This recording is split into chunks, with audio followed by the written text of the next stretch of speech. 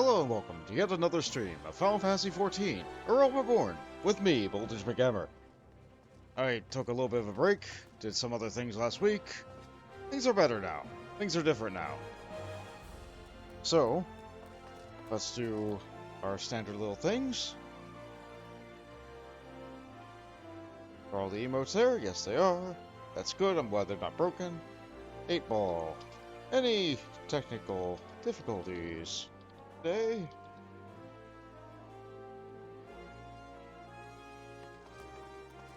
Oh, good. Well, it didn't say it was going to be storming today, but here we are. Oh, wow. Never mind. The friend source is still on this. When you see all those, that means I'm not connected to the service that has all my friends show up. So let me turn that off. I will not be having friends and guests on the stream today. So, let me just re-enable the UI. There we go. Everything's there and working. I'll begin today's stream, instead of going after a main story, by doing a seasonal event that is currently going on.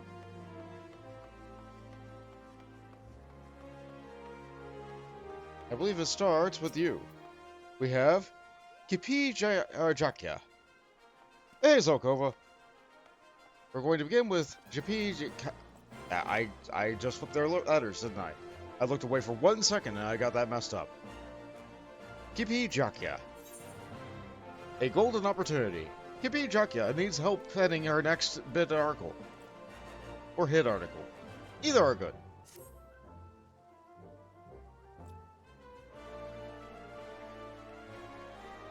Hey there, you have the look of an adventuring sort. I've been looking for someone like you to help me out with my new piece. This is your golden opportunity to be immortalized within the pages of the Raven, Eosia's preeminent tabloid. Rest assured that unlike reporters from more unsavory rags, I, Kipi Jakya, credit all who contribute to my article. What do you say? I promise at the very least, you'll leave this experience more enriched with an appreciation for finer aspects of journalism. Your contribution shall be much appreciated, I'm sure. Now then, the matter at hand is this invitation, which was sent to the Raven officers from the Gold Saucer. We have been asked to write a piece on the festivities currently underway at my establishment. Naturally, the Raven's most senior reporter, I was chosen for the privileged task. I carry the reputation of publication upon my shoulders, and there's no shame in recruiting an assistant or two whom share the weight. I need someone whose keen skills of observation and a dazzling insight. I have those. They give me headaches, but I have them.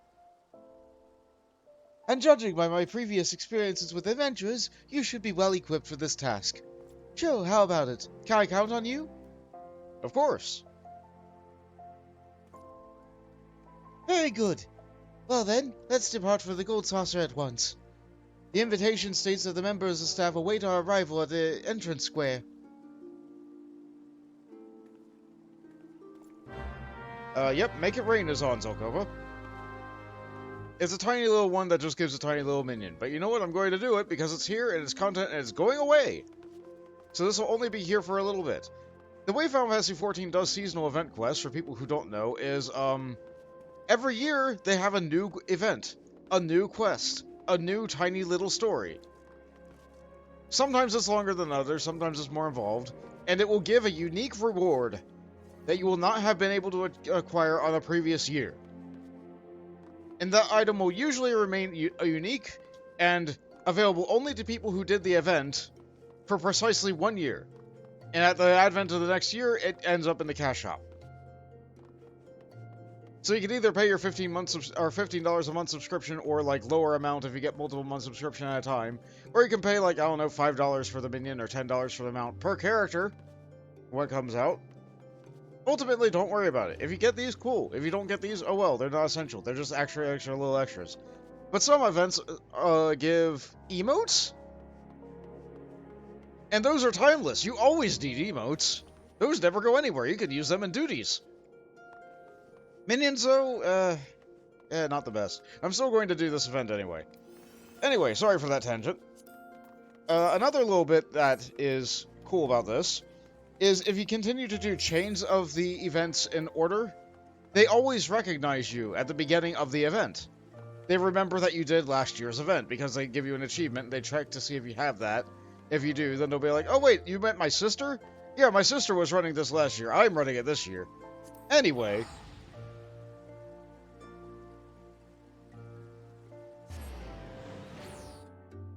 Yeah, I only missed a handful of items, but they were really good items. I definitely got those emotes other ways later. And I was given the mustache from a Starlight celebration I missed via a birthday gift one year, and Chrono Guy uses that mustache with frequency.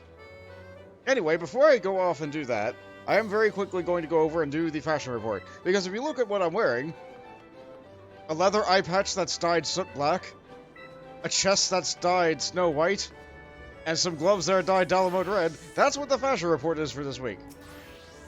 Yes, you are very fashionable. I look upon you. Yes, you want your points. I've seen that look. Yes, I do want my points. Give them to me. I want more dances.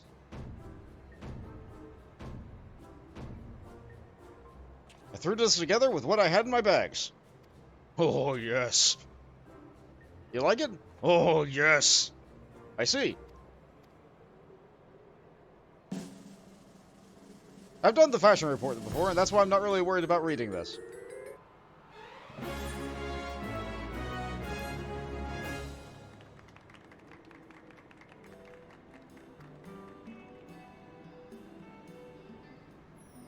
One time you did fashion report with a trash can armor. Doesn't that give you less points because a couple slots are technically empty?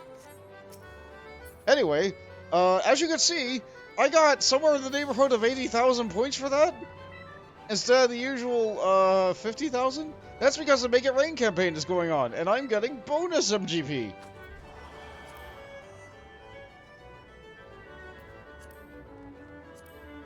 Anyway, let's get rid of that. Anyway, now that that's done, throw all this on. I'll very quickly do a scratch-off ticket, only because it's Make It Rain campaign. Only because it's Make It Rain. It's gambling, I swear. Oh, that's a 2-3. Ah, not a 1. Oh well. Still getting a bonus.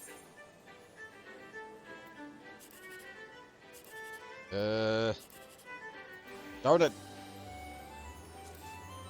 Well, this can't be a 789, but this might be a 1-2-3. No. Anyway, as you can see, it's supposed to pay out 360, but I got 540. It's welcome to Make It Rain. If you want to grind, now's the time.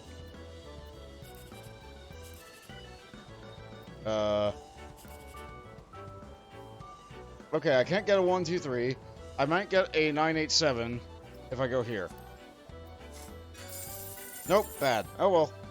Bad Cacpot to say.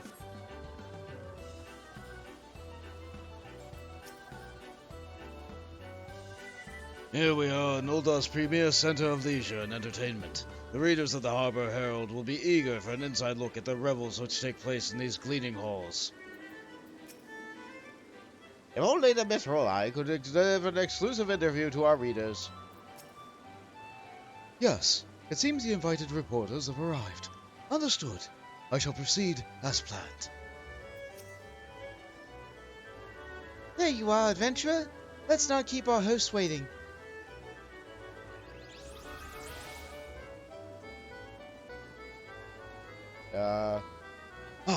You must be from the Raven. Allow me to welcome you, personally, to the Gold Saucer. With your arrival, all of our guests are now present. Now, if I could have but a moment of your time.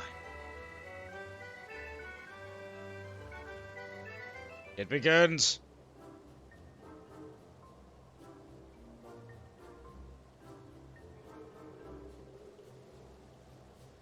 Illustrious reporters of Eorzea, I welcome you, one and all, to the Gold Saucer. My name is Olia, and I have the distinguished pleasure of serving you as an attendant here. As you are well aware, we are currently holding our most fabulous event of the year, the Make It Rain campaign.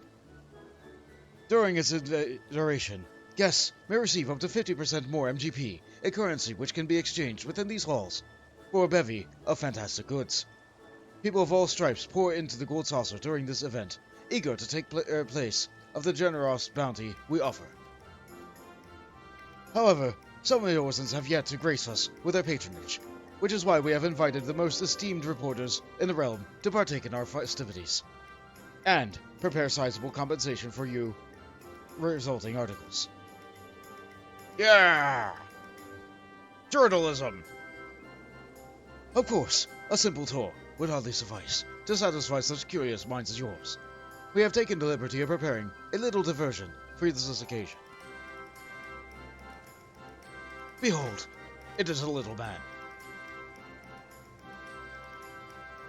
Behold this masterful mappet, made in the precise likeness of Godbert Mandeville. We have hidden 4 throughout the gold saucer, 1 in each section, including the Chocobo Square. Use your keen reporter sense to seek them out, and to the one who finds the most mammoths,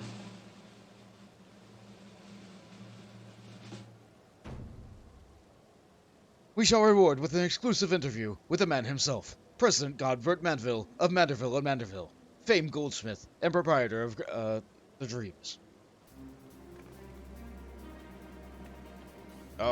Is that special? No paper has ever succeeded in securing a personal interview with Godbert Mandeville. Can you believe our luck? He's right. An interview with Godbert Mandeville would draw more eyes to Raven than news of another calamity. This isn't a competition to be taken lightly. The reward is worthwhile to be sure, but both Master Tarai and I have come here alone, while the Raven seems to have sent 2 reporters. I propose that the Harbor Herald and the Mithril Eye will join forces. That would even the odds enough, methinks. I've no objection to that. To the winner go the Manderville secrets, and to the loser's pitiful ignorance. Let's keep our eyes well peeled, adventurer. Oh, okay. Then let us make an additional addendum to the rules. In the case that both teams find the same number of mammoths, the swiftest to return will be judged the victor. Now, let the mammoth hunt begin. Search every corner of the establishment, and may you find the bounties you seek. Why aren't we running? They're already running. Why aren't we running? Girl! Alright, take it easy, Zolkova. Good having you for a bit. Which team of reporters will prove to have the keenest eyes and sharpest senses? I look forward to finding out. If there are 4 wind-up goblets hidden in there, we should each search for 2. You take the Wonder Square and Round Square, and I'll cover the remaining 2 sections. An equal division of labor. If anything happens, we can stay in touch via this link pearl. Now, let's find those mammoths and win that interview. She sure is giving a lot of livelihood to just some random stranger she met on the street in Ul'dah. Anyway, I know exactly where these things are, I think. Yep, there's one right behind the statue of Godbert himself. You found a wind-up Godbert.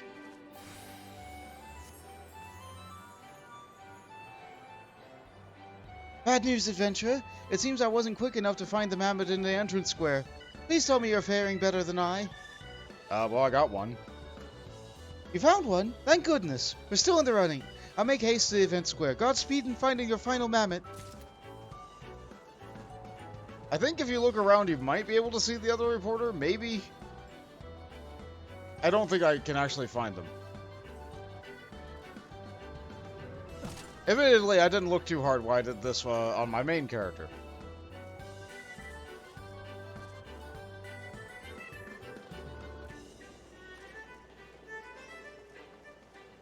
But no, the mammoths are not particularly hard to find. Like, look, it's just... it's posing on top of a light post. If I look around, I'm going to see if I can see the other reporter. I don't think I can. I also think that this is a story-driven game where it's impossible for you to lose.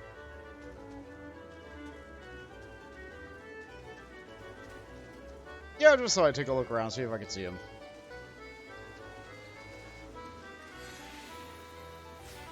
Oh well, here we go. Let's pick up a little man. You found a wind-up godbird.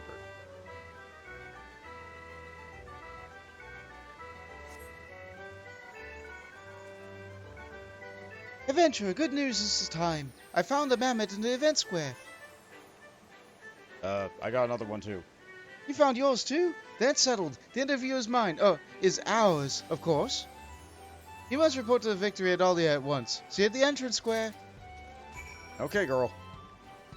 And we're going.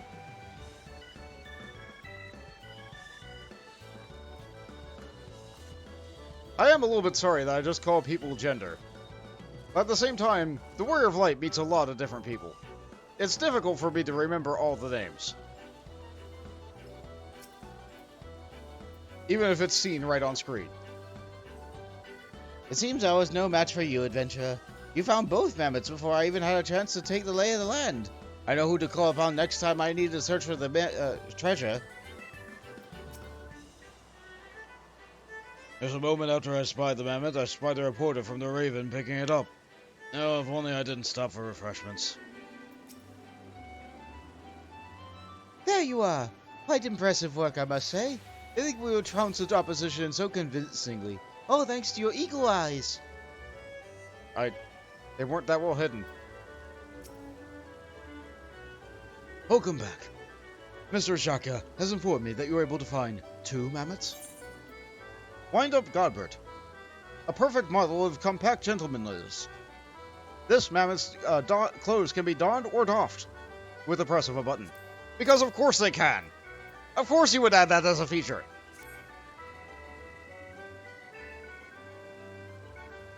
Indeed, exactly 2 likeliness. The final results are as follows. 3 mammoths found by the reporters of the Raven, and 1 mammoth by reporters of the Mithril Eye and the Harbour Herald. Which means that the Raven shall be rewarded with an exclusive interview with Lord Mandeville. Congratulations to you both. Yeah, I sure did find things. Once you have sufficiently prepared yourselves, simply speak to me, and I shall summon forthwith. And all the quests are in 2 parts, because they want to make sure that you're able to save your game or whatever in between. This is a dream come true. A scoop to surpass all scoops. I've made my preparations, so whenever you're ready, just say the word. And the other 2 have the same dialogue. Hearts of Gold. Olier stands at ready to call upon the Gold Saucer's proprietor. I trust you are ready for the interview. I shall call upon Lord Mandeville, so please wait here until his arrival. As for our Harbour Herald and the Mithril Eye, I ask that you follow me. While none are as knowledgeable as Lord Mandeville, our staff shall do their utmost to guide you upon an educational, and dare I say entertaining, and enlightening journey of the Gold Saucer. Yeah, good luck, guys. Have fun.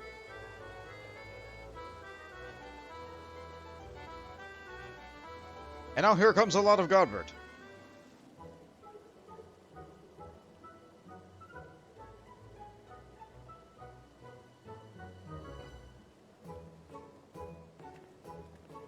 It is he. Now, if you didn't do the Mandeville questline, I think this might be the first or second time you're seeing him. Oh, apologies for the wait. I take it you've an eagle-eyed reporter from the Raven.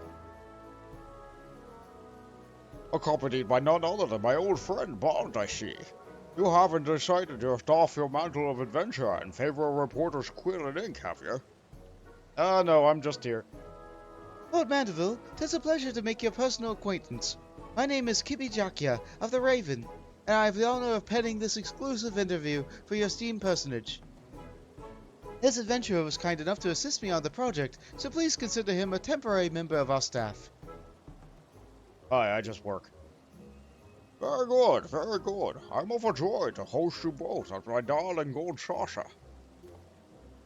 Naturally, I expect some initial awkwardness as we become accustomed to the process, but I shall do my utmost to take both body and soul to your inquiries. Ask away.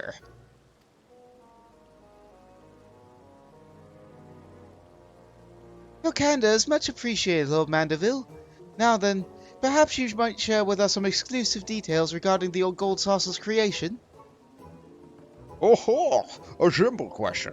I thought you might ask me to divulge my secrets of my family's peerless beauty, of which have been carefully guarded for generations. Yes, well, I intend to get there in time, of course. But my objectives of the article is to convey the charm of your establishment to my readers, and where better to start than at the tale of its inception. Only a reporter of most masterful looks should pass the beauty of the man with the beauty of what he has wrought. How delightful! Indeed. Come, allow me to give you my grand tour while answering your questions with pomp and circumstance. Oh, Pomp is a pretty good guy. I'm glad that you know it. Pomp and circumstance. Oh, I see. Let us head out to the Aetherite Plaza, which rests the heart of the Gold Saucer. From there I shall guide you to where the House Mandeville's ingenuity knows no equal. Let's have a walk around with Grandpa. Actually, no, he's just a dad. He's not a grandpa. Let's have a walk around with Mandeville's dad.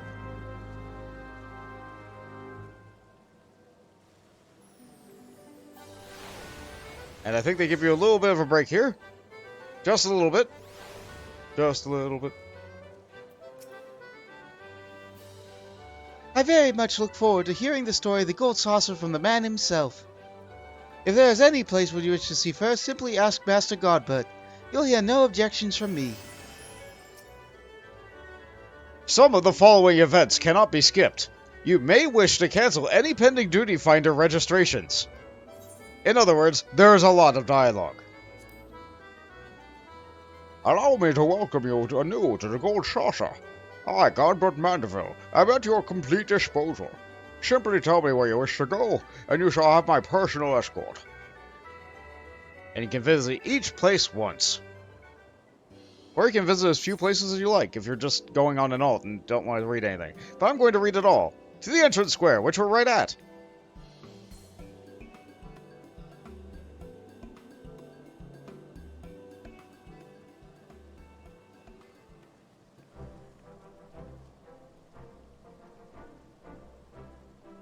"5 years after the seventh humble calamity ravaged Eosia, the Gold Saucer rose from the sands of Uldar, serving as a beacon for all the realm who sought leisure and diversion.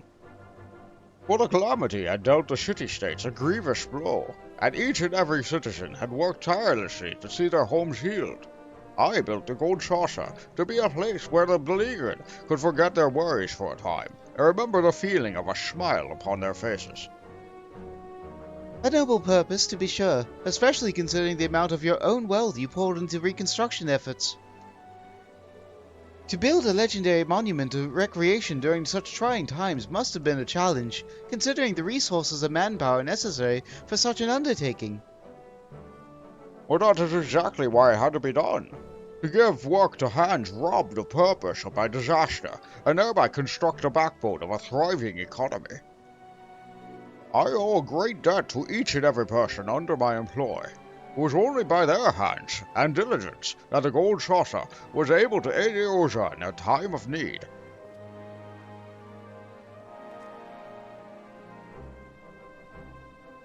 As the cactus weathers the hard climbs, so too did my workers persevere with indelible spirit. For this reason, I chose the Sabatender as a mascot, with the appellation Senor as a sign of respect for their contributions. All that being said, the Gold Saucer is no charity. Quite the opposite, in fact. An operation of this magnitude would soon shrivel in the sun without a steady flow of goods. And prizes. And gil. Ho ho ho.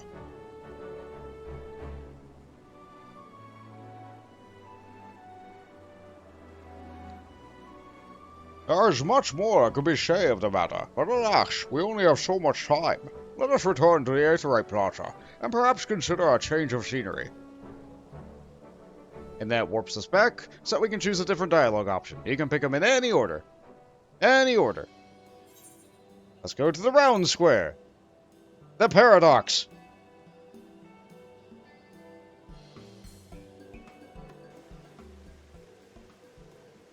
The square does have the least going on, in my opinion. Oh-ho! A round square. Yes, so famous for, what was it again? Ah, yes, of course. Mount Corel soars majestic over its domain. Have you ever seen its likes before? I wager you haven't, for this peak that countless visitors climb and descend daily is a construction of my imagination. Do you know what inspired me? Inspired? This was fashion based on a model? Yes, that it was, but I'm not surprised its name wouldn't ring familiar. Mount Corel appears in a classic tale I used to enjoy immensely as a young lad. As a mountain that flared a booming mining industry, you can see how it would inspire the liberal use of explosions for this attraction. We procured our bombs from goblin artisans, thereby extending a unique commercial opportunity to merchants who might otherwise be shunned or feared by others. Naturally, we needed to ensure that explosives would create a thrilling spectacle without risk of injury. I myself spent many a day testing the efficacy and variety of blasting powders upon my person. Oh, to be so young again. Oh, yes, he's very durable. Very, very durable. We know of this.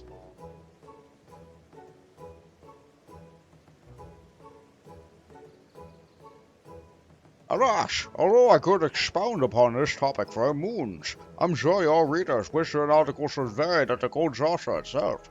Let us return to the Aetherite Plaza and continue where we might go next. Oh, I do like Godbert. I do like Godbert a lot.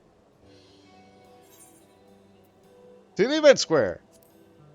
As far as eccentric rich people go, I think Godbert's pretty good.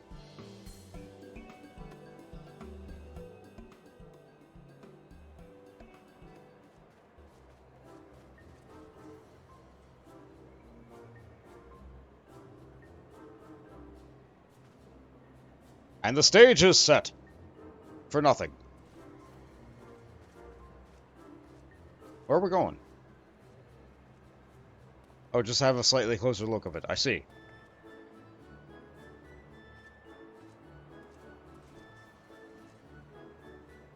Oh, as its name implies, this is where we hold our greatest events. As at present, Master Typhon and Yojimbo perform their regularly scheduled show, to the delight of all and sundry. Ah, yes, speaking of this Master Typhon, I've heard tell that he's a terrifying monster, whose sneezes are powerful enough to send someone flying off their feet. Pardon my directness, but does this not prove as a danger to your guests? Danger? Why, no, not at all. You can rest assured that behind Master Typhon's frightening countenance lies a kind heart of a model employee who cares deeply for the safety of our guests. I remember the day that we met fondly. Master Typhon had been ushered into our realm due to an attempt by the Thaumaturgist Guild to summon Voidshent, and after a journey full of twists and turns that yielded him no means to return from whence he came, he decided to seek gainful employment. Once I heard of his story, I knew he would be perfect as one of our attractions. After a requisite job interview, I hired him on the spot. Albeit he did get off to a sticky start, unleashing sneeze upon mighty sneeze in alarming succession.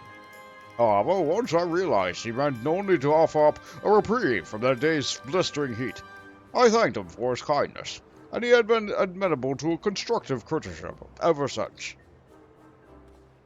Of course, I know quite well how refreshing Master Typhon's sneezes can be. Or you do, rather. The tales of your bout with him and Master Otros are still told to this day. Oh, were I there to witness it myself. Yeah, it recognizes I did the Manderville questline. Again! I sure punched it hard.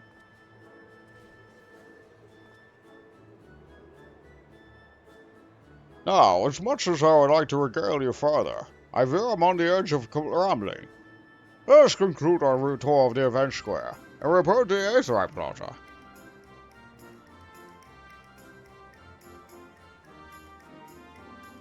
Story time. The Wonder Square! Almost done.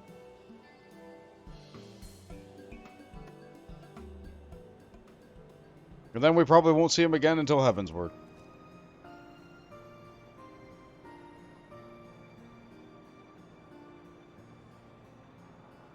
Of course they had to get a shot of the statue. Of course they did.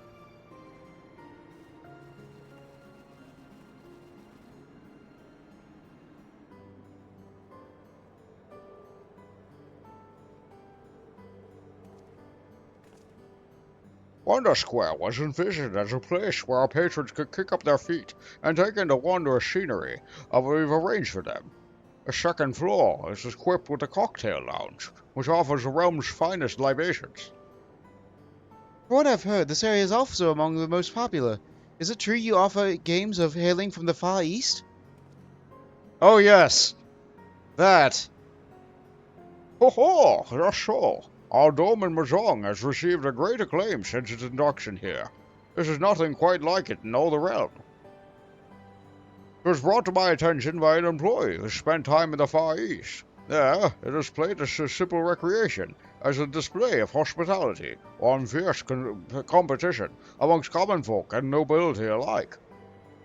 Truly, it brings me great joy that people can come here to enrich themselves with their games from distant lands.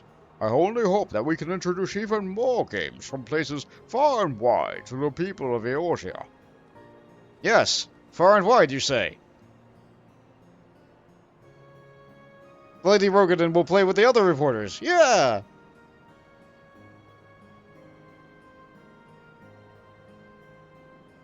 So other games, far and wide, as have been adding non-stop volleyball animations to the game. But there's still so much more to see. Perhaps we should return to the Aetheryte Plaza, and consider the next part of your hard-won interview. No, I think we're done, Guy. I think we're done. I've seen enough. Are you sure you wish to conclude Godbert's tour? Yes. We didn't go to Chocobo Square, but... Very good. I believe I have more than enough information to write several articles. It's been quite a while since I've spoken to my beloved Gold Saucer and such things. I do hope my ramblings did not bore you. Far from it, Lord Mandeville. I quite enjoyed your anecdotes, and I'm sure each and every one of those Ravens readers will. Oh, I'm delighted to hear it.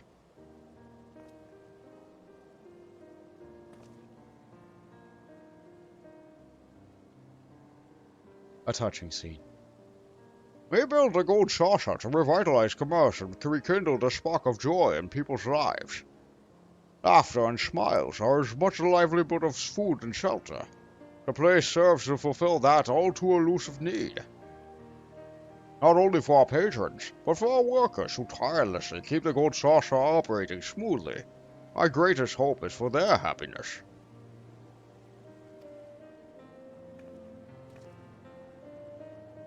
I see.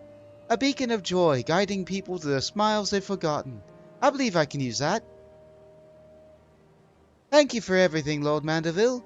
This interview gave me all I need for a phenomenal article. Oh, it was entirely my pleasure.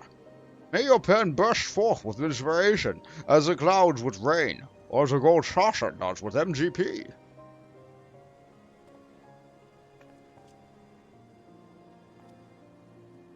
Oh, my good boy.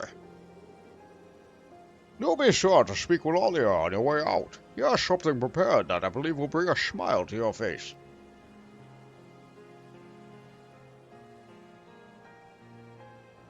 Yeah. Like gold itself, the ideals which guide this establishment are immutable. I invite you both to return for whensoever you please. We got a rare glimpse of his eye there.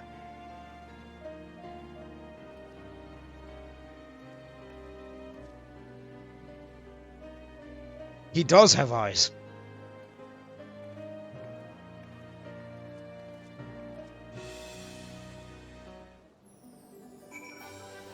For a long time, I had surmised that he just had gemstones behind the glasses. I can feel the ideas bubbling to the surface already. I must start writing at once. Welcome back. Allow me to thank you once again for answering our invitation. The pleasure was all mine. It's been an honor to hear from such first-hand accounts from the Gold Saucer's founder. I see now that this amusement center was designed with much care for the people it serves. In fact, I'm thinking of entitling my article The Gold Saucer, where hearts of gold reign. I hope it will convince more people to come and visit them themselves, and perhaps take with them a heart full of mirth. Of course, I haven't forgotten you, adventurer. I shall make sure to credit you in my article front and center. Well, that would probably get you more readership because I am the warrior of... Before you depart, allow me to present you with a small token of our appreciation. Our event will be underway for some time yet, so I hope you continue to enjoy all the Gold Saucer has to offer. And they even give me one of the mammoths. Goodbye, Kippy Chakya. Maybe I'll see you next year. And goodbye, Ollier. Maybe I'll see you next year. And there's the achievements that can track me next year. Where'd the mammoth go? I did clean up my inventory by putting stuff in my retainers and vendoring stuff. Let's see. Do I have any cards with me? I didn't shove any in there. No, okay. Doesn't look like I have any. In that case, since I did get some MGP from doing that fashion report, I do think I want to go to the prize exchange and get some more emotes. Emotes are fun. Emotes are fun. I want something. It doesn't look like they added anything new. Alright, let's see. That one has weapons. This one has armor. I really wish it would say, like, what they were on the prize exchange thing, but here we are. Here we go. This is minions. Here we go. Ballroom etiquettes. Okay, did I get any of these? No, I didn't buy any of these. I have 200,000 MGP now. I can get 2 dances.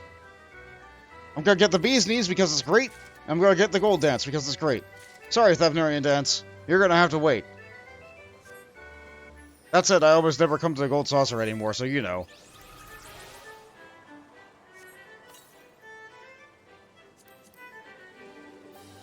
I might start doing the fashion report off camera before I begin stream. Like, it's not really fulfilling content. It's just me getting more emotes from a Gold Saucer. Because now I have the wonder that is /G-Dance. This is one of the best dances. You see people doing this in Limsa all the time. It's great. And in addition to that, we now have /B's knees.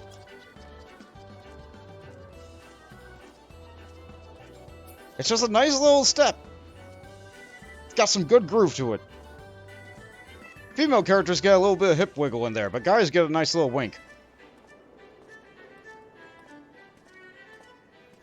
Which is very difficult to tell because my character has one white eye. Yeah, it's fun. It's playful. It's good. I like these emotes. I bought them. They're there forever now. I can do them whenever I want. I now have a good, persistent dance emote. Like the 3 dances that you get at the beginning of the game, the harvest dance, the step dance, like those are good and all, but like, you know, sometimes you just want a Gold Saucer dance. They're just better. They're just better. Okay, to Gorthus. To Gorthus. The plot begins now.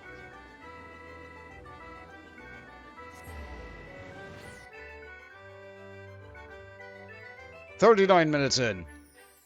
I hope that was a fleeting diversion." Alright, let's hide that.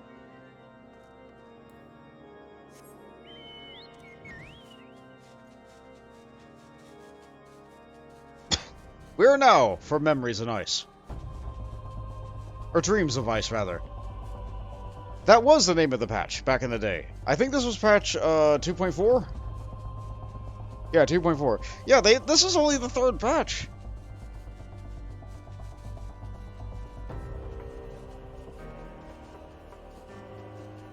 Okay, 4th patch. I did say 2.4. 4th patch.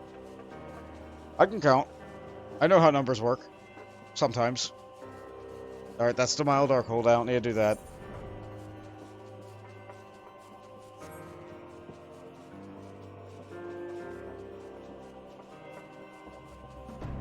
And we're here.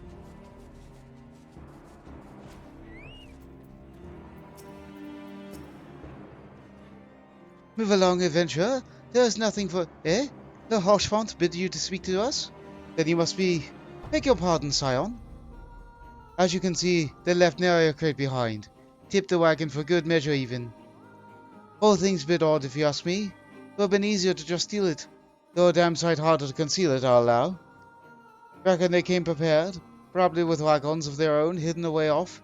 But pay me no heed of my ramblings. Absent of proof, 'tis naught but speculation. Might be as a squire receiving care from the observatorium could tell you something more actual. That is, if he's awake. Like myself, there was during the attack. Not that his presence would amount to much. Sorry, Scion, but the answers you want, I've got none for you. Let's go see what you speak with the squire of the observatorium. So it's fit when he speaks. I got an invite from Fredberg Fazbear, you say? No. Decline. Sorry. This happens. / busy. There we go. That'll stop that for a bit.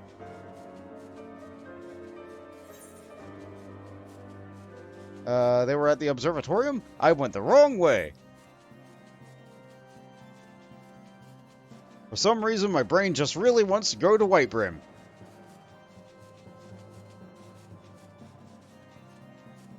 As I just fly into this nothingness. What's the weather? Fog. Yeah, I believe it. Good thing I have a nice magical map that tells me where I'm going.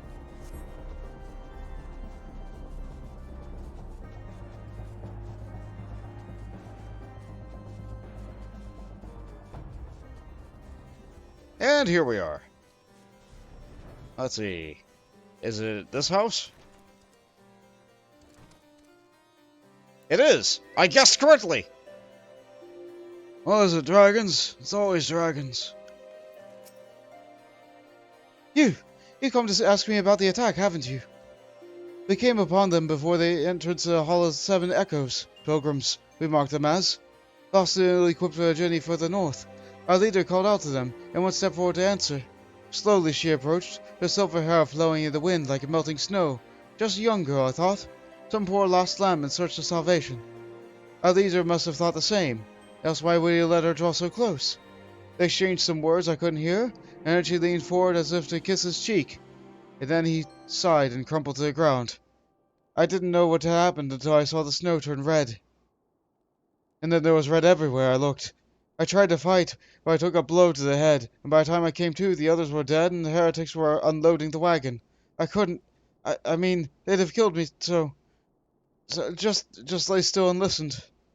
Iceheart's people spoke of deliverance and resurrection, and they spoke of Shiva. Oh? You hear them speak, they truly believe they can resurrect Shiva. But that can't be possible, can it? It can't. Oh? What does Shiva mean to you, Ishgardian? Where am I going? Oh, I'm going back up to Harshwamp. Maybe they'll tell me about Shiva. Up until now, all the things that we've heard about summons from past games have all been primal gods. Icons. But Shiva's a little bit different. Shiva's a little bit different, and I'd like to discover why in canon. Without Voltage using... looked into the oven. Voltage finds a hamburger. Oh no, I raise it to my lips and take a bite. My eye twitches involuntarily. Across the street, a father of 3 falls down the stairs. I swallow and look down at the hamburger in my hands. Chat gives me a hamburger. I swallow and look down at the hamburger in my hands. I cannot swallow. There are children at the top of the stairs. A pickle shifts uneasily under the bun. Chat gives me a hamburger. I look at Chat, and they are pleading with me. The children are crying now. I raise the hamburger to my lips. Tears streaming down my face as I take a bite. Chat gives me a hamburger. I am on my knees. I plead with Chat to go across the street. Chat hears only children's laughter. Chat gives me a hamburger.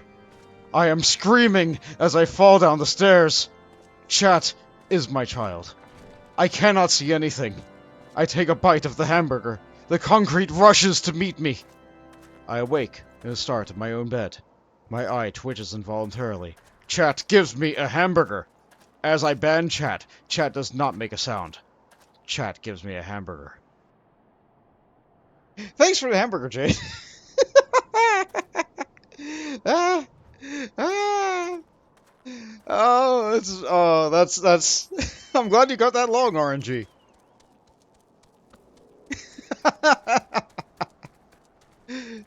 uh.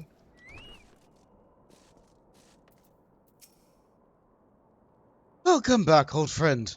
Oh dear, Alphino's looking this way. I do not think he likes being ignored.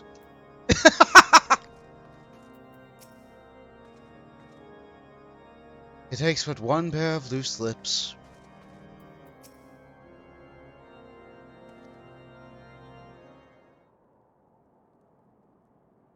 Oh, you've returned. I forgot his voice. What news have you for us? You guys know about Shiva? It seems Lady Iceheart has not scrupled to sully her hands with blood. Who is this Shiva the heretic spoke of? Have you not read a single line of the, what is that word? Enchiridion? Enchiridion. Have you not read a single line of the Enchiridion, Master Alphino? Shiva was a traitor to kith and kin, an apostle who lay down with dragons. Now, we cannot expect all foreigners to know Ishgardian scripture so well, particularly when it concerns the patron saint of the heretics. Wait, you say she's their patron saint? Oh no, it all makes sense now. Lord Rochefort, what was that caravan's cargo? Ah, if I recall correctly, the Diamond Forge had requested a rather large quantity of crystals. Do you not see it? Iceheart and her followers intend to summon Shiva, as a beast tribe would a primal. Why else would they go to such lengths to secure crystals? I shall inform the Lord Commander at once. Lord Harshfont, you would agree that this description is of paramount concern? Of course! I trust we can count on your continued support, Master Alphino. The Scions of the Seventh Dawn will be sworn to combat the primal threat. Our support is a given. I will need to send word to my brethren of the Revenant Soul. Our entire order must turn its efforts to the prevention of this summoning. Naturally, that includes you, though I am sure you would not miss this for the world. Oh no, I'd love to punch it. Alright, let's see. I've been choosing... Okay, so what does this look like on me? What does this look like on me? Okay. On a lady, they get fishnets. On a guy, I'm not sure what to call this. It combines with the shoes later to create, like, long boots. But without the shoe part, it just is a very weird pant. Unusual. This, in comparison, is just pants. Oh, wait, does that have a place for my little bunny tail? It does. I see.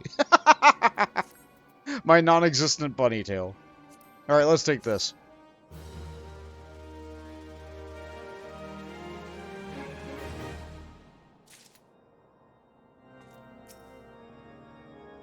Heretics, Javanians, old familiar enemies. This is something beyond all imaginations.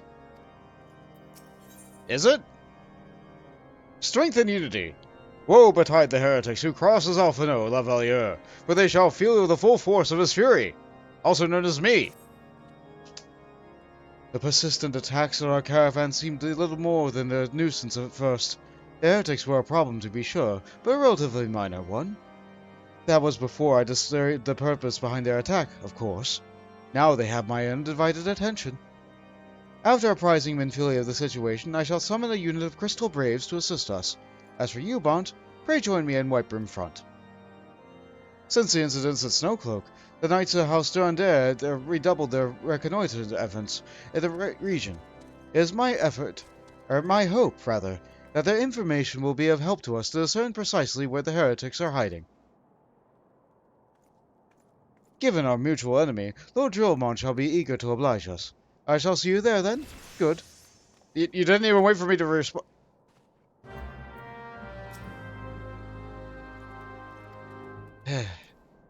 At the top of that set, we'll probably put in the tail. Wrap, too. I don't know. After all, Viera don't have tails. For Migote, Hrothgar, and Ara, it does give them the tail thing. It certainly does. It was a point of notice back in the day when that was current endgame gear. That yeah, Migote just they didn't like wearing it. Ara didn't exist back then. Hrothgar didn't exist back then, but Migote definitely did. Migote definitely did. And they did not like the even star chest that much.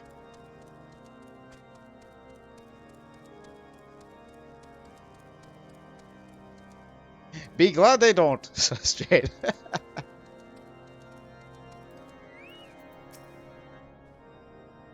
Just so you know, my men have already started to arrive. Captain Ilbert always keeps a few braves ready in case of emergencies. By what means these heretics travel so quickly? We must know, or every attempt to apprehend them will be doomed to fail. Commander Lavalier's assistant is most troubling.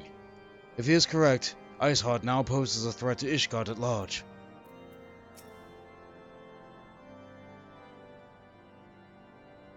The Scions of the Seventh Dawn wish to join with the hunt for Iceheart. Your assistance is more than welcome, my friends. Considering the report I just received, I dare say your timing could be no better. We are all ears, Lord Drillmont. A band of pilgrims has been transported a large number of crates to the west. The garb appears to match the description provided by the squire who survived the attack. Alas, our scouts have tracked them down at Snowcloak, that self-same frozen wall which is speculated might conceal the heretics' hideaway. Suffice it to say, the disappearance of these pilgrims and their provisions all but confirms our suspicions. I have heard enough. My knights will join the hunt. I took the liberty of summoning the unit of the Crystal Braves to Whitebrim Front. Given the gravity of the situation, I trust you will agree that we must use every brave source available to us. I'm going to sneeze.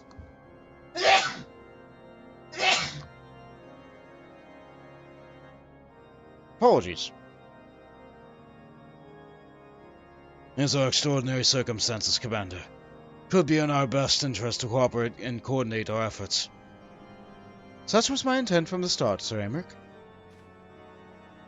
And so it begins, my friend. Though I dare say it will prove an all too brief collaboration, Iceheart will not elude that combined force to the Crystal Braves and the Temple Knights for long. Nevertheless, a wise man does not wager all upon the success of a single solution. There may yet be subtler means by which we can locate the heretic's lair. Mayhap Lord Drillmont has one in mind. He's right here. He's right here. Just include him in on the conversation. Game? Oh, here we go.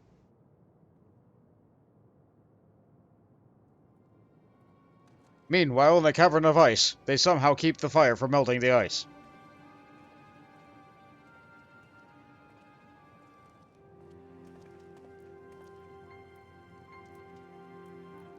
Yes, yes. Excellent. Those are thighs. My lady, everything has been accounted for. If there is aught else you would have us do, pray speak, and it shall be done.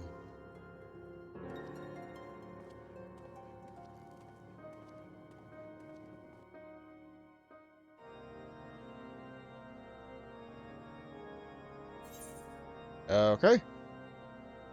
Now I get the choice of something for here. I think I was taking the Aurora set. No, I'm getting the Nox set. I'm getting the Nox set, yeah. Is it better than what I'm wearing? Probably not.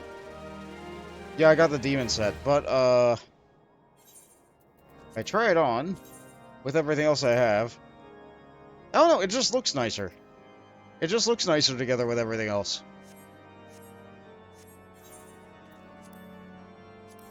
I only have so many more glamour prisms, though. How many more do I have? One! Yeah, let's not do that right now.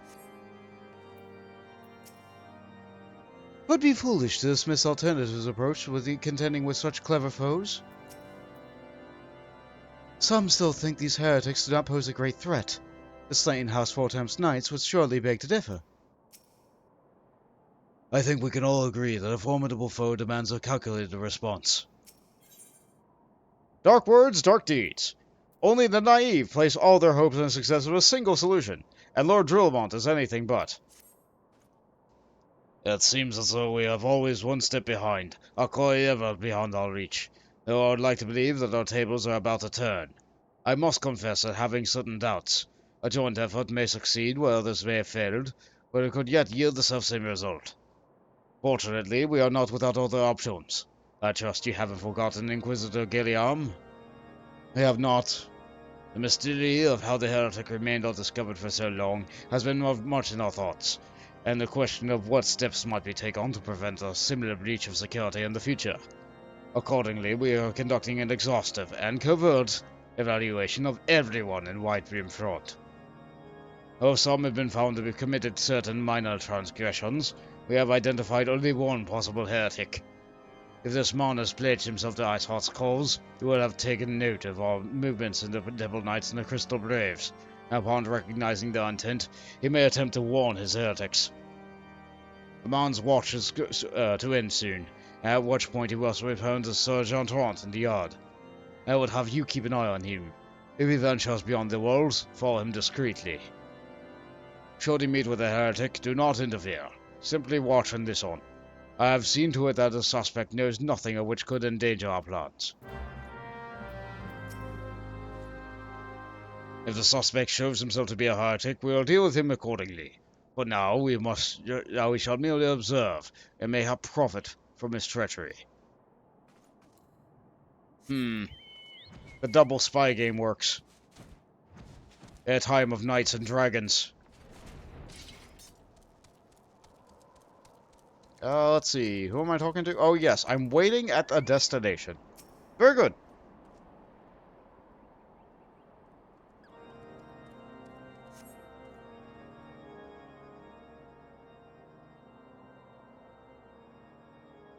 Shane.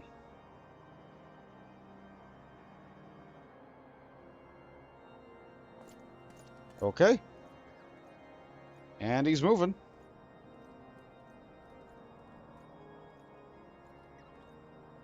And he's gone. The suspected heretic leaves through the southwest gate. I absolutely said the name wrong. Let's see. Jean Tremont. Jean Tremont. Okay. Jean Tremont. Hey, Fonz. Good to see you again.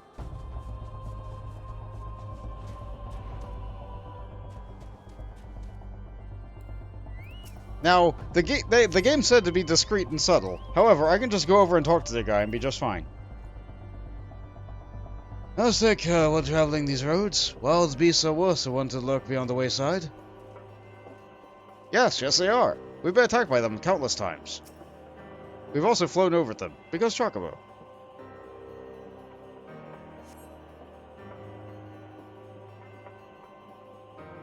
The suspected heretic follows the road east.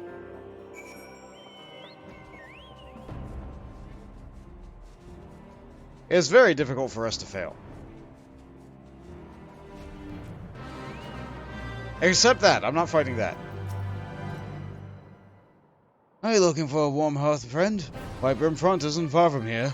If I were you, I would... I'm sorry, have we met before? You seem familiar somehow. No? My mistake. The game won't let us fail. Not yet. One day it won't let us get away with this nonsense.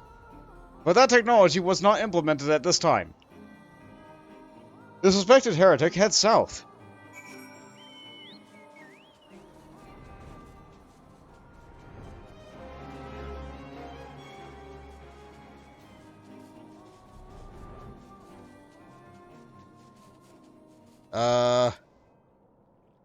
I think I lost him.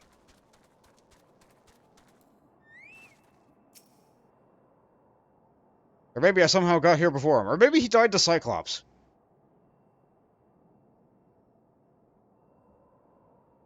Hydrate, yes, thank you. Thank you.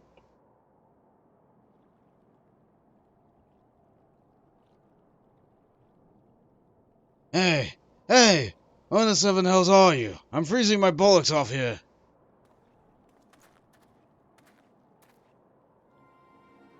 I'm here, you blundering oaf.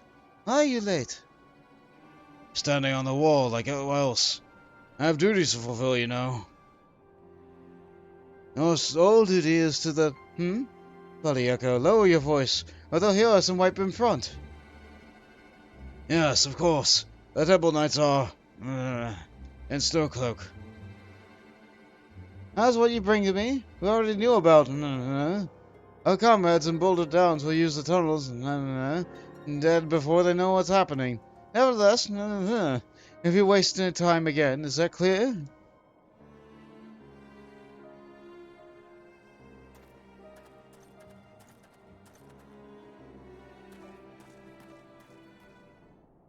And then we book it. Because we don't want them to see us having just listened to them. Even though I absolutely would charge forth and be like, hey, you, why are you mumbling?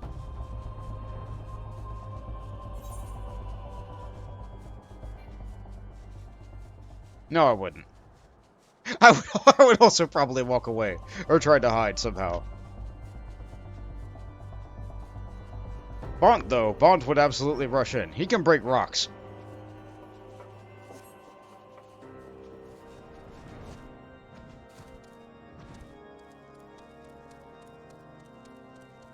So we ascend once more. Oh, did your investigation bear fruit? No, but I did hear the words. I see.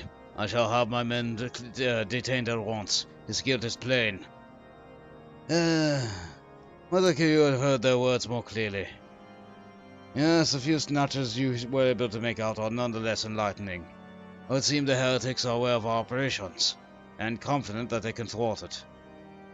Their comrades in Boulder Downs are key to their plans, which means I is key to our plans that they be rooted out and put to the sword. Okay, here we go. Now we get the shoes. So earlier I mentioned these shoes. They're just tiny little booties. But if you combine them... If you combine them with the pants that we got earlier... They look a little bit better? I don't know. I like the heel on these. And they dye great. At least I think they dye great. Let me put metal on them. Oh, yeah! Oh, yeah! Anyway, yeah, we're taking those.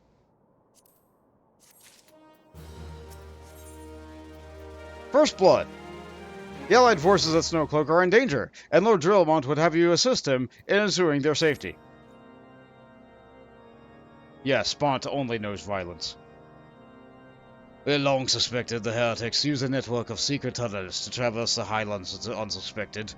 Given what you overheard, I fear the Snowcloak may be riddled with such passageways, and that the heretics in Boulder Downs are planning to use them to take our forces unawares. Needless to say, we cannot allow that to happen. A contingent of Hastondale Knights are on the patrol in the area, and I shall order them to begin searching for the heretics at once. But knowing nothing of our enemy's numbers or readiness, I cannot say for sure that they will be sufficient. It would put my mind at ease that you would consent to assist my knights in the search. I know they would take courage from the presence of so storied a warrior. Play a rendezvous with them at Boulder Downs. If Helone is kind, we may catch these heretics before their plans come to fruition. Show them no mercy, Bont. The lives of our allies are at stake. So kill to save lives. Got it. I implore you, Bont. Make haste to Boulder Downs. Rendezvous with my knights and lay low the last heretics you find. Every moment spent dueling is a gift to our enemies. Another chance for them to slink into our accursed tunnels and appear at our allies' backs. See? Side dialogue. Somebody wrote that. Just in case somebody decided to click on the NPC again. Good job, contingency writer. I am here for you.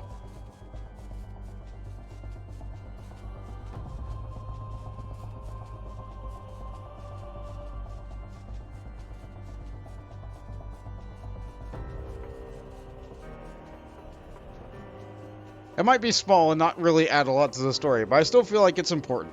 It's important that that text exists.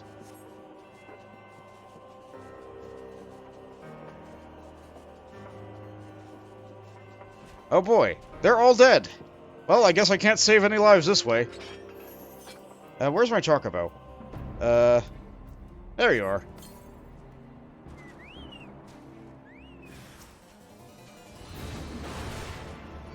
Oi, over here!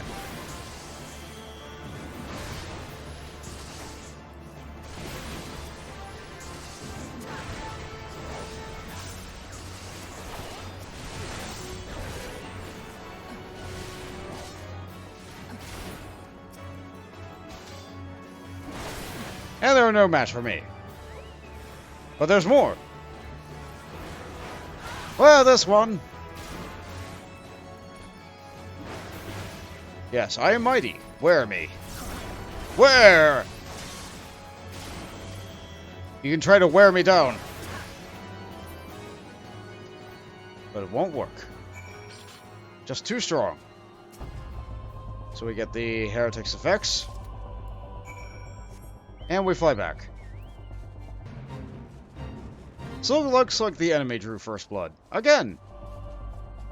We're always on the defensive here. We're unable to make it to the knights in time. Now let's see, what is this item in my bag? Brittle parchment. Discovered on the body of a slain heretic, this yellowish document is covered in a complex code of seemingly random letters and numbers. I see. I lack a cipher. If only I were a scholar, maybe I could decipher it. Alas, I am a warrior. My job is not to read this letter.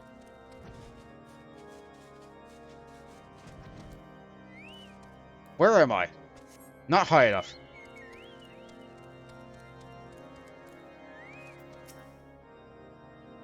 My knight sent no word of your coming, Bond. What has happened?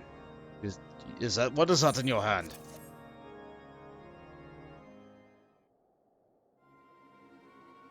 Everyone's dead. By the Fury. Those are veterans with years of service. And now they lie dead in the snow. Their bodies must be recovered and... No, we have not the men to spare. Not now. Not while Iceheart prepares to summon an abomination. The heretics you dispatch were not a sufficient number to contend with the combined strength of the Templar Knights and the Crystal Braves. There may be others. In that wager they'd on their way to Snowcloak, as we speak. To make matters worse, it seems the traitor you followed managed to pass the heretics something of value after all. The parchment you recovered is a timetable of the guardsman's watch at our outpost in Snowcloak. The traitor was stationed there long before he aroused suspicion. Would that we had caught him sooner. With this information, the heretics would know watch who's weakest. They could use their tunnels with impunity and prepare for their ambush. The timetable has not changed, you see. Of course, it will be changed now, but the heretics may already be in position. Elstondale must send reinforcements, even if it means withdrawing knights from the Stone Vigil. I can see no other way to safeguard the lives of our allies.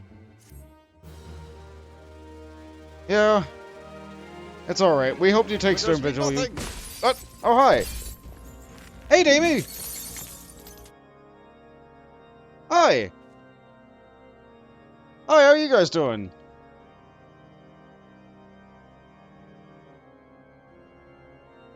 How are you guys doing? What were you up to? Were you still playing Minecraft?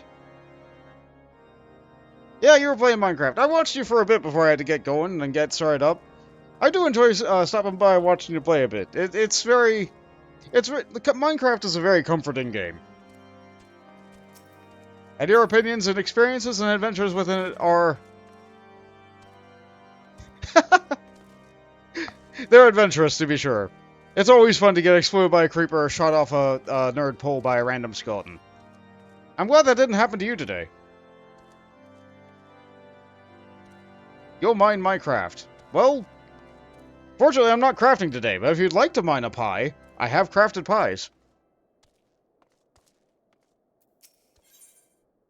The Path of the Righteous. Lord Drillamont recognizes the situation in Snowcloak is coming to a head, and that decisive action must be taken. Oh, well thank you! Thank you for that follow. Thank you so much. Like, I don't get a lot of follows on this channel because I don't like branch out and do stuff. So it really, it makes a huge difference when someone like Davey decides to show up and then people decide that they like this enough to decide to follow. So thank you so much. Yeah, I don't think I've gotten a follow in a while. A while. So like it really matters a lot. Thank you. Thank you so much.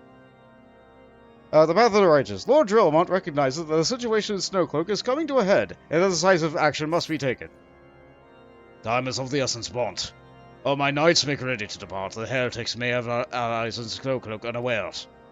Superior training and equipment will avail them for naught if they are cut down and their swords are drawn. But all is not yet lost. If you leave now, you may take time to watch them and warn them. Make haste. I beseech you. Fly to Snowcloak and tell Sir Emmerich everything we have discovered. Sir Emmerich must know the heretics' plan. Hurry, Bont, before it is too late. Fine, fine, I'm going.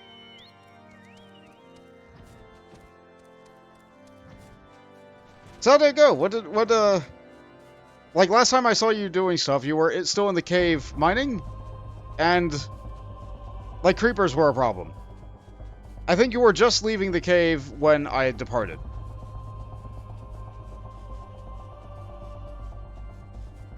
Which, like, that was some time ago. That was probably like a half hour ago. Like, it takes me a bit to get going.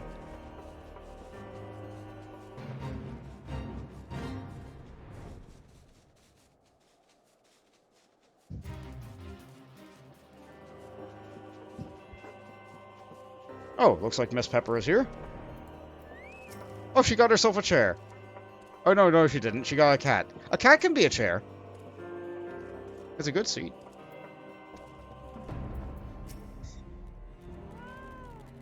How could any man hope to tunnel through this ice this thick? It would be the work of years.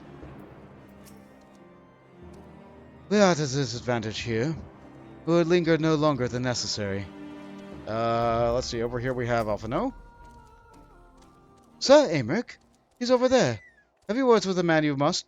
We shall speak anon. And over here we have Yu Hase. God bless whoever designed this uniform. I would have frozen to death by now if it weren't for this great coat. And we have a couple more Braves standing about as well, but I don't think we can interact or talk with any of them. And they don't have any dialogue popping above their head either. Ah well, I tried. Bont, this is a welcome surprise. Perhaps not the only one thus far. As you can see, we have yet to uncover any hidden... Yeah, they know you're here. You have my gratitude. Truth be told, we suspected the heretics might be plotting such an attack. Now we have confirmation, I shall place my knights on high alert. Has Commander Levailleur been informed? The Braves must be made aware. Fine.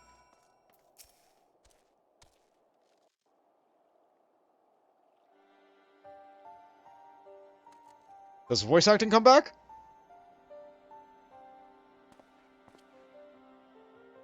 No. It must be here.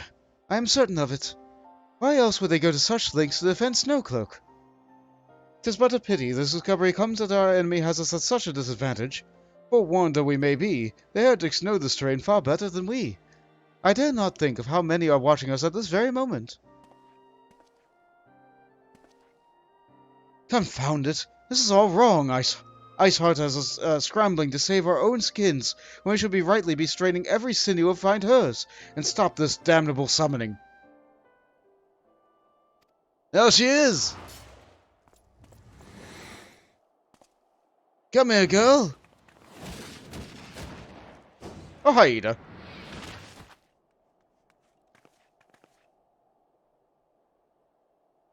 That was close. They didn't hurt you, did they? Why were they calling him her?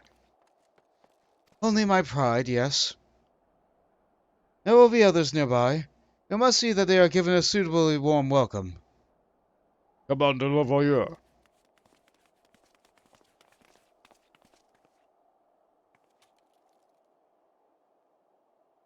There's been a development, sir. Together with the Temple Knights, we have secured the entrance of some half-dozen tunnels. after spotting the enemy breaking the surface. That's not all, sir. We think we have one of them may be important. Certainly, the heretics near flung themselves upon our swords to defend it. Aha! Just as I suspected. Amongst this warren of tunnels lies the entrance to Iceheart's lair. Some of the others. We're going in. A moment, Alfredo. The tunnel in question is barely wide enough for 2 men abreast. We cannot say there are any certainty where it leads, much less what is waiting for us there. Furthermore, we have no way of knowing how many heretics are still lurking here on the surface. What if they are to converge on this point and we enter that tunnel? For all we know, we could be tunneling our forces into a trap. I take your point. If the tunnel is indeed as narrow as you say, greater numbers would be more hindrance than help. Should we encounter difficulty, our own allies would become an obstacle to escape. Ahem. A change of plans. While we rendezvous with Sir Emmerich to keep the heretics at bay here, we will go where the tunnel leads. If you find Iceheart at the end of it, do not let her escape.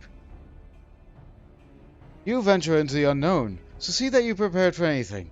I suggest you call upon your allies, though not too many, or Papolino will sulk. Okay. Not too many. Precisely 4. No, 3. Any different dialogue here? Nope. And for you? We will hold the line, Bont. You may concentrate on the task at hand. And anything for you? Nope. You? I'm informed that Commander Lavalier has asked you to lead a party down into one of the tunnels. A characteristically daring proposition. I can think of no one better qualified for the task. I bid you good fortune. Entrance to the tunnel, sir. It's just over there. Had we not seen the heretics breaking the surface, we would never have noticed it. As Sir Amex told us, we will stand guard outside. Please be aware that even should you encounter significant resistance, we cannot leave our posts. Snowcloak, now accessible. A new regular duty has been added to the duty finder and duty support. Wait, this isn't the duty support? I suppose it would be. It's been some time since we had our NPC ally companions. But no, Miss Pepper is right here. It seems like she is eager. Okay, we do that. Let's drink some milk. We're a tank and a healer, so this queue might be immediate. I believe this will be the first dungeon I've had at level 50. No. Yes. Because these technically, like, while they might be level 50 duties, this will be my first one I actually do at level 50. Alright, here we go. Snowcloak. Formed in the aftermath of the calamity, the Great Ice Wall has long been thought to be an impenetrable barrier between central and western Korthus. In truth, however, the wall is riddled with hidden tunnels, which Iceheart and her followers have used as a base of operations. You have been tasked with exploring one such tunnel in the hopes that it will lead you to the heretic's leader. Yet what dangers await you are anyone's guess.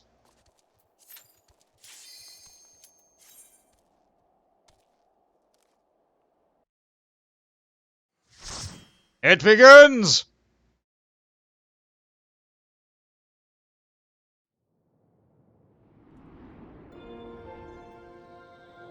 With sleepy time music.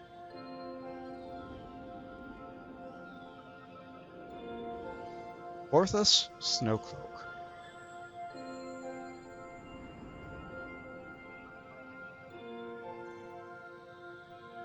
I'll cover the chat briefly.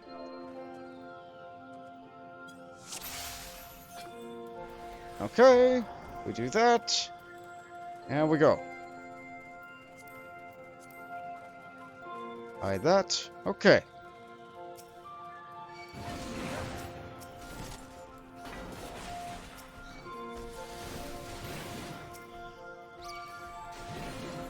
Okay, this is as far as I want to go.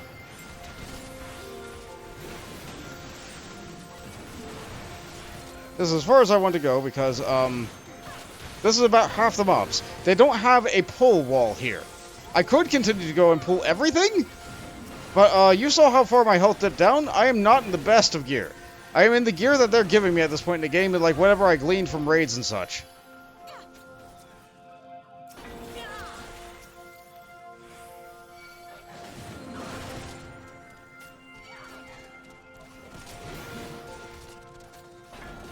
And there's an additional mob over here, but we can't see them yet. Okay, so I use this here. I sure don't have the ability that makes warriors invincible yet. Well, I do. I have Home Gang, but I don't have the other button that makes them invincible, the good one. I also don't build up any gauge while doing my AoE combo still. Now I can build up some gauge. Only a little bit.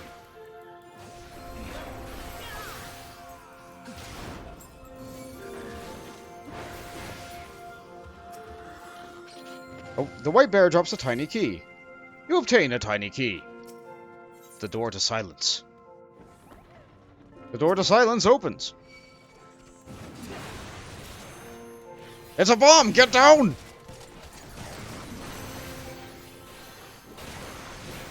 It's only 3 mobs. I might not need a defensive cooldown for this one. They are cleaving me. Alright, I have 50 power. That's good enough. So now we have the Wendell. Silence will be sealed in 15 seconds. I don't think, like, most bosses up to this point, this one isn't too dangerous. Nope, that's the wrong button. Here comes the snowdrift. Does that put the circle arena down? No, not yet. But it did put, like, patches of ice on the floor that do hurt people if they stand in them. They're not really clearly defined. They kind of look like how the floor already looks.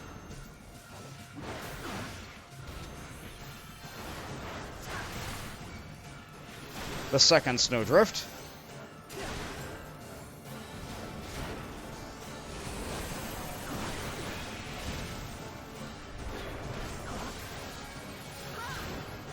Is it Tundra? Is this what's going to put down the ring? So it did. The arena is now small. But that doesn't matter. The boss is going to be dead because our items are way too good for this point in the game. Okay. Now they're stealth mobs. The Hero's Ring of Healing. Alright, yeah, you know what? I need company hills. Behold, Stealth Mob 1! It's a Goobu! Stealth Mob 2! It's another Goobu!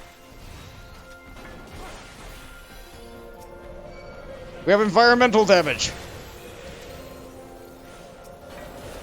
Yet more environmental damage! Okay, I'm gonna use my strongest cooldown here.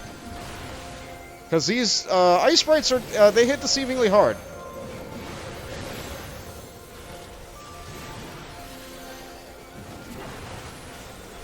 My next strongest cooldown?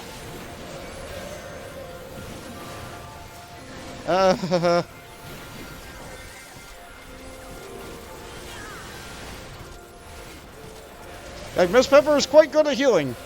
I'm sure if I had any other healer at this point, I would probably be dead.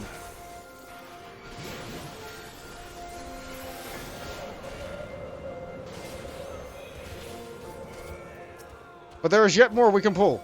The gate is opened. And the more stealth Goobu. Okay. I have a couple of cooldowns left.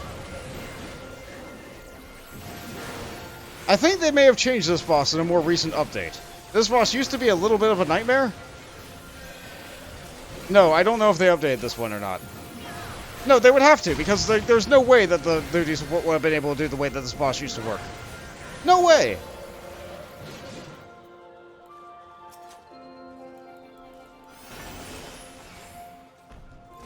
Yeah, this boss used to have like 5 million health that spawned Spriggans, and then you had to like aim a cone to like freeze the Spriggans into snowballs, and then make the snowballs bigger, but without hitting them with the other cone AoE. And not letting like another ad break the snowballs, and then you had to knock the snowballs into the boss in order to interrupt like a great big wide thing. Yeah, now we just have snowballs. Yeah, that one's big. Okay, I see. Yeah, that's different. That's very different from how it used to be.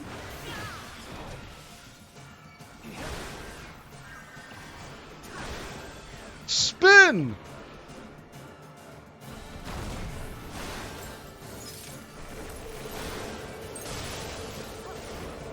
And spread.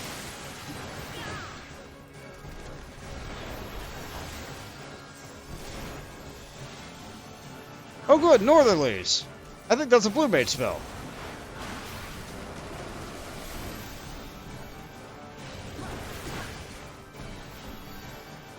Oh, I see. I see where the problem is. Okay, how about I just be away from all that?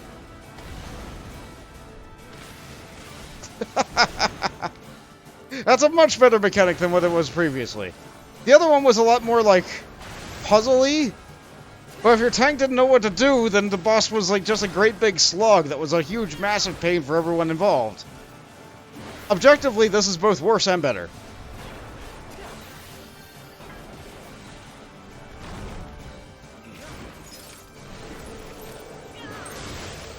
Yeah, it's a little bit easy. But it's easy enough that the duty support system is capable of helping you with it.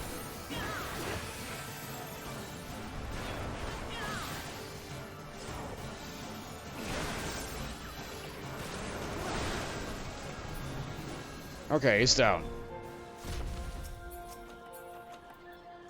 Okay, this is a token.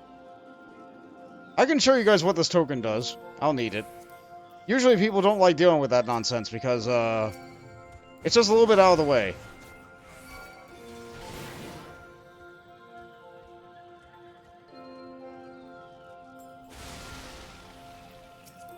Put that loose thread on.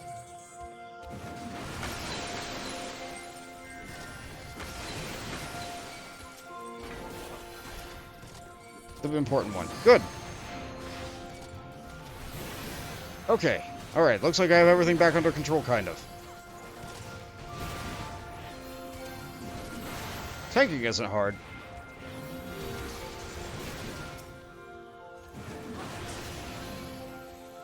Tanking is not hard. Healing is hard. Healing is hard when your tank is, like, going nuts like this. Tanking? No problem.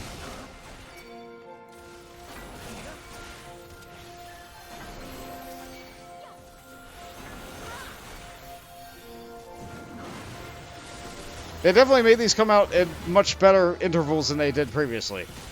But the environmental damage is still quite a bit annoying.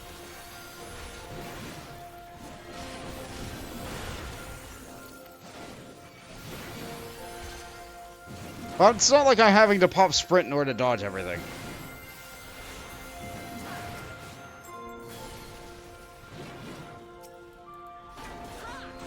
Oh good, a Cyclops. Cyclops inside the dungeon? Not so dangerous. It's not so dangerous. Cyclops outside the dungeon?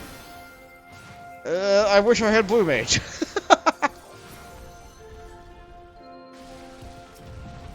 Okay. I almost hit the limit break button.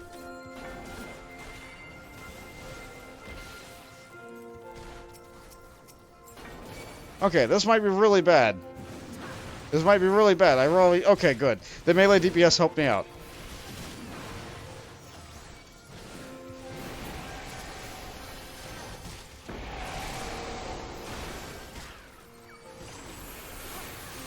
Okay. Good job, Samurai. I'm glad that they used the stun button to save us a little bit of time and effort. Okay, so right now we're fighting dragons that were transformed from humans. The Dove Avis drops a finger. So we got the finger of the apostate. And then we drop the finger of the apostate into the door to oblivion. The finger is the key.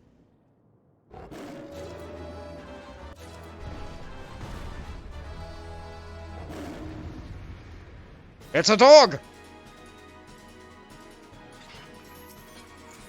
Behold, Fenrir!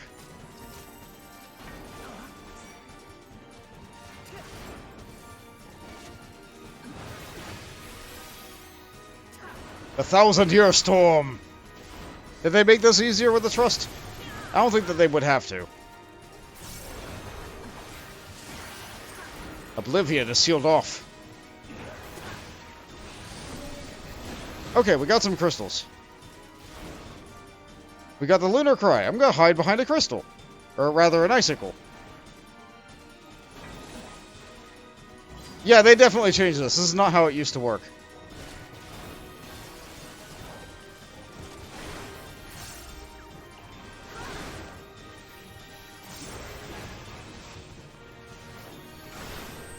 Ooh, a tank buster marker. Ooh. Just went straight for my head. Got the ears and everything. Heaven's Word's roar, huh?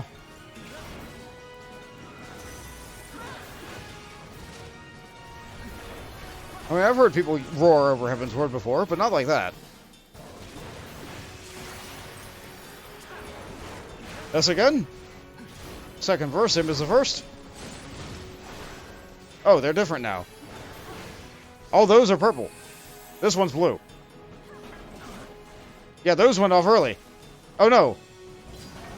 Oh no, Miss Pepper! It's up to me now!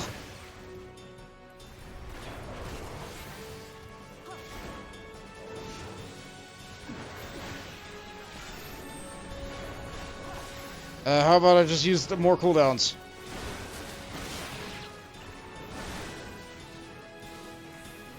I have high potions. Do I have better potions than high potions? No. Alright, this... That was not the level 2 limit break, but we're fine. Yeah, this is very different from how it used to be. It used to go like 2 cycles, and then like... Sometimes some of the icicles would fly away, and sometimes some of the icicles would like... explode immediately. But they would only do the Lunar Cry every other cycle. Now they're doing Lunar Cry very frequently. But we win!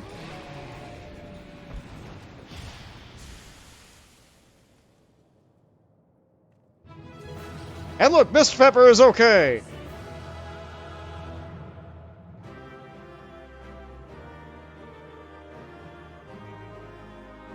Put that up. 2 FP. Let's see. Let's commend the only one person I can because we came in with Mist Pepper. I'll take agreed. Cool. I get more company seals.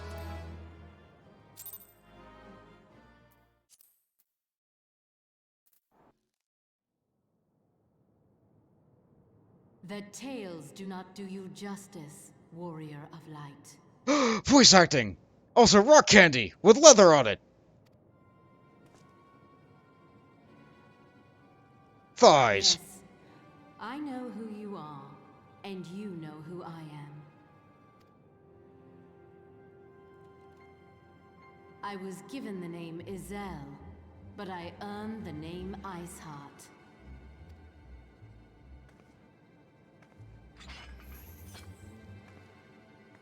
This endless cycle of hatred, of bloodshed, of sorrow. You would see it continue, O noble warrior of light. You know, girl, you look a lot like Alphino. I would not. I will not. I will bring an end to this war between dragon and man, no matter the cost. You know, in terms of dress. Like, in stature, yeah, you're a lot better. In time, you will come to understand that what we do for the greater good.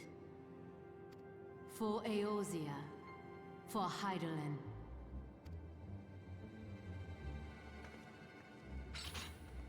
I was told to apprehend you. Why am I stopping?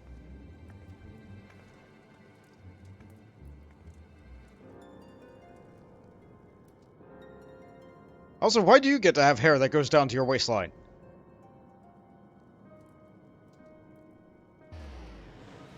Dang it! Of course it was an Aetheryte.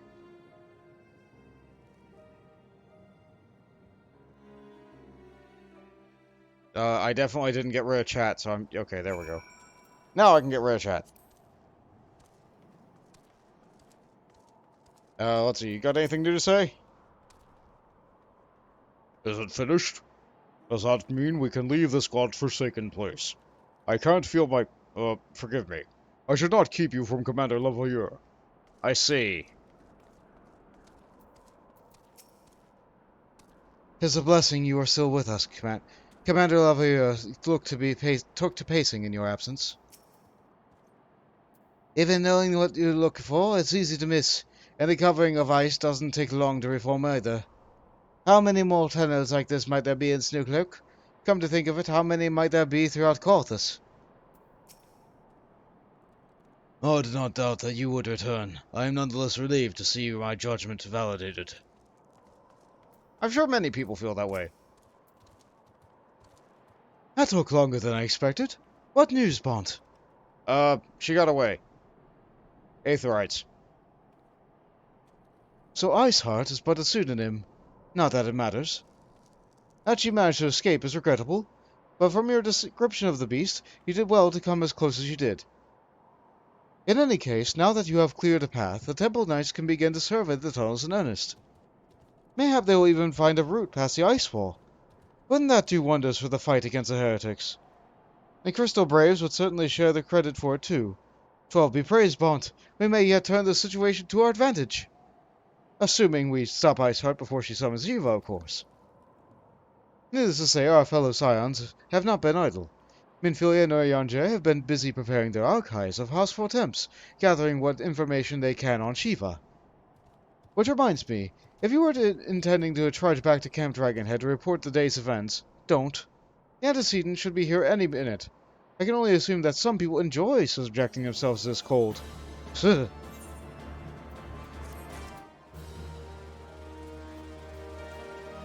And I imagine all the dialogue's the same, but I have to check. Harry the enemy when he is entrenched. Retreat from his advance, and attack his flanks when he withdraws. Iceheart is no fool. This network of tunnels throughout Snowcloak is extensive. A full survey will take time. It's not a matter of training your eyes, I fear. Without foreknowledge of serendipity, we will never find every tunnel. The very land conspires against us, the broken ice ever reforming to conceal the entrances. And anything different from you? This is no place for a son of the sand. I tell you, if a merchant offered me wolves at a premium, I would be fair tempted. For the greater good. Though no given, I sure am struggling to read. Let me try again. For the greater good. Through no given small task. Why can't I read this word? Though not given to small tasks, Alvino can think of no better way to pass the time until Minfilia arrives. There we go! There we go, I can read.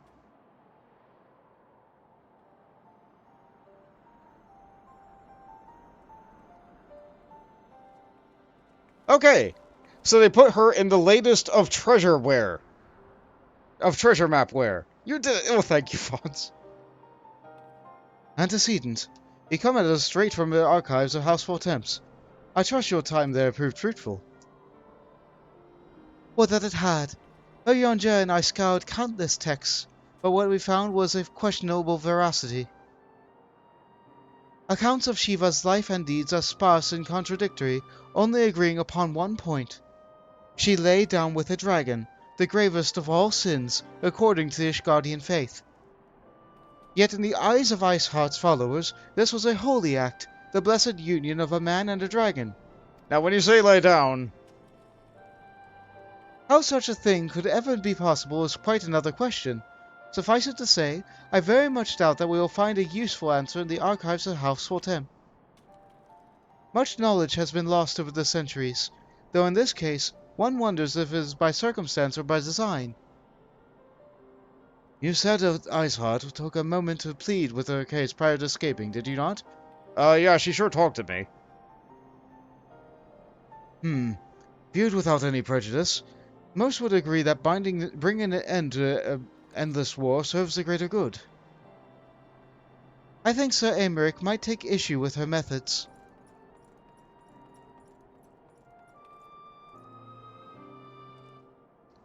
I do not care if a few stragglers manage to escape.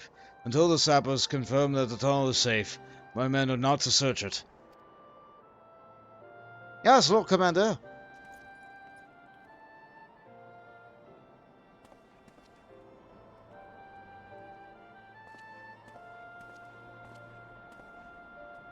You pursue your foes with less zeal than I had expected, Sir Aymeric.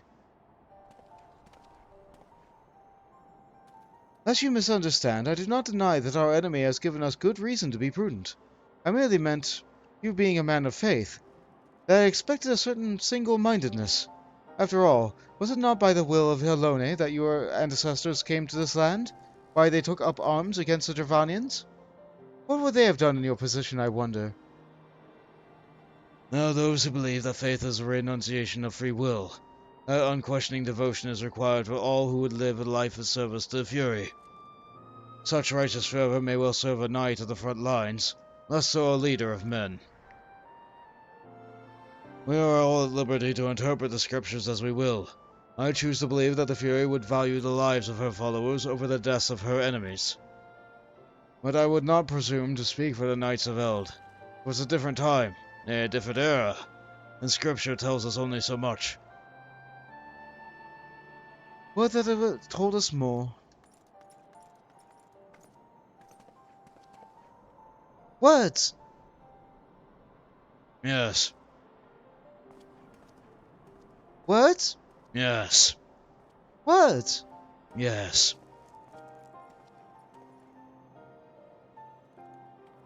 That man is awfully pragmatic for a servant of the Holy See. Yes, he is. A welcome trait at a negotiating table, to be sure. Less so when one's enemies are making ready to harness the power of a god. Mayhap he does not truly believe that Iceheart's plan can succeed. Truth be told, I too remain somewhat skeptical. Moogle summoned a god. If they can, then these people... Shiva was real, a living, breathing woman. Of that there can be no doubt. In this respect, she differs from every other figure to have been summoned, each of whom was worshipped as a god. I should note, even though my character is aware of Enkidu, that didn't happen until next patch. So, canonically, it didn't happen yet. The sole exception being good King Mogulmog XII, the myth made manifest in response to the fervent supplication of the Mogul god. Saint Shiva may differ, but what of the heretics? They're a tribe of outcasts at war with a mighty nation who yearns for a resurrection of one of their embodiments of their beliefs. If that is not placing one's faith in a higher power, then what is? Crystals aren't conviction, Minfilia. They have both in abundance. What, sir? Can that truly be all that is required? Yes. My survey team has concluded the preliminary analysis of the Aetheryte Iceheart used to escape. We believe that she teleported to another Aetheryte somewhere not far to the west. Despite the apparent proximity to the second Aetheryte, however, they have been wholly unable to detect its presence directly. Unless Iceheart has some means of which to mask its signal, I can only presume she had it destroyed to prevent us from following her. Oh. You know what? That's smart of her. Without the means to teleport as she did, we have no choice but to search for an alternate route. Most likely a tunnel, assuming one exists. Let us not give up on the teleportation just yet. One of our colleagues in Charlian must be able to assist us. I pray that you are right. I dare not think how long it will take us to survey this entire tunnel system. Yeah, I'd rather not go digging in the ice. Unless I was playing Minecraft. While Minfilia looks into our Aetheryte problem, I would like to request your assistance with another matter. Oh good, more chores. The third unit is currently tracking the remnant of the heretic force which attacked us. However, the search goes poorly, despite our numbers. Gorthos is vast, and Iceheart's followers know the terrain far better than we. Your knowledge of the region may serve us to hasten the process. The sooner we capture Iceheart's followers, the sooner we can press them for their leader's whereabouts. Although, alas, it is admittedly a selfish request, I feel that the Braves would benefit immensely from working alongside you. While we have our share of veterans, we also have more than a few less experienced recruits, many of whom look up to you, in case you are not aware. Yeah, it seems like everybody in the realm who fights looks up to me. Alright. Alright. Good. I knew you would understand. Yu Hase can apprise you of your details. When the task is complete, come and find me at the observatorium. Captain Ilbert and I are meeting there to discuss the latest developments in his investigation. The Temple Knight shall hold Snowcloak in our absence. Let's leave them to their work. Ours is more pressing.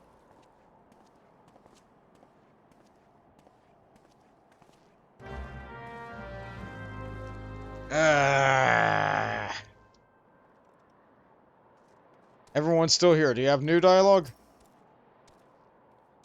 Nope. Nope. All the same. But I had to check.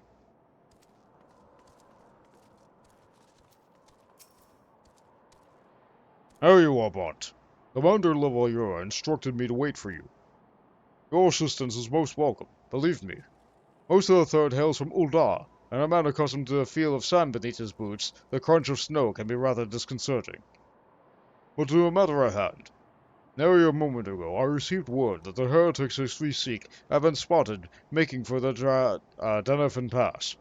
My braves are already in pursuit, and I should be grateful if you would join them. I myself shall be taking part in the hunt. Never let it be said that I do not earn my coin. Yeah, he sounds like a very hard-working and profitable individual. Always got money on the mind.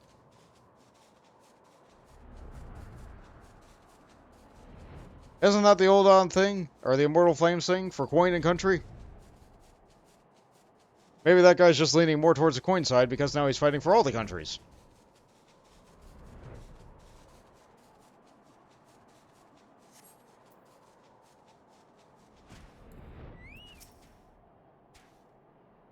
Balls! My ankle is on fire!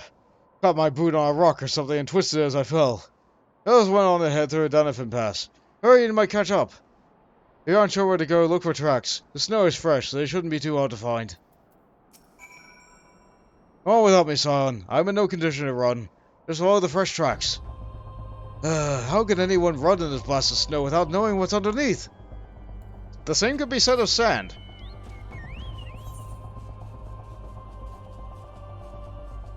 Where's... Oh, it's down there. Is that Denefin Pass? So it is. You know, I did not commit that place's name to memory. For me, it was always that tunnel in Korthus.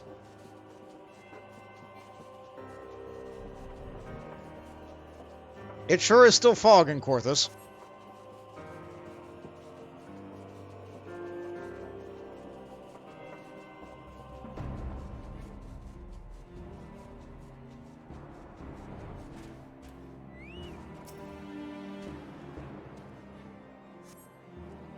The tracks lead southeast.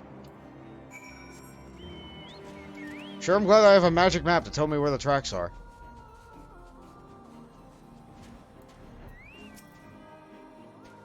Scion, what are you doing here? The heretics? I'm not sure. It was a great scaled beast and... You, Hase? I think he went on east on his own. They actually split up and so we did too. I just need a moment to catch my breath. Here's a moment, sir. I'll be right behind you. Oh no, you Hase looks to be in trouble.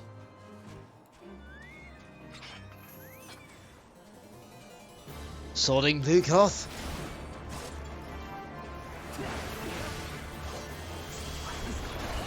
Oh, they stunned me. Wow. Wow.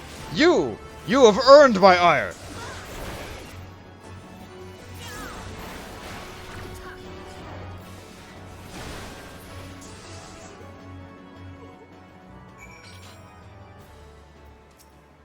You okay, guy? Oh, mercy. I was so intent on following the heretics' tracks that I almost failed to notice that they had doubled back. Almost, mind you. One tried to sneak up behind me and got a knife in the gut of his troubles. Oh, myself alone, so I started searching for a dead man's knapsack for anything of interest. And lo and behold, before his friends found me, I came upon this. Withdraw in groups of 3 or less to Observatorium. Give the signal and wait. The merchant will be waiting. Be late and left for dead. Speaks for itself, does it not? They can't possibly mean to rendezvous inside the place, so we should restrict our search to the surrounding areas. Let me rephrase that. You should restrict your search to the wilderness around the Observatorium. I will need more than a moment's rest to recover from these wounds. Quickly, Bont, quickly! I will inform Captain Ilbert of the heretics' plan, but you must make sure that they do not escape before reinforcements arrive. Alright. Alright. I am the esteemed warrior of light, after all. I can do that which no other man of the realm can do.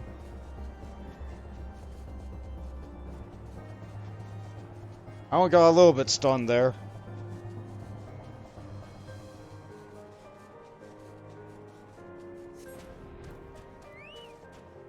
Oh, your dress looks very familiar.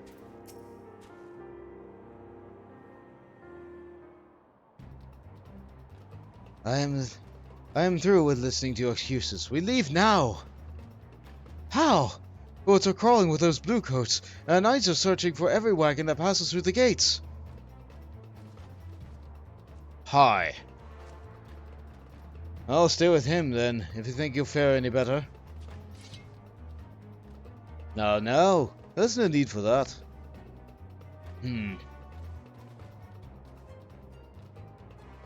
There are places like this in my homeland, sacred snow-capped peaks, where blood must not be shed.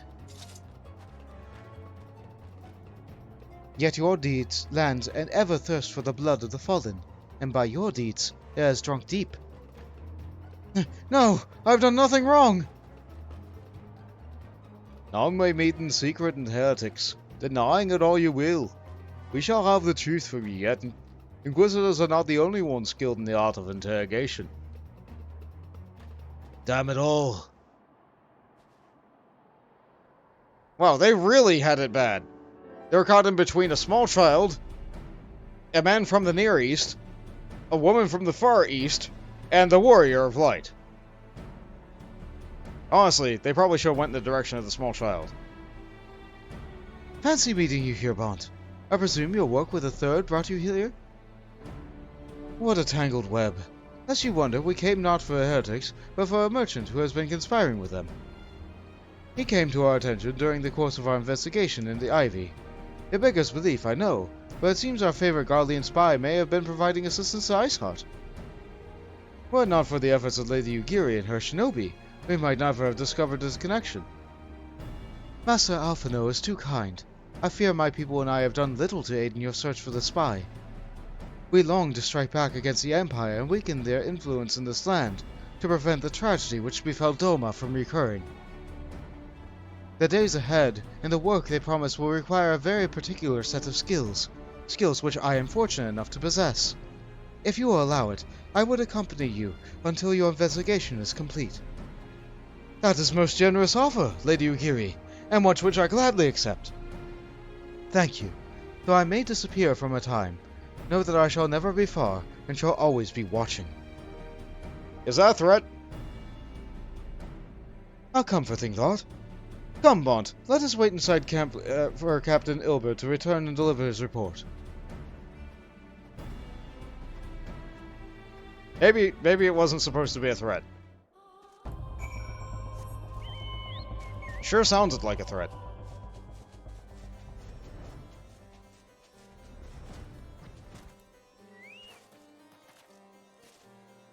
I do like this fire. I do like that they cover this fire. There are many fires in Ishgard that are just like this one, but as far as I'm aware, there's only like one or two that have the dome over the top like this one. I've seen this fire I don't know how many times, but I feel like I had to comment on it now. Captain Ilbert seems confident that the merchant resolve would be swiftly crumbled when pressed. If so, we shall have our new information ere long. As to whether it will bring us any closer to learning the Ivy's identity, I would rather not say. Given our adversary's cunning, I shall consider us fortunate if we are spared another wild dodo chase. The gods know we have more than enough to occupy our time as it is. Tendrils of intrigue. Alphino is eager to hear Ilbert's report of the Ivy. You hear that, Ivy? Words. Words? Yes.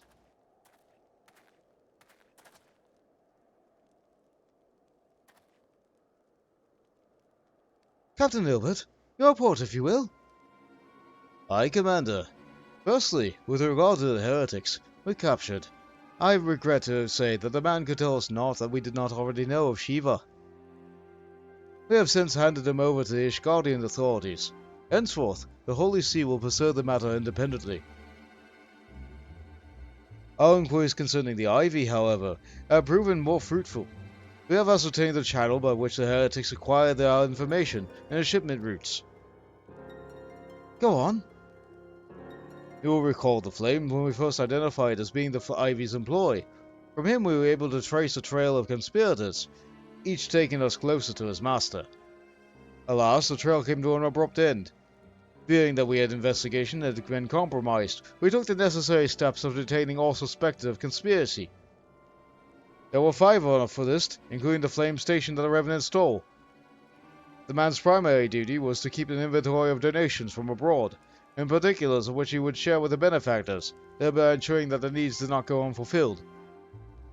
By virtue of this role, he was privy to the details of all shipments bound for the settlements. Needless to say, they included those originating from household temps. He knew the precise routes the caravan would take, and he sold the information to a merchant. I think I can guess which one. None other. With a little encouragement, he soon confessed to knowingly aiding and abetting the heretics. Oh, that is one mystery solved, at least. What of the Ivy? Are we any closer to prizing off his mask? I dare say we are, Commander. Our relentless pursuit of him forced him to commit a grave error. In a desperate bid to cover his tracks, the Ivy resorted to exercising certain administrative powers available only to high-ranking members of the Immortal Flames. If you consider that our investigation is known only to a handful of them, the field of suspects is greatly narrowed. You mean to say that the agent is among Reborn's innermost circle? Someone with whom he has sensed Immortal Flame's establishment? Is the most plausible explanation. The infiltration likely occurred during the company's founding, with groundwork for the act being laid beforehand. To slip into possession of an authority unremarked, and remained in suspicion all those years.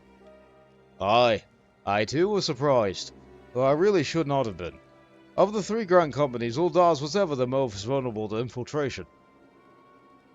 Both Limsalamans and Grodani had long-standing armed forces that lend themselves well to the formation of the Maelstrom and the Order of the Twin Adder. To all intents and purposes, it was the same people, loyal ones, mind under the same leadership. Only the banner was different. Not so with the Flames. Uldar's military was made up of desperate order, most of which was glorified mercenary companies that answered only to their own paymasters. Hardly an ideal environment for which to establish something as high-minded as a grand company. The difficulties Reborn faced with founding the Immortal Flames are well known. Even after he had convinced his fellow syndicate members to share in the cost, there remained a small matter of finding enough bodies to fill the ranks. Indeed, and given the pressing nature of the Immortal's threat, and the Imperial's threat rather, that meant recruiting every passing sellsword. Amidst the chaos of his founding, it would have been child's play to infiltrate the company. A good deal easier than the now, aye. The Immortal Flames have ever been caught between conflicting interests, the public and the private. Though the monetarists ultimately agreed to support the organization's founding, it was not out of charity that they did so, but simply self-preservation. Had Nell Van Darnus' ambitions been any less apocalyptic, you may be sure that they would have never been risked supplying Reborn with an army. It is but a wonder that they did not attempt to extinguish the flames the moment the danger had passed. Ahem. Returning to the present. Even as we speak, our Doman allies are shadowing several high-ranking flames, any one of whom could be the Ivy. Desiring to deal a blow against the Empire, the refugees were eager to lend us their aid. I expect to hear from them ere long. Very good. Pray continue investigation with the first. Meanwhile, I have the second attempt at unrest. The third can join the fourth in inspecting crystal shipments. If they notice anything unusual, I want to know about it. If Shiva is summoned in a matter like the other primals, the heretics will be looking for further supplies. Understood, Commander. I shall send word to Sir Emmerich informing him of our success in identifying the heretics' abettors. Abettors, rather. Hopefully the information will be of some use to the Ishgardians. It is time, Commander. Yes, I am aware. An emergency council of the Alliance leadership has been called. There have been developments in Garlemald, it would seem. As commander of the Crystal Braves, my presence has been requested. I would have you accompany me, Bont. Oh no! As a realm's stoutest champion, it is only meet that you be present for the discussion. Oh, and the antecedent has already been given her consent, lest you worry. Has she now? Has she now? You got the caster top because you already have a good healer top. You can show the unfortunateness of this thing when we see each other again. Okay. We shall see the problem firsthand. Upon the honor of the Crystal Braves, I swear that I shall not rest until the Ivy is unmasked in chains. Be careful, Ivy. Like me, you are doubtless eager to conclude our business with the Ice Heart, but until another path of sanctum is found, she will remain beyond our reach. Ophelia and the Archons are sparing no effort in securing an alternate route. Until such time as they succeed, I suggest we give some thought to the realm's other problems. I shall go on ahead of Gridania in readiness for a coming council. Meet me at Nafika's altar, and we shall make our way to the Lotus Strand altogether.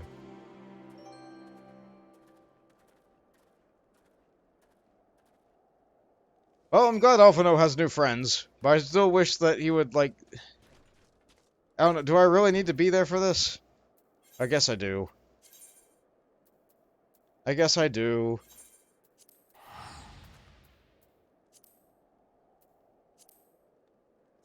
It is a meeting of all the leaders, I should be there. Politics.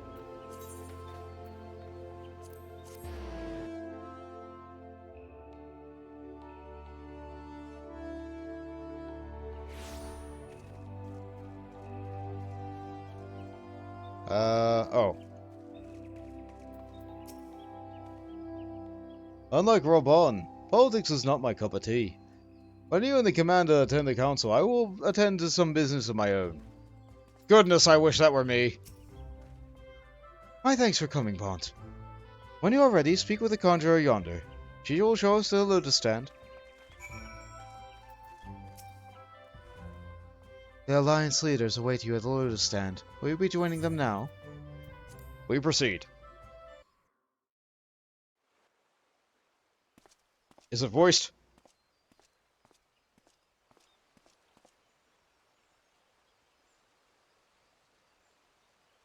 Change has come to the Garlean Empire, and we must discuss the implications.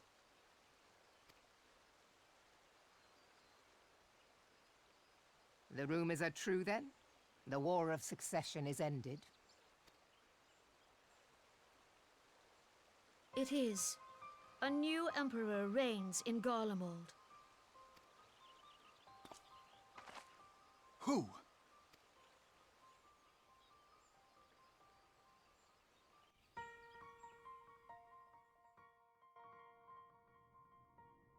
A new name to Birth remember. and all too rapid expansion of the Garlean Empire is commonly attributed to the strategic brilliance of Solus Zosgalvis, yet he did not rule alone. Several members of the royal household also distinguished themselves during his reign. Nevertheless, it was the eldest son who stood to inherit the throne, until his most untimely passing. I thought us fortunate when I learned that the Emperor had died without naming a successor.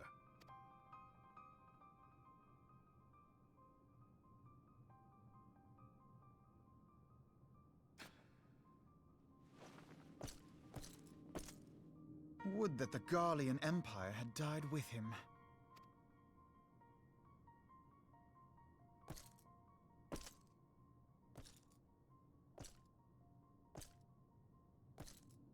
Look at the shoulders on that guy.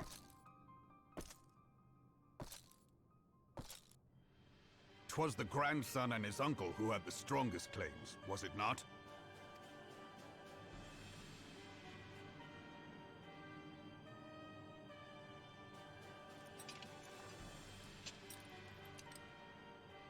Indeed, yet claims count for little without the power to assert them. High Legatus Varus Ye Galvus is a respected military leader. Not so his uncle.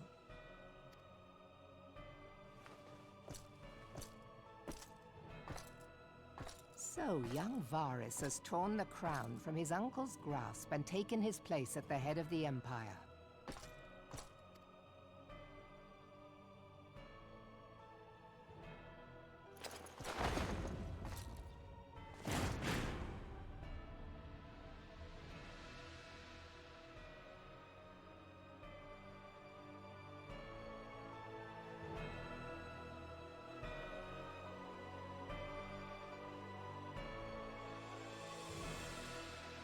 Given the troubled nature of his succession, the new emperor will require time to seal his grip on power. Yet have no doubt but that he shall, for there are none left with strength enough to oppose him. Since the success of Operation Archon, the remnants of the 14th Legion and the forces occupying Alamigo have done naught but fortify their positions. But you can be sure they'll be ready to march on us again, if their Emperor gives the word. When, not if. They say this Varus was so set upon Eorzean annexation that he spoke out against the Meteor Project. Plainly, the new emperor's intentions are of great concern to us all.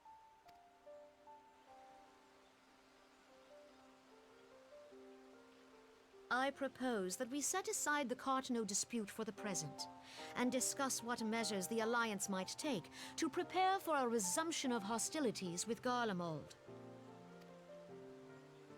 Moreover, I move that we re-examine the question of how our former allies in Ishgard might be persuaded to retake their place at our side. Could Eorzea but stand as one, 'twould deal a grave blow to our enemies' ambitions.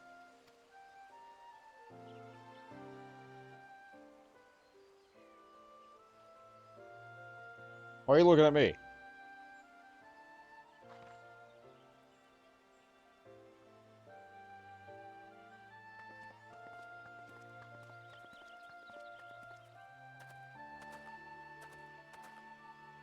Well, I suppose we should be grateful that they have finally acknowledged the inevitability of Imperial attack. Who knows? They may even do something about it. If only the leaders of Ishgard would follow their example and stop hiding behind their gates, praying for the coming storm to pass them by.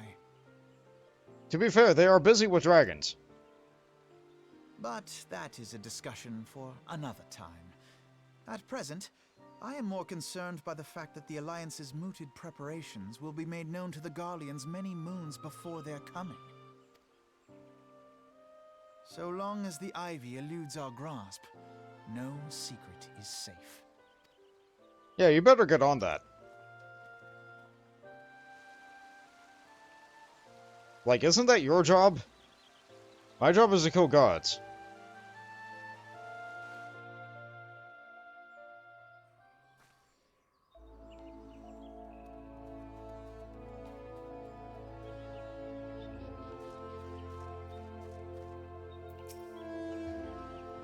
It will not have escaped your notice, then, that the nations of Eorzea are no nearer to being at one purpose, despite their protestations to the contrary. Plainly, the threat of a resurging Garlemald is not enough to stir them. Is there a reason for this? Deep-rooted mistrust among the citizenry. The nation's leaders can come to an understanding all they like, but their unity means little unless to the common folk. Take the Laminsons, for instance.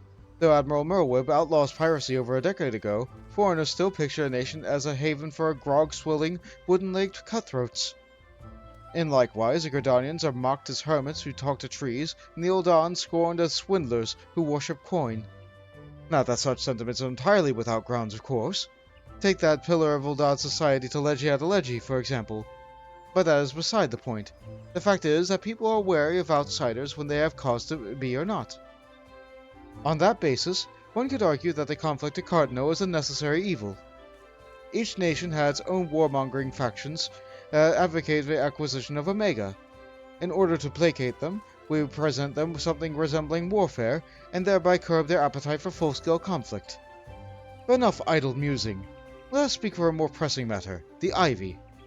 Since we spoke at the Observatorium, Captain Ilbert has further shortened his list of suspects, and by happy coincidence, the one that he deems most likely candidate has lately come to Gridania.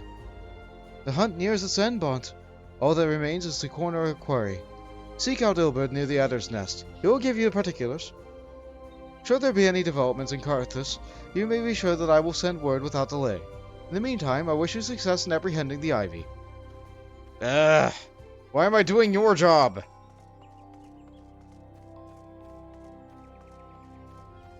Alpha, no, you do nothing at all. You know what? Okay, it's fine. You did one half of a warding spell with your sister and the binding coils. You did one thing. But even then, that's not wholly, like... it was a thing no one else could have done. My thanks for coming, Scion. Doubtless the commander has informed you, but we have unmasked the Ivy. From this point on, we must proceed with extreme caution. Okay. Not Lorca. It's not as good as what I'm wearing. No, not by a long shot. Okay, let's take a look at this. This is the armor that they want to give me for a Dragoon. No. No, I'm not going to be wearing that as a Dragoon. You can't make me. Can't make me. If I were to wear this as samurai gear, like it's got a cape on the butt, that's nice. But no. Meanwhile, you get this if you're a tank. You get this. A plated, like, cape for the butt, great big, large, chunky shoulders and pauldrons, fake abs, a lion on your chest to be a friend. Oh, I like this. Give me the Noct. I like the Noct set. Chasing Ivy. Ilbert is convinced that he has discovered the Ivy's identity and is preparing for a move against the Garlean spy.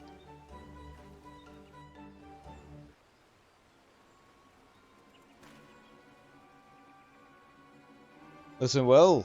That spy who's been speaking all this time is none other than Flame Marshal Eileen Rael, Reborn's second in command.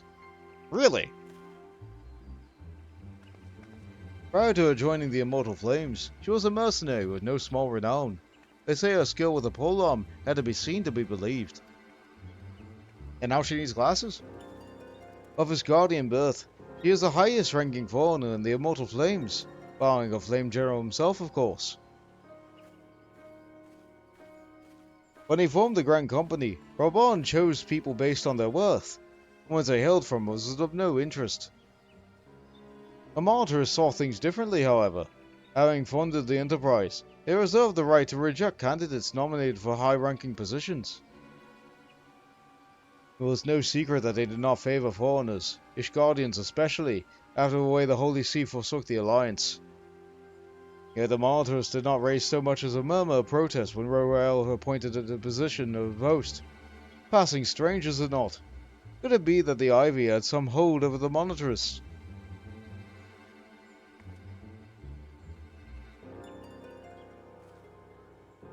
How can she not see my ears over that rock?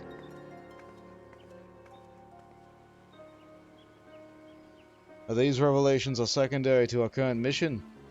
Of foremost interest to us is Royale's presence here now. As you may be aware, it is the duty of the Flame Marshal to command the Immortal Flames in the absence of a Flame General.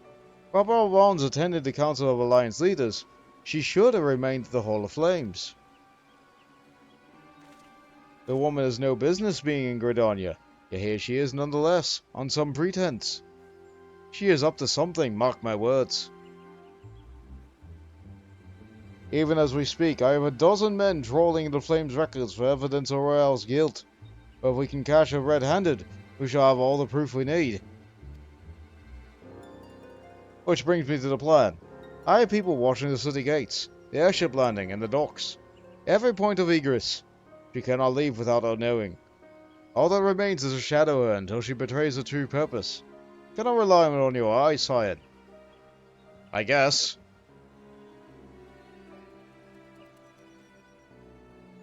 Yeah, my thanks. Let's go then, and take care not to alert our quarry.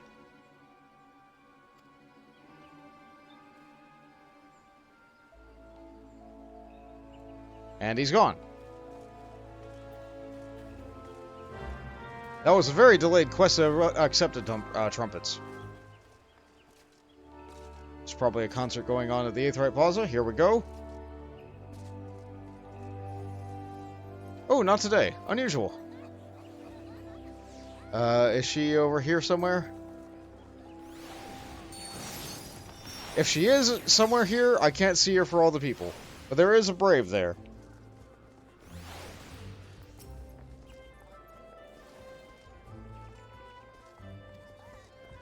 Well, was heading in the direction of the Blue Badger Gate. With me, Scion. Really? I didn't see her. It's difficult to see much of anything, though. There's a lot of people here.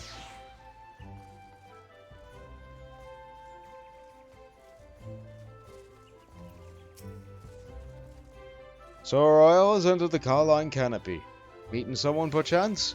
Could it be that she means aboard an airship? Pray to look for her within. She's not on the upper floor. Try the landing area below. One of mine should station there, and she may have seen something. F&B is her name. I shall remain here in case Royale appears. Quickly now, look for Royale inside the Carline Canopy. If she's not on the upper floor, try the landing area below. Speak with F&B. They may have seen something.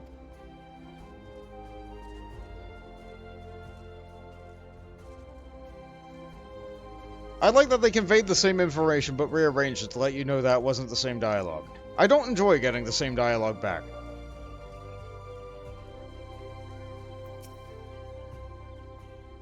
Oh, McGammar! Such an unexpected pleasure. What brings you here? A social visit, you say? How pleasant. No, she didn't come this way. I've noticed every single passenger, and none bore a resemblance. Well, don't let me keep you. Still no sign of your friend, I'm afraid. And I mean that. I do hope that you find him. Mm-hmm. I'm glad that she's being so, you know what? I can't think of a good word for that.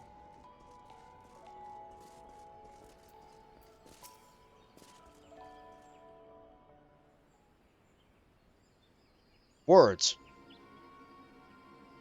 Nowhere to be seen, you say? And you're sure she did not board an airship? Huh. Did not come back out either. What in the seven hopes could she have gone? Maybe she got an in-room. The Roost. How could I forget?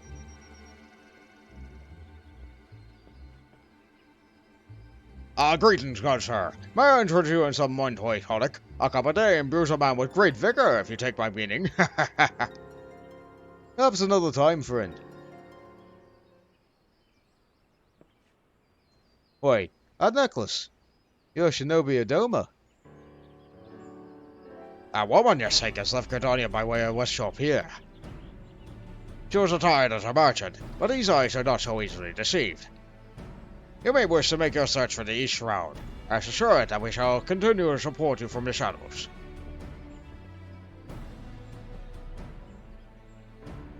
Like the 12 for the Domans. But not have the unique talents, or I would have already disappeared without a trace. Yes, thank the Domans. The Domans are great. Okay, so let's take a look at these. We have this option for a ranged DPS, which sure is a look. We have this option, which is unique and special for healers. You want battle armor on your healer? Here you go. It looks alright, but it's a bit chunky armor. Some people don't like that. Some people want, like, robes and stuff. Some people want, like, a shirt. And then you get this. And then you get this if you are a caster. You get to turn yourself into a bit of a jester. I think I have the Even Star hat. I think I have the Even Star hat too. So like, let's try on the whole set now. I don't have caster leveled up. I could pick up Red Mage if I just want to be able to wear the outfit. But I search I think I now have the full set. Okay, it appears that I'm not displaying the type of message that Ida Search actually is. So I need to change my settings to be able to enable that. What kind of... It should be like system messages, right?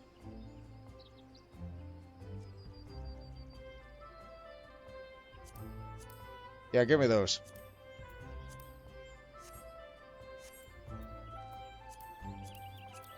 Let's try it again.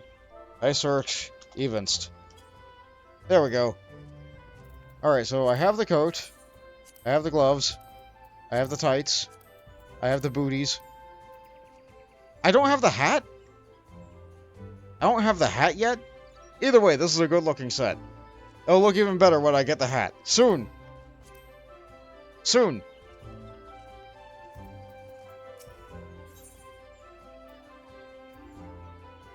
En flagrant delicto. En flagrant delicto. Ilbert is eager to resume the pursuit of Helene Royale. You didn't get the hat because Viera. Right! You wouldn't be able to see it anyway. Well, it's still a good looking set even without that. It's very, like... It's very magician. Our hunt leads us to East Shroud, Scion. I suggest we follow Royale's example and take the ferry from West Shore Pier. You'll doubtless wish to make certain preparations. See them while I go on ahead. I shall wait for you at the Sweet Bloom Pier. And he's booking. Where is that? Is that East Shroud or is that the Lancers Guild leading to East Shroud? It's probably Lancers Guild, so I'll pop by there.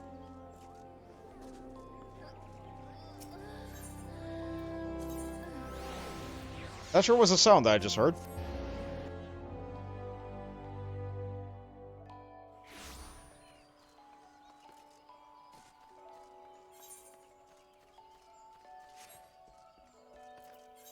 I guess I could actually check my map. Yep, that's East Shroud. Either way, free trip.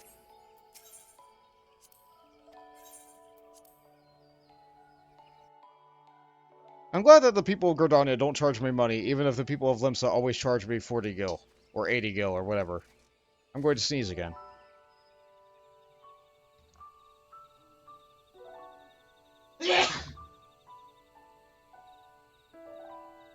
Ah, just one this time.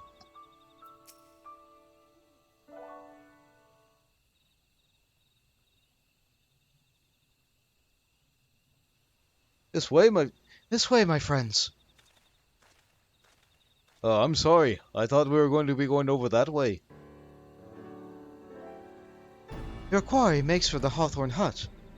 If Royale is truly one we seek, we expect that she means to make contact with her Garlean masters there. An explanation is in order. You are no doubt aware that Garleans have their own method of communicating over great distances. Well, the ingenious friends at Garland and Old Ironworks have provided us with devices which disrupt their communications, which we installed them around the city-states. In so doing, we made it difficult for Imperial agents to correspond with the masters. Royale would have thus no choice but to rendezvous with her Imperial contacts directly. Yet, as well-known face in immortal flames, she cannot move over the thin land without being recognized.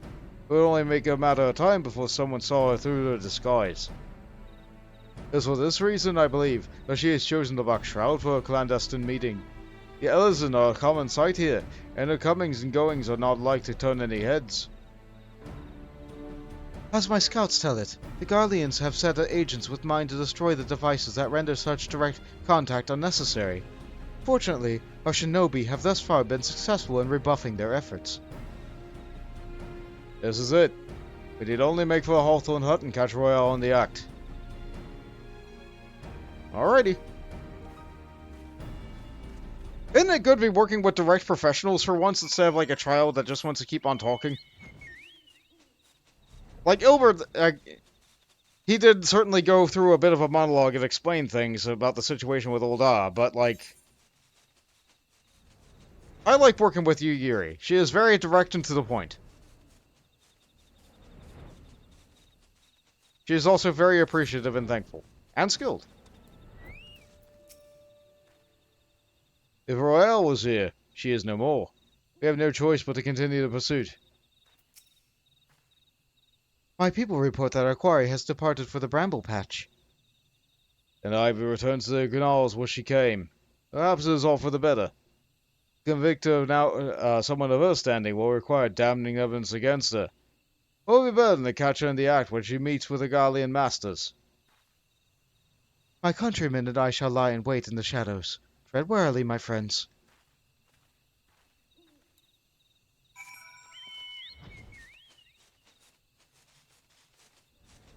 Isn't it great to be working with people who aren't the Scions?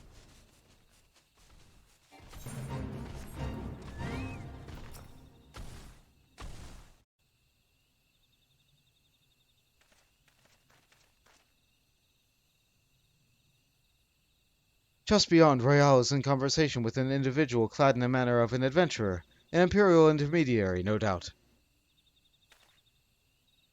This is it. With me! Very good, then. I am ready to hit it very hard. Yeah!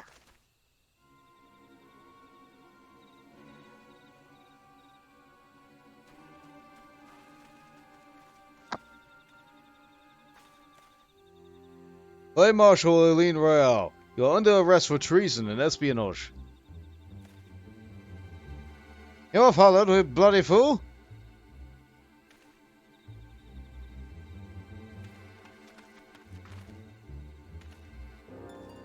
Damnation! Do you wish to face me? Do you wish to face ninjas?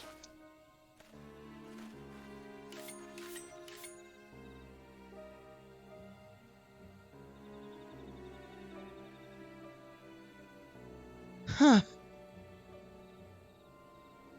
You are unarmed, my lady, and scarcely garbed for battle. If you wish to fight, you are welcome to try.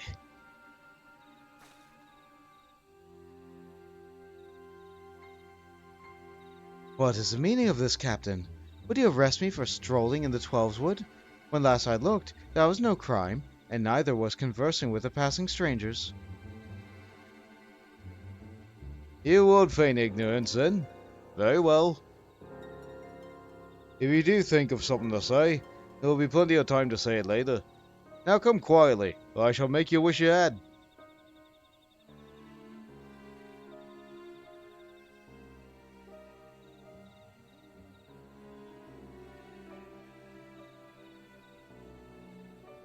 I will offer you no struggle. After all, I have naught to hide.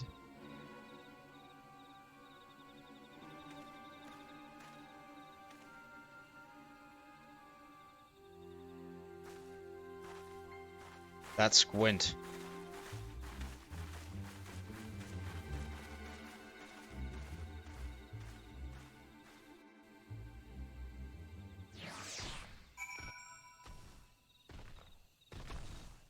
I do feel like the lantern shield is used by Imperials a lot, so that was perhaps not the best piece of adventuring equipment. But I guess an Imperial person would be wanting to continue to use their Imperial equipment? Even a warrior of Royale's renown could not have hoped to escape by force. Despite her claims, her surrender does not bespeak innocence, but an awareness of her position is unattainable. When the ivy thus uprooted, it is her hope that the tendrils she entwined around the immortal flames will gradually wither and die. Mayhap then the people of Oda will have the grand company they deserve. But let us speak at the present. If I may ask, what will you do now, Bont? I want to go punch a god. So the Scions seek a way into Iceheart's sanctum. Now I dare say you are eager to return to the Rising Stones. Pray do not let me keep you. Fear not, my countrymen and I shall tend to the aftermath. You need not waste your talents here.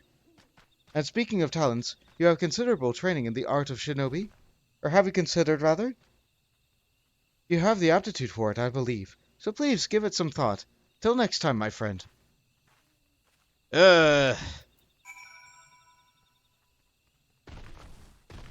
Alright, so... Yugiri, a story NPC, has invited me to start training up ninja. It's not really in the plans. But if chat really wants to see me level up ninja as a DPS from a Realm Reborn, that you were unable to start the game as, I don't think there's nearly as many story beats if you're a ninja as if you're a Dragoon. It's like, I'm glad I leveled up Dragoon. But, like, for Stormblood, I guess it could be seen as, like, a class that could represent it, but, like, at the same time, Monk would be in the same boat, and Samurai starts at level 50, so I guess, like, between those three melee DPS for Stormblood, I don't know. Whatever you guys say, I'll try and take it into consideration, but, like, Either way, that's gonna be like a whole another stream or two of just leveling.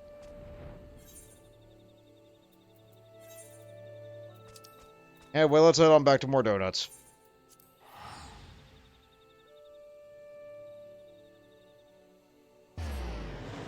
It's not that I disliked leveling, quite to the contrary, I enjoy the grind. But I'm aware that's not exactly the most entertaining content for you guys.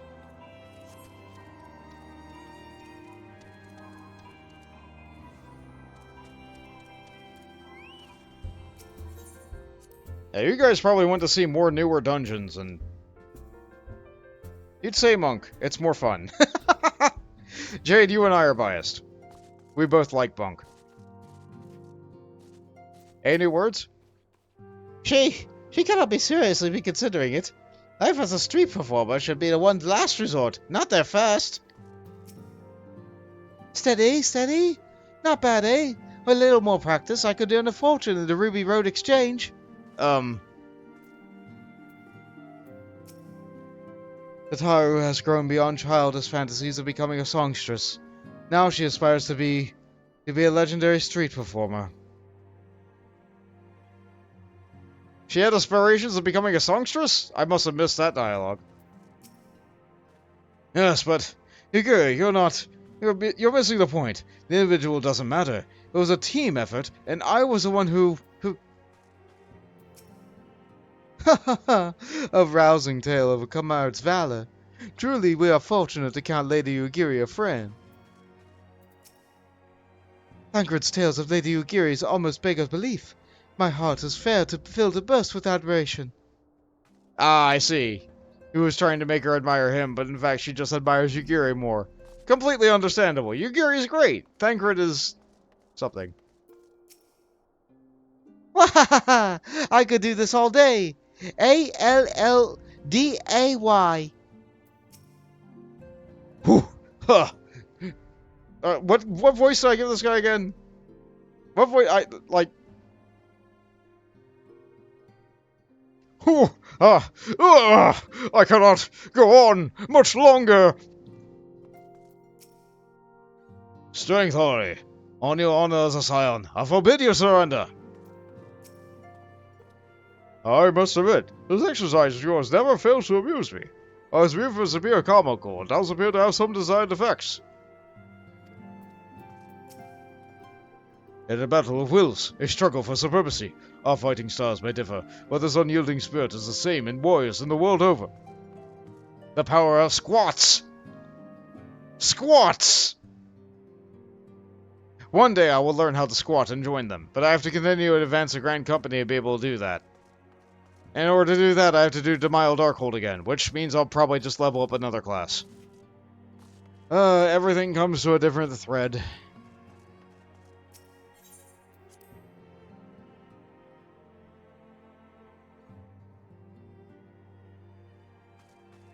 Anybody sitting around?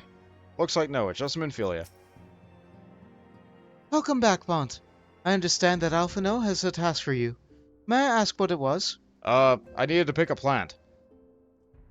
Charges of treason and espionage against Eline Royale. I can scarce believe it.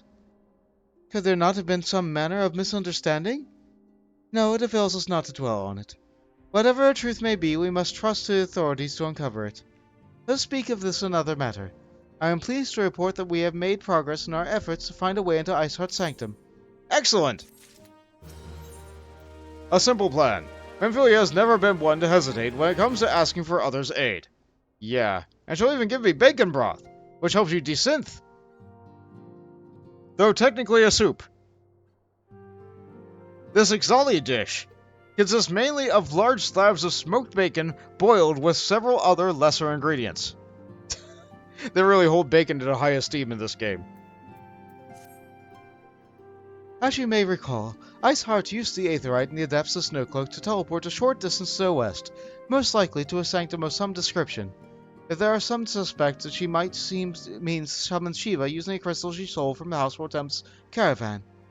The heretics believe that they are bringing about the second coming of their patron saint. But if, as we suspect, they mean to hold a summoning ritual of the kind employed by the beast tribes, it seems likely that the result will be something more akin to a primal. Suffice it to say, they must be stopped.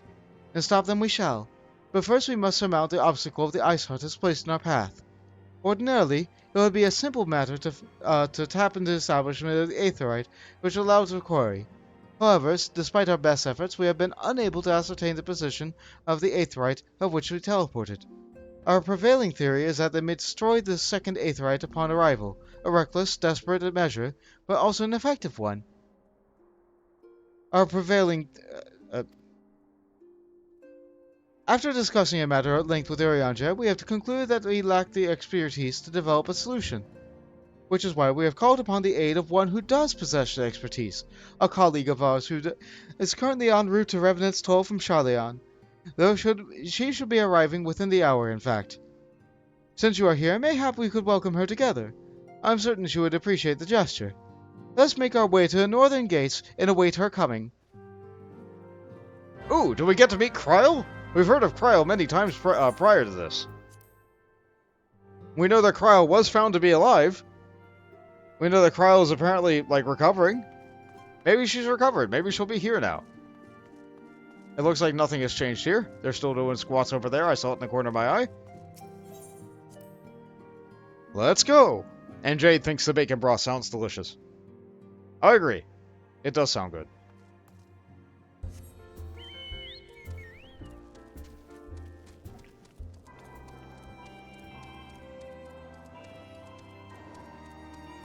I could have flown, but I just rode.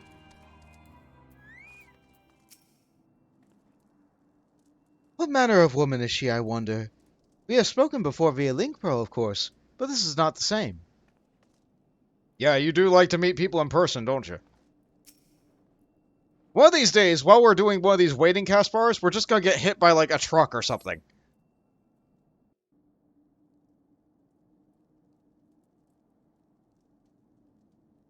Don't you point at me. That's rude.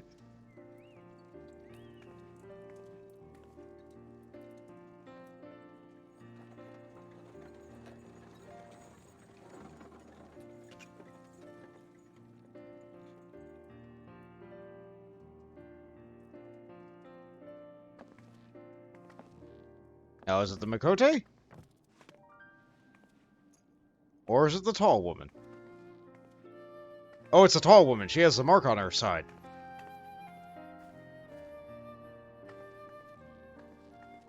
Minfilia, am I right? And you're voiced! None other. I bid you welcome to Revenant's Toll, and thank you for traveling so far on such short notice. That means she's important. She has a voice. As if I could ever say no to Urianger. Moonbreeder is an accomplished Charlean scholar, and an authority on aetherite technologies. Moonbreeder, I see. She has played an invaluable role in our search for a means to capture Ascian souls. Charmed, I'm sure. So she's real smart. Got it.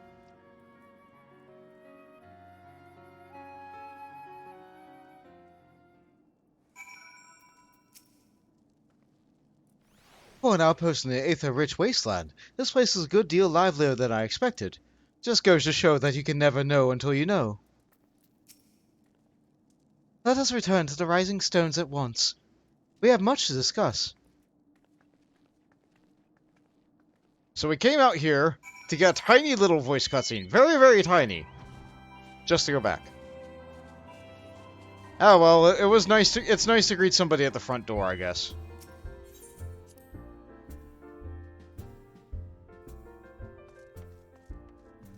And nobody else has changed their position.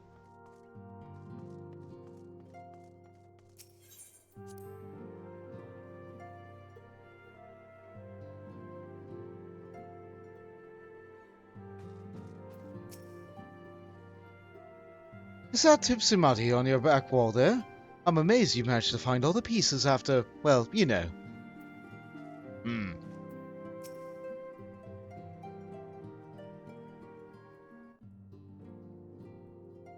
And now everyone's here.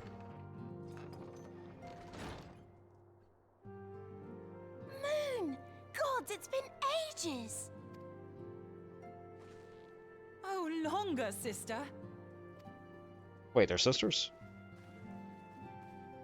A joyous reunion indeed. Well, of course it is. Moon and I are like twin sisters. Save in appearance and aptitude.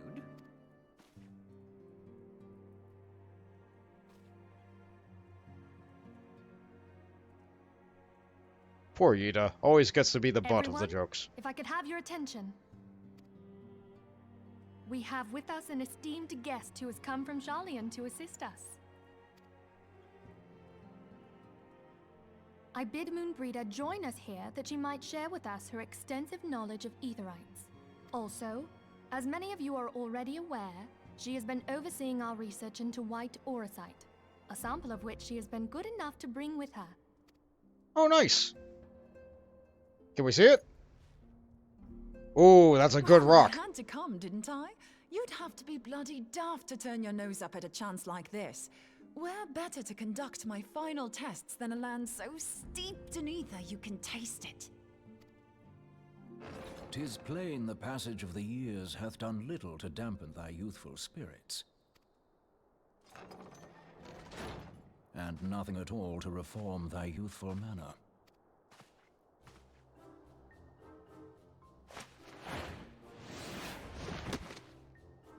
Wow, a hug at a video game. Anjay, where in the hells have you been hiding? Unhand me. And a lift! I come all this way, and that's what you have to say to me. Oh, the best hugs come with a lift. I much preferred when you were pleading with me to drop everything and hurry to your side. What was it you said? None save thee can satisfy this need. Go on.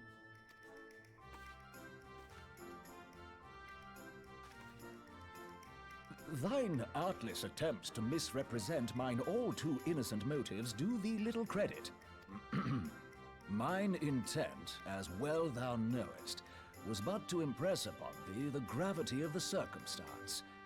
Lest thou doubt, a deiform entity shall shortly be summoned, save if thou and no other grantest my compeers thine aid.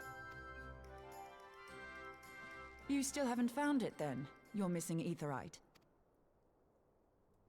We have not. No. We know that Iceheart teleported to an Aetherite not far from the first. Yet even after careful analysis, we could not locate the second beacon. We now suspect that the heretics destroyed the second Aetherite to impede our pursuit. Our allies continue to scour Snowcloak for Iceheart's sanctuary, but we have no guarantee that they will find it. Yet it must be found, for even now Iceheart prepares to call upon Saint Shiva. I'm sorry, but if the Aetherite's been destroyed, then that's that. Although, you're absolutely sure she used the first Aetherite, are you? She didn't just use teleportation magics? One of our own bore witness to her escape. I can say with absolute certainty that Iceheart used the Aetherite. Yes. In that case, there might be a way, so long as the ethereal current is still flowing. Truly? How? We use the current to recreate the beacon. As you know, Aetherites are a bit like lighthouses. We use them to reconstitute our physical forms when crossing the ethereal sea. Without them, we'd lose all sense of direction and our essence would dissipate. However, we don't rely solely on these beacons. There are currents of ether which flow between them, currents which help guide us to our destination. Now, these currents will gradually dwindle away to nothing if an Aetherite is destroyed. But if even a sluggish flow remains, we could theoretically use it to direct a surge of concentrated ether towards the void left by the beacon, and thereby fill it up again. Like opening the floodgates to fill a dry riverbed. Though, correct me if I'm wrong, but would we not need a veritable reservoir of ether? In concert, we might manage to channel a sufficient volume, yet that is not my chief concern. To direct the flow of so great a volume of ether with the requisite precision would be a nigh impossible task in itself. I barely succeeded in facilitating travel to an unattuned beacon. That which you describe sounds considerably more difficult.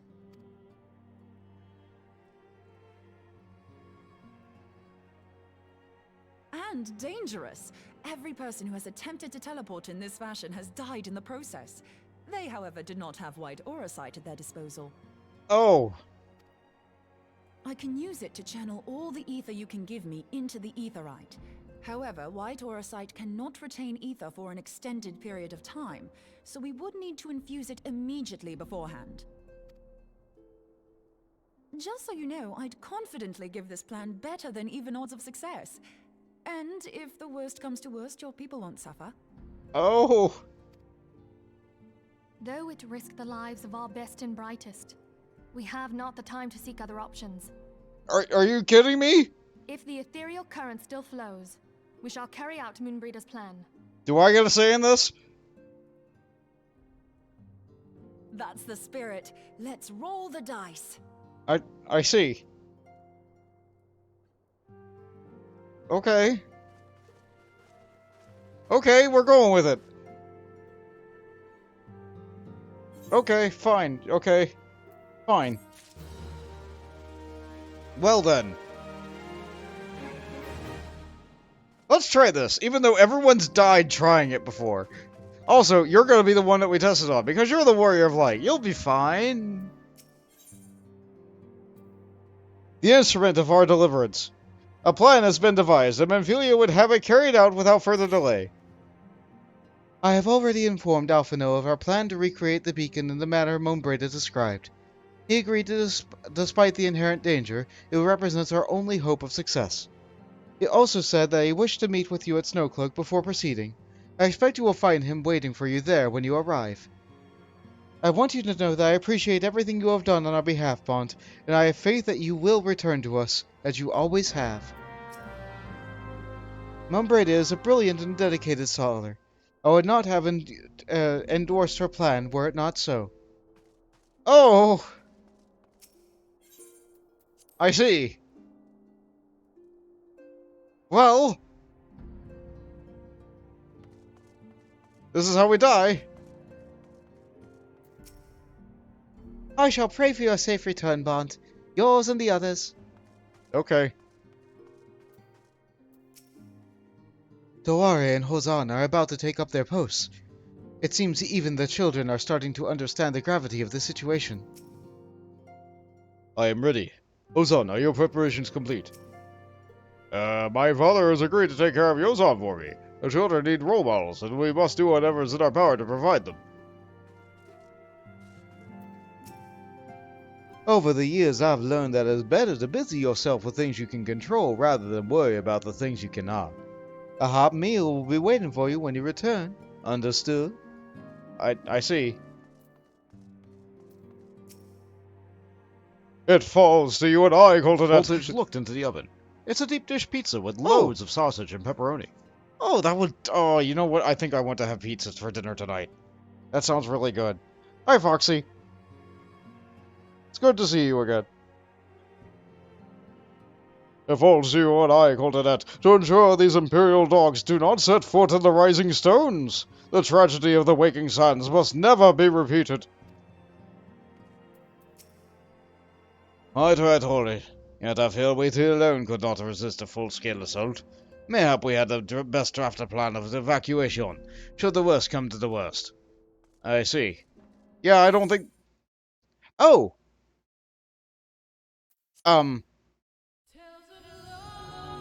I don't think my subscription ran out. The stream's still going, yes?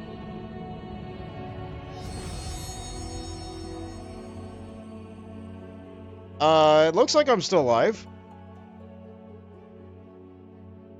Well, this is a first. This is a first on stream, I think.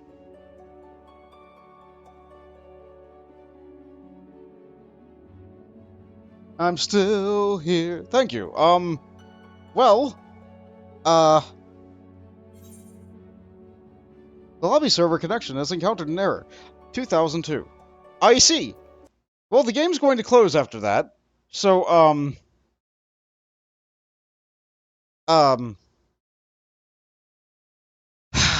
Okay. One moment. This is an MMO. This happens sometimes.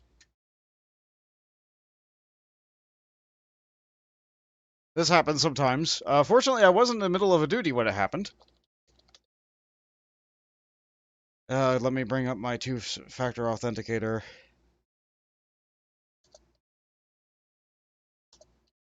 Nope, that's not the right one.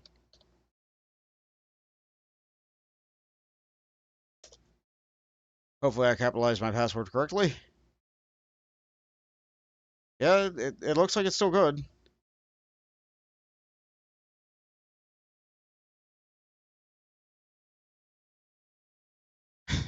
The worst cannot be let to happen. Crash. Well...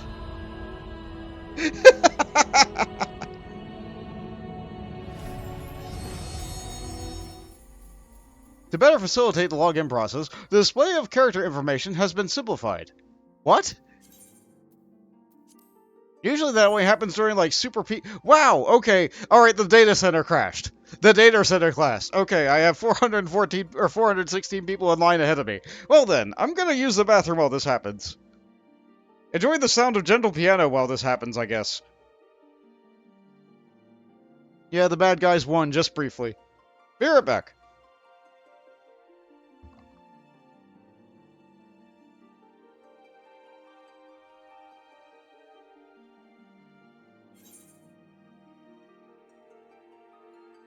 Voltage looked into the oven.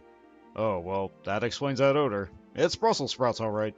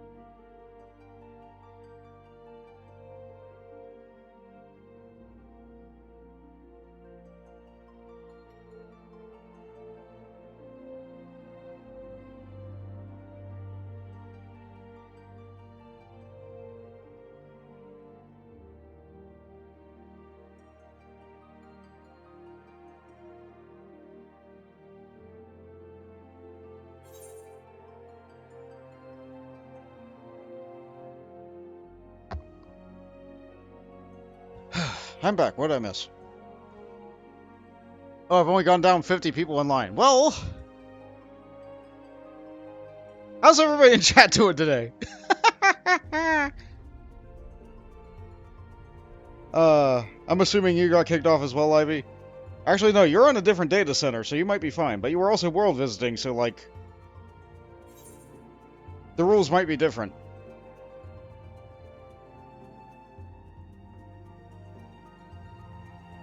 She may have also stepped away, so she might not answer immediately. Let's see. Well, I can talk about other things I've been doing while I've been doing this. You may have noticed that there's not been any uploads of Eternity this week. Like, I know I'm dating the VOD, but that's fine. That's because I got briefly addicted to World of Warcraft Classic. Hardcore. They have official servers on the PTR, or an official server, which has a level cap of 30. And you may or may not keep your character when the, like, official servers go live, so I have not been interested in that at all. However, the add-on still exists, and also all of its rules, like you cannot trade, you cannot group up except for, like, dungeons, you can only do a dungeon once. There's, like, certain level limits and restrictions on the dungeons, so you can't just, like, stomp it.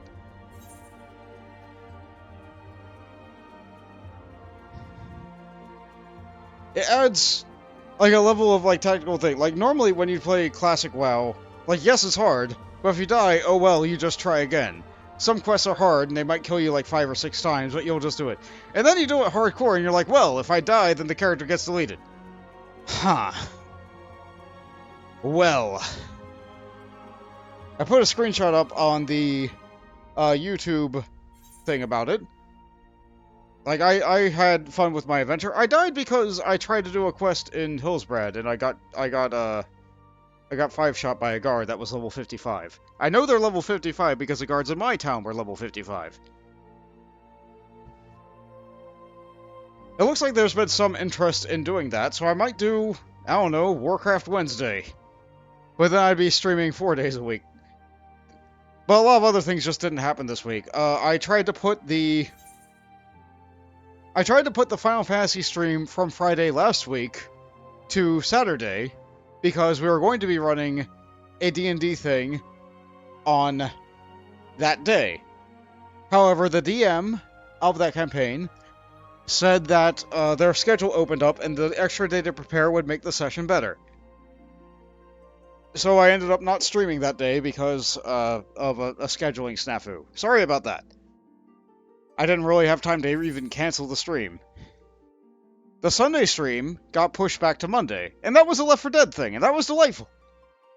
I had a lot of fun playing with Spoop and Shug and Jade and Mills.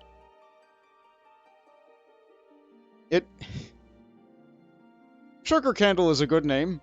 Sugar Candle is a good person. Calling someone else Sugar feels strange. I'm sure she understands and gets that a lot.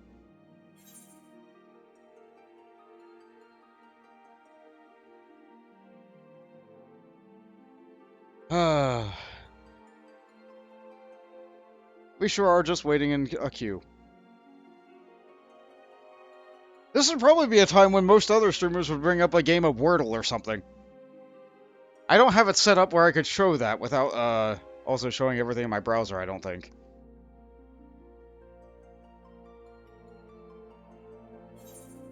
I could put on music. How far are we through the queue? I've been walking around the room. You went to get a drink, you got DC2. Yep, the entire data center went offline, it looks like. But it did get you because you are a visitor, even though your character is hosted on a different world. I see. Well... let's...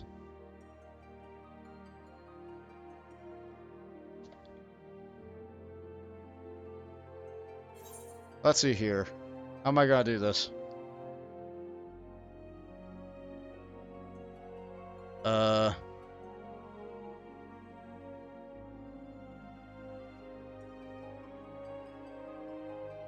Okay.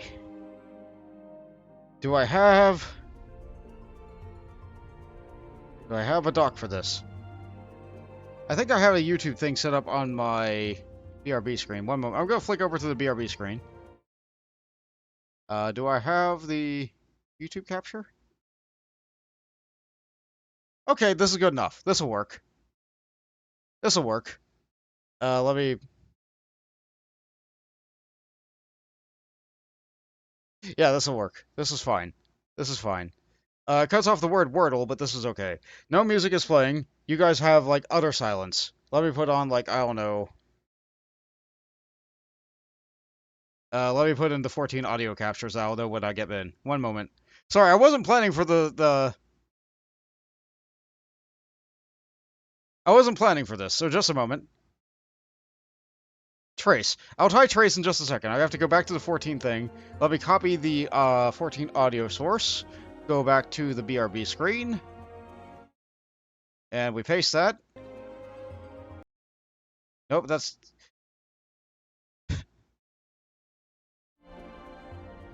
Copy.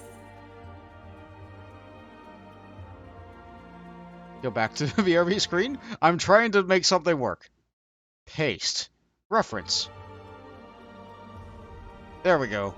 Alright, now you have audio, maybe.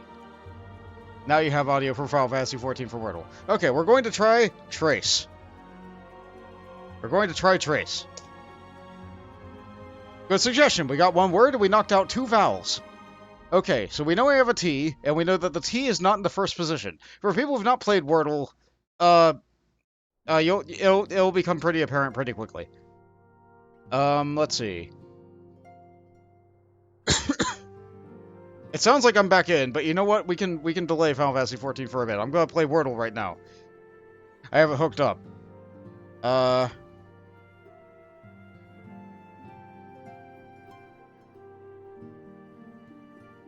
This uses a T that we know that we have. This uses letters that we haven't used. I think I like the word pivot. I'm going to try pivot. Okay, we know that the T is the last word, and we know that there's an O in there somewhere, and the O is not the last or second to last letter. So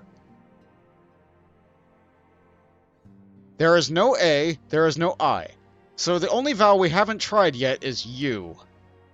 There's no A, I, or E. The only vowel that we haven't tried yet is U.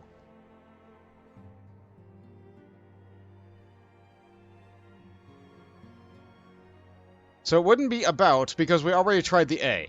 We haven't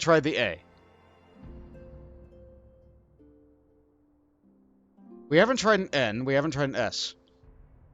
Would it be snout? Do you think it would be snout?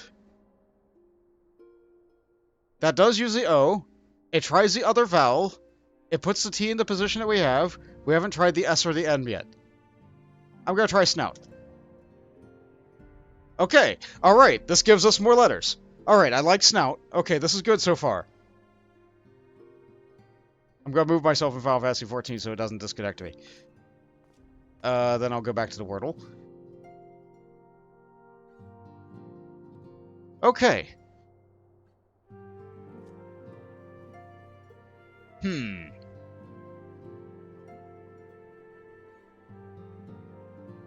So we have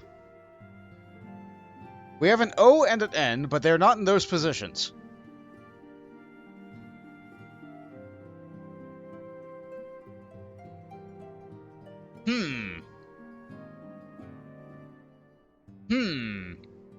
I have 3 more guesses.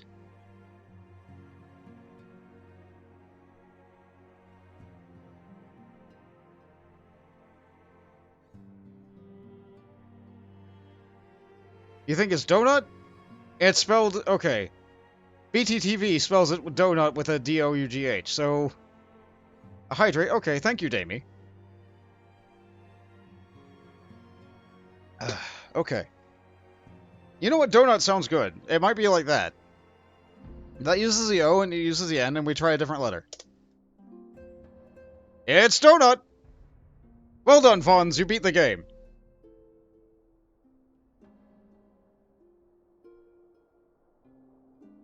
I don't have an account for this, so I don't have, like, stats.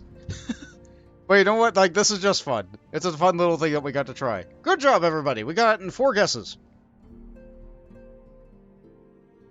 I probably should have gave a little bit of warning before it like that. Impromptu Wordle. Thanks for playing along, Fonz. I do like reading a bit. Let's see. Open the Wolf says, "You were doing your Stormbolt, MSQ, and you got disconnected." Yep, that sure is what happened. It seemed like just the data center went off. Was it every data center, or was it just Adamantoise? Or, what am I on? Crystal? I think it's Crystal. Make sure I didn't miss, like, some Doman Kids thing. It was all data centers. I see.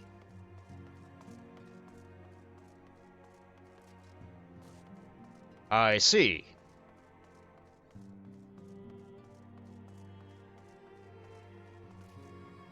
Well, it looks like it got back up immediately, so, like, maybe they just had a brownout over there.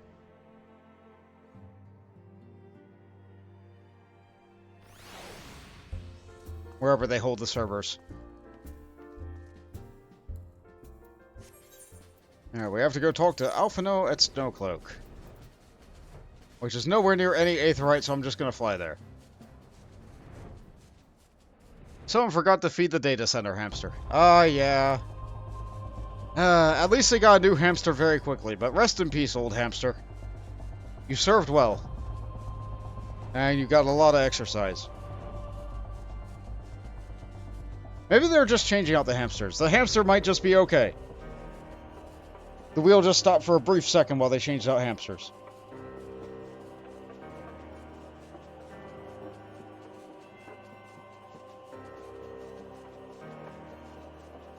That sure is an Imperial castrum over there. And they sure do have a cannon aimed right at it. I forgot that there was an Imperial castrum over there.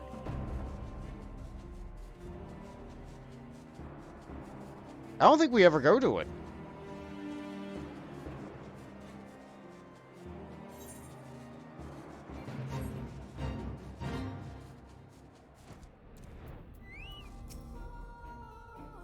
Trust in the power of White Arcite, Bont. And in me, of course. Okay, giant woman. Good to see you, Bont. I was starting to wonder if you would have second thoughts. Captain Nilbert sends his regards, by the way. He attends the interrogation of Eline Royale in the Ulda even as we speak. But I shall not distract you from your matter at hand. We shall discuss the Ivy upon your return. I trust that, by which to say, the others are waiting for us at the Aetheryte. After you, Scion. Oh, I forgot to cover my chat and everything.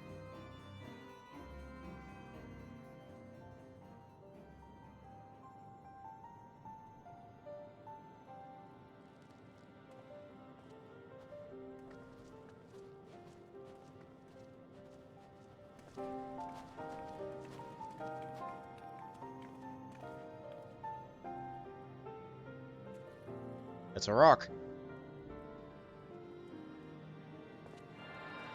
It's really easy to voice out cutscenes when nobody talks.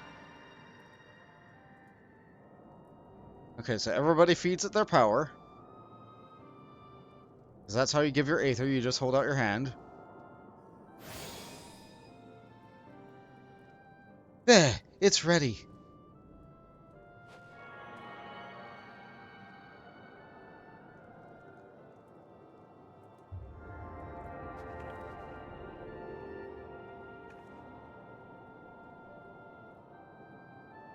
Good job, you've activated the candy.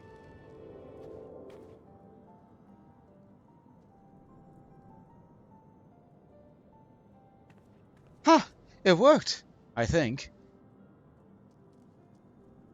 Try tuning to the Aetheryte now. Feel the current and try to locate the beacon. Okay.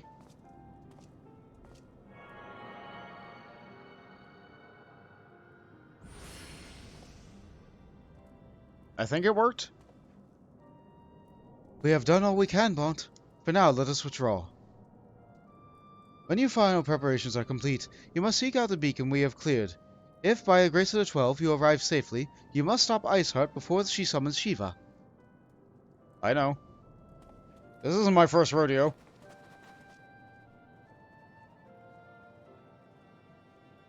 Goodness, it's really hard not to notice that Moonbraida's thighs have eyes.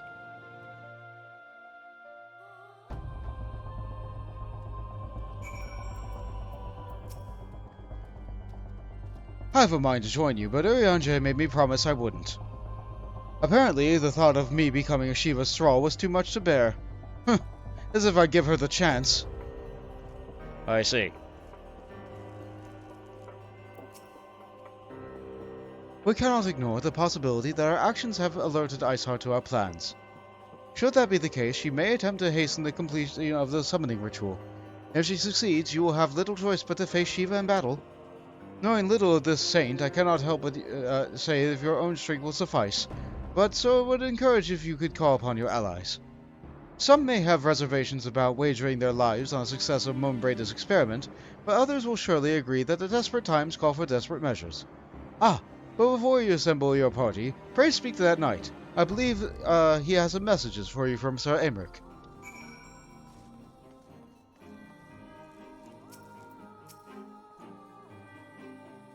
Sir. Sir Aymeric regrets that he could not be here in person, but he asked that I read you this letter. Ahem. Ishgard faces an unprecedented threat, yet in our hour of need, it is not her knights that stand poised to defend her. Mount McGammar, warrior light, savior of Eorzea, your deeds this day shall not be forgotten. Where others would flee, you choose to remain. When others would falter, you rise to a challenge. And when others would use their gifts for selfish ends, you wield yours in service to a greater cause. May Helene bless you with good fortune and see you safely home. Akh Afah Amphitheatre, hard, now accessible. Yeah, why? Okay. Shiva being late just means that she is stronger than other summons. Okay? Alright, so they didn't want to, like, blow their... Like, they didn't want to, like, jump the shark by having Shiva come first.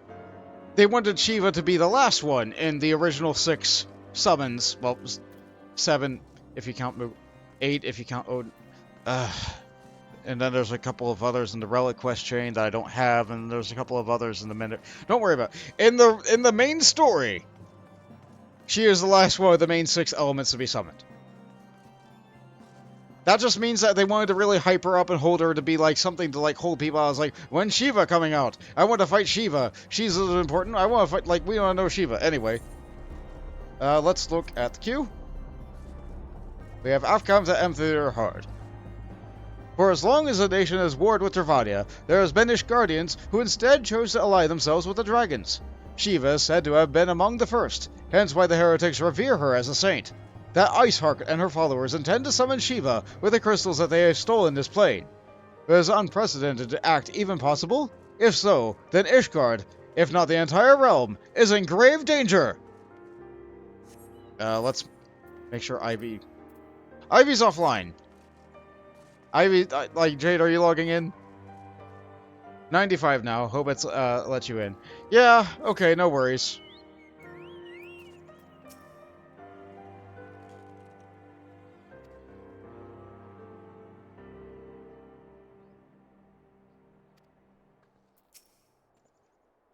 Oh, I've got to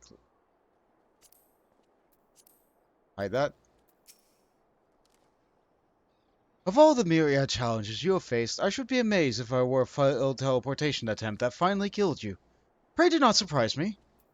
Yeah, I'd like to not die to a failed teleportation attempt. You are waiting right here. Yeah, you know what? We'll wait a moment. We'll see the summoner set. Okay, so let's take a look at this. So this is what the top looks like on Ifimo Makote. So, Jade's covering the boob window. Very modest of you. Thank you. But then, this happens if you're a Makote, Ara, or Hrothgar. You get, I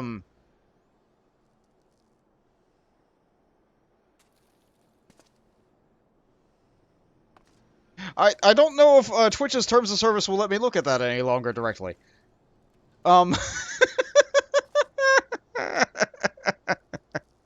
It's in the game. It's not modded. It's.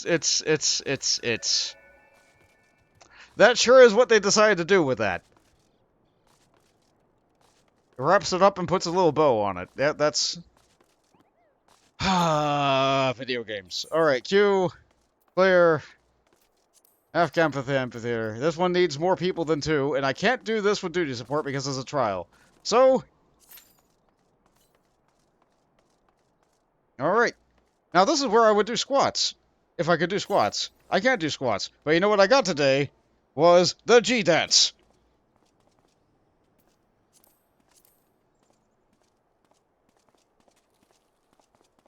Oh good, you get to see what happens when you have a pet sitting on your shoulder when you do a dance where you spin. The pet does not move. The pet is continually facing forward even as my character spins and turns. It's delightful. When they added the pet sit-on-shoulder functionality to the game, the dances were not, they didn't have you spin. I don't think there was any emote where maybe there was, like, the Makote default dance that had you spin. But I don't think they intended that anybody would actually, like, move as a pet sat on their shoulders. But here we go.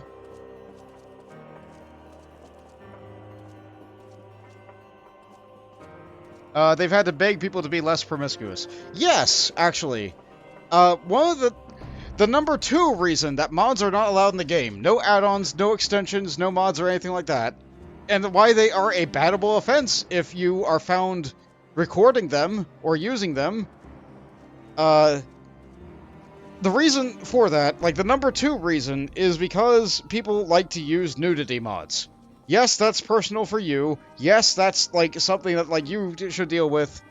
No, they don't want their game to be represented that way. Especially when people use nudity mods on Lalafels.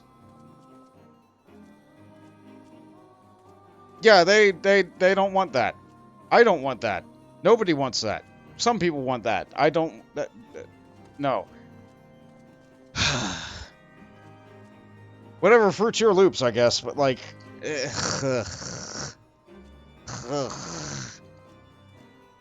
Anyway, the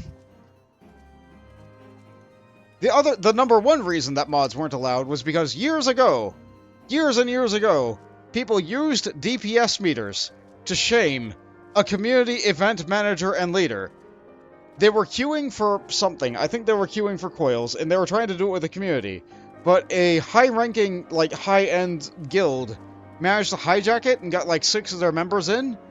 And all they did was constantly aim all the AoEs at her, troll her, shame her for being, like, a bad girl gamer, and then actively posted her poor DPS results because she was dead half the time because they kept on killing her in chat and in, like, Twitch chat and everything. And, like, it was bad. It was really, really bad. I think that person continues to work at the Square Enix, but all those people were, like, sought by the community. People, like, put nothing but white naked Rogadins at their house, like, swarmed them so that all they could ever see anytime they went to any public event anywhere was just, like, white naked Rogadins. That guild has since disbanded. Those people don't raid anymore. It's just, like... And the Final Fantasy XIV team is just like, well, if you guys are going to be using add-ons to be able to be toxic and mean to our other players, that does not build a community. That builds hate. That builds mistrust. That's just... a few rotten apples will spoil the whole bunch. The Final Fantasy XIV dev team is very, very, very much against any add-ons or third-party things because people from Party A and people from Party B exist. And because those exist... streamers like me cannot use those. And realistically, nobody should use them. You shouldn't even discuss using them in-game.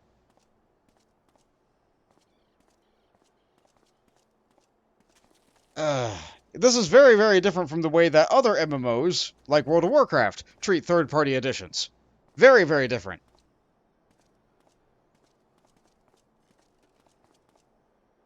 Yeah, World of Warcraft is the other hard foil to look at in this regard. In World of Warcraft, third-party add-ons are the norm. Like, people get all sorts of plugins and add-ons. Like they even have an installer for add-ons right in the UI, right in the menu. Like, when playing WoW Classic, for example, I use the Hardcore add-on and the Questy add-on, because I don't know where all those quests are, and the add-on helps me find out places where I can go to level. Classic is difficult.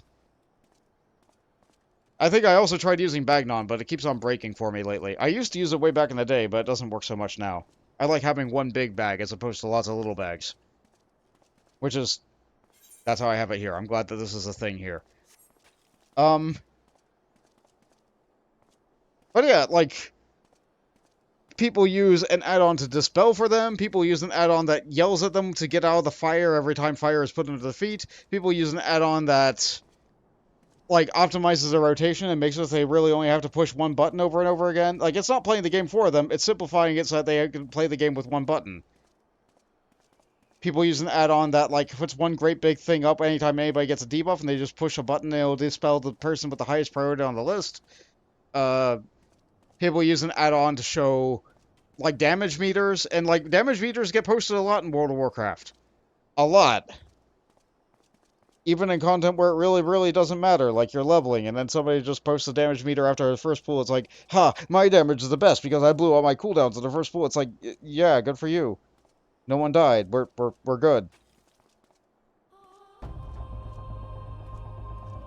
We should kick the priest. They're not doing any damage. Yeah, they're the healer.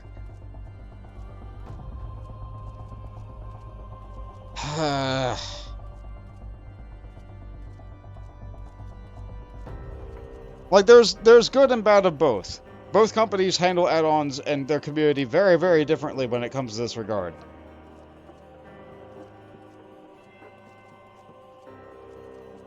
Which is a good thing.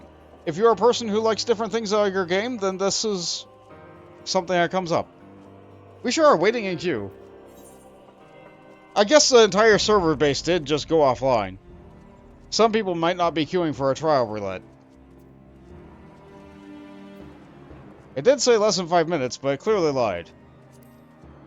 I don't have any more hunting log I can do.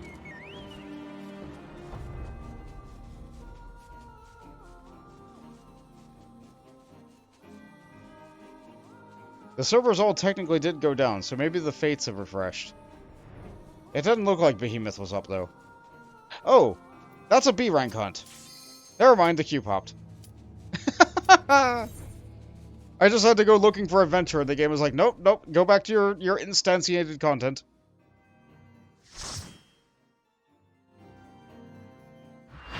The other tank will likely see that I'm in cutscene and take charge.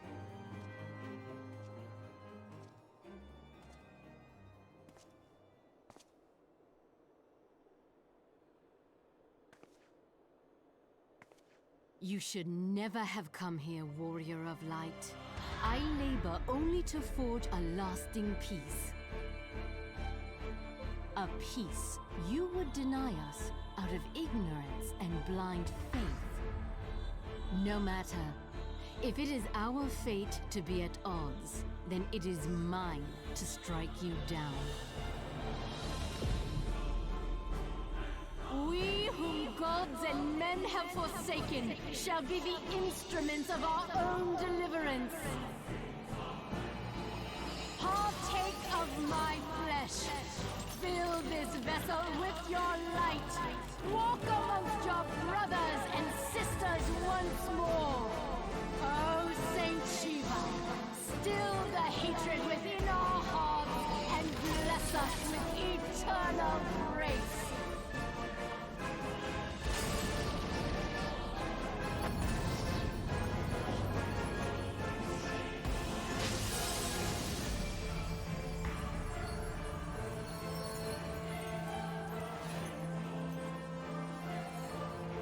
So now she is Shiva. With very exposed hips. I guess she does lay with dragons.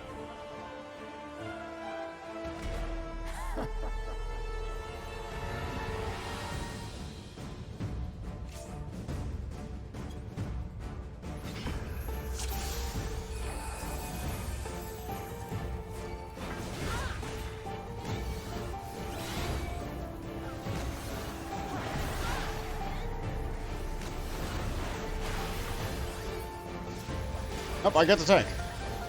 Oh, that's a sword. Oh, that's a staff. Okay, So Shiva changes weapons. On Extreme, like, you guys have seen me fight her on Extreme, and I meant to her that maybe, but on Extreme, the weapons are very, very...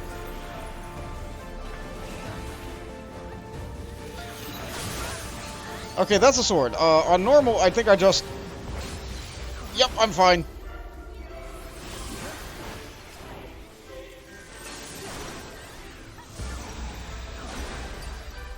So she summons her generals.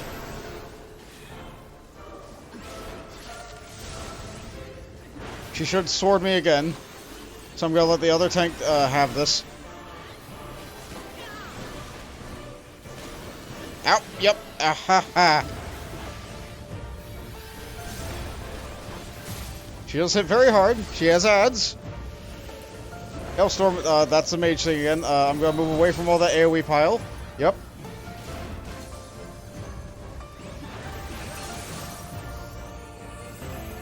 Slash B's knees. Embrace the serenity. I missed it. It's fine. I just wanted to dance because freeze time! And scatter them like dust to the wind. Very stylish, the step, and the music of change. It went from a nice little classical orchestral piece to,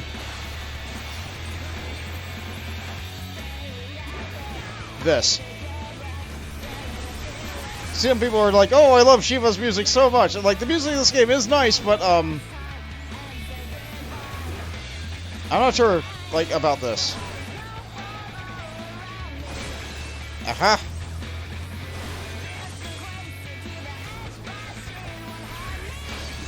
Oh, good, she almost knocked me into the wall. If she knocks me into the wall, I get frozen, but, we almost win. Our gear is just way too good.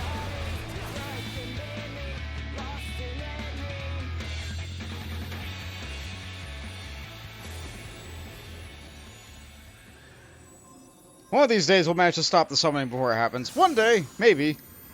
Well, that's no fun if we do that.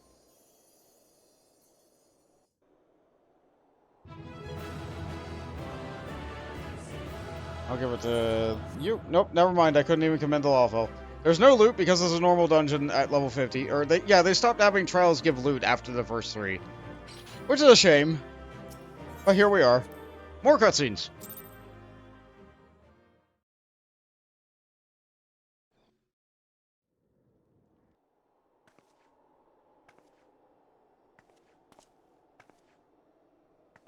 And she's still alive.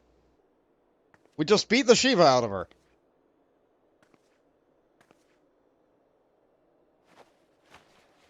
Why so grumpy? Yeah, I do hit pretty hard, don't I? Fool. Blind, bloody fool. Well, I'm only bloody because you hit me that hard. You, of all people, should understand the suffering war begets. That no sacrifice is too great if it brings an end to the violence. Mine is the righteous cause. Is it? You fight in a war you do not understand. A pawn of liars and schemers. And they are no less ignorant than you, following the creed of their fathers without question, never thinking to ask why. Trapped in a delusion of their own creation, and blind to the truth.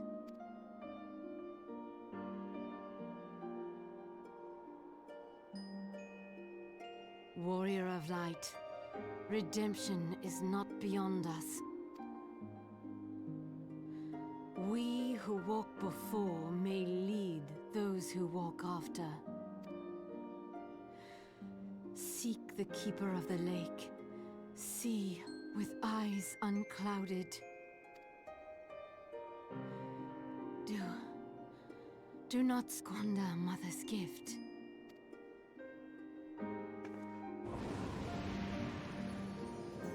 Oh, you teleport fast.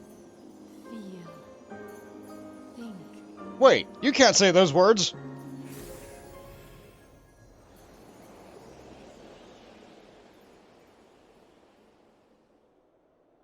Dagnabbit, she got away. That means she can summon Shiva Extreme.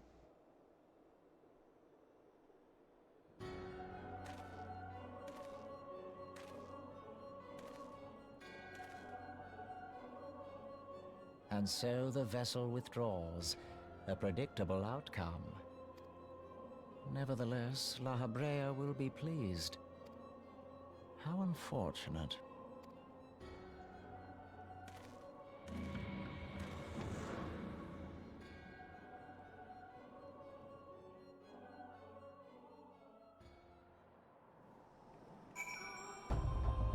It's good that not all the Ascian's plans necessarily align with one another. Let's see. Why, the 12, you're alive! I mean, of course you're alive. Why wouldn't you be? I hit it pretty hard. Ice-hearted what? And you're certain about that, are you? Dervanians are skilled with glamours, after all. Look, if you say that's what you saw, I believe you. It's just that I've never heard of a primal being summoned like that before. Are you sure you're not injured? Head trauma has been known to cause hallucinations, you see. No? Fair enough. I was only asking. Yeah, I dodged the big hit. The road less traveled. Mambrita remains unconvinced that you have not sustained a head injury.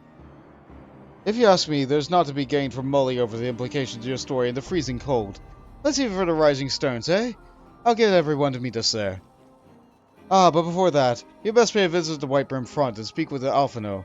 He'll probably be worried sick about you. That, or he'll be busy playing at politics with the Ishgardians.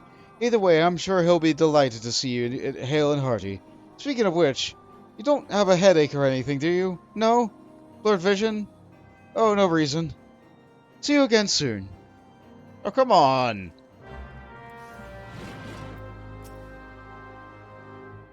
It's not a matter of training with your eyes, I fear. Without foreknowledge or serendipity, you would never find every tunnel. Oh, that's the same dialogue. Okay. Off we go, then.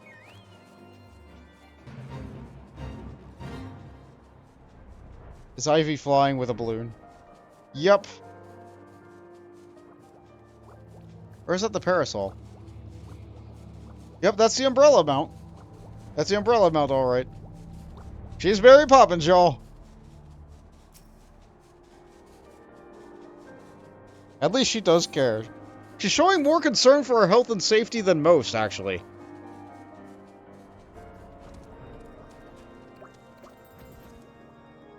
Even though she, like, did endanger us. But then again, most people endanger us.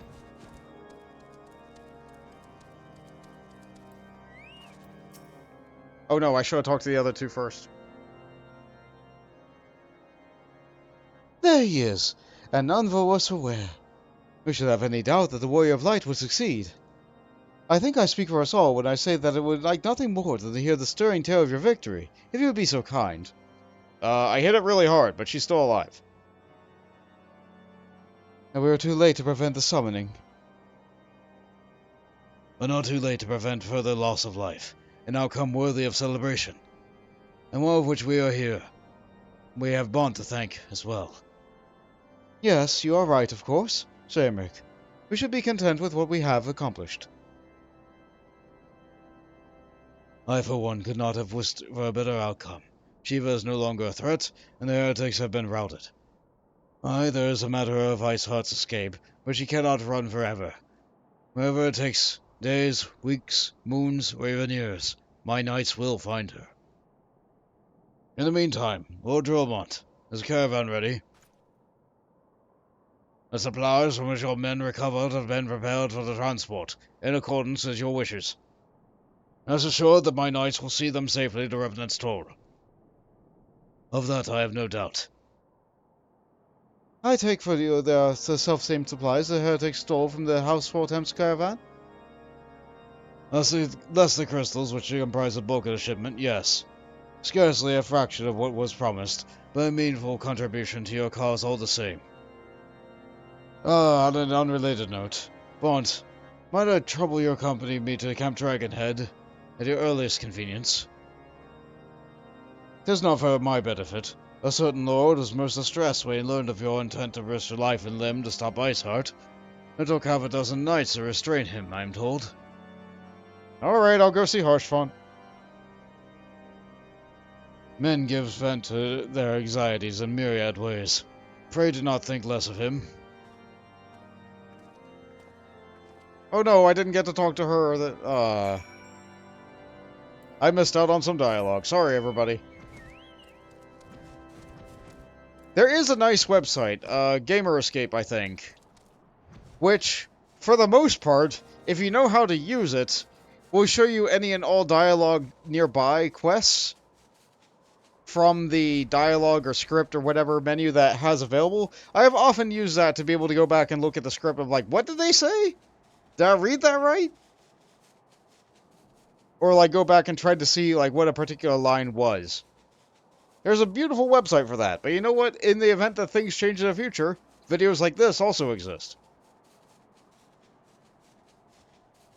Seasonal events are one thing that you can usually catch by account of somebody else having recorded it on YouTube.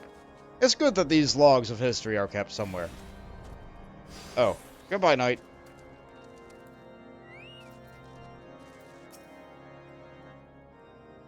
If our business here is concluded, we should attend to Sir Emmerich in the intercessory.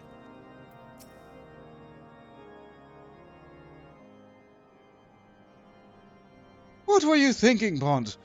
Wagering your very being on the dubious theory which might allow you to entertain Iceheart's lair, knowing full well that she could have sufficient forewarning to complete her ritual to summon Shiva anyway? And then, engaging the abomination in mortal combat? By the Fury, Bond! 'Tis the stuff of ballads! A battle for the ages! Would that I hadn't been there to fight by your side! Yet here I was forced to wait, condemned to wander the fate of my dear friend on a veritable eternity!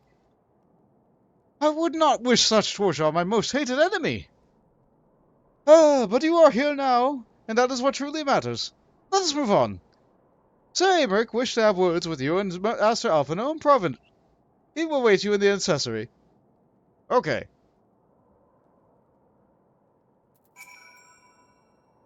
Pray go on ahead without me, Bond. Another matter requires my attention, but I shall join you anon.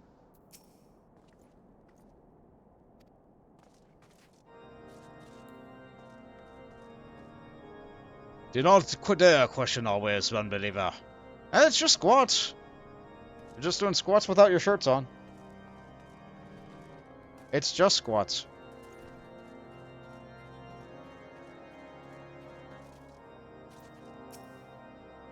Greetings, sir. I shall show you in at once. He sounded so disappointed he couldn't join. Yeah. Hirschfront just wants to be our friend.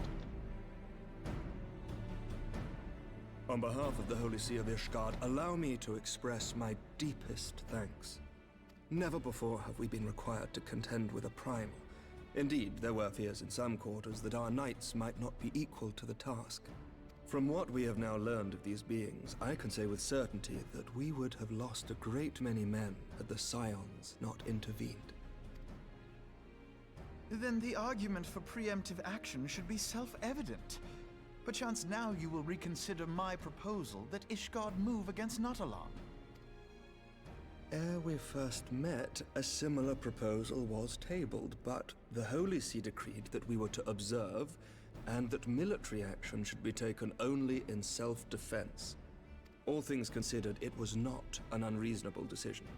Since the calamity, 2 vigils have fallen to the Horde, while Garuda has never shown any inclination to storm the gates of judgment.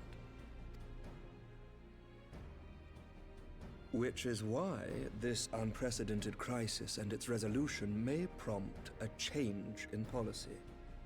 You who have faced these primals know well the threat they pose. Ishgard did not. Not until now. And there is naught like a brush with death to change a man's outlook. At the very least, this should silence any lingering objections to our arrangement with Revenant's Toll. The Holy See may even feel moved to grant us its formal endorsement. So far as it is possible, the Scions shall be compensated for their service. We should be grateful for any aid you can provide. As a gesture of good faith, I shall withdraw my previous request. Your people are doubtless needed elsewhere. That will not be necessary. We too have a vested interest in watching Dravania's movements. I see. Once more, I must thank you. Sir Emmerich, if I may, do you truly believe that Midgardsormr could return? The heavens are a window unto truth, but those who interpret their movements are not infallible. I requested your involvement as a precautionary measure. But of course, you sought an excuse to compensate us from the first, mindful of what would happen if Revenant's Toll were taken by your enemies. Ishgard is not wont to aid its neighbors, but that does not preclude it from manipulating them to serve its own interests. Choose your next words carefully.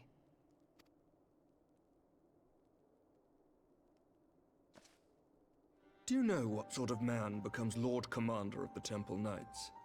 One who comes from good stock. I did not. Yet here I am. Now, why do you suppose that is? Because I swiftly learned to tell the difference between words, deeds, and beliefs. You are correct, Master Leveilleur. Ishgard desires to see Revenant's Toll flourish, as it would present a troublesome obstacle to our enemies from the south. We are so glad to be of use to you. As we are to you. Ours is a mutually beneficial arrangement, lest we forget, one born of necessity. The dragons grow more restless by the day, and the heretics harry us nigh without cease. We have contended with such troubles for centuries, but there are limits to even our endurance. Yet as a pauper is loath to part with his meager possessions, the leaders of Ishgard are not wont to render up their trust to outsiders. But with perseverance on our part, they may yet be made to see the light. Nevertheless, one must take care when walking the road less traveled. Wise words, Sir Emmerich. I shall make a point to remember them. I must apologize for my earlier outburst. I hope it will not sour our good relations. Not at all. You but spoke from the heart. I trust you understand that at times my duties may prevent me from meeting with you.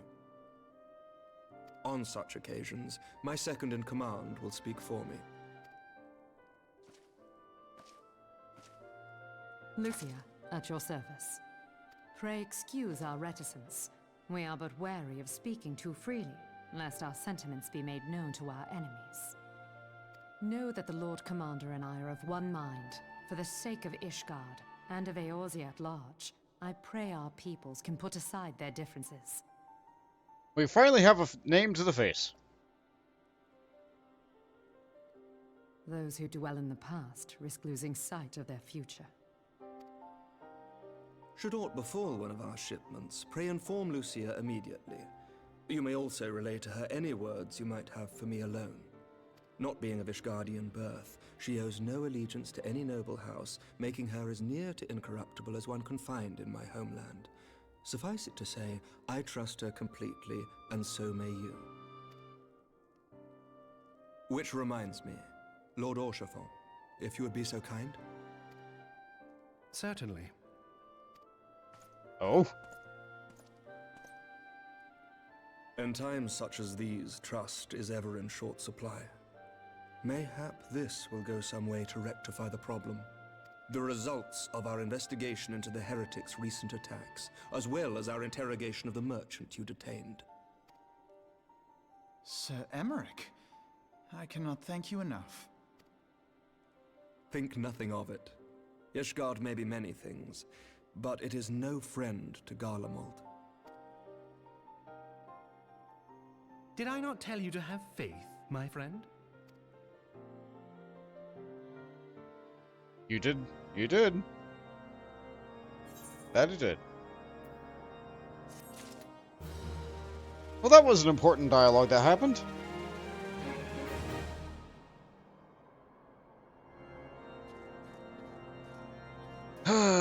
Ishgard sure is a complicated situation. One day we might go there. Eyes unclouded. For one who with reason to celebrate, Alphino looks rather grim. It would seem we have much to discuss with our friends the Rising Stones. If what you say is true, Iceheart's method of summoning Shiva defies all precedent. It necessitates a complete reappraisal of our primal threat, and our approach to combating them. Moreover, there is a grave ramifications if word of the incident reaches Imperial ears. The Garlean Empire believes that primals are an insufferable menace, that their mere existence is a threat to the very star. As such, they deem any action taken against the beast tribes to be justified by default. Imagine, then, if it became known that it was not only the beast tribes of Eorzea that could summon primables, but its civilized people as well. Any lingering objections to Eorzea's campaign would vanish overnight. Where before we had contended with a single Imperial Legion, we would find ourselves facing the combined might of all Garlemald. But I speak unadvisedly. Come, Mont. It is better we continue this conversation in Mordona. What about now? If there is one thing that can be said for Sir Emmerich, is that he understands how dangerous knowledge can be in the wrong hands. We are but fortunate that this incident took place in so remote a location. The truth should not be too difficult to suppress, for now at least.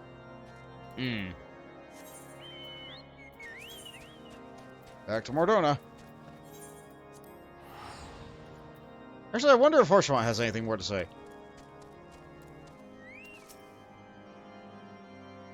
Heretics, Javanians, old familiar fit.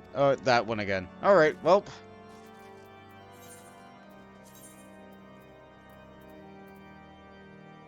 I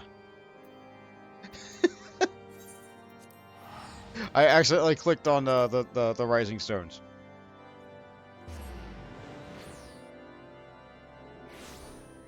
That was a fast load.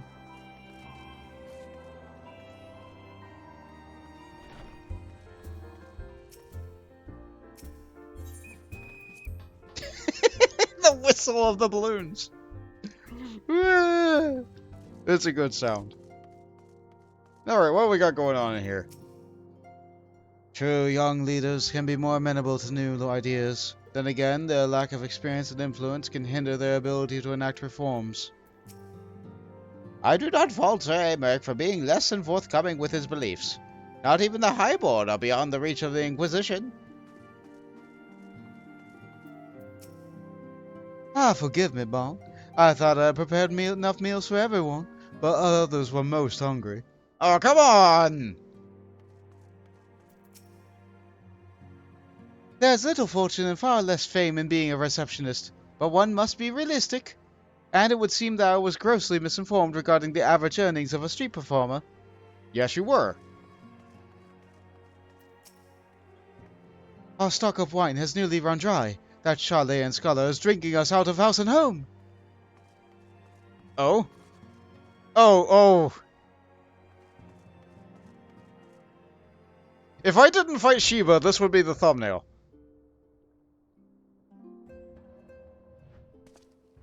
If I didn't fight Sheba, this would be the thumbnail right here. Maybe from this angle.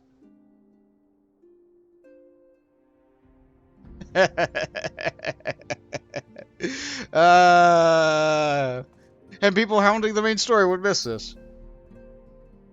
What have you two do is your own business? Didn't say I didn't warn you.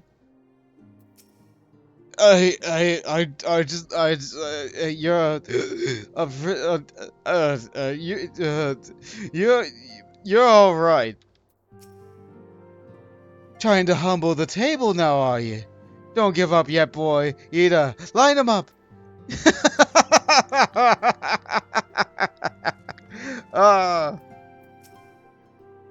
Calm yourself, Courtenay. It's just a little sip after practice.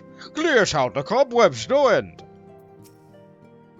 A sip before practice, a sip after practice, and all too often a sip during practice. I do believe Mom Vreda is having quite a bad influence on you. I see. One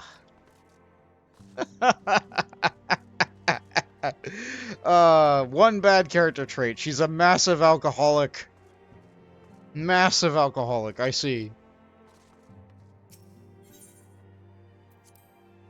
I see. Yep, Thancred is tanking that table.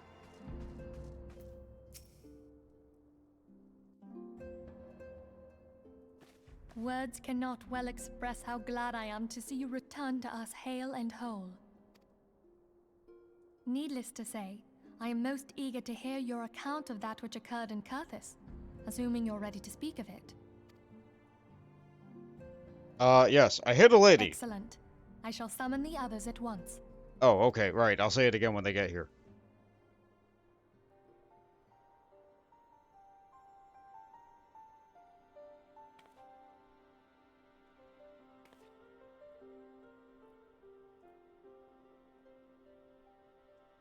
Iceheart used her own body as a vessel for a primal soul?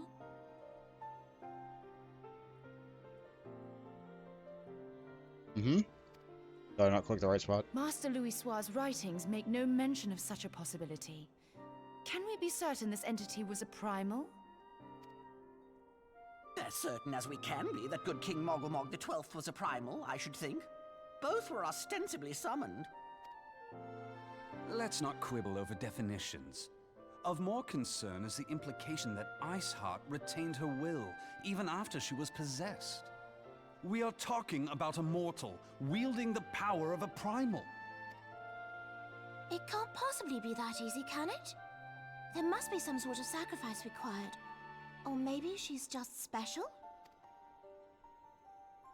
What qualities this woman possesseth, I know not. But full sure am I that she was groomed for this role. Few are privy to the secrets of summoning, and but a single party standeth to profit from their dissemination. Well, I wouldn't presume to comment on how the lass came to know about summoning, but I will say that what she summoned was a primal. The readings were the same, or near as damn it. Strange as it all sounds, it's really no different from what you've faced before. Then mayhap it is time that we re-examined our previous encounters. Pack your things, Ida. We're going back to Gridania. Yes, sir. About Iceheart's final words to you. Yeah. Hear, feel, think. Yeah, she stole them. Hydaelyn speaks to her as well. If Iceheart is blessed with the power of the Echo, she will doubtless have used it to further her goals. Or could it be that it was a revelation granted her by the Echo which first set her on this path? She did say that the Ishgardians were blind to the truth. Do you think she has knowledge of the origins of the Ishgardian-Dravanian War? It would do much to explain her unwavering conviction. Did not the Lady Iceheart implore thee to seek the Keeper of the Lake? And did she not imply that in so doing thou wouldst come to see with eyes unclouded? Midgard-Zoma was a king amongst kings who reigned for centuries on end. But he is dead and his wisdom lost to the ages. Unless the Ishgardians' fears are well-founded, it would seem we have yet another reason to stand watch over the Keeper of the Lake. For a mercy, we are well positioned to do so. Iceheart, Shiva, Ascians, and Midgard-Zoma. I shudder to think how they're all connected.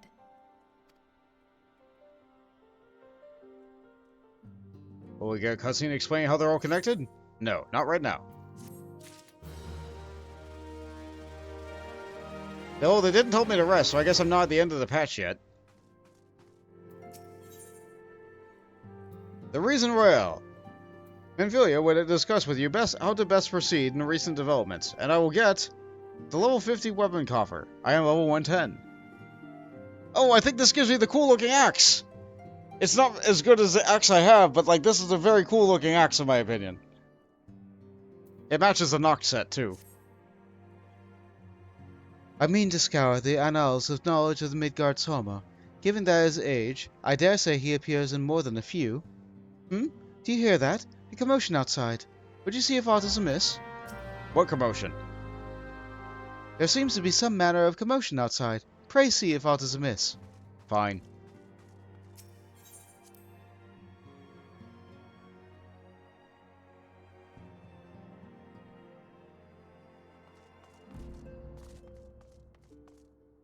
Let's see. Are they still talking the same thing? Yes. But you are here now.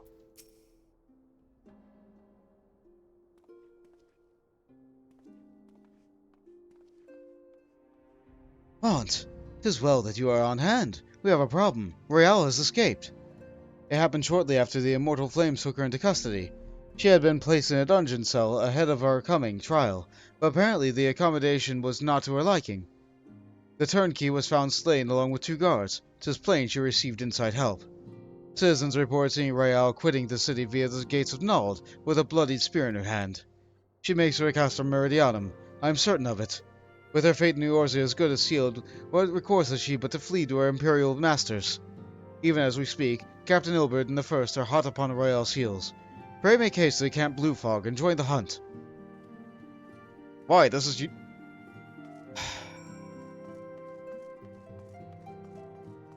You keep tanking that table, Thancred. I'll be back.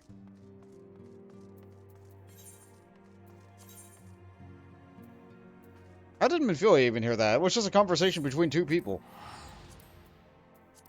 One of them must have yelled. It was probably Alphino.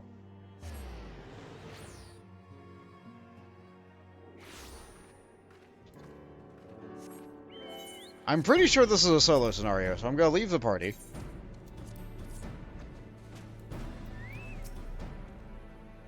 My thanks for coming, Scion. I have spoken with the soldiers before.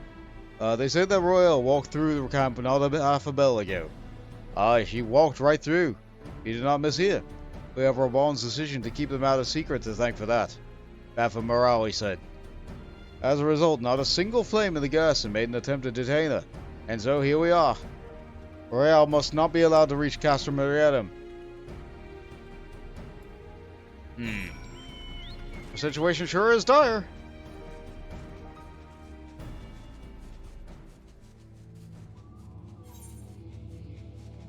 I still think that the Crystal Braves probably could have did this without me.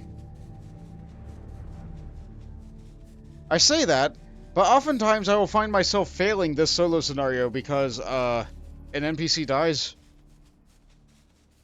So, if I fail, I just need to tank better, I guess. Fortunately, I'm a tank. If I was playing any other class, this might be a problem. Was that really necessary? It better be compensated for the additional exertion you caused me.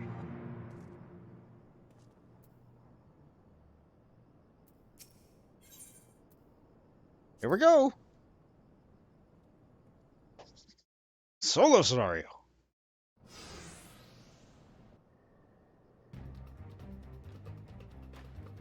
This wretch was with Royale. He threw himself out as his, they threw himself out so that his mistress might escape. She didn't blink when we cut him down, not even when he started screaming. No loyalty even to her own, like the goddamn harpy. We may scion. We almost have her. He's a bit single-minded in his duty here, isn't he? I feel like he's been doing nothing but hunting the Ivy ever since the Crystal Braves were formed.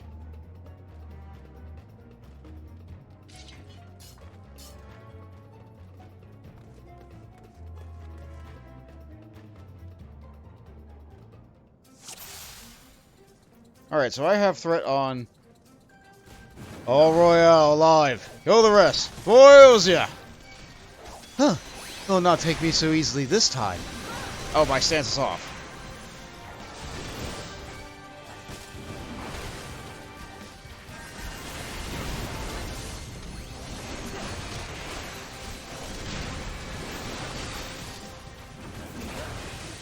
Okay, now I have threat on everything.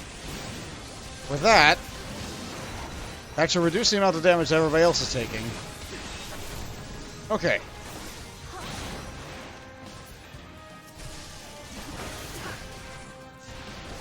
Enemy reinforcements. Look sharp, men. Show them no quarter. I'm surprised even they get, like, these little, like, additional things. Hands!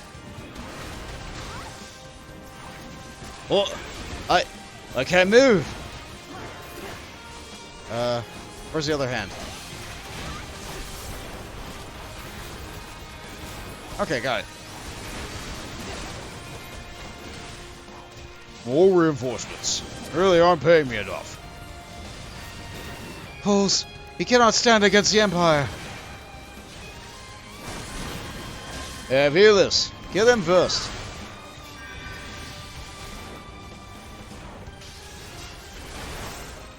I can do that.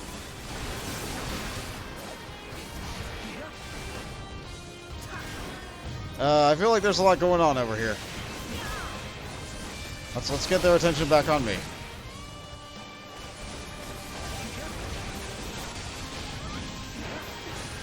Hold on, it looks like she's about to die. No, she might be stuck at 1 health.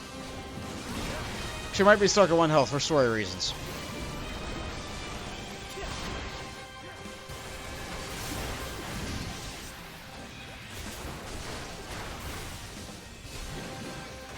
Oh no, gotta get them off the NPCs. I'm a tank. I can make this mission succeed. Forgive my lateness. Well, you're dead. The circle fetters those who wander within. Lure the enemy to it.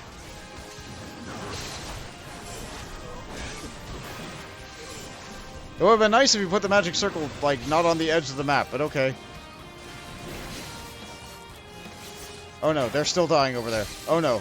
Oh no. Oh no. Okay. I can't let them, I can't let that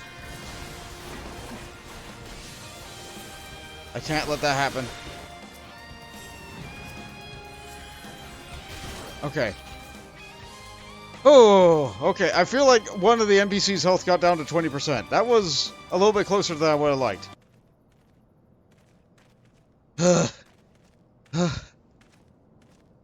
Binder, and do it right.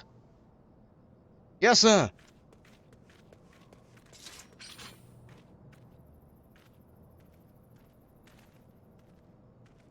Good work, men. What, here to arrive at the last second to get all the credit? She and the Imperial cronies pushed us close, but we were better. Behold, a respectable officer of the Immortal Flames. People looked up to you as one of the Order's founding members, one of its pillars. It saddens me to see you fallen so low. What do you know of low? You, a spoiled little lordling who has never known any want. People such as you take wealth and birth for granted. You think it your God's-given right to rule over others? You know not of our plight. The injustice of low-bornish guardians must endure. Dear noble lords and ladies, we are not people, but resources to be consumed. I did what I had to survive, stealing, killing, even whoring myself. It's no fault of mine if fools imagined me a paragon when I joined the Flames. Yeah, you tell it. One would think you're the only person ever to have suffered. In case you've forgotten, Reborn was himself born into poverty, as was I. We lived hand to mouth, with little more than the shirts on our backs. Hunger was our constant companion. You never did bemoan your lot in life, nor did we begrudge others for their fortunes. We accepted the hand that we had been dealt, and I played it to the best of our ability. Life was a battle, aye, but no matter the fate threw at us, we took it on the chin and came on back for more. Everything we have, we fought for. How are we any different then? It's true that we're both mercenaries of low birth, and it is true we both had our fair share of struggles. Whereas I sold my sword, you, Marshal, you sold your comrades. If life has taught me one thing, it's that you never betray your own. I would sooner cut off my own arm than raise a hand against a friend. I see. But enough talk.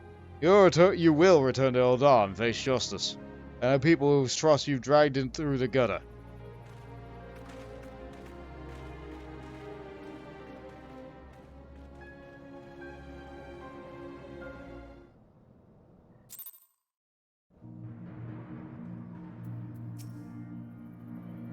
I joined the Crystal Braves that I might strike a blow against the Empire. Those who cast their lot with Garlemald should expect no better treatment. Not so much as a hint of remorse. 'Tis well that the sword's business is finally at its end. A friend's betrayal cuts deeper than steel. We must hope that we have chosen our own allies more wisely than Raban chose his. And we get the weapon coffer!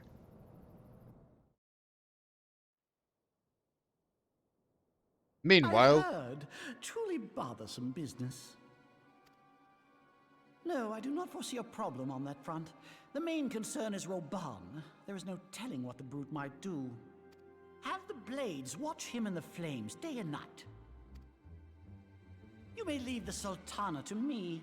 I shall personally attend her grace.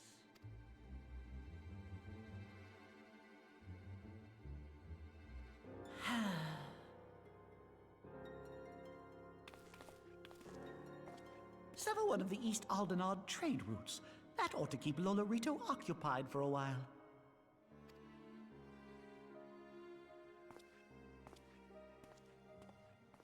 Nanamo Ulnamo. For my sake, pray be a good little Sultana to the last.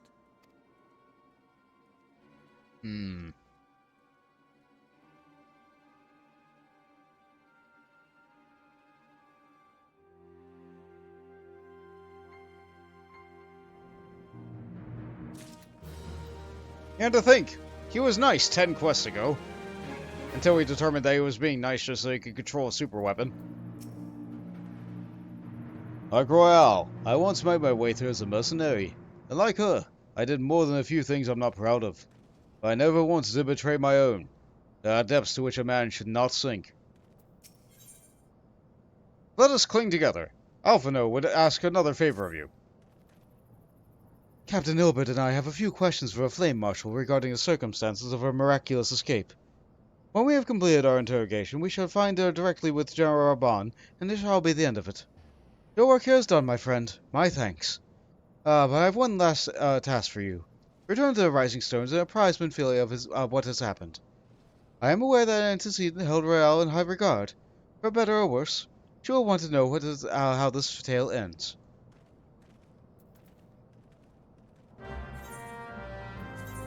Why can't we just use the Link Pro? I guess some news has to be given in person and can't be told over the phone.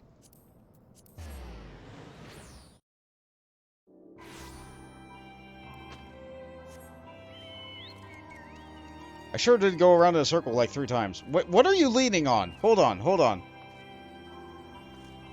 You're doing the leaning emote. You're leaning on nothing, you're just... Fine, okay, whatever.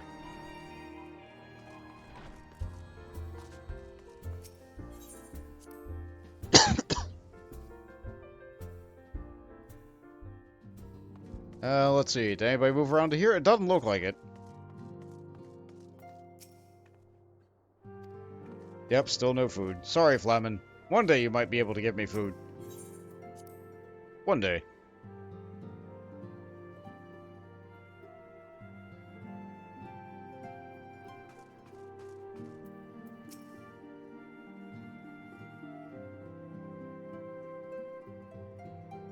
Welcome back, my friend. I have already received word from Alphino. Then why did he send me? Flame Marshal Huayu was the Garlean agent. I know not what to say. Together with Reborn, Aline lent us much-needed aid at the time of our Order's founding. She was particularly passionate about the need to tackle the primal threat. When we discussed the subject, her eyes fairly shone with determination. Whatever else she may have been, I choose to believe that it was her true self with whom I spoke then. But now is not the time to dwell on such matters. I have an important announcement to make regarding our effort to defeat the Ascians. We shall begin as soon as everyone is assembled. Good! As a voice cutscene, so you know it's important. My thanks for coming, friends. Moonbreeder, the floor is yours. By now, I'm sure you're all familiar with white auracite, the miraculous material that'll allow us to capture Ascian souls. Back at Snowcloak, we verified its ability to absorb vast amounts of ether. Alas, it leaves something to be desired in the area of stability. The stone can only store ether for a short while before expelling its contents. In addition to auracite's inherent limitations, we must needs be wary of our enemy's strength. Our foe draweth upon an infinite wellspring of power. Even should we succeed in entrapping him, the stone will not long contain his wrath. Meaning that, if we want to kill the swine, we'll have to be quick about it. 'Tis our belief that an Ascian soul may be permanently undone, if smitten by a sufficiently concentrated burst of pure ether. The only trouble is, we can't say for sure how concentrated the burst needs to be. Without knowing how much ether an Ascian soul is composed of, we're basically guessing. Our sole clue lieth in thy struggle with La Habrea. During that encounter, Heidelin bid you forge what she called a Blade of Light, a weapon which took the form of a luminous stream of energy. Based on your description, we believe the blade with which you vanquished your foe was composed of ether. Admittedly, your victory proved ephemeral, as La Habrea was able to use a crystal of darkness to flee into the space that lies between our world and the void. The fact remains, however, that Heidelin placed the means to destroy the Ascians in your hands. Be that as it may, it would be unwise to assume that she will do the same when we next encounter such a foe. Quite so, my lady. We must needs find the means to forge our own blade of ether, one to equal that which Heidelin did benevolently bestow upon her champion. That is all well and good, but it seems to me that producing such a blade will require a prodigious quantity of ether. Whence will it come, pray tell? Oh, what if we had 2 pieces of white auracite? One to trap the Ascian, and the other to store the ether for the blade. Oh, nice try. But it's as I said, the stone won't hold ether for any length of time.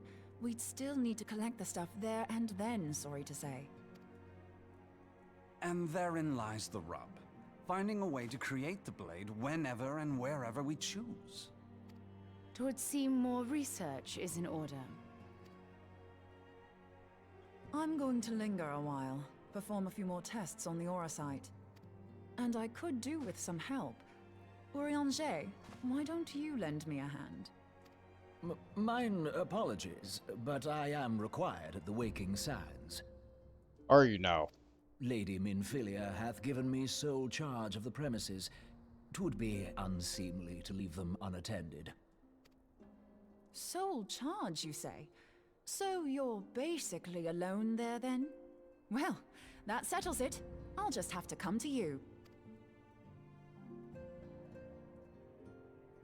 Oh my.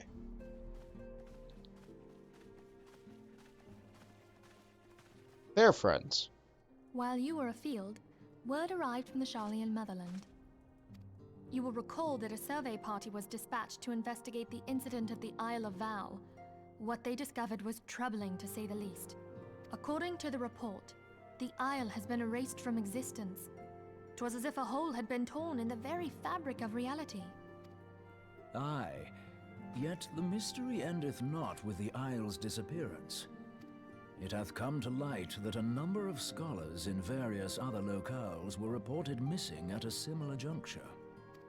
What's more, they all had something in common with the head of the students of Baldessian. Every last one of them was researching a phenomenon called dimensional compression, or the rejoining as the ancient texts call it. I'll be damned if that's a coincidence. All indications suggest Ascian involvement, but I sense that a force greater still is at work. The entity the Dark Beings call the One True God.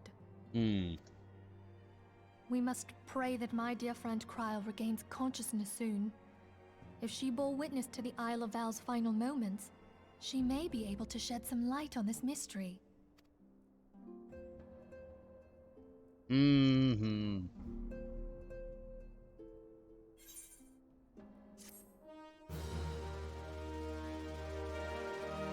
They sure said a lot there.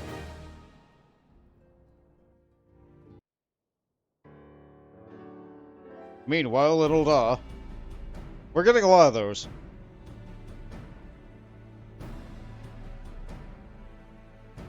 Following the calamity, the forces of the 14th Imperial Legion entrenched themselves in strategic locations across Eorzea.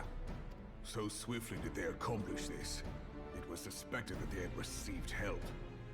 To think that it came from Huayu, my right hand. Is that how you say that name?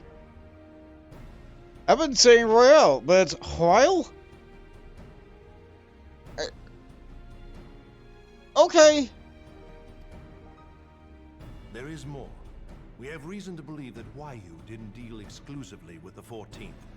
She also answered to a higher authority in Garlemald. But this higher authority could not have been the Emperor. By consenting to the Media Project, Solus Zos Galvus showed himself to be more concerned about preventing the spread of primal influence than claiming Eorzea for the Empire. He would happily have seen the lot reduced to ash. We believe a number of high-ranking figures within the royal household were against the decision, but that they knew better than to oppose the Emperor openly. Of course, this didn't prevent them from making clandestine provisions, in which Huayu played a part. Alas, these provisions did not prevent Dalamud from falling, and the ensuing chaos changed the face of the realm forever. Yet Eorzea survived. To all intents and purposes, the Meteor Project had failed, and the Empire was left to rue its lack of a decisive means to eliminate the primals. Until, that is, it stumbled upon the Ultima weapon. Even before the accursed thing was dug up, it seemed to me the 14th had the might to overwhelm our weakened armies. Yet they chose to hide behind their walls. Why? The Black Wolf was wary of making the denizens of Eorzea desperate, lest more primals emerge to bleed the land. The discovery of the Ultima weapon, however, emboldened him to resume his war of conquest in earnest. But there was one in Garlemald who believed that Van Belsar's actions were premature. one who stood higher in the Imperial Army's chain of command. He ordered the legatus to halt his advance, only to find that the Black Wolf had slipped its leash, and that the 14th now acted alone. In a bid to bring Van Belsar to heel, he used the agent he had planted in Ul'dah prior to the Calamity to undermine the Legion's efforts. A man who outranks Van Belsar, yet opposed the late Emperor's decision to annihilate Eorzea.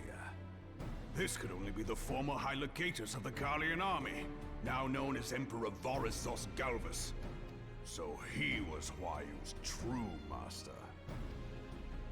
But one of several in actual fact. We've learned that even as Huayu served the Empire's interests, she sold Imperial secrets to a certain faction in Eorzea. In so doing, she helped to maintain the status quo, thus prolonging the conflict. Considering who stands to profit from war, it isn't hard to imagine who her other masters were. Seven hells! You mean to say that she was a double agent? Huh, triple, if you consider her services to Van Belsar and the new Emperor as separate. As neatly as these pieces seem to fit, one aspect of the puzzle remains unclear to me. By whose will was the Marshal feeding intelligence to the heretics?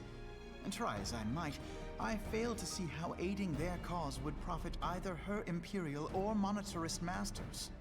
Could it be that another hand is at work here? If so, Huayu must be made to reveal whose it is.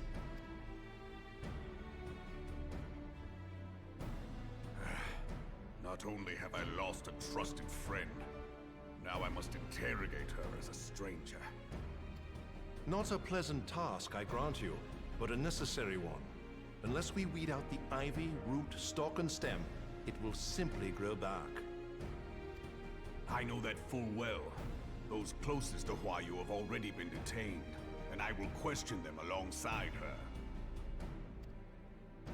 General, pray keep in mind that there may be unwitting abettors among them. All will be treated fairly. On that you have my word. Those who are innocent have no cause to fear. You have ever been a friend of truth, General. I hope the unpleasant task of weeding out falsehood will not detain you too long. Though it be for the sake of Eorzea, doubting one's comrades is poison to the soul. And with that, I take my leave.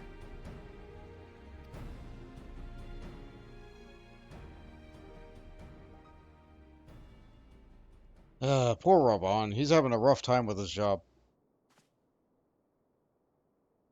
All these years, I've been made to dance to their tune. How could you, Huayu? How could you side with them? Those cankers who take from this land and give naught in return, who use their power to disempower and grow fat while the people starve. I know you can hear me, Monetarist scum! Your crimes will not go unpunished! Today I will purge this land of your sickness before the eyes of the 12, I swear it!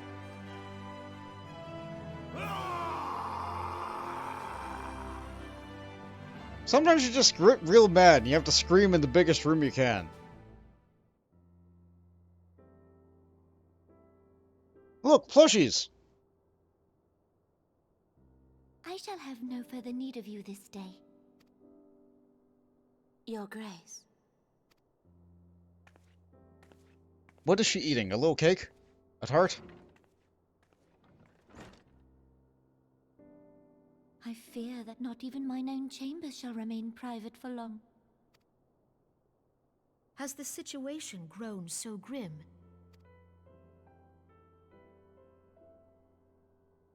Ever since he proposed the Cartiner Reclamation Bill, Teleji Adeleji has risen to greater prominence upon the backs of impoverished refugees.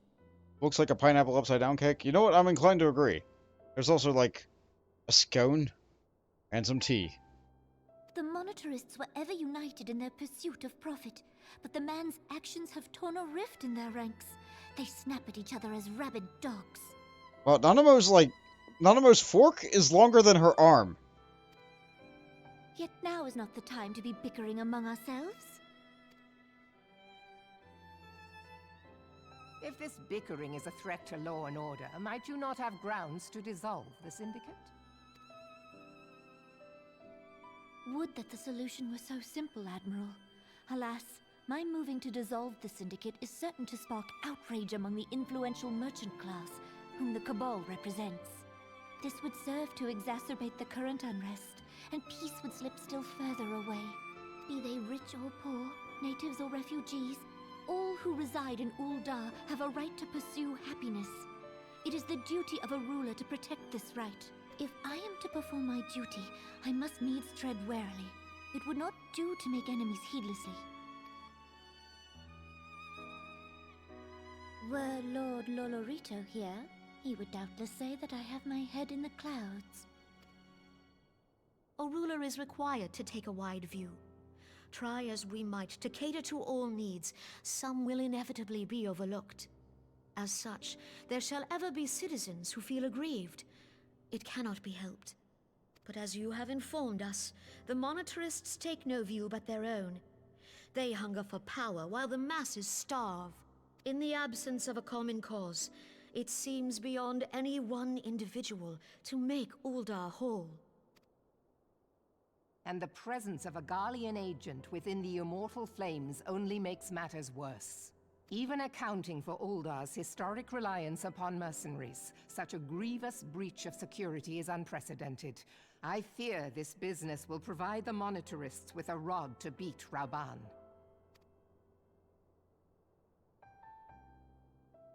Eorzea can ill afford for the Immortal Flames to be dampened now.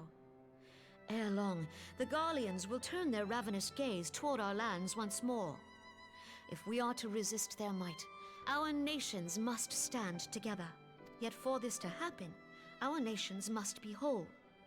Cannot be done to improve the situation in Ul'dah. The true wealth of Ul'dah lies in the health, happiness, and hopes of her citizens. Alas, the citizens shall never know these things, so long as their lives are ruled by the ambitions of the few. The monetarists claim to represent the best interests of the people, but in sooth they desire only to manipulate them for their own selfish ends. For the government to serve the people, it must be formed of the people. For Ul'dah to move forward, it is not only the Syndicate that must be dissolved. Nay, you jest. My friends, it was for no other reason than to make known to you mine intent that I requested your presence here. When I make my declaration to the people, chaos shall inevitably ensue. As the last monarch in the line of Ul, I make unto you this request. Yeah? Help Reborn to preserve order and protect the people. Forsake them, and you forsake yourselves. For a strong Eorzea will ever have need of a strong Ul'dah. Then why destabilize that right now? Your Grace, are you certain of this? There is no other way. When the time is ripe, the nation shall become a true republic. Both royalists and monetarists shall cease to be. Ul'dah will no longer belong to kings or queens or merchant princes, but to her people.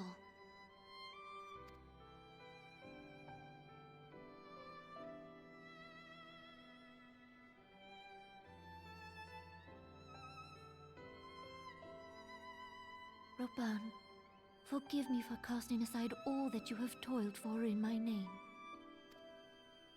Beyond this gesture, I am powerless to help my subjects.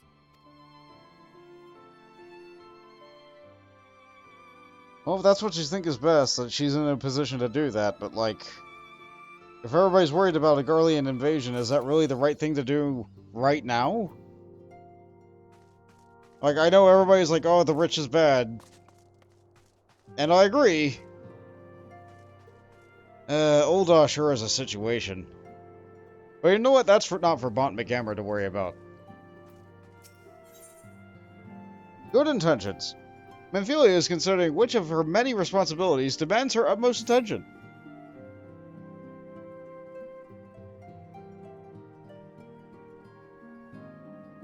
I am most eager to address the Ascian threat. However, we dare not neglect our other pressing concerns. We both know full well that Saint Shiva will not be the last primal we face, and our relationship with Ishgard is tenuous at best. To think that the resolution of the primal threat was once the sole priority of the Scions of the Seventh Dawn, some days I wonder if it was wise for us to take on so many other responsibilities. Lest you forget, Antecedent, the Scions need not shoulder the burden alone. We are not the Crystal Braves established for this very reason? True, we are presented with a multitude of problems. However, we have all the resources we need to address them in turn. Bont, in particular, is ever a steadfast hand, were I to trust to continue to support the Braves. Fine.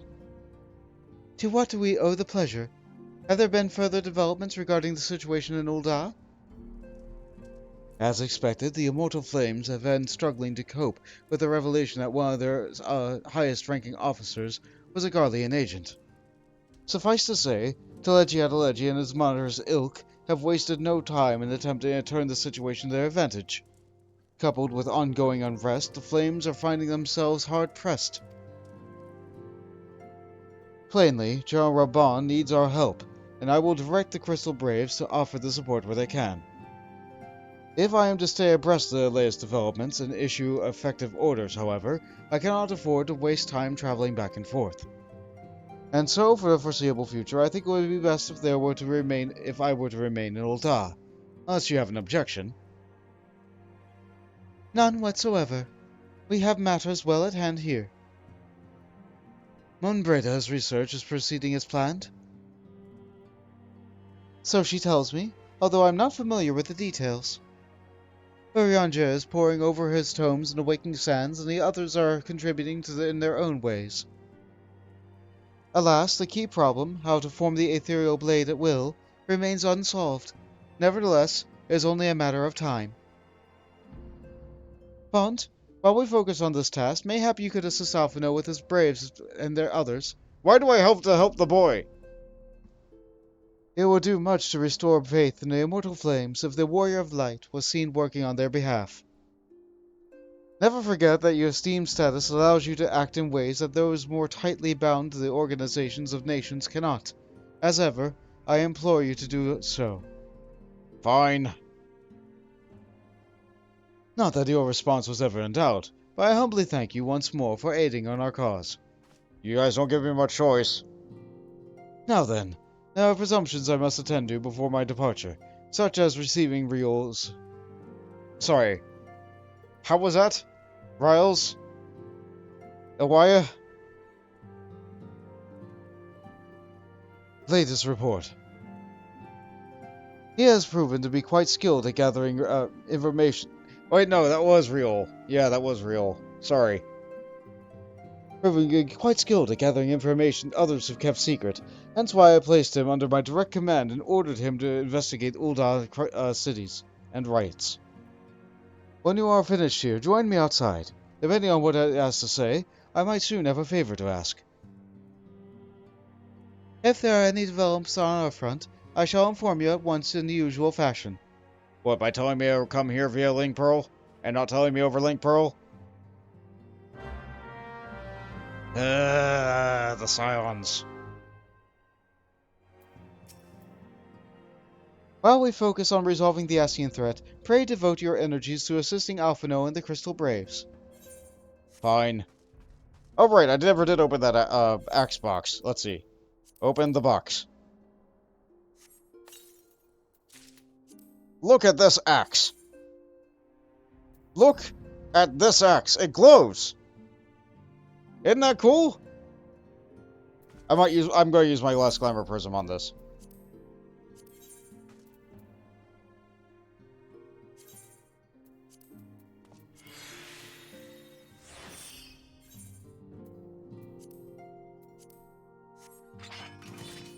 Yeah! Yeah! Now I have a glowy weapon. It's the most basic glowy weapon you've ever seen. Hold on, I can make a macro too. I can do this. Let's see. Slash sheath? Slash sit. Glowy. I can sure type. Alright, this might be the way the macro works. I don't remember. I might need to change the order. Here we go. So, if I use this macro... Is it slash draw? Hold on. It might be slash draw. How does this macro go?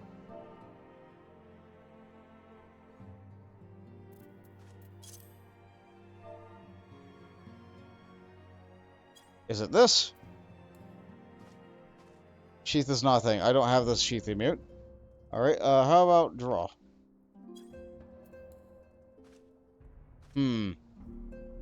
What is the command for this? I could look it up. I thought I memorized it. But no, it turns out that this is just... Nope, okay, I don't remember. Sorry for wasting time. There is a macro that does it, though. Hold on. I forgot to hide the chat.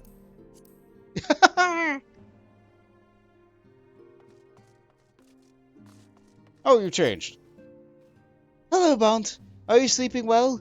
You must be absolutely exhausted from saving the realm on a daily basis. You're not wrong.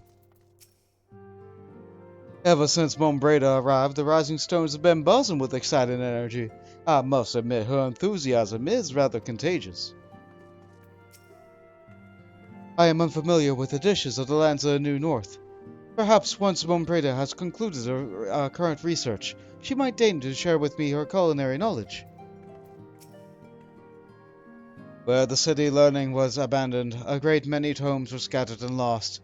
How smoothly our research might proceed were we able to peruse the archives of yesteryear. Mom Breda has charged us with acquiring some rather esoteric manuscripts, but I'm afraid the task is proving to be nigh impossible.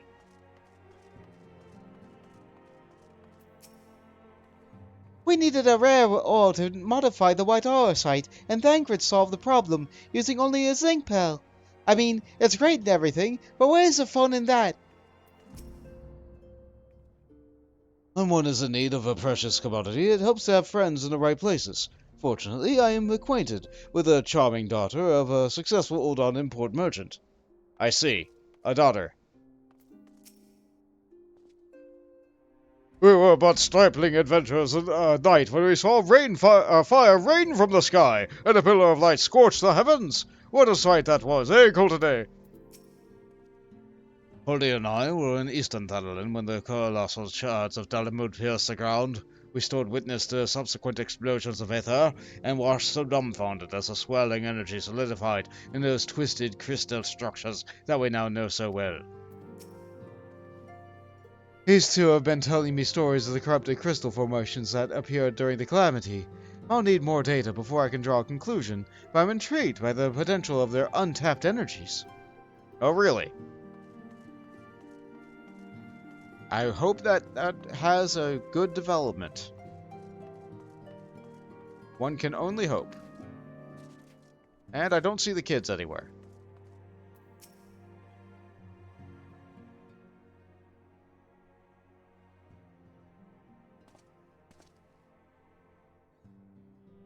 Pleasure is always fun. You're escorting the Commander at Uldan, I take it? Actually, I had another task in mind for him. If you would be so kind as repeat your report for his benefit. Right, Red.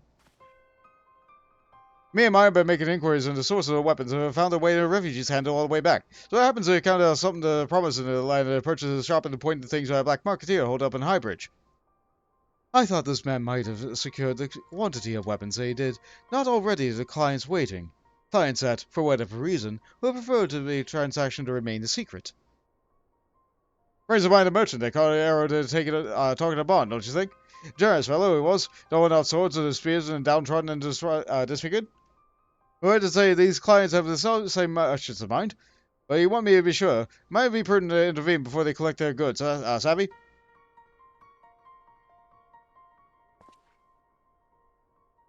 Seizing the weapons before they fall into the wrong hands would be for the best.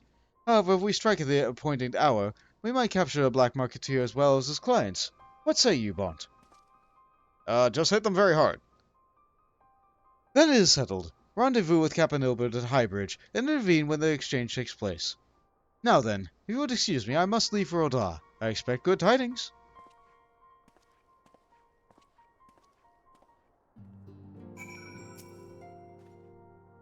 Don't keep Captain Ilbert waiting for too long, mate.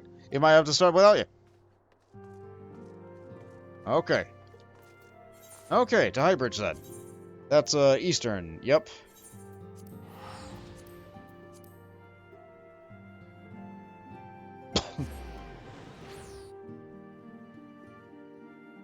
I'm sure I've talked about teleportation and flying versus, like, traveling the world before, but having played a bit more of Classic WoW since this in the last video, like, you really do get an appreciation for, like, the speed at which you get things done when you have all the...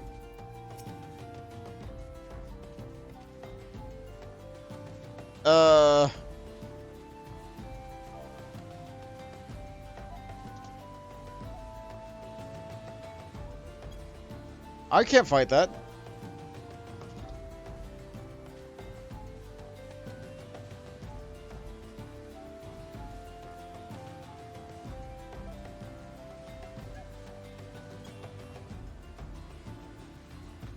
Yeah, that sure is Mahi's again. I just announced him to the zone.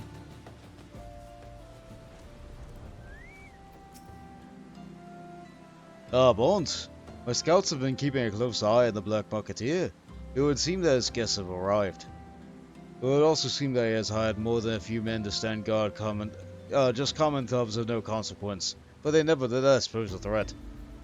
Even so, I feel compelled to apologize. This is far beneath a man of your standing, and Commander Laveur needn't have dispatched you hither. Powerful men ever have need of loyal, able-bodied friends. Having found one in you, 'tis only natural that he would rely upon you without hesitation. Bait and switch. Ilbert is eager to bring the Black Marketeer and his clients to justice. Now then, we should make for the burning well without delay and secure those weapons. The first unit will ensure their clients do not escape. With me, Bont. Thank you for saluting me. That's a Rogadin from the storm, yeah? Yeah.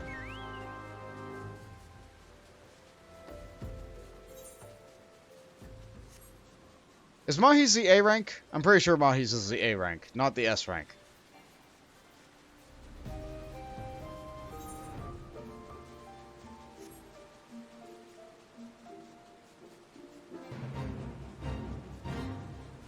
And once again, I'm not doing this fate. I spy one man. There are sure to be others. I have a plan. While you approach the sentry and create distraction, my men and I will slip past and catch the Black Marketeer unawares. Once you dispose of the thugs, wait for me outside the tunnel entrance. Any questions? Well, let's be off. Good luck, my friend. I didn't have a chance to...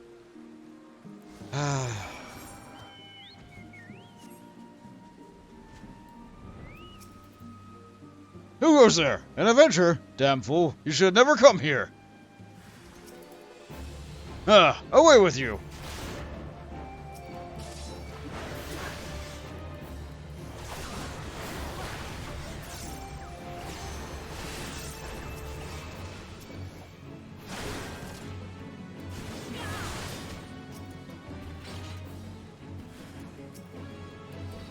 Kill him and be done with it.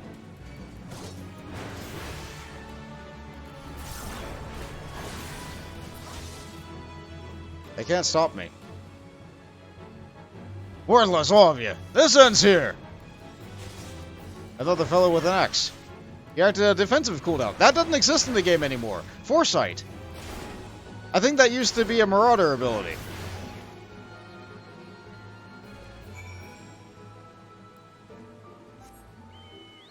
Yeah, instead everybody now has the formerly Gladiator ability Rampart, which is now a roll action. They did basically the same thing, but back in the day it let you have additional defensive cooldowns. Foresight was a little bit worse than Rampart, so I can understand why Rampart was the one that persevered.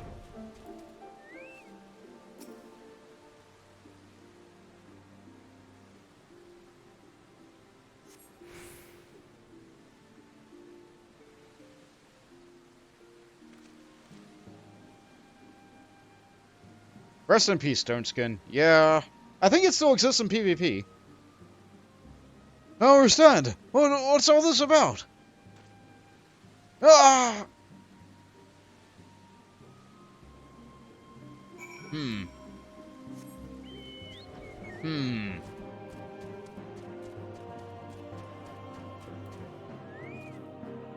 So, merchant's dead, huh?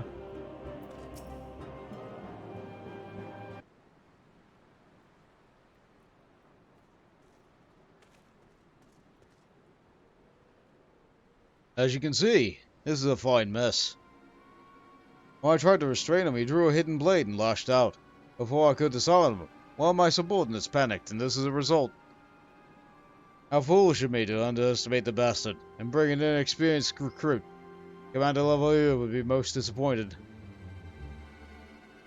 Damn it all, a golden opportunity wasted. As for the client, although we know not how, they slipped out past the perimeter. At present, the first is currently tracking a party of dusk-white sellswords, and the suspect may be getting away with them. Whether we could have enlisted the aid of the immortal flames and the brass blade. Alas, we're here to aid them.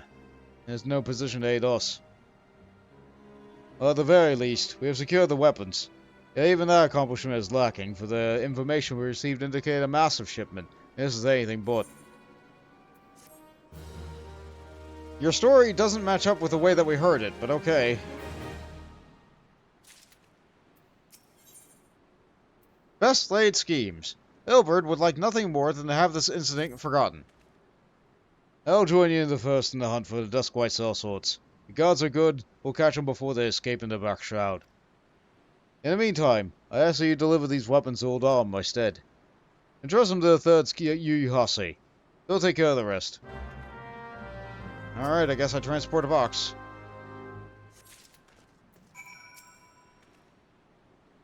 Pray take them black marketeers' weapons to that crate and deliver them to Yolda. Seek out Yu Hase, the third, at the steps of Thal, and deliver the crate to his care. Very good, then.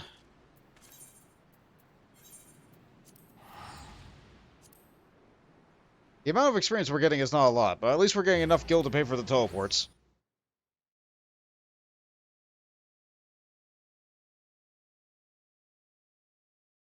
Come to think of it, I'm not sure if I have my gil showing on screen. I do. Alright, I'm about to get 230k. I don't think I would be able to buy an apartment yet.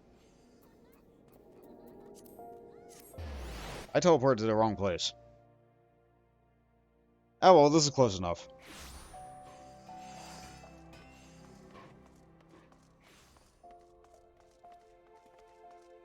It's good to hear that people are still crafting. It's a lot of background noise, but like, since I spent a lot of time crafting, it's a little bit like comforting me. It brings a smile to my face when I hear others around me in the world crafting. Where am I going?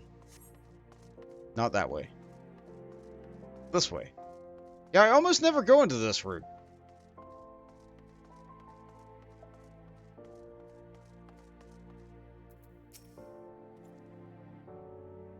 And you hear, my friend? We received the first official assignment of the first full-fledged member of the Crystal Braves. Why, Bont, this is a surprise. Rash wished for me to thank you for helping us rescue her from Castrum Sentry. How fortunate that we could meet again so soon. Ah, the Warrior of Light. Ever reliable, friend to the Crystal Braves. You have my deepest thanks for your assistance in Corthus. Now, what brings you to us this day? We have confiscated a crate. A wooden box filled with contraband.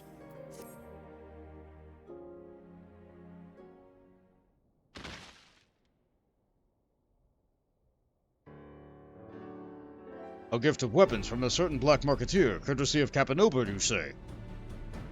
Understood. Once we have catalogued the contents, we'll have them delivered to the Hall of Flames. This cannot be everything, can it?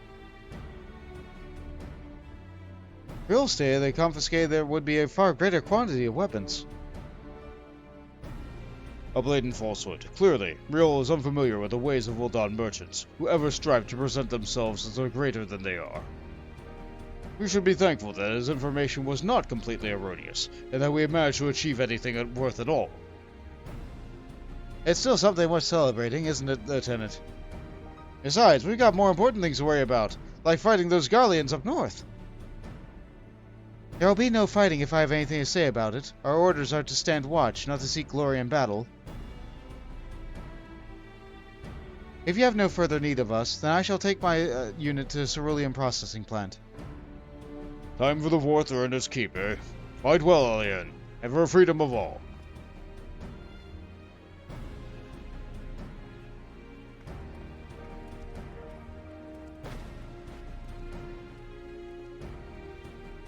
Excellent work as always, my friend. Rest assured that the immortal flames will hear of your contribution. Until we meet again. You know, looking at their salute a little bit more closely now, they could just be flipping me the bird without extending the finger. On, a word if you please. Yeah?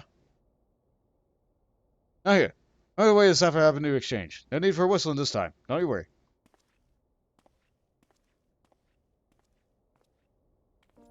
Okay.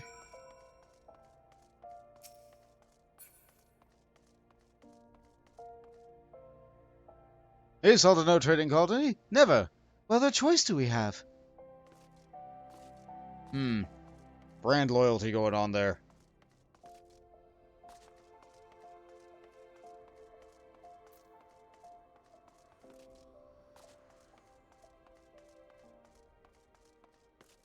I'm probably even saying East Alderney wrong. There's probably like another D in there that I'm missing.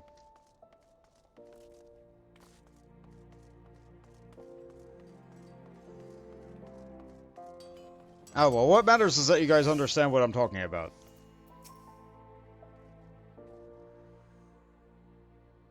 Thanks for indulging me request.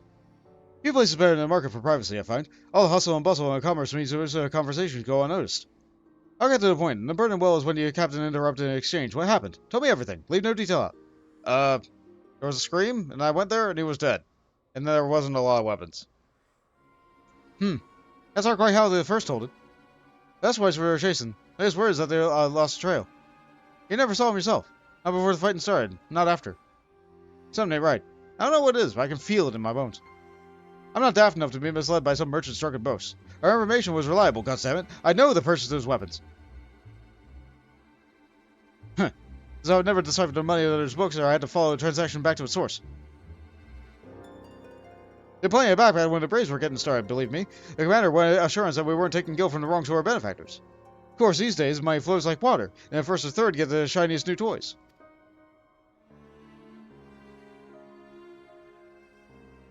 Forgive me, friend. I've got a lot on my mind these days. I appreciate lending me your ear. Right then, back into it.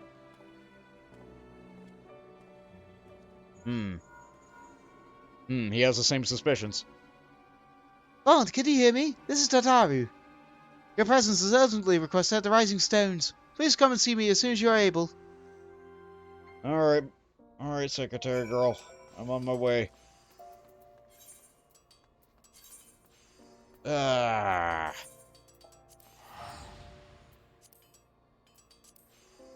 I think I have an idea of what this quest is. And I don't think it's actually that urgent. But you know what? We might be under attack. Everyone might be dead again. We'll find out in just a moment.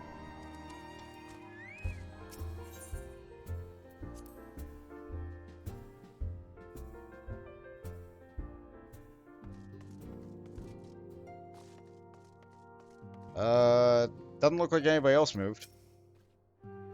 Thank you for coming in so quickly, Bond. We have a guest from Ishgard who wishes to speak with you. A most, determined lady by all inclinations. Oh, her. The Rising Chorus. Tataru seems eager to escort you to the Solar. Our guest is with the antecedent and the Solar at present. Let's not keep them waiting any longer, shall we? Okay. Oh, I thought you were gonna walk me in.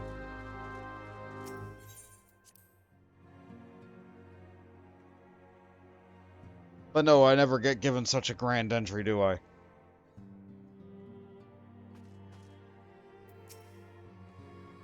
At this point, it would be more unnerving if he spoke plainly.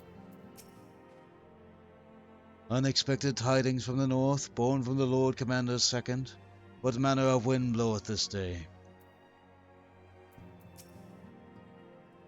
This is no time for idle chatter. Good to see you join us. We have much to discuss. Okay, Lucia.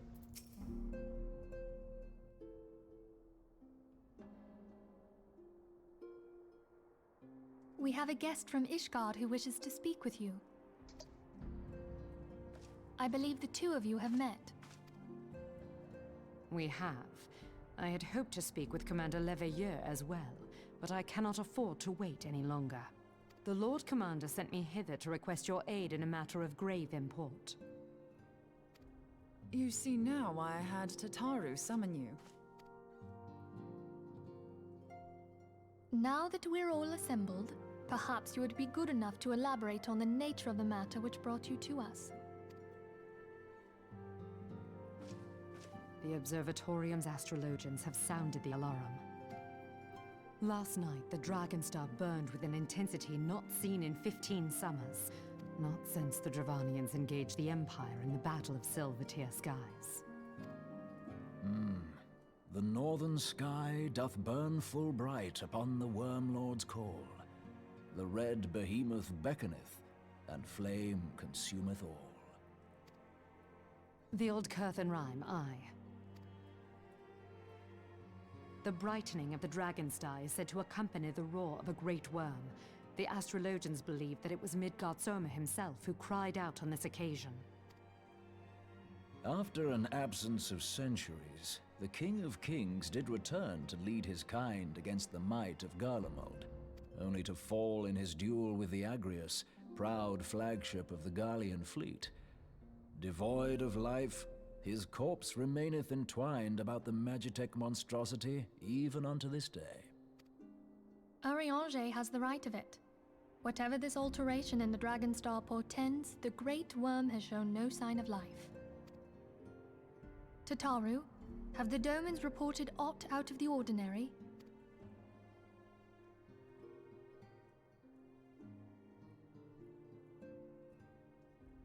Correct me if I'm wrong, but if Midgard Zorma had roared, wouldn't we have heard it here in Revenant's Toll?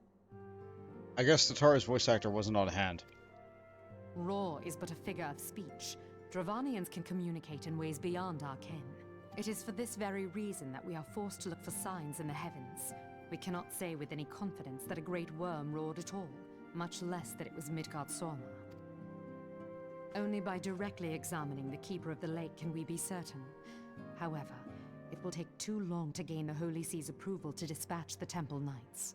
Therefore, Sir Emric would entrust this task to you. Do you accept? Then why didn't you want to talk to I Alphino? knew you would not disappoint us. Now, if you would excuse me, I must return and assist the Lord Commander. We have precious little time to prepare. To prepare for what, pray tell? When a great worm roars, his brethren cannot choose but answer. We prepare for battle.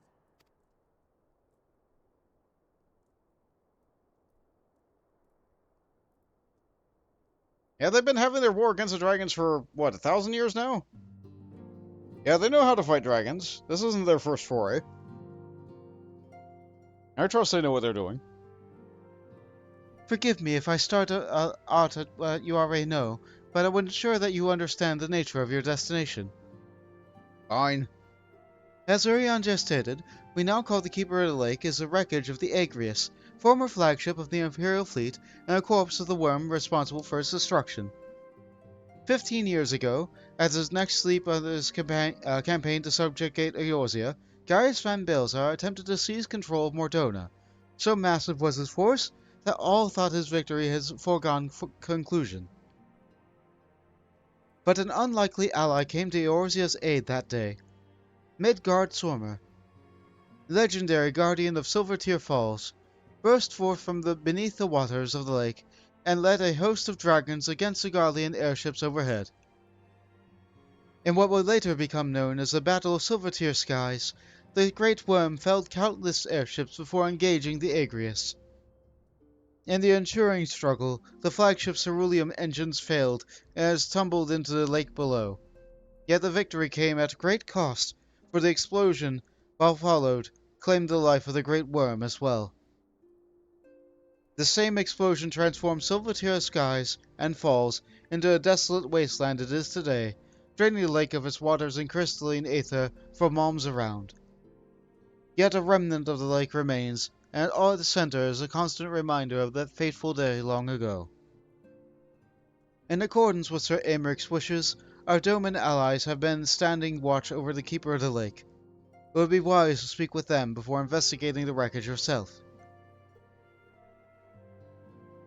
Be careful, my friend. We know not what dangers await you within. Now then, let us not neglect our own tasks. There is much to be done and precious little time to do it. Okay, I was wrong about what Tataru's phone call was about. Before I depart, I must needs speak with the antecedent in private, if you would be so kind. Midgard Sommer was once worshipped as a guardian deity of Silvertier Falls, yet there he has lain for 15 years. A deity, you say?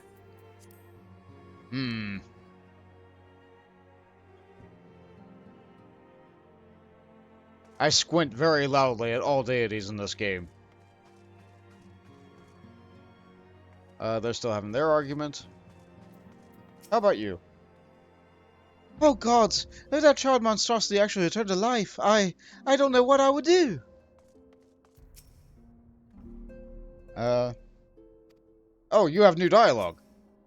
That Lady Nye from Ishgard cuts quite a gallant figure, doesn't she? Considering the sudden arrival of foreign envoys and the like, preparing suitable meals at the Rising Stones can prove to be an interesting challenge. You were able to locate the elusive manuscripts in the archives of the Thaumaturges Guild. I had not spoken much with the new guildmaster, but thankfully they were quite willing to accommodate us in our search. Thaumaturges, you say? No, it may seem tedious when compared with the smiting of terrible foes. Poring over crumbling scrolls is one of the Science's most important duties. Without the illumination of knowledge, we but vainly flail at the spectres in the dark. Knowledge is power. I travelled to Uldar to meet with the Thancred's friend, the one who promised us the rare ore, and she began cursing me with words I've only ever heard of from the mouths of pirates. I still have no idea what she was so angry about. In hindsight, maybe sending a lady in my stead was not the wisest decisions. Pray ignore my ramblings. I see. So, you made a promise that you didn't want to fulfill. Thancred. I must confess, the relationship between those crystal formations and the destruction of the Asians quite escapes me. Professor Lamberton has purchased a thorough study of corruption crystals and their properties. I highly recommend you procure yourself a copy of his work. I'm pushing ahead with my research as quickly as I dare. The next time you face the Asian, I would have you fight with a proper weapon in hand. Oh, thanks for getting on it, Mumbreda. You're definitely pushing everybody to work harder.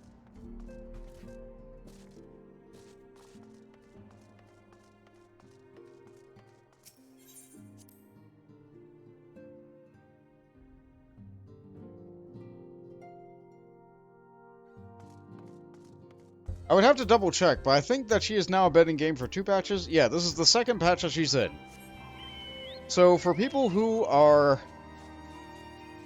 like catching into it, I think Mumbreda has now been in the game for like maybe 4 months at this point in time. Even though from Bond's perspective, she's only been in game for like a few hours.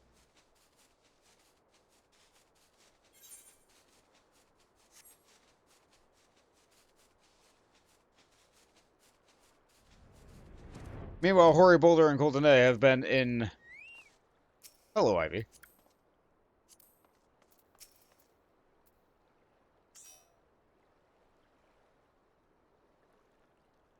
Your luck, sir. I was about to send word to Revenant Soul about the Guardians. Of late, I've seen small airships, like from Custom Sentry, come and go from the Keeper of the Lake. Though I cannot say for certain at this distance, I believe they may be salvaging something from within the wreckage. The Castrum supply line has been cut for some time, and I wager they are desperately in need of spare parts and other equipment. I need to check on the dragon. So it is true, then. The Ishgardians honestly fear for the worm might rise again. Well, from here it seems rather unlikely. But if the assurances they want, you've got no choice but to inspect the corpse in its entirety. Easier said than done, given the creatures inhabit the wreckage, and the aforementioned guardians who won't take kindly to your presence. You're sure to fire upon an airship, so I'd advise a more stealthy approach. Take this boat, and a few of your comrades to the base of Agrius. Then climb to the top. That's the only viable approach, I'd say. The Keeper of the Lake, now accessible. A new regular duty has been added. I believe this one is also in duty support. I can double check it. There it is, Keeper of the Lake. And look, it awards a whole 100 tomes.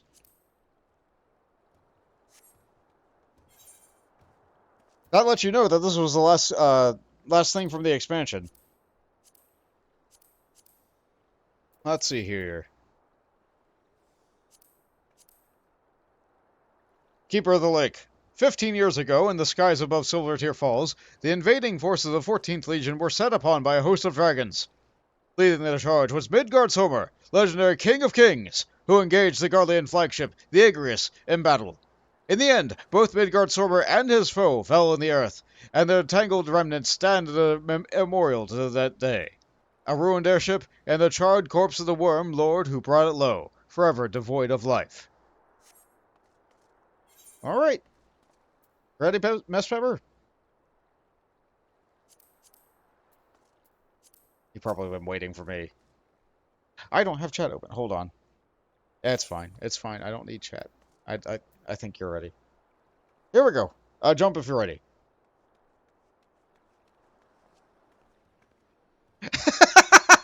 A bro fist. Alright, cool. Thank you.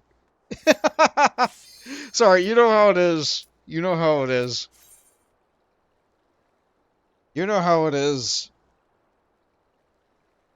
Life is struggle.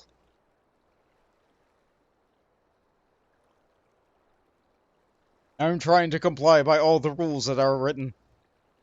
I am doing my best. Oh, come on. Guess I get to drink more milk. What do you mean I can't drink milk right now?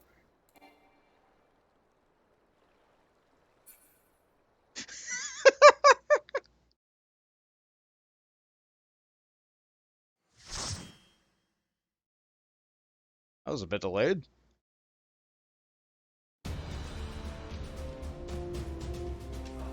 Very imposing. Very menacing. And very... Mordona, the Keeper of the Lake.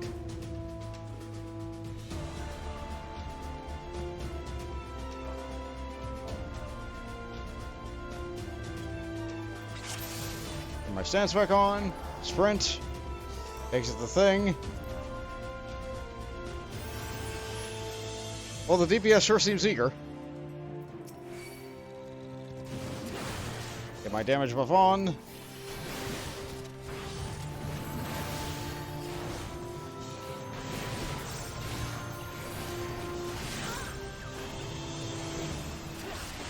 A DPS might be eager to push past me at this point. However, the bridge isn't down. We have to fight just these 3 mobs. Okay, now sprint is down. We can technically avoid that serpent patrol, but we always get it anyway.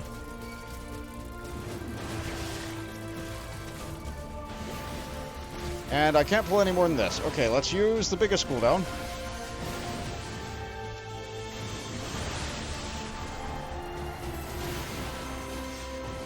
Try to avoid all this area damage.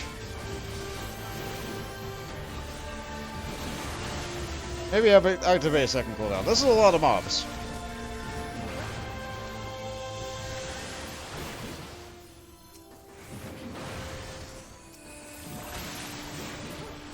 And we have one more tiny pool. Complete with a frog. And it missed! The frog missed me. What it's supposed to do is it's trying to, like, tongue pull you in and then, like, do that great big area leap. That's what most frogs do. But it missed. So it missed with the tongue pull and it was just, like, body slamming nothing.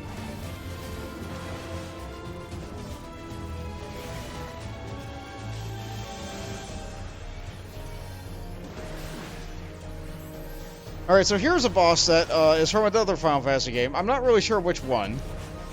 Where it's pretty iconic. It's pretty iconic for that Final Fantasy game. This is Einhander. This is a sort of demon bird that's holding a gun. It has great big giant horns, but it also has, like, okay, it doesn't have the gun yet. I spoiled the surprise, sorry. Einhander. It holds in one hand.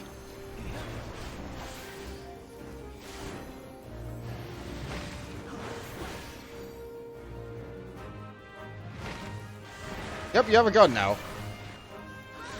Let's see. Those are gonna blow up, which will make the blows blow up. So how about,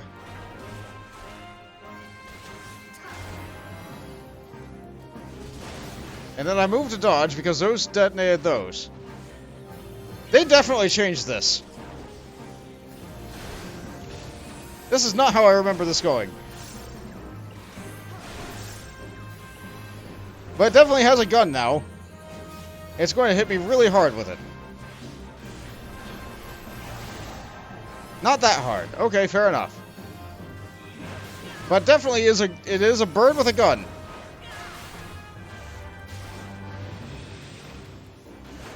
It summoned more birds that drop more things everywhere.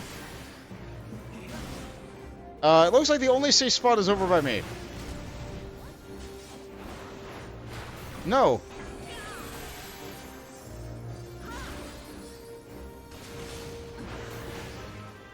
Yeah, this used to have a lot more room for error. Like, there would just be random tanks dropped everywhere. You could hit the little tanks.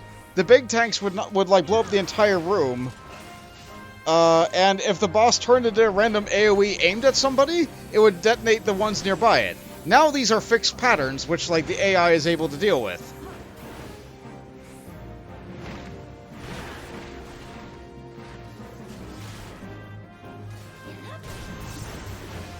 It had to be changed for the duty support, I see.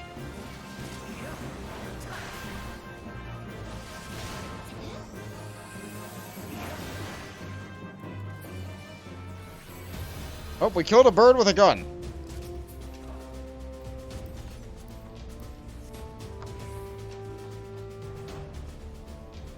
Einhander is a shmup by Square Enix, or Squaresoft. I see. I thought it was a reference from a different Final Fantasy boss. I didn't remember it. But if that's a shmup, then that's cool. They do seem to really like referencing it anytime they put out a community project, usually on April Fool's Day. But they love putting that thing inside their stuff. Like, someone at Square Enix really likes Einhander. And I don't blame them.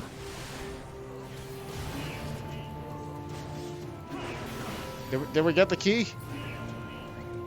Okay, I gotta get the key. I got the identification key.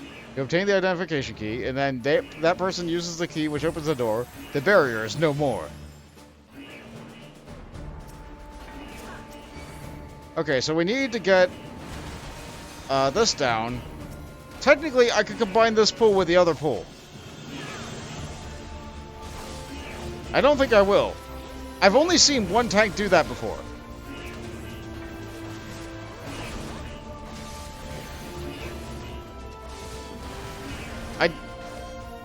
You move, right?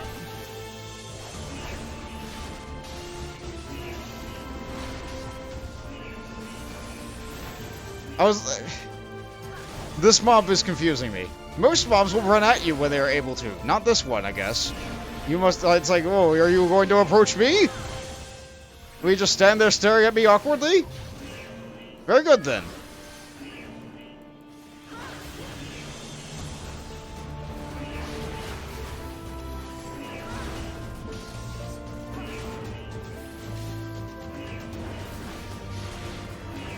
He's socially awkward? I'm socially awkward.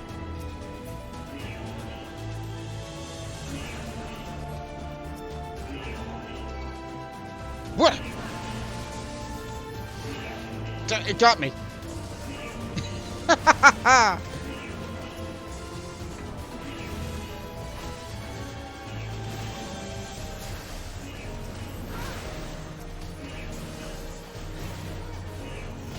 Have to use a stronger cooldown.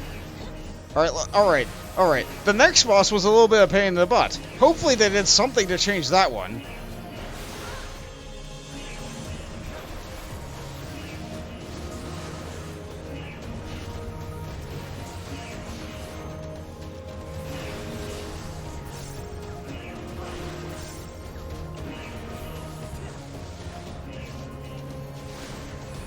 Yeah, it used to have a thing where it put a prey marker on somebody and then make these, like, great big giant fire circles on the ground that covered up the entire arena, and then it, like, turned into a constant flamethrower in a direction.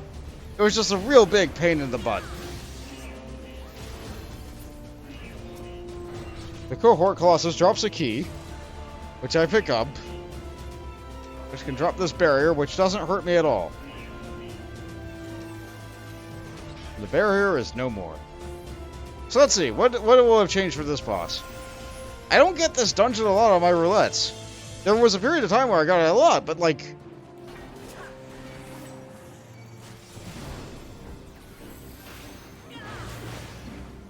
Oh, there's Flamethrower. Now remember, this is a really long channel. So I need to not turn back into it like I always do. Let's see, where's that going? Where? There was no prey marker. Oh no. Well, I guess I'm gonna walk into the fire. Oh, the fire goes away darn near immediately. That's very different. And they just do it straight through the middle. It's not fixating on some random player. Oh, that's so much kinder. This boss used to be really much a pain in the butt. Oh, this boss is nothing now.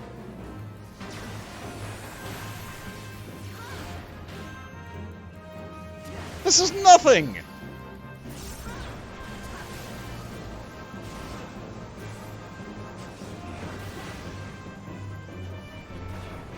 Well, I guess having a dungeon that people hate to run is not a good, like, design philosophy. Because all it does is promote people leaving. And that's the last thing you want in a dungeon. Once you get the people there, you want people to actually, like, you know, finish the thing.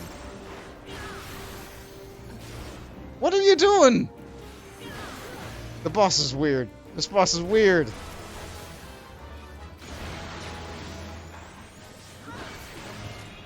Oh,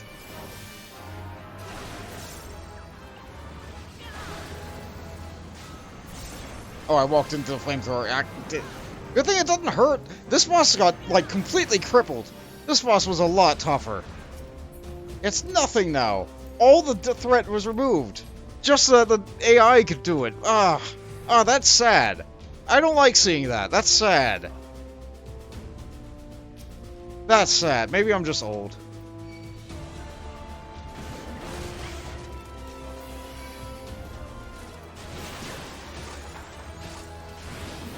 Anyway, now there's another gunship over there firing lasers at us because it doesn't want to fight us directly because we just killed another gunship.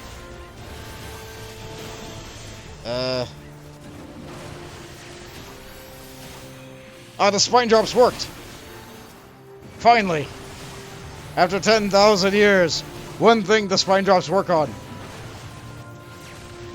I bought them for a reason.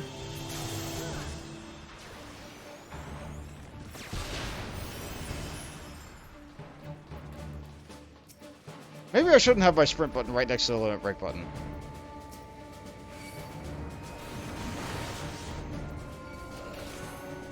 My thing is locked right now, so I can't move it, but, like...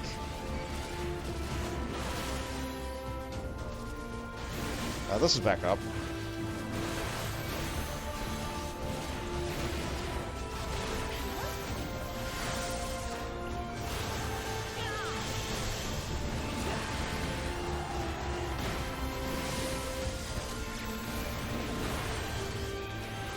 Nope, I can't use the spine drops again. Oh, but Miss Pepper got me. Thank you. And the gunship opens the way for us to be able to reach the final boss. Hopefully they don't start the fight without me.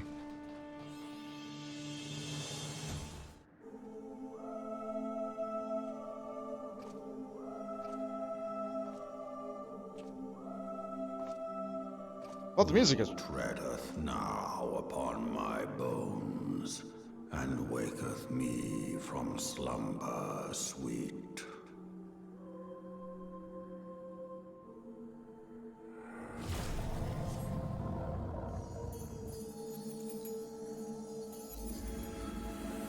Looks like they start the fight.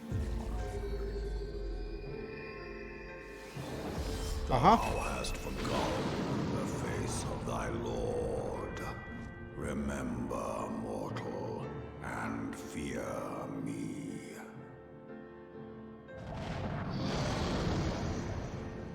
Like, aren't you gonna get vacuumed in, though, Ivy?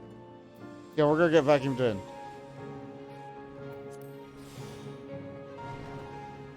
We're in. What?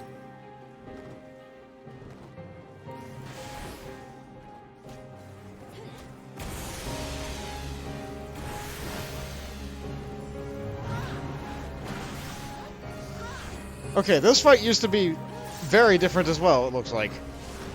I used to have to, like, tank and add. Yeah, there was two dead bodies, and he used his, like, soul to impart them with power.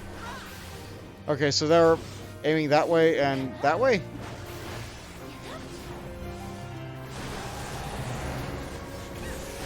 Okay, so this is still laser tag, but the laser tag is very different. The laser tag used to be even more complicated than this.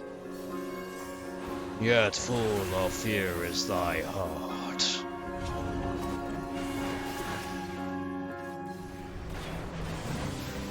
Midgard Summer's Aether is building up!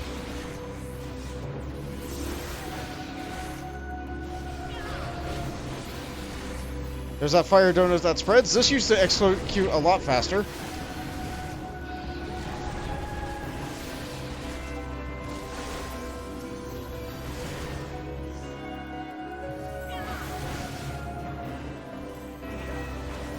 Yeah, normally he'd like start using a very big laser about now, and one of those birds would come down. It would drop a thing when you defeated it.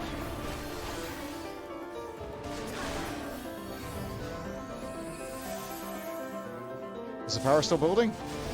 Hearken to me, mortal, and thou shalt know I am thy lord.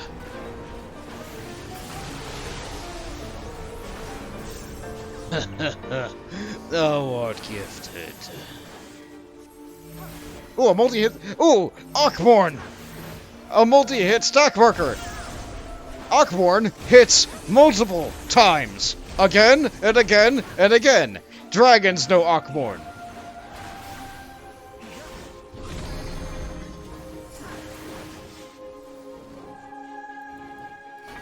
Yeah, that laser's over there, that laser's over there. We're good.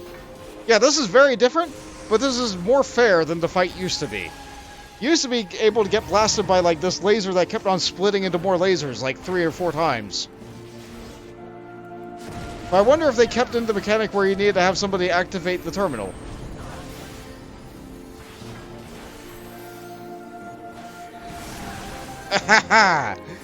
That's a good-looking tank buster.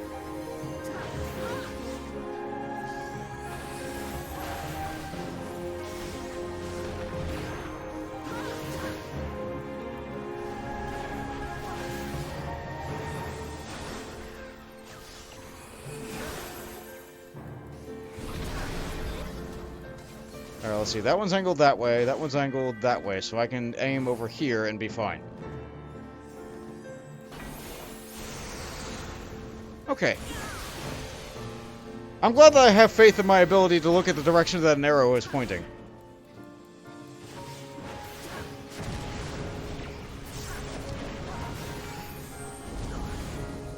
But overall, this rotation is a lot... They made this dungeon really kind. But I guess they had to, because there's no way the AI could have done it if they didn't. Ooh. It really is hammering home. This is what you do. This is a multi-stack marker.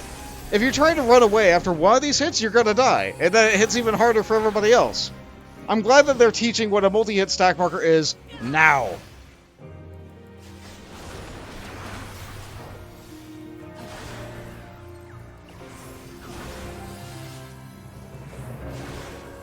Oh, they're not using it. Mine.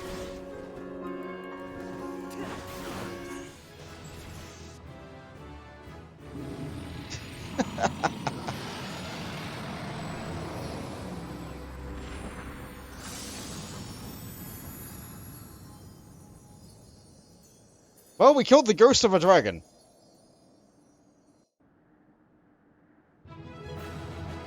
Neat. Let's see. Loot. Neat. I don't know if this is the one that pulled. I won't commend them. I'm in a mood right now.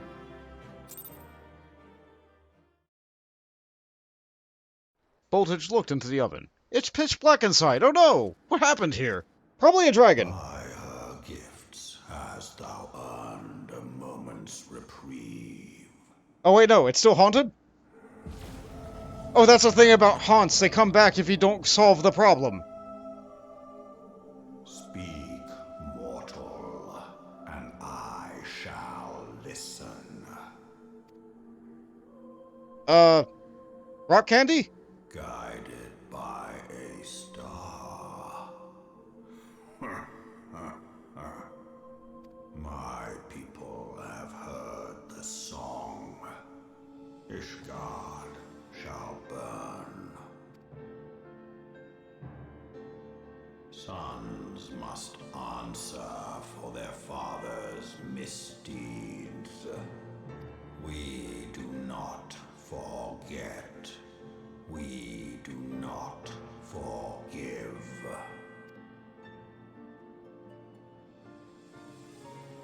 Seven children did I sire.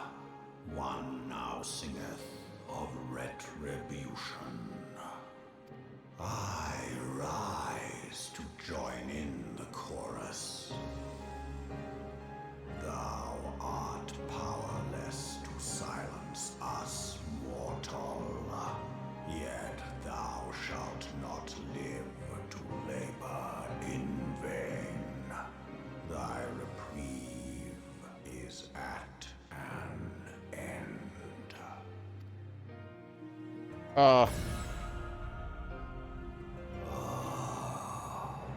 Trickery is thy shield. This frail, noble creature is not gifted, but chosen. Hearken to me, Hydaelyn. I remember, and I consent. What? Fear not, mortal. I shall not harm thee. Oh, that's good to know. Thank you.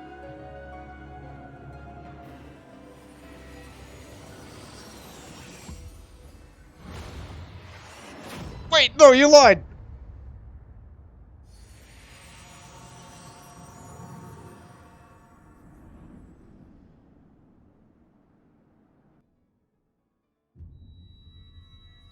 Ah, I am here again.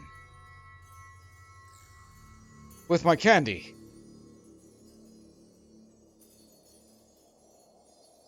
I'm glad that all my candy is here for me, right when I need it.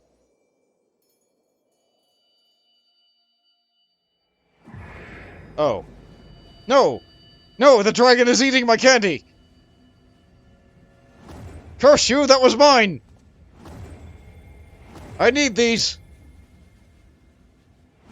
Now they're all licorice flavored! Curse you, dragon!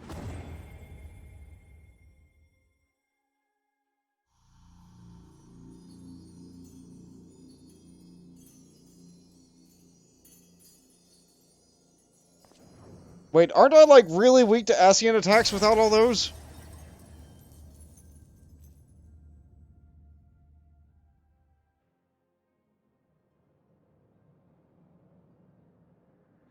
Hey, that's not cool, you lied!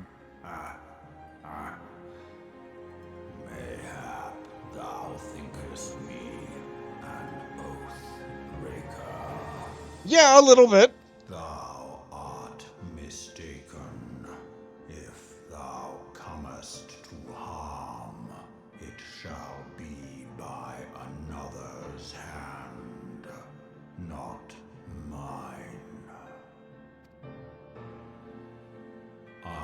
did but strip thee of thy mistress's feeble blessing. Why?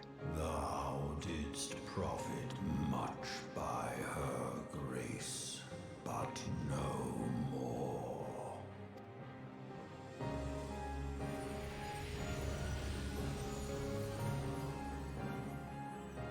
It's a baby!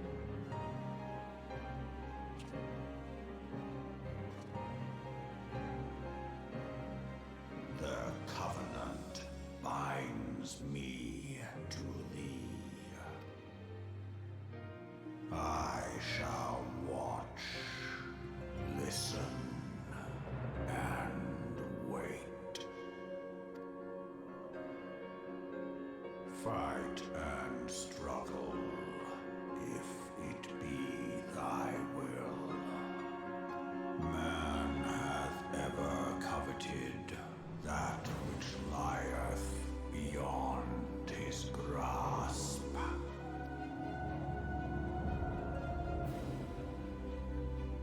Are you really dead now? I drink of her body, and thence doth mine own find new life. I see. When it hath grown whole, the loyal and penitent shall rejoice. The dragon song heraldeth our beginning and an end.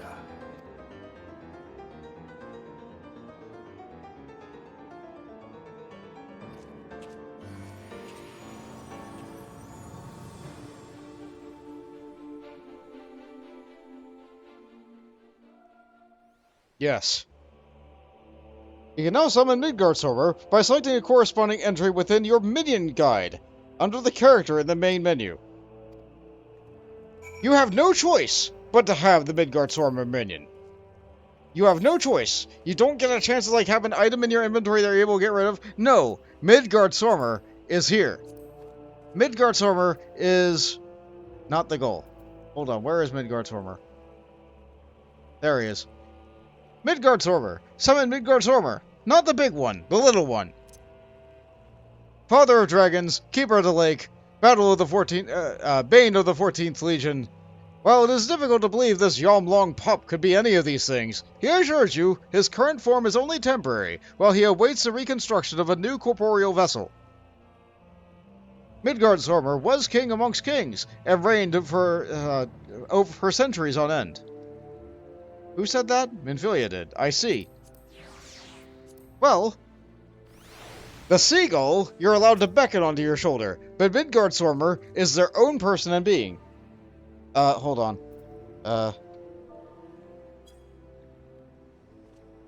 Sorry about that.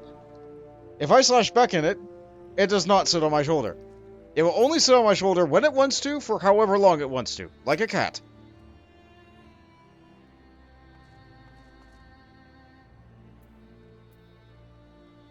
That's my little Midgardsormr. And, I'm supposed to be friends with the Ashgardians, while now having a dragon bound to me. This might be a problem. I was beginning to fear the worst. Oh, those explosions I saw. Lasers. But you shouldn't waste any time talking with me. Alpha No left a message stating that you were returning to Writing Stones at once. He sounded awfully worried about you. Mayhap you should hurry back to Revenant's Stall.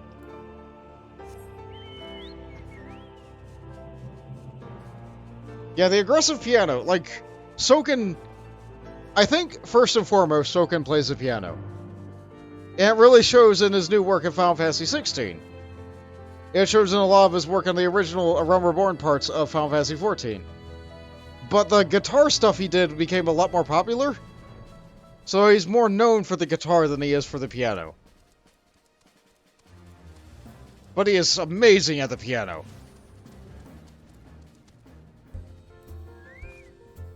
And the automaton. Yes, he is also very famous for the automaton. Cannot forget that one. Thank you. I almost did forget.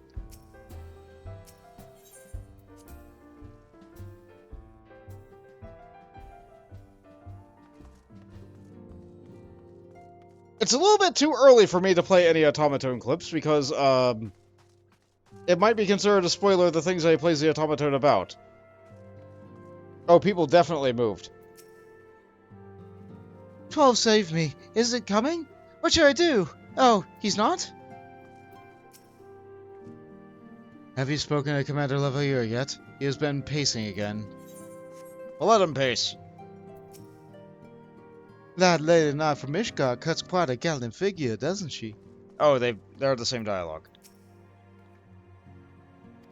Yeah, they're the same dialogue. Okay. Mostly different, mostly the same.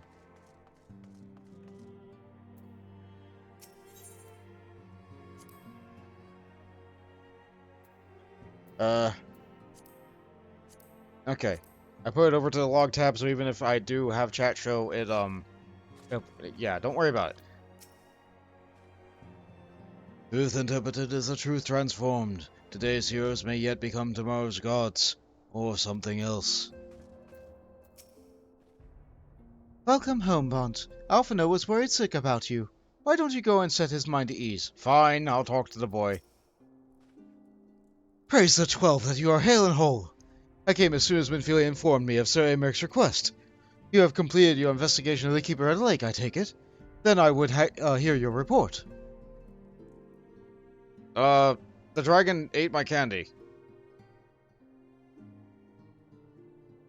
You conversed with Midgard Sormer? I swear, were anyone else to make such a claim, I would regard it with considerable skepticism. Are you to understand that the Worm Lord did not perish, and has sooth lain dormant in these past 15 years? Less a resurrection and more rejuvenation for he whom dwelleth in eternity, years passing as moments. Though his words were ambiguous at times, one statement left room for interpretation. My people have heard the song, Ishgard shall burn. Clearly an attack is imminent. You must share the information with Sir Americ immediately. However, we dare not divulge your conversation with Midgard Sormer in its entirety. To even acknowledge that you heard the voice of a Dravanian is grave but necessary risk. Lest we forget, men have been executed as heretics for declaring as much. For your own protection, and that of the sake of the tenuous relationship with Ishgard, the truth cannot leave this room.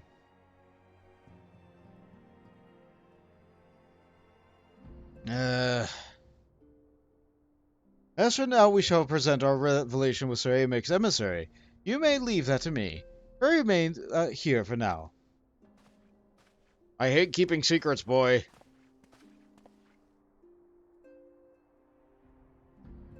Is there something you are not telling us, Bont? You seem different somehow. 'Tis almost as if you are missing something important. Yeah, they ate my rock candy. 12 forfend, Midgard Sormer stripped you of the blessing of light? Are you alright? How do you feel? Hungry. Low on energy. I need my candy. I see. It is a relief to hear that you are otherwise unharmed. It beggars belief that any being could possess the power to deprive you of her blessing.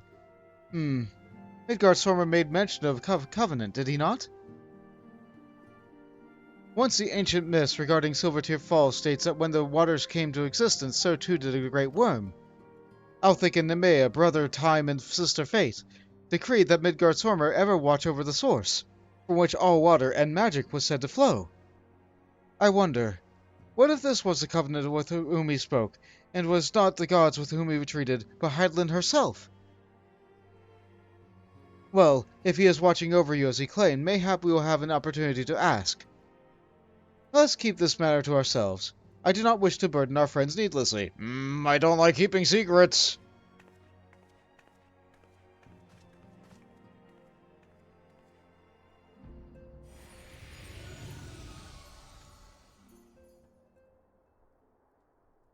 Art thou a pawn, or master of thy fate? What hast thou wrought by thine own hands, mortal? I don't know, I made a pie.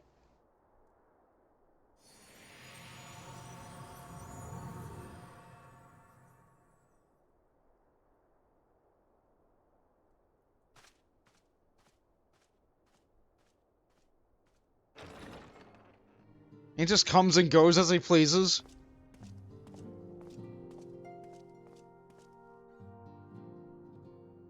My friend, I can scarce believe it. You confronted the Wormlord and lived to tell the tale.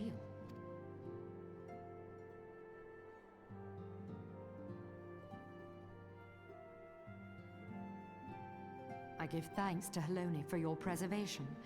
It is our sole cause for gladness. Your encounter with the Keeper of the Lake served to confirm our fears. A great worm has roared, and it makes little difference if it was one of the two in Eorzea or any other. The Dravanians are coming. I am told that Ishgard has magical defenses against Dravanian attack, though I am not privy to their exact nature. Will they be enough to repel a massive force? Ishgard has weathered countless assaults over centuries. This will be no different. And now that you have confirmed the threat, none can ignore the Lord Commander's calls for the wards to be strengthened. I dare not presume to speak for him, but I expect the Lord Commander would sing your praises. I must away, but we shall meet again soon. Okay. I understand you're a working woman, you have a job to do. Thank you.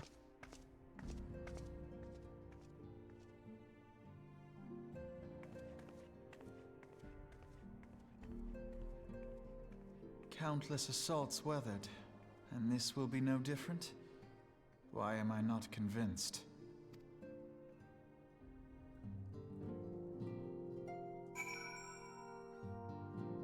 Because you want me to go and help them fight dragons. The Ishgardians have warred for the Dravanians for centuries, nay, nearly 1,000 years. In all that time, not once have their enemies breached their defenses and entered the city proper. Yet regardless of how strong these magical wars may be, I nevertheless fear that the Ishgardians are underestimating the gravity of the situation. Though it was not Midgard Sormo who roared, the call to arms by one of the first brood cannot be ignored. Until such time as they choose to request our aid, however, we can do naught but observe the situation from a distance, and pray that our fears are unfounded. Aether on demand! Alphino has a message from Umbreda by the Scions. Ere I forget, I believe Umbreda has requested a gathering of the Scions. I assume there be some progress concerning the efforts to combat the Ascians. Pray inform her that our business with the Ishgardians is concluded for the moment. I shall be along once I've completed my communication with the Crystal Braves. Would you be so kind as to inform Umbreda on the Ishgardian's visitor has departed? I must speak with the Crystal Braves, and I shall join you all forthwith. As a receptionist of the Rising Stones, it is my job to receive all manner of guests in due courtesy. I've had to memorize the political positions and military ranks of half a dozen different nations. Half a dozen, you say? Alright, so let's see here. We got Ishgard, Gridania, Limsa, Ulda, Doma. What would the sixth one be? Would it be the Hanish? Would Radzahan be the sixth? Or do you have to memorize the Garleans? I don't know. That's half a dozen. Alright, that makes sense. Alright, I had to check the work. And all the rest of this dialogue is the same, isn't it? There have been no reports of suspicious masked men in Gridania, that is certain. Mayhaps they wave their dark plots on the other lands. I keep my senses strained for signs of Ascian activity, but there is little news to be had. Having their schemes reached some critical steps, the silence is most disturbing. I've read that one. I'm telling you, Thancred, keeping pestering Umbreda, and the only thing you'll become intimate with is her axe. Such statuesque beauty, possessed of a mind for research to match her belly for hard liquor. What does a woman of so many charms see in a musty old Urianger? I mean, I don't know, kindness?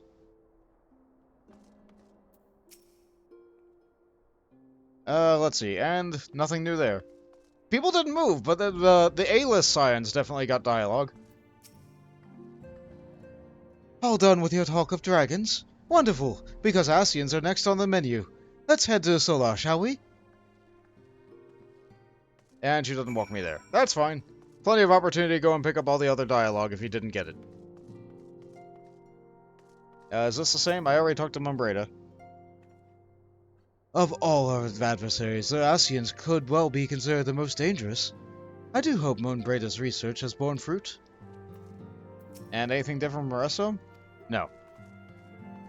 I have to check. I have to check. Because if I don't, who will?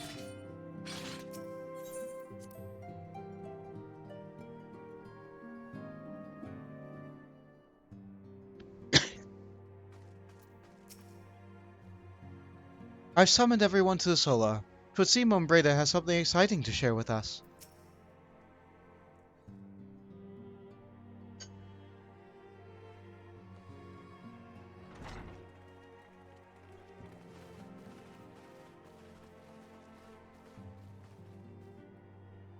Now that everything's calmed down a bit, relatively speaking I mean, I thought it might be a good time to share our progress on the weapon. I believe we're on the verge of a breakthrough. Well, don't keep us all in suspense. A new weapon would be great. Oh, do you have diagrams? Just in case anyone's forgotten, let's start by reviewing what we already know. So, an Asian is an immortal because its soul doesn't return to the ethereal realm when its host is defeated. Instead, it flees to the place that lies between our world and the void. Therefore, the first step to permanently defeating an Asian is preventing its soul from making this journey. And if you recall, when we last gathered here, I had verified that white auracite has adequate capacity to entrap the beings, albeit only briefly. Which left the small matter of their extermination. Aye. To unmake an Asian soul, one must needs smite it with a concentrated burst, or blade, of purest ether. However, we wanted for both the data and the means to forge such a weapon. Short of experimenting on an actual Asian, you see, there's no way to gauge how much ether its soul is made of. As such, we don't know what etheric density our blade needs to have in order for it to work. So we'll just have to make the densest blade we can and hope for the best. Though that would require a lot of ether. Hang on a minute. Why didn't we think of this before? White auracite can hold an absolute heap of ether, can't it? Please tell me you're joking. God's sakes, Ida. I feel as though I'm reliving the same scene over and over with you. How many times do you need to be told that white auracite cannot store ether for long periods? Being intangible matter, ether is given to dispersion. Only in its crystallized form is it a stable source of energy. I will test you later on this, so see to it you do not forget. Right, yes. It's all coming back to me. So our hopes rest on good old crystals again, do they? While they are certainly reliable, they leave something to be desired in the area of portability. Indeed. I am reminded of the quantity of corrupted crystals required to thwart Leviathan, and the extraordinary lengths to which the Lamentsons went to transport them. What if it should prove that a similar quantity was needed to destroy an Asian's soul? Or still more? I do not envy the poor sod who has to lug all of that around, on the off chance that an Asian appears. That's the very problem we set out to solve, and I reckon we've found the answer. If it isn't practical to lug around the ether we need, we'll just have to draw upon another source. And the only viable source is the land. If you mean to tap the great river of ether, know that it will entail considerable risk. Meddling with the currents may well induce a surge like to the one which despoiled Mordona. Give me a bit more credit, will you? Why would we need to tap the river when there are veritable reservoirs jutting out all over the land? I speak of corrupted crystals. It might be that their aspect is out of balance, but a crystal's a crystal. It contains ether, and we can help ourselves to it. While corrupted crystals are indeed abundant, There is no guarantee that they will be in close proximity at a crucial moment.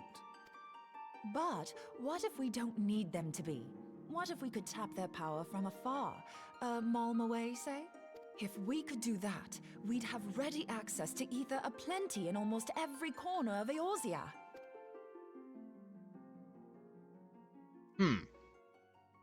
I've yet to put my theories to the proof, but I've got a good feeling about this. If no one has any objections, I'd like to see where this avenue leads. If you think it worth your while, you have my blessing. But tell us, what are your theories? I, for one, am most eager to understand the process, however vaguely. I thought you might say that, but no one wants to listen to boring old theories all day, do they? I know I don't. So with your permission, I'd like to try something a bit more hands-on. I've already built an etheric siphon especially for this purpose, and I've been meaning to try it out. A wand?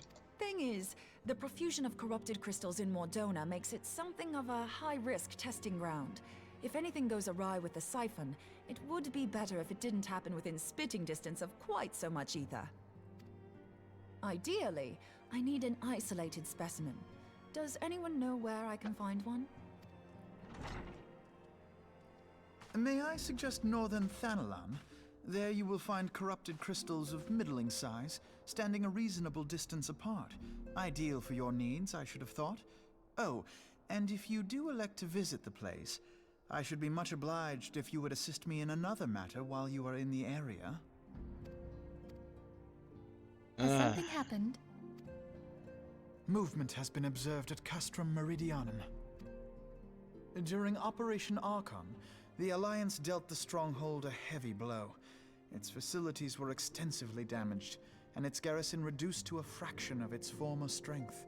Not long after our forces withdrew, however, their ranks were replenished by reinforcements from Castrum's sentry. They now seek to rebuild, and to this end they have their sights set upon the ceruleum processing plant.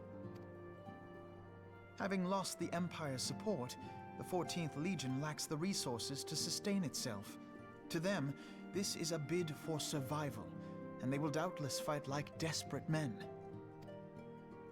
Though I have dispatched the Crystal Braves, I fear their strength alone may not suffice to stay the Imperial assault. I would request the Scion's aid in the defensive effort. If I didn't know better, I'd say you were trying to inveigle us into fighting your battle with the promise of shiny crystals. Well then, consider me inveigled. I won't lie, the crystals you speak of sound perfect, so the Garleans have to go. Besides, we can't afford to beat about the bush. There's no telling when the Arceans will next appear. Thine eagerness to hurl thyself into the jaws of danger cometh as little surprise. Exercise due caution, I prithee. Though you have become a Crystal Brave, you are yet a Scion, Alphino. We could hardly refuse you. Pray, join the Crystal Braves and lend them your support. Thangred and Papalimo shall accompany you.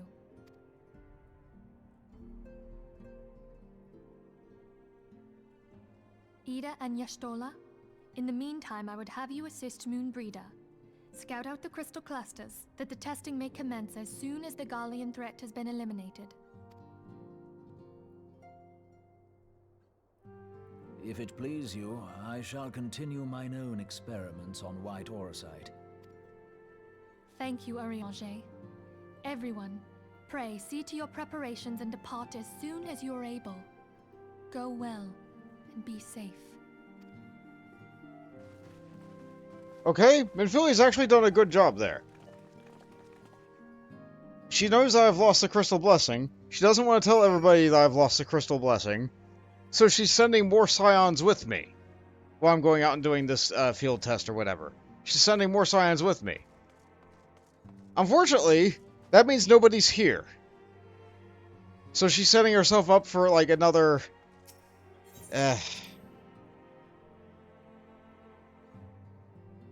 This is why you don't A-move your whole army.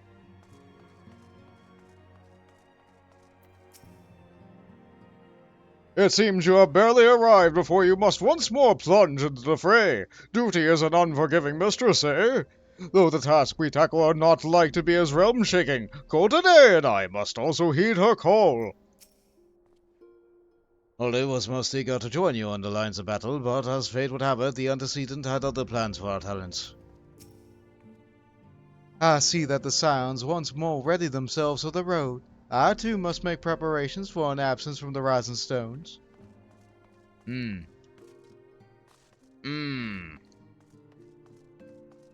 So only Minfilia is going to be here.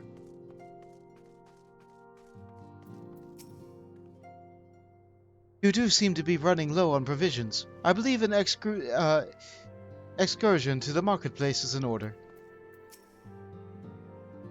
For a small organization, we certainly chew through a prodigious amount of foodstuffs. Perhaps I should put a lock on the larder door.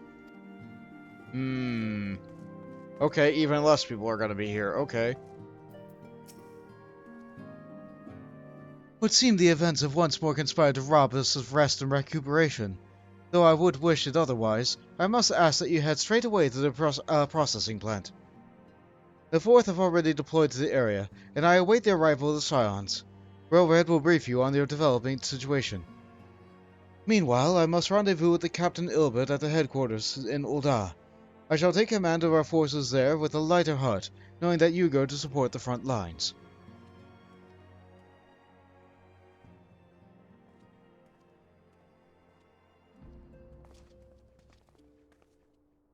Your duties take you to the Northern Thanalan, do they not? Yep. We too must pay our farewells to the Rising Stones for a time. Flamin travels to Ul'dah, and we shall serve as her escort. As my daughter's behest, I go to contact certain old acquaintances in the Gilded City. We are beset on all sides of civil unrest and imperial machinations, threatened our primals and troubled by dragons. We need all the allies we can muster. Many of my friends hold positions of power, you see, and it is my hope that they will be convinced to aid the Scion's cause. If past events have taught me anything, then we know that Eorzea must present a united front or we shall fall. How extraordinary that our little Asila is involved in such as far-reaching affairs. I'm proud that I might now stand at her side as not only as a mother, but also as a colleague. A colleague with an influential connections.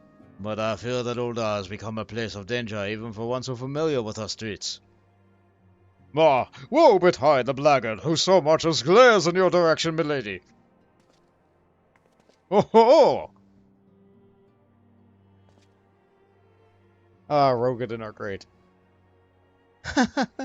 I shall be well protected, it seems. Shall we be on the way then? Yeah, later, you two. You might be B-list Scions, but you're still A-list in my heart.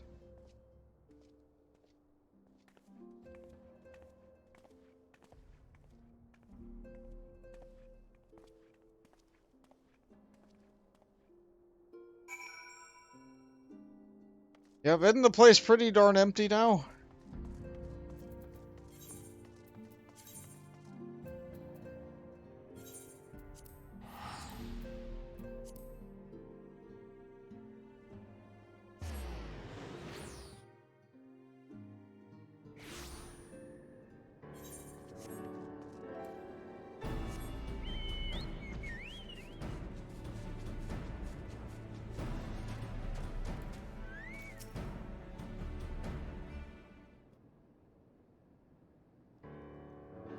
Commander Levaeur sent word that you'll be coming. A veteran of your talents is most welcome. Not that I don't think we can't handle the situation, mind you. I've learned a trick or two since that disaster with the Amalja. But I return to the task at hand. Now, Flame's reconnoit scouts have reports of Imperial soldiers assembling at Rabon's Push. Such a force is likely interested in only one thing, getting their hands on the resources found here at the processing plant. The Garleans will begin marching at us at any time. Try to speak with Lord Edelstein, and we might coordinate our counter-strategy. In the meantime, I will inform the others that you have arrived. No doubt it will be welcome tidings. He's a good kid. He grew up well. Came far from the person who tried to have me ambushed by his buds.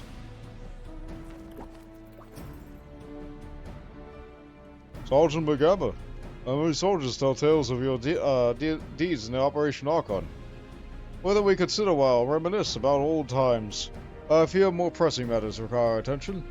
The civilian draftsmen, you see, they've come across several highly suspicious crates within the boundaries of the processing plant. I had my sappers take a closer look, and our worst fears were confirmed. These boxes contain powerful explosive devices. Devices of Imperial design, no less. By my orders, the Flame stationed here are conducting a thorough sweep of the compound as we speak. Though it troubles me that we are unable to apprehend the Imperial spy behind this, I have faith that our men will be able to neutralize this threat for now. In the meantime, our scouts are bringing troubling news on the latest movements of the Imperial Army. I will once again ask for your aid. Okay, they cut a quest here. You used to have to look all around this plant to try and find like 3 or 4 bombs. You weren't timed or anything, but like one of them, I'm going to take a moment to point this out. One of them, you couldn't fly at the time. One of them, you had to use these stairs right here and go up on top of this pipe and walk almost all the way over here to this gate, and one bomb was like right here.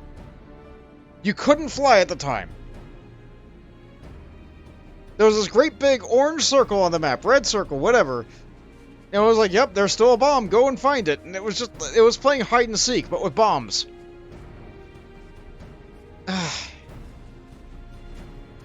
But they cut that quest out. Nobody will know that pain of having to climb upstairs again. Mostly because we can fly, but also that.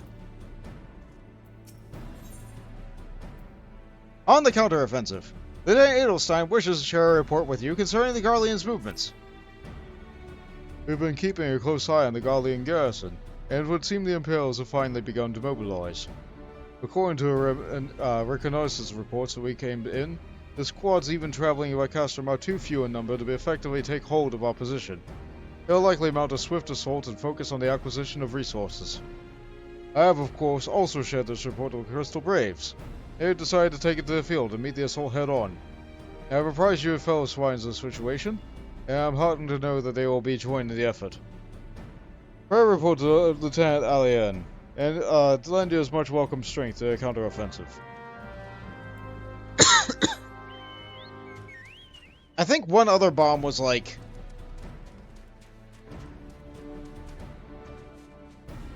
here. I'm not sure like which end of the fence it was, but I think one bomb was here. And another bomb was like... around here somewhere. I don't remember the exact location of these bombs, but I remember where these were because I had to look for them a lot. Or for a good while. And I remember having to help my friends find them when they got to this point too. Alright then. Time to see if all this training has paid off. Well, guide my blade.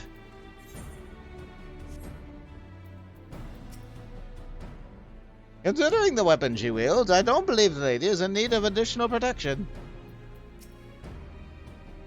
Be it as a squad of soldiers to some Magitech monstrosity, I shall allow no foe to harm our lovely Membrada.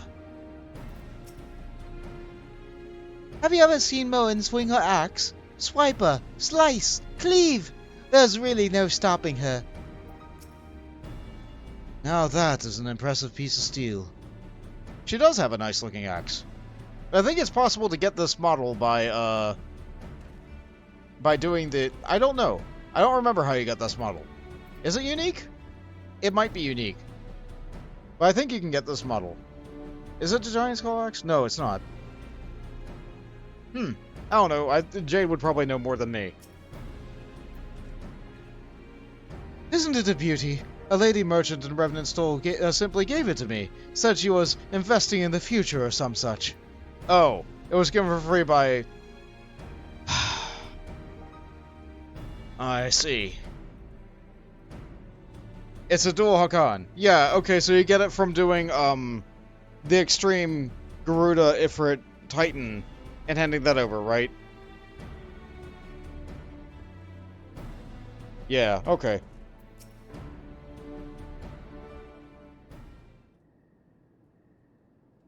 Glad to have you with us, Bont. As I'm sure Lieutenant Edelstein has explained, the Garleans have deployed a small force of Castrum Meridianum. Their main column assembles to the north of Dalamud's Talons, but we've also spied several squads attempting to conceal themselves on approach to the west. And here comes the man!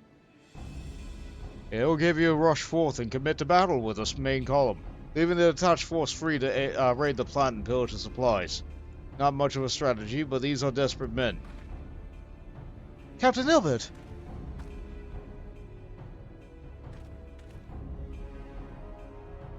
Greetings, Scion.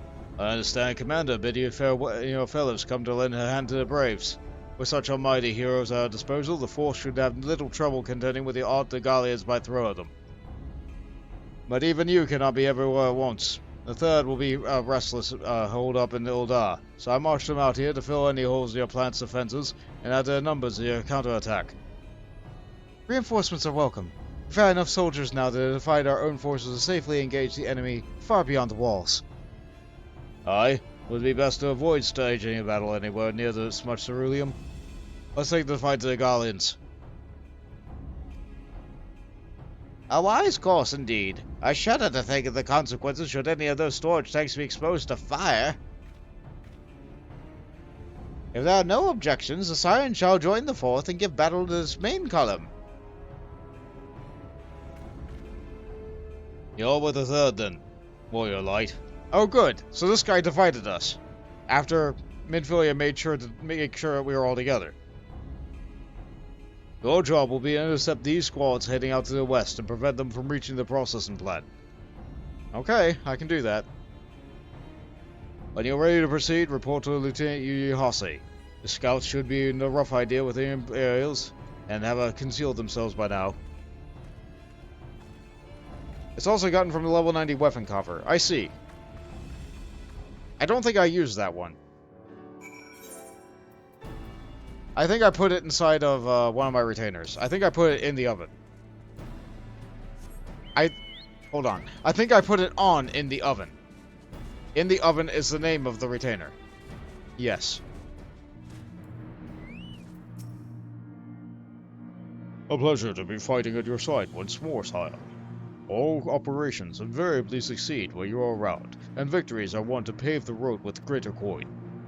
Now, this detached force we've been sent to eliminate is split into smaller squads. They're better to conceal themselves within the terrain hereabouts, I imagine. We need to split ourselves up as well to cover more ground, and make sure we root out all those would-be raiders. And seeing that you're an army unto yourself, I've assigned your own area to scout clean of enemy soldiers.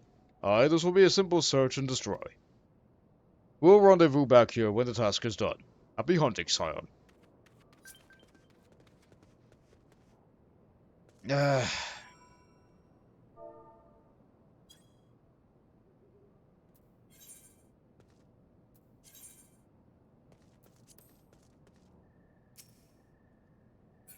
Okay.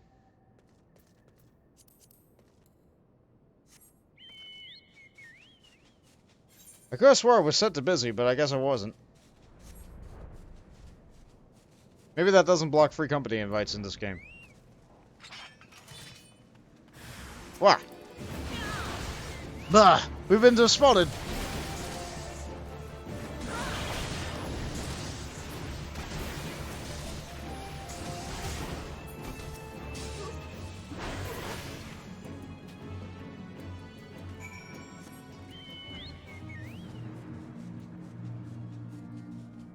Don't see the A rank over here. Not that I need it, but like...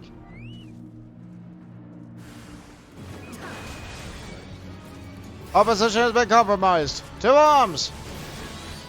Did you hear that? Oh wait, no, I heard that little whistle. I thought maybe that was the guy inside the Magitech armor. But no, it was Miss Pepper's mount.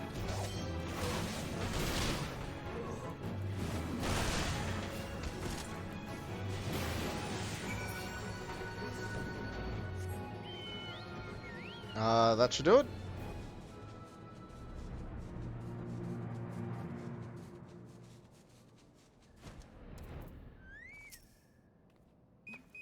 You seem grim, Scion. I take it to mean that between us, more than a few Guardians won't be making it back to the Castrum. These Imperials, though. They certainly made us earn our pay. I would be a happy man if I never had to tussle with another of those Magitech tours. It is time we bid a war-torn land farewell. I will contact the 4th and let Lieutenant Alain know that the west is now clear. I would appreciate it if you would do the same with your report to Lieutenant Edelstein. What, you don't want to talk to the Flame? Alright.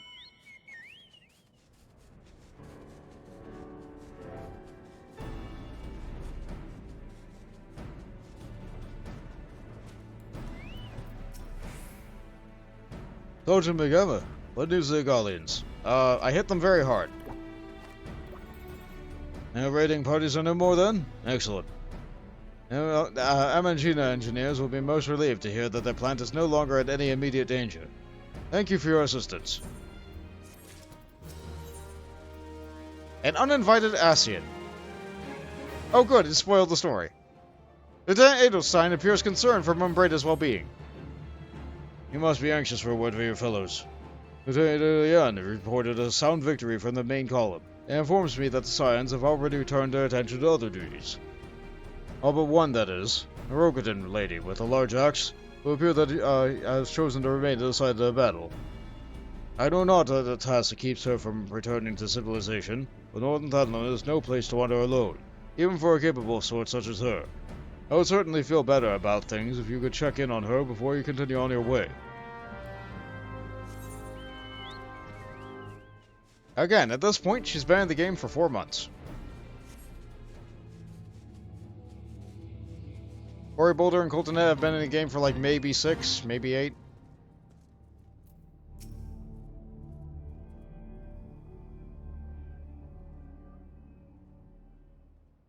Hold on, I won't be a second.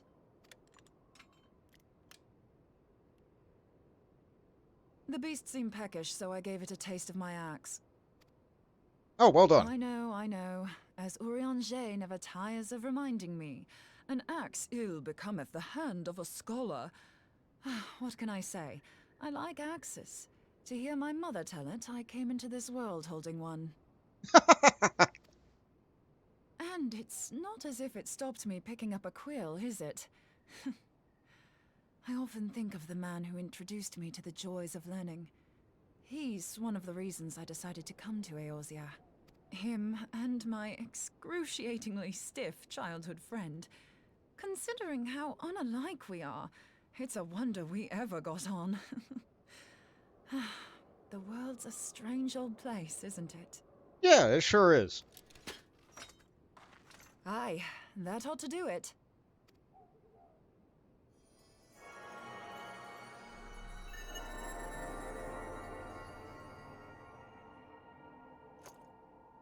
So far, so good.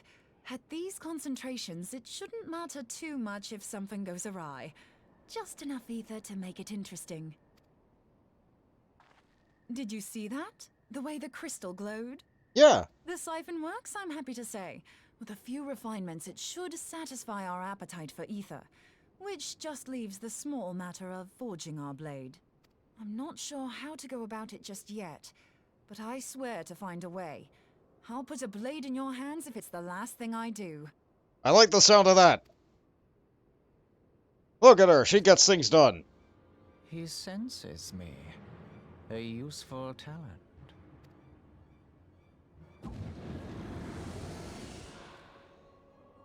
Hanassian, are they onto us? By your brand, I see you are an Archon of Sharlayan, keeper of knowledge, seeker of truth.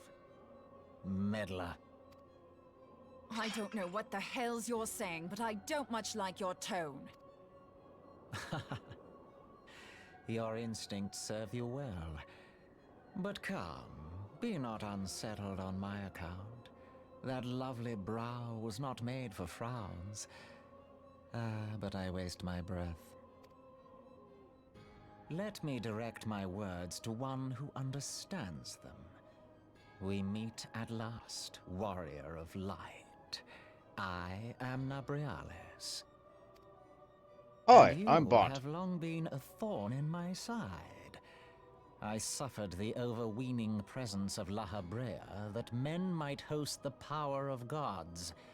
only for you to undo my hard work.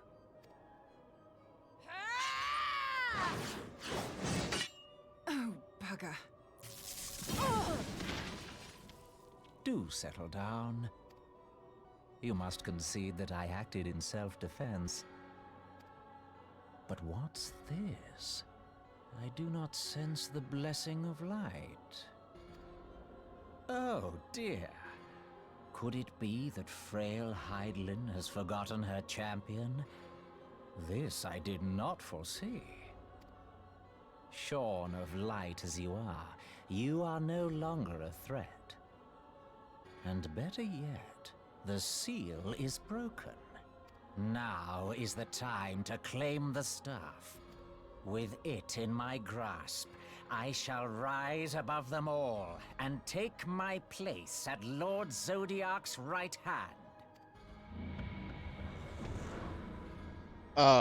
What?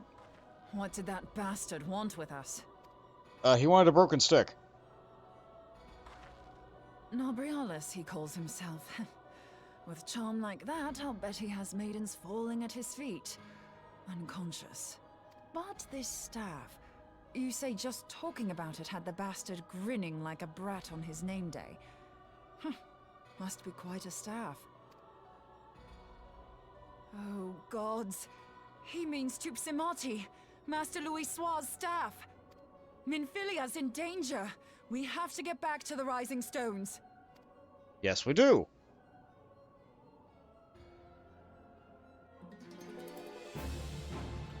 Oh.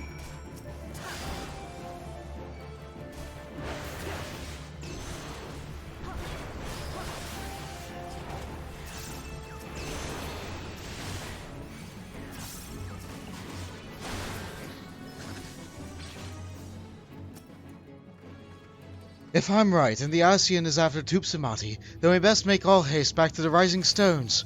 Minfilia will be, must be warned. Okay. Here we go.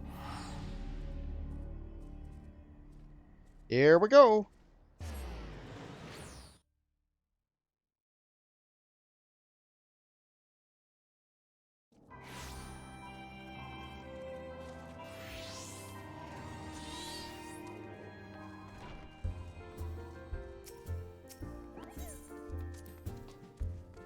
It looks like I might be able to finish around Reborn this stream, so I'm going to update the stream title.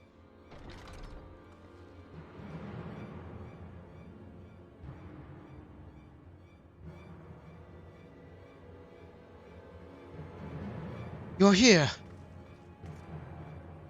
Master Louisoir's staff is kept in the Solar, isn't it? Quickly now! And there's no one else here. Because they all left. For reasons.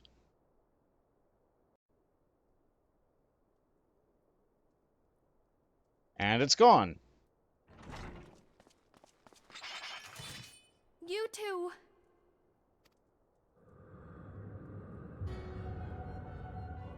So, you were able to divine my intent. What now, warrior of light? Ah, but that name is no longer fitting. You have become decidedly dull, and quite incapable of barring my entry. What do you mean?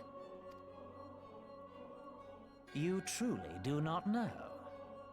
Then I suppose it is only right that I enlighten you. Ah, good pun! The blessing of light kept you and your fellow meddlers safe. It was that which prevented my kind from entering your domain. My kind, I say, though it had no power over the likes of Elidibus and La Habrea. Being of this world, they could come and go as they please, while I could only look on.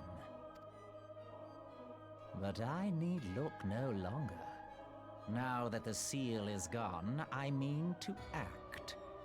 Unlike the others, I am not given to waiting. I shall take that staff and bring about the next rejoining. Rejoining? Then it was your doing. The Isle of Val, the scholars, all of it.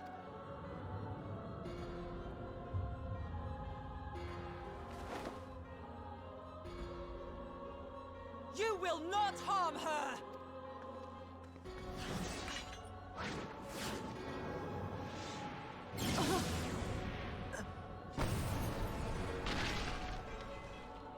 Moonbreeder! Why must you insist on forcing my hand? Did you learn nothing from our last meeting? Ah, but I forget. My words fall upon deaf ears. The staff is but a broken relic, a memorial to the departed. What possible use could you have for it?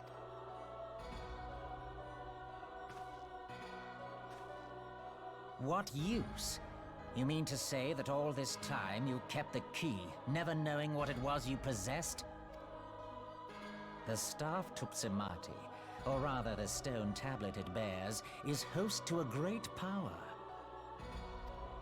Together with the horn, it can be used to draw vast quantities of ether from its bearer's surroundings. How else do you think Louis Soir was able to invoke the power of the 12 without making them an offering of crystals? Summoning requires not only prayer, but a profusion of ether. Even a child knows that. If I did not know before, you may be certain I do now. But above all, I know that we cannot allow this staff to fall into your hands. I will die before I let you take it. Insufferable woman. I would happily end your miserable life here and now. Alas, Elidibus would never let me hear the end of it. Very well. If you will not part with the staff, I will... Oh, and I will take you with it.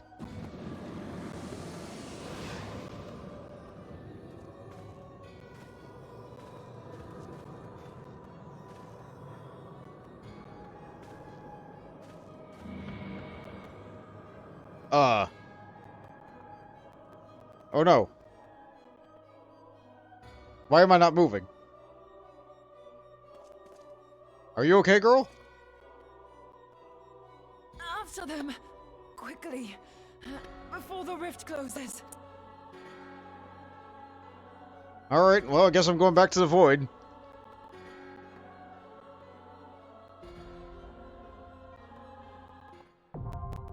The Chrysalis, now accessible. This is it, everybody. This is the last duty in the realm Reborn.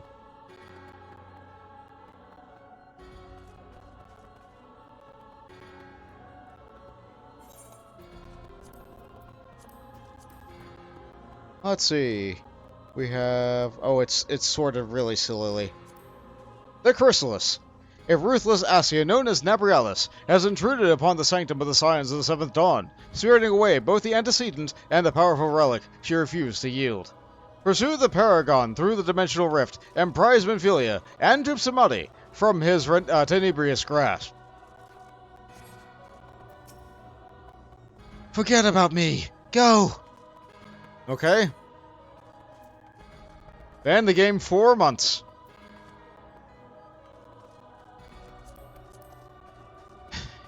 Here we go.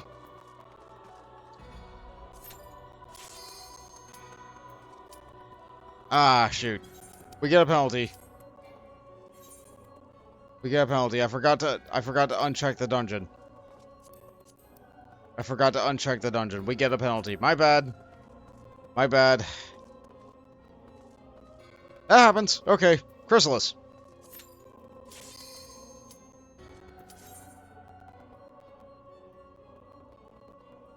If we get a second penalty, then we can't queue for a half hour. That's all it means.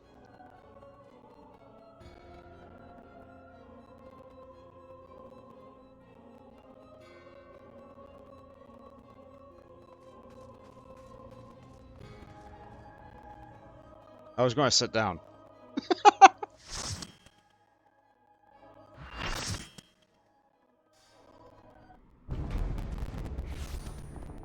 I am here.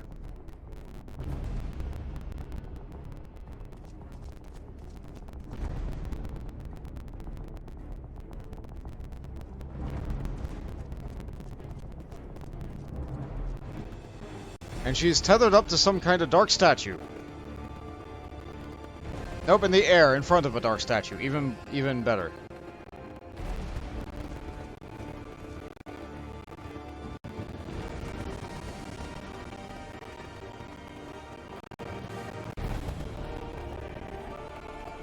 Can he get any creepier, guy?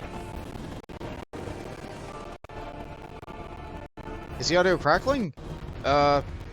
It might be.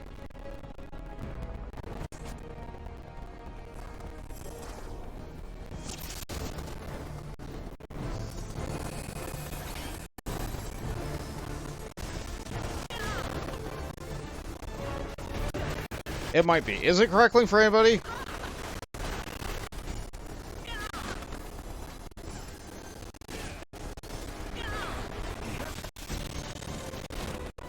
Okay, so this boss uses double and triple.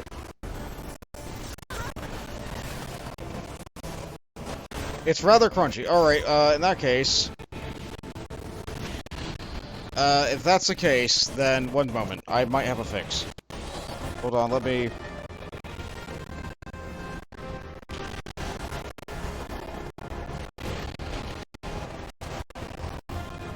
I have to unplug and replug that thing. I'm in the middle of a fight, but... keep that plugged in, unplug this.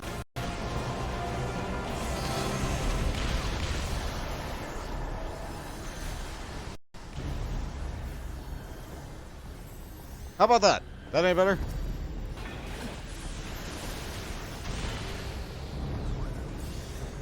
One, two, testing. Yeah, better. Okay.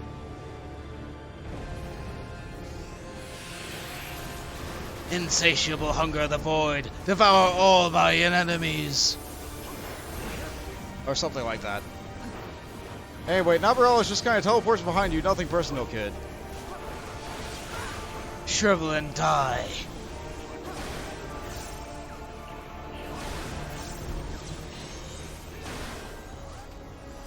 So yeah, he casts double, and then he casts spark, which is a pretty hard-hitting tank buster ability. Fortunately, the other tanks seems like they're absolutely caked in defensive cooldowns and abilities. And now they cast triple.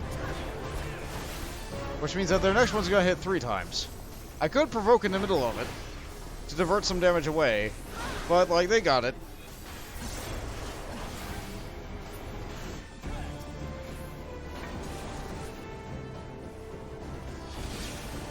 That's a cool looking laser. End of days. Very intimidating name.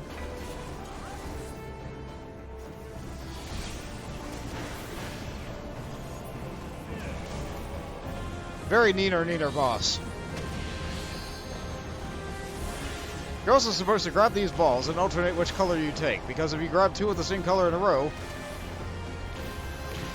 really hurts.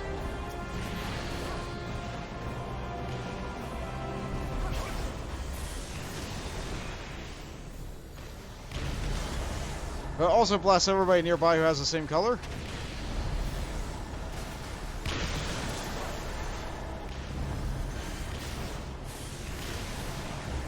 Oh no, I think I killed a healer with that.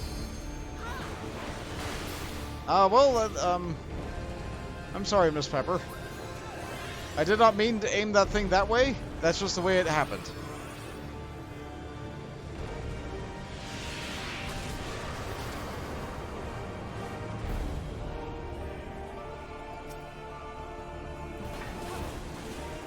Is he gonna do a thing still?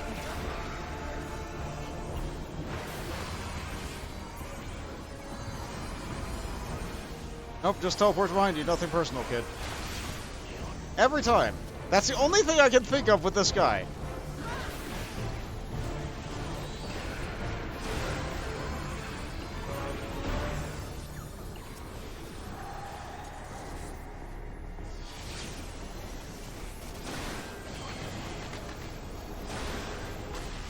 Effective with what? By Zodiac's name. Impossible. He has power over time itself? I shall imprison you. Alright, so I have to activate when this gets really low. Okay, so because I activated those cooldowns, normally those cooldowns only last like 10 seconds. However, because I activated both of them there, they're now lasting 2 minutes. So that tank has that meteor over there. My job is to take this meteor over here. I, as a tank, eat meteors. I have 2 defensive cooldowns on. Alright, he's running for that one. I got this one. The DPS is using a DPS limit break to tear open that tear in the rift. And we're safe.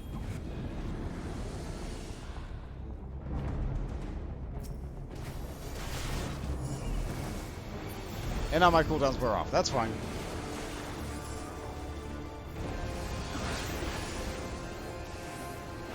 This fight used to be hard. Impossible! Secret Asian Man. Because of course it would be called that. Thanks, Koji, for being a pun master. And a massive meme lord.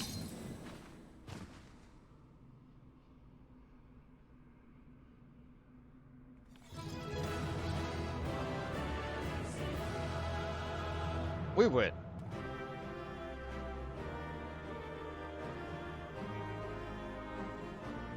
Everyone's gone? I didn't even say anything to anybody in the dungeon. My thanks. I didn't bring up chat once. Hydrate. Well, fortunately, this is the last of my water.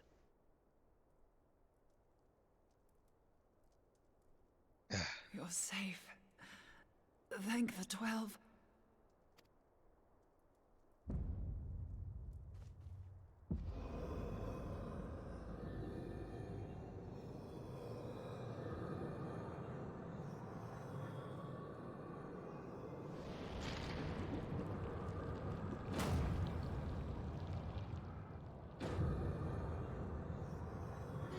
You may have bested me this day, but what of the next? What of all the days to come?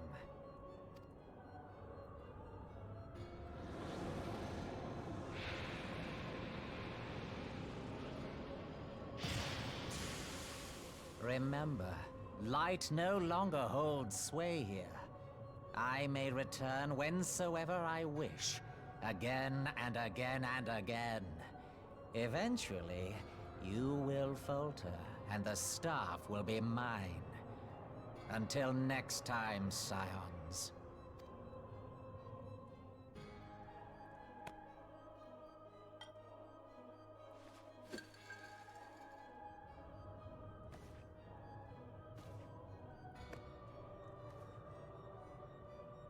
This is our plan.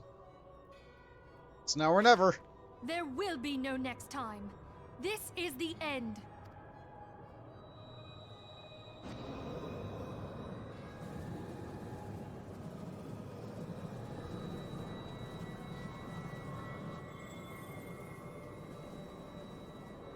Will the plan work? What? What trickery is this? No. No! Cannot! No!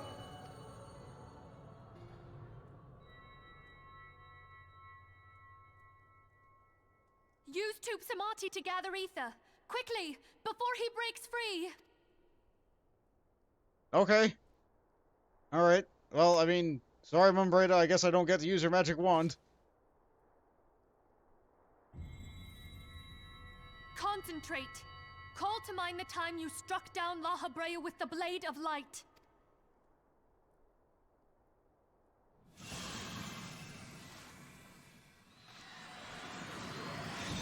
Well, it's a cooler looking axe than the other time. Why won't it work? Is it because we lack the blessing of light? Damn it. So much ether. And it still isn't enough. Fools! No mortal prison can contain me! I shall make you pay for your insolence!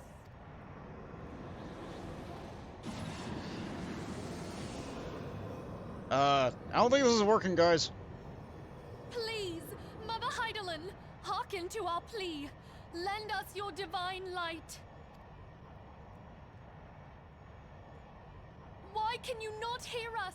Do our words no longer reach you?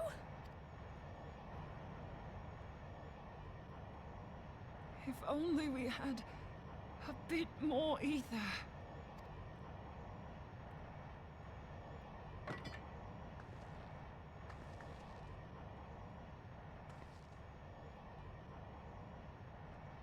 Moonbreeder, what are you doing? What are you doing? Master Louis Soir, I understand now. The choice you made. In death, there is life. Farewell, Urianger. You damned old coot.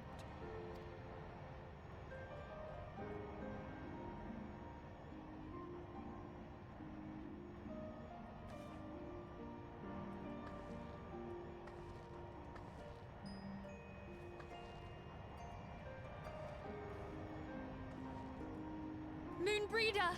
No! You mustn't!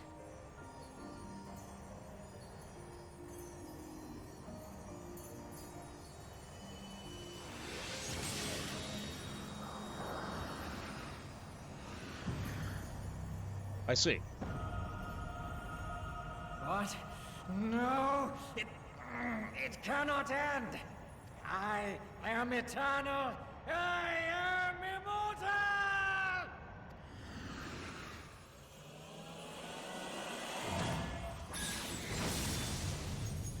So I just need the aether of one entire soul. And, you know, all the surrounding residual crystal aether of all of Modrona. I don't think that's gonna work again. Moonbreeder. She's gone. Rest in peace, Moonbreeder. You existed in game for 4 months. But for me, it was like maybe 3 hours. You did it, my friend. The Ascian is dead.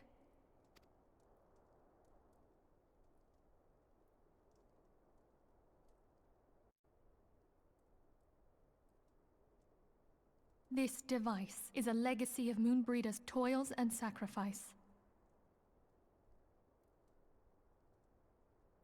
I shall hold on to it for safekeeping. Okay. Minfilia, are you alright? Hey guys, you're late. I am. Oh, we were surveying northern Thanalan when we received the distress call. We returned as swiftly as we were able. It seems you have everything in hand, however. Mm-hmm. What happened here?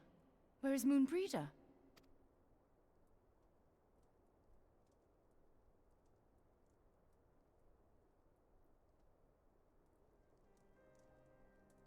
She gave her life to temper the Blade of Light. I have no words. Rather than await the inevitable, she took her fate into her own hands. Does Urianger know?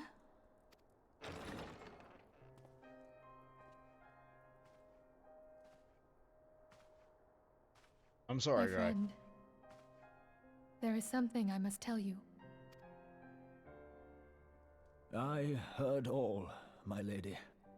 The moon sinketh, taking her leave of the heavens, yet her passing heraldeth the coming of a new day. Moonbreeder hath fulfilled her destiny, hath she not?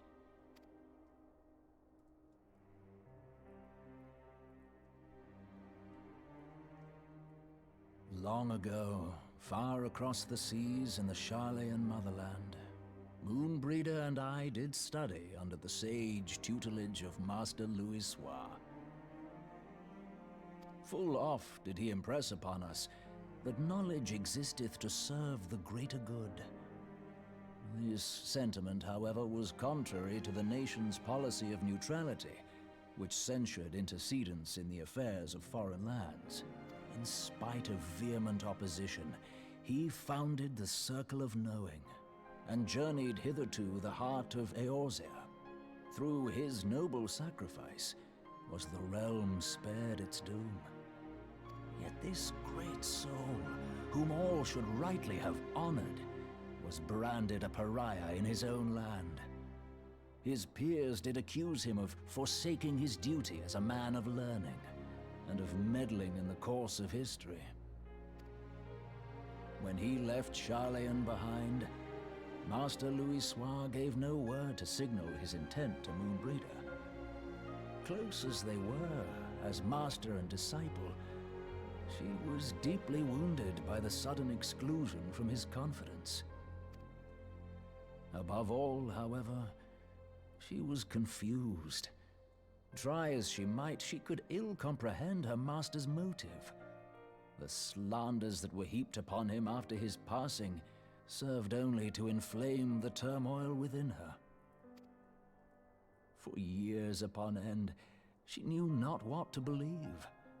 Torn as she was twixt the man whom she revered and the man who forsook her and his duty both. The Louisois I knew would never forsake his duty, much less one of his own. This I know full well, my lady. 'Twas not for want of love that Master Louisois hid his intent. He but desired that Moonbreeder discover her own path, free of the shadow of his influence. Long did I contemplate revealing the truth to her, and long did I hold my peace. After all, was it not Master Louisois' wish that she come to the truth unaided? I told myself it was, and resolved to let her suffer. Knowingly did I deny my friend the comfort she craved. And now she hath gone to her rest, with doubt still in her heart. No, she was okay, guy. Speakest thou in earnest? Did Moonbreeder truly come to understand Master Louisois' will before the end?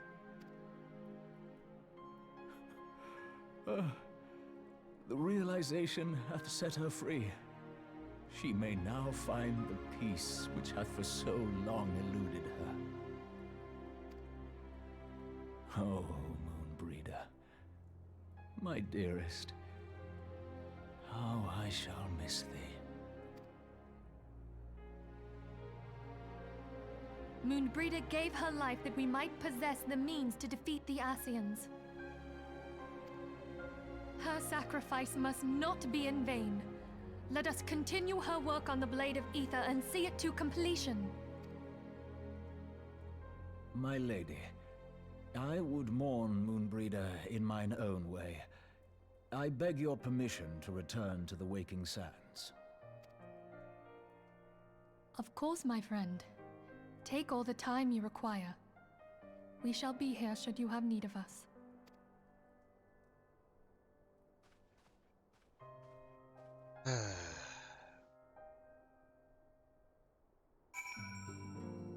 She didn't even leave a body. You can't bury anything.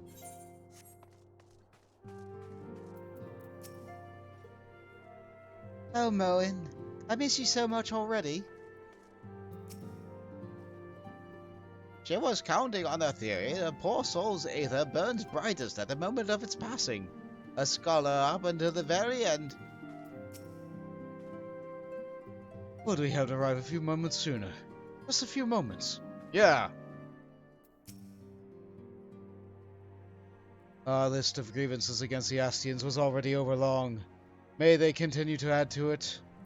Must they? I have to double check to make sure the rest of the place is still empty. This is one thing that the developers, like, to this day, they continue to say, like, this was their biggest writing mishap. They introduced a character and killed her off way too quickly. Way too quickly.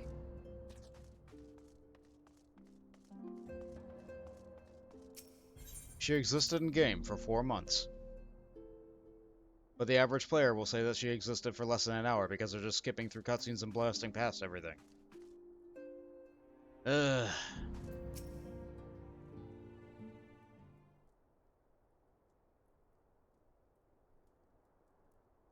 Yep, we're all sad.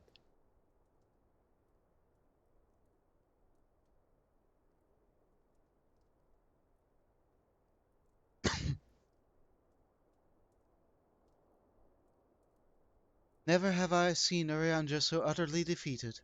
No one should be made to suffer such grief.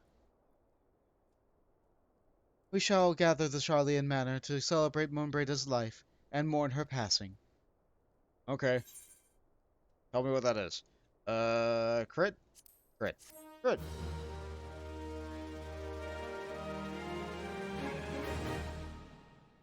Do we all get a piece of materia? Is that the Charlian way? In memory of Mumbreda. Minfilia wishes to gather signs in honor of the fallen Mumbreda. As Mumbreda was a native to Charlian, I feel it only fitting that we gather before the Mark of the Scholar. Are you familiar with the stone? It is a monument found in Relfrot. It is sacred to Thaliak, guardian deity of the City of Learning. There shall we pray for our dear friend's soul, and bid her a peaceful return to the light of the Mother Crystal.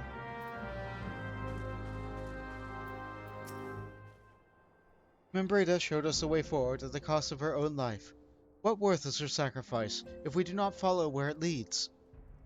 Let us gather at Ramfrost, and show our respects to the following comrade. There we shall continue with the work she began. Dang.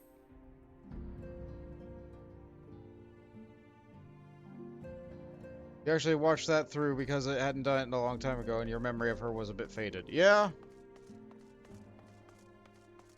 Like, she was a cool design. Some people love her just because it was a cool design. She could also drink a guy under a table. People love a lady who can drink a guy under a table. And now she's dead. They killed her off way too fast. I understand how newer players are just like, oh yeah, like, who was she again? Well, like, people who played during the patch cycle of her, like, they had a much deeper attachment to her. Probably more so than it was necessary. And, like,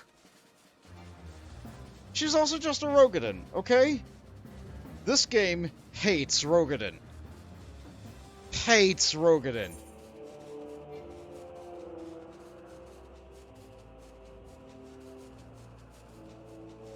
If there are nice Rogadin, bad things happen to them.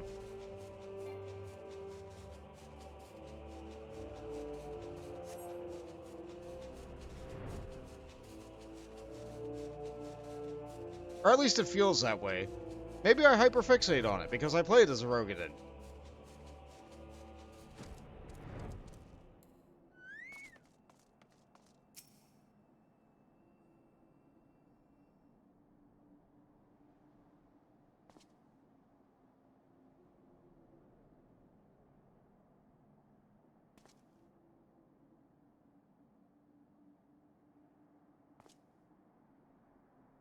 Yeah, prayer isn't really my character's thing. I thought she was cool. She used an axe too. She was a little bit of a dwarf. She never got to attack an Ascian. They always just countered her. But at least she tried. That's more than most of the other Scions have.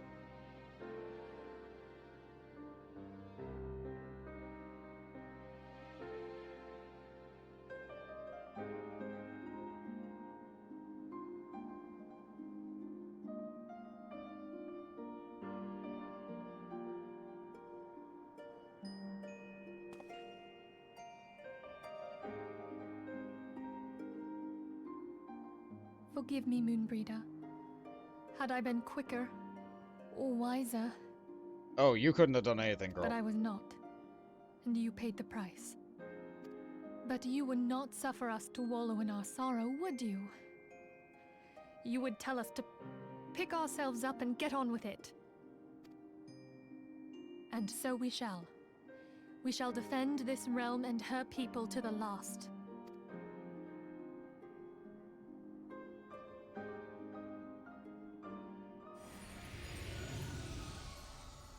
Oh, what now? Life for death. A fair exchange. Other bargains will be struck.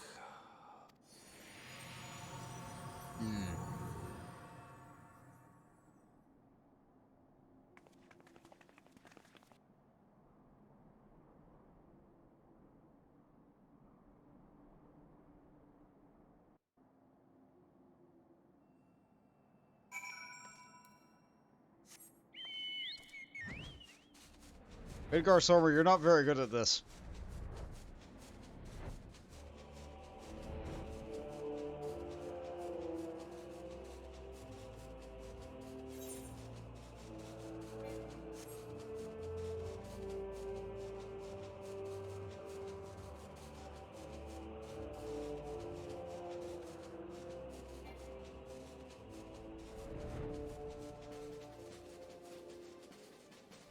I think there also used to be a quest around here about getting, like, Ida a new mask.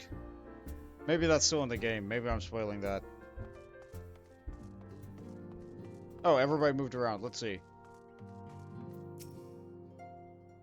The rising stones feel somewhat colder. Mumbreda always carried with her such an abundance of warmth and cheer. We must find some means of protecting ourselves from Ascian intrusions. There must be a way.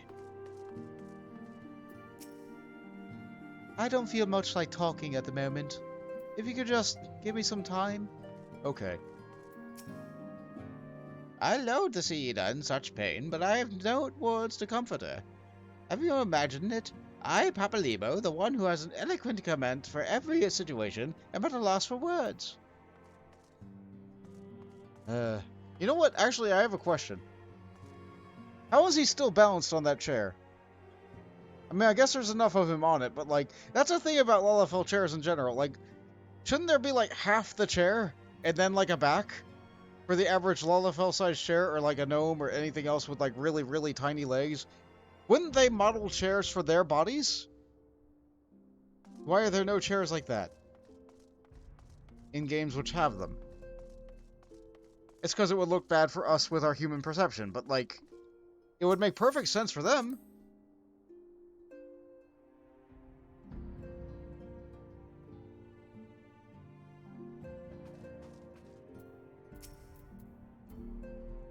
Though we have said our farewells, the pall of sadness has diminished our time. The pall of sadness has diminished but little. There we go. Forgive me, as antecedents, it is my job to be a pillar of strength for all others to lean upon. Yet I also believe the grief we now feel is precious in its own way, and not to be lightly swept aside. Do you not agree, Bont? Yeah. If you brush it away, it makes it not feel like it has meaning. It makes it feel like you're just trying to forget. You have to grieve. You have to grieve properly in these situations. It's as if a dagger has been thrust into my breast. But 'tis a pain we must learn to bear if we are to forge ahead with our duty. Is it the first time you've experienced loss? I thought you thought your mom was dead for a long time. The battles we have fought have taken the lives of so many. Duaswa, Monbreda, our fellows at the Waking Sands. Yeah, you see? Those guys. You didn't mourn them near as bad. Their spirit and dedication to our cause, however, will never be lost as long as we have rise to fight once more. I hardly need remind you of this, of course. 'Tis for my own benefit that I repeat these words, a reaffirmation of mine own chosen path. If I do not rebuild the foundation of my resolve, I am like to collapse in a fit of weeping. My apologies again, Bont. There is no other to whom I would display such weakness. You are my pillar of strength, and I fear I shall ever have need of your steadfast presence in the days to come.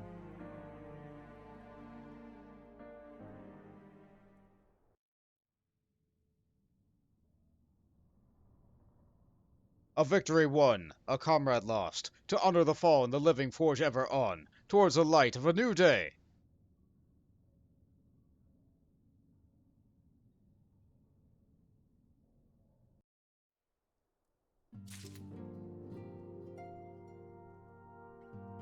That was definitely the end of a patch. I didn't get an achievement. Massive grief. Yep, I spoiled a quest. Ophelia has a request to make of you. Have you a moment, Bont? I believe Ida wished to have a word with you. I should consider it a personal favor if you would lend your sympathies to our troubles. She has not been herself since Monbreda's passing, and my heart aches to see her so downcast. Ida should be somewhere within the Rising Stones. Pray lend her a sympathetic ear, my friend. Fine.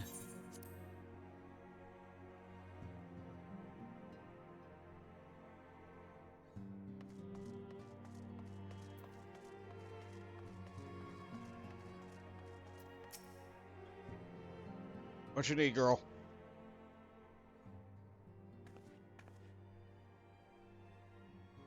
Hey, it's Bont! Great!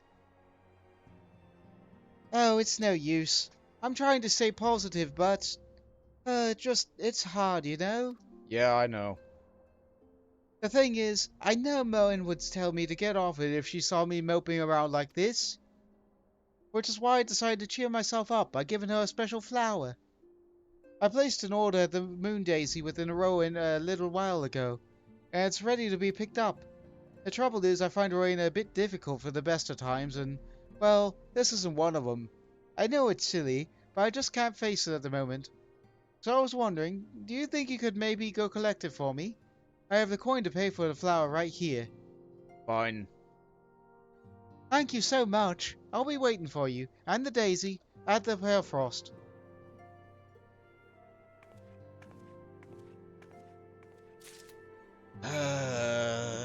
Is this the first time I'm talking to Rowena? I feel like I might have gone out of my way to talk to Rowena once. So, all the tombstones, all the vendors, all the things, that's all run by Rowena's House of Splendors. Apparently, the Warrior of Light is her #1 customer, but, like, we're not her only customer. All adventurers buy stuff at Rowena's House of Splendors. It looks like most of her employees have a name ending in, like, vowel and A. So all those vendors have that. All those vendors have that. You have that. You guys don't, but, like, you're special. You're just generic.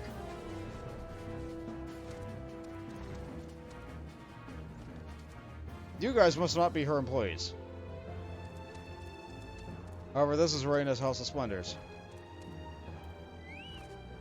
Yep, it looks like, yeah.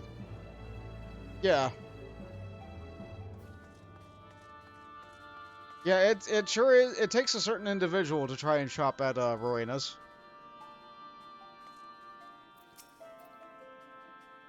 What can I do for you today, adventurer? Eldritch trinket to trade? Flower payment.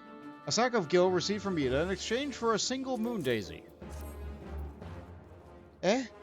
Got you running errands now? Them science really know how to make use of the most of your talents, don't they? Send a savior of Eorzea to a bleeding market. Fine use of your time, that is. Seriously though, you best learn how to say no, or they'll have you mucking out Chocobo stables next. Anyway, what's it with you out here to pick up? The moon daisy, was it? Here then, take it. And tell that Ida lass I've got a wide selection of headwear in stock if she ever decides to replace that dowdy old mask of hers. Gods knows she needs to. Ah, that's why I remembered it. I didn't get her a mask. Rowena commented on it. Crystal Braves, eh? Can't say I'm keen on a name. As long as there's coin to be made, you can call yourselves the Flying Fairies for all I care. Let's see. Allegon tombstones. They're relics from the Allegon Empire, a civilization what thrived during the Zoroastrial era. That's around 5,000 years ago, in case you're wondering. Despite their tiny size, each one said to contain a library's worth of knowledge of the past. They gained some amount of popularity among the rich eccentrics of the realm, who buy the tombstones from me by a bagful. And for my part, I source them from adventurers like yourselves. The Allegon Empire once spanned all of Eorzea, so there's no shortage of places where tombstones might be found. Bring me whatever you come across during your escapades, and I'll strike you a deal. How about vintage equipment? In recent years, folks have begun taking a renewed interest in antiquity. In case of the adventuring crowd, these interests steer him in the form of ancient combat arts along with the equipment used in them. To cater to the demand of the latter, I have engaged the master artisans to recreate vintage armor using modern-day techniques. If you fancy such gear, you'll like to get them right here in the House of Splendors. How about Geralt's Masterworks? Their arms and armor crafted by Geralt, who has the dubious honor of being both Eorzea's finest weaponsmith and its vilest man. Though he constantly drowns in drink these days, put a hammer in his hand and he transforms into a bloody beer god himself. Just imagine, what would those fellow capable of what he had still had wits about him. From armorcraft to weaving, he's mastered all there is to be master in an artisan, and created works of unsurpassed quality that is still sought after this day. It just so happens I've managed to procure some of these rare articles, just so you know, though, owing to their age, the wares might be a touch worn. If you want him to return to mint condition, you have to talk to a fool as it wasn't became Geralt's apprentice. I can handle a restoration or so, I'm told. How about the Ironworks gear? The folks at Garland Ironworks are credited for bringing in marvels of Magitech to Eorzea. If it weren't for them, we wouldn't have nice things like airships. The company's named for its founder and president, Sid Garland, a Garlean engineer. He's president only in name, though. From what I know, the man spends all of his time gallivanting around doing his own thing. Neglecting by his founder, the Ironworks threatened to, well, founder. But thankfully, Sid's deputy took it to a helm and righted the ship. Jessie's her name, and hers a genius mind behind the Ironworks gear. These are superior wares, make no mistake. I have the privilege of being the sole proprietor in Eorzea. If you fancy them, go and talk to Ariana out front. She'll fix you up with whatever piece you want, assuming you can pay for it. Oh, and you'll be pleased to know that Ironworks gear can be made even stronger than they already are. I've struck a deal with Geralt, and I'll do his augmentation work for my customers. Knowing that lasty bastard, though, odds are that he's foisted the responsibility on his apprentice, Drake. I think that fool's name was. How about Far Eastern wares? With the Doman's help, I've managed to strike an exclusive deal with a merchant operating out of Othard. The fellow supplies me with all sorts of exotic Far Eastern wares. You won't find the likes anywhere else in Eorzea. If you reckon you might fancy a pieces, go on over to have a chat with Azena yonder. Prices ain't cheap, but so it goes with rare items from the other side of the world. And how about Raina's House of Splendors? You want to know about this little old place? It's a reward of sorts, given over for my use and recognition of the contribution to Revenant's Toll's growth. Of late, I've experienced it to include a cafe on the upper-level terrace. There, folk can enjoy specialities made with rich tomato relish while taking a hustle and bustle below. Word's been spreading, and now we're starting to get customers from faraway places. If you've been so keen to a cafe yet, go on up and take a peek. Don't worry, I won't charge you for a view. I see. Ever the merchant, that Raina. And Azena, the luxury merchant, sells Othardian furniture for your home. I believe that the Snow Cave is pretty good. And I really like the Oriental Wall Scroll. And I also really like the Pine Bonsai. It's just like a really nice seat to have in your house.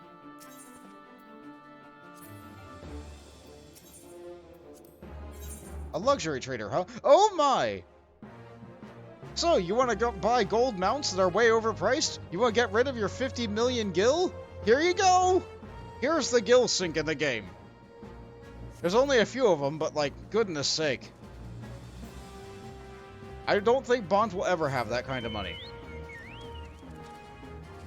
Anyway, I just feel like I needed to exhaust Rowena's dialogue. She's important, but not to the main story. Primarily. She just has, she has a bit of a monopoly on adventuring gear, or specifically high-end adventuring gear, and doesn't deal in gil. She made her own currency, and that's how she became rich.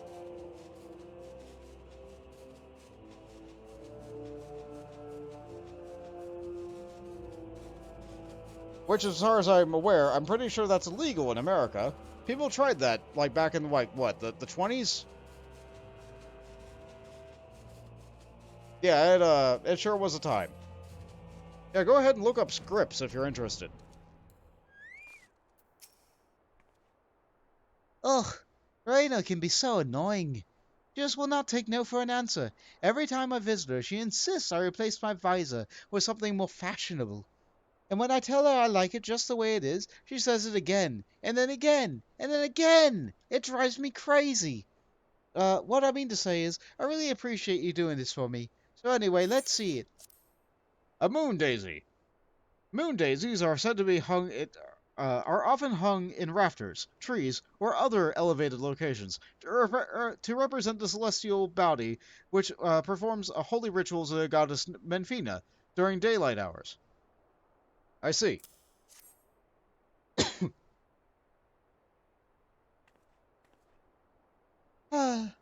Umbrella love these things, you know. I hope that somewhere, somehow, she knows I'm still thinking of her.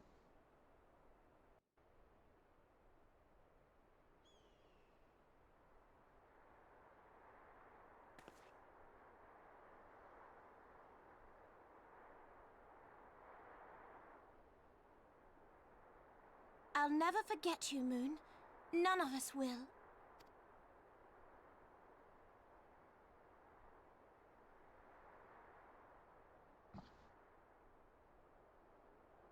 The song riseth to a crescendo.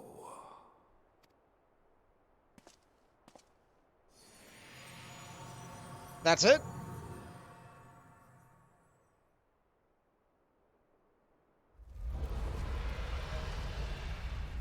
Okay, that one I heard.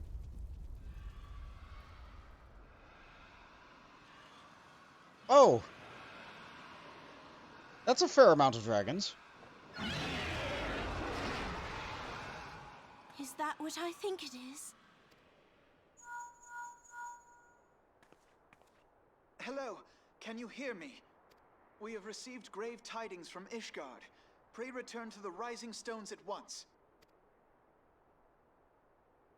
We gotta go.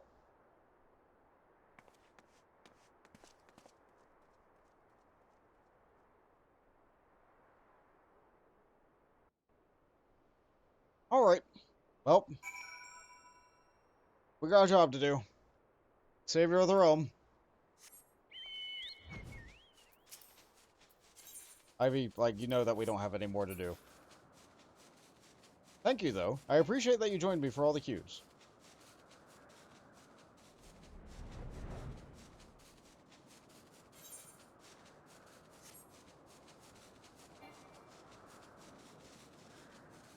It would have been faster if I teleported. But no, I like flying.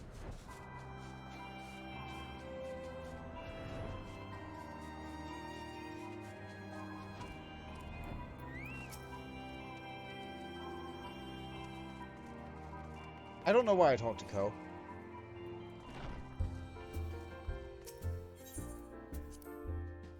I do tend to just talk to everybody, though, don't I? Let's see, are you guys still depressed? Yes. No worries. No worries, Jade.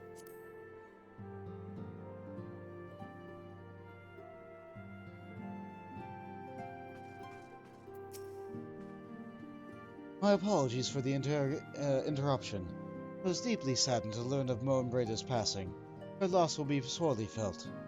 Alas, recent developments in Ishgard leave us little time to mourn. The envoy from Korthus will soon arrive, and we must hasten to hear her report. We have had reports of a number of frontier settlers, but it seems the dragons have come as far as Mordona. Yeah, I saw. Defenders for Ishgard. Alphino awaits the arrival of Ishgardian envoy.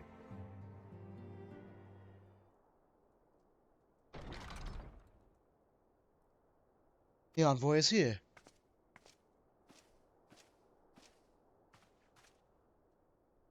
I thank you for receiving me in such short notice. Time is of the essence, so I would forego the usual pleasantries if I may. Certainly. You have come with news of the Drifanians? Aye. The dragons have begun their attack in earnest. The first wave has reached the Central Highlands a short while ago. A battle was joined soon thereafter. Sir Aymeric himself sallied forth into a contingent of Temple Knights and several companies of the noble house's finest. Though the beasts were ultimately forced into retreat, our victory, if such it may be called, came at a cost of injury of our own. Too many.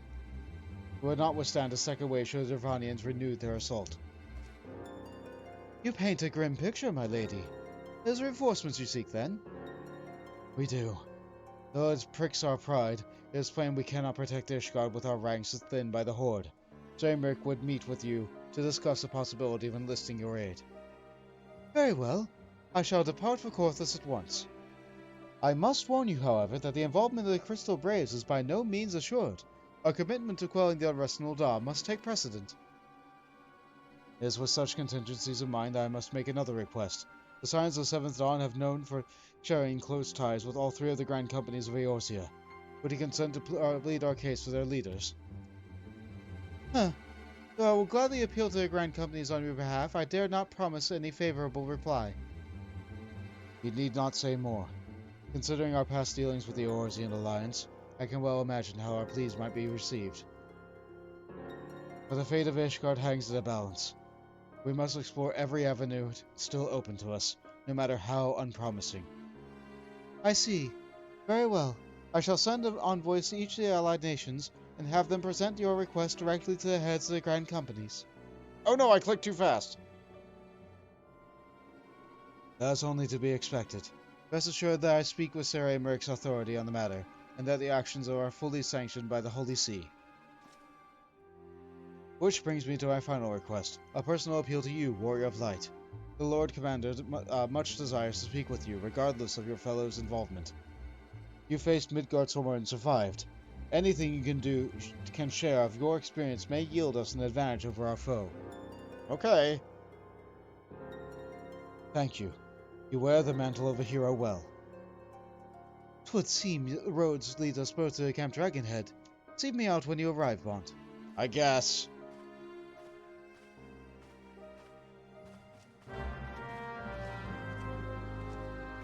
Alright, let's see, what was Minfilia's second line there? In the event that your plea does receive a favorable answer, know that any support is certain to be conditional. Demands will be made of Ishgard.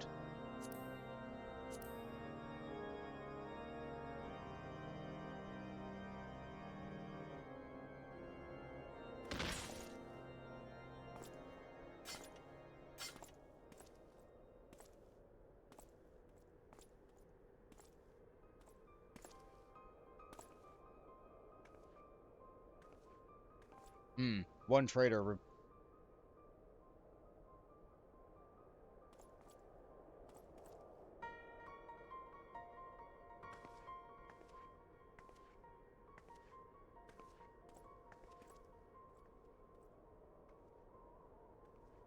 The sons must answer for their father's misdeeds. Only then will the cycle be broken.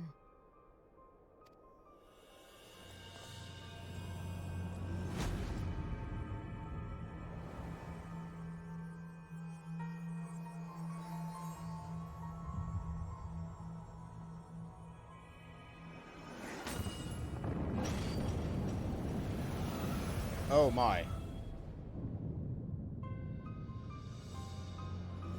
Brothers and sisters of the heavens, we raise our voices and join you in the chorus. The sinner's feeble magics are undone. Come, claim your retribution.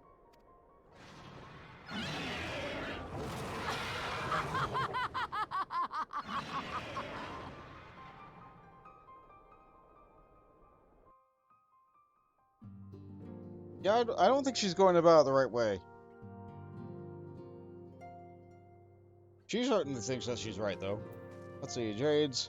You're baking salmon and garlic butter, and veggies and pasta salad. Ooh. Ooh. I think that dinner here will be much less glamorous. I probably am going to go out and get a pizza when I'm done. We have had reports from a number of frontier settlers. Oh, that's the same.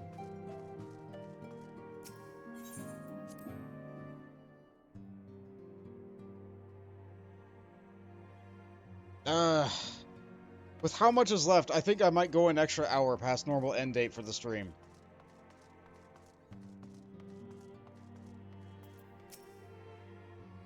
A town has been calm through all the talk of war, but those dragons come to Revenant's toll, there'll be panic aplenty, I'd wager. Should events take a turn for the worse, we are fortunate that these settlements are such a popular crossroad to so many veteran adventurers. Though I have never seen one myself, it is said that a dragon's lair just beyond the borders of my homeland. Is it now?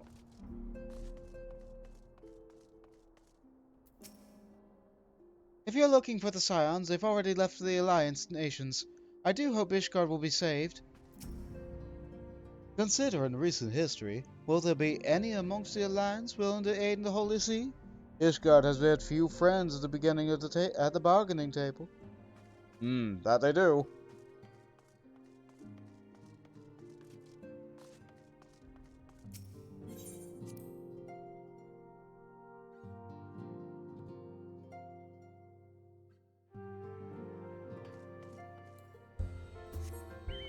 Alright, where am I going? Out there.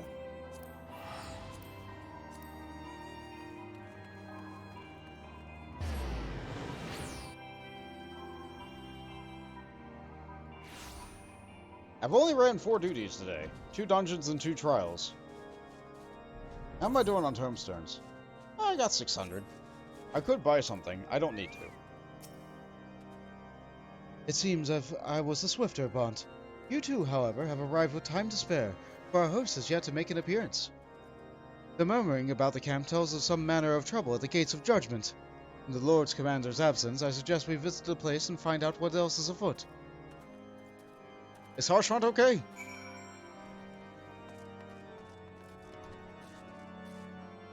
Understood. My dear friend Bonds, once more you arrive in our hour of need. Would that we could speak longer, but I'm afraid my duties demand my full attention. Yeah, I get it. You're busy at work, guy.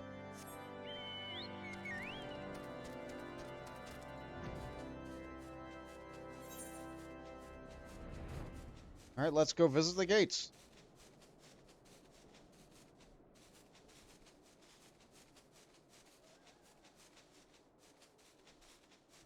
It's a little bit dinged up.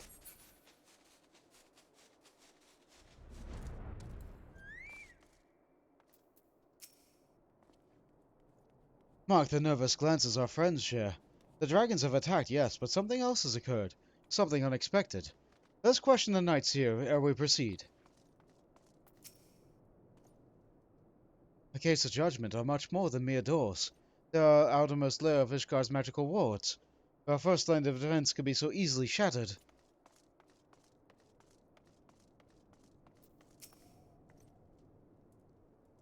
Heretics scum! How dare they meddle in the affairs of our divine protection? I shall rid our nation of their blasphemy, even if it means cutting them down one by one.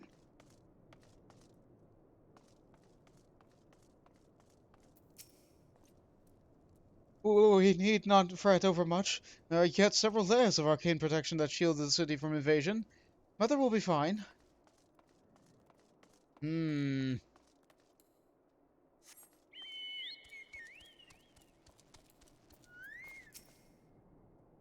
When I laid eyes upon Lady Iceheart, I felt the marrow freeze within my bones.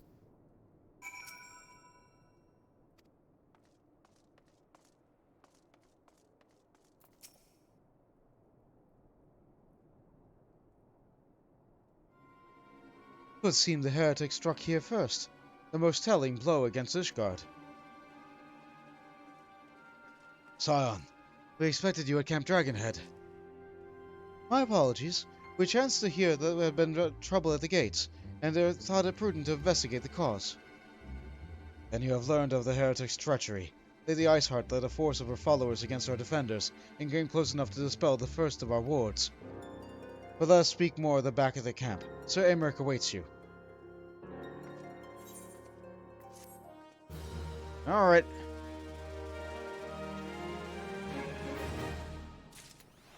It was good to come out here and see just how bad things have gotten firsthand, though. The worms roar. Alphino seems eager to return to Camp Dragonhead. Lady Iceheart has grown bold indeed if she would risk direct action against the city.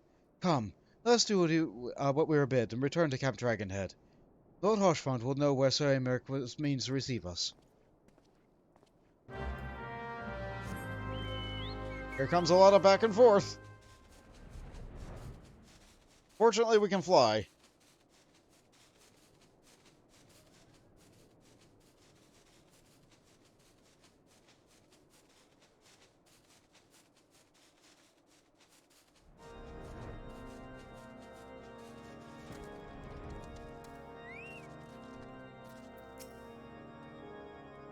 Pray ask Lord Harshfront to direct us where the meeting place is where you are ready. It's probably the accessory. 'Tis reassuring indeed to behold the countenance of a friend when one's homeland teeters upon the very brink of disaster. Though a single misstep could send us plunging into the abyss, your heroic presence stokes the flames of courage within my heart. Ah, but you did not come to Dragonhead to listen to my prattling. Our Lord Commander has arrived and will treat you with a treat with you at the intercessory.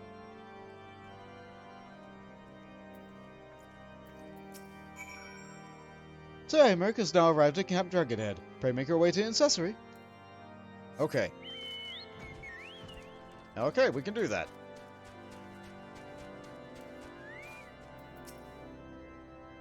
You think so? Shall I show you inside? And we're in. Ishgard's future hangs in the balance. The city's salvation rests on your assistance. I cannot well withhold it. Even so, I mean to make Sir Aymeric sweat for his reinforcements. On this occasion, feigned disinterest may serve the cause of the Eorzean unity better than naked philanthropy. Come, let us find out what concessions the Holy See is willing to make. They have a good amount of libations here. Wait, is that just more pickles? Yeah, it's the same models that they've had all throughout A Realm Reborn. They haven't had time to make new models for the entirety of A Realm Reborn, with the exception of boss models and arenas.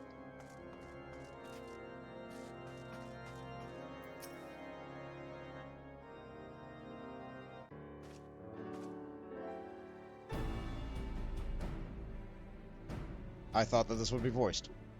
I thank you for coming with such haste, and apologize for my absence. Suffice it to say, Lady Iceheart and her heretics have much to answer for. Yes, we are but recently returned from our gates of judgment ourselves. Given the circumstances, we quite understand that you would prefer us to postpone our appointed audience.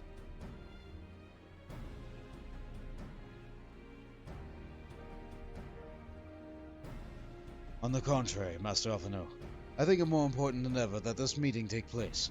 Rest assured, I shall return to my post on Ishgard's walls the moment our business is concluded. Before we move on the subject of reinforcements, however, I will introduce you to a close friend and stalwart ally, Estinian. Estinian? I thought I beat you up!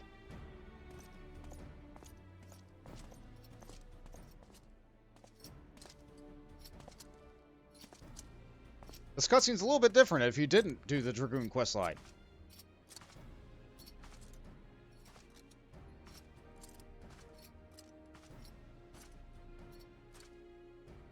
Now I present to you the Ishgard's Azure Dragoon. An impressive title, though I confess I know precious little of the Order of Dragoons. They are formidable warriors all, yet even among such masters of the lance, Estinian is without equal. He, out of all the warriors of Ishgard, was chosen to wield the power of the Dragoon, and slay and contend with any Dravanians. You flatter me overmuch, Lord Commander. If ever I was without equal, I am no longer, as my fellow Azure Dragoon will attest. Be at ease, Bont. I did not come to challenge you this day. Well, now that we have all been introduced, let us proceed to the matters at hand. I will share with you what we have learned of Iceheart's design, and confessed to heretics taken captive at the assault on the gates.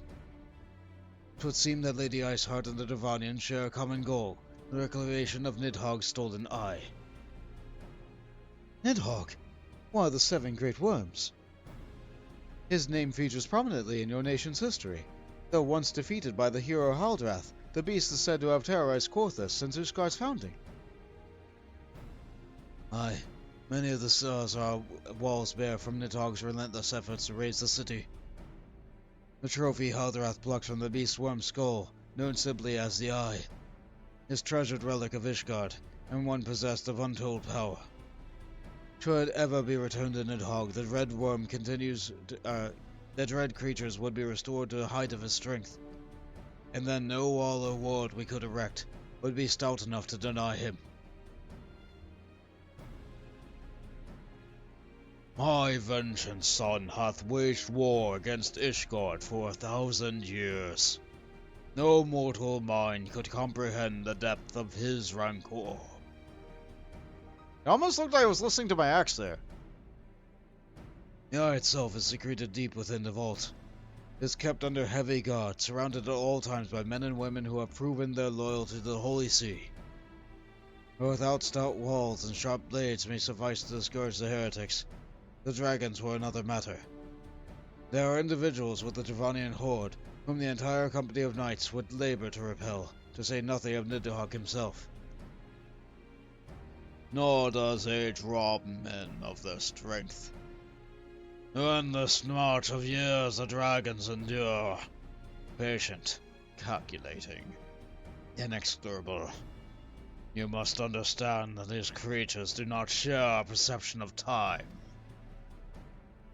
And what is especially true of the great worms, they who have spent centuries in slumber, only to wake and resume their campaign as if mere hours had passed. It has been 20 years since Nidhogg last darkened our skies. 20 years for him to gather his strength, and for us to bolster our defenses. And now, just as he seems primed to return, the heretics strike at the gates. You believe that Lady Iceheart is in league with the creature, then? Of that we cannot be certain. Though we know the heretics covet the Eye, we have been unable to determine their plans for it. Such questions aside, we must needs address the ragged holes the Mistress has seen fit to rend in Ishgard's protections. 'Tis a weakness the Dervanians are not like to leave untested.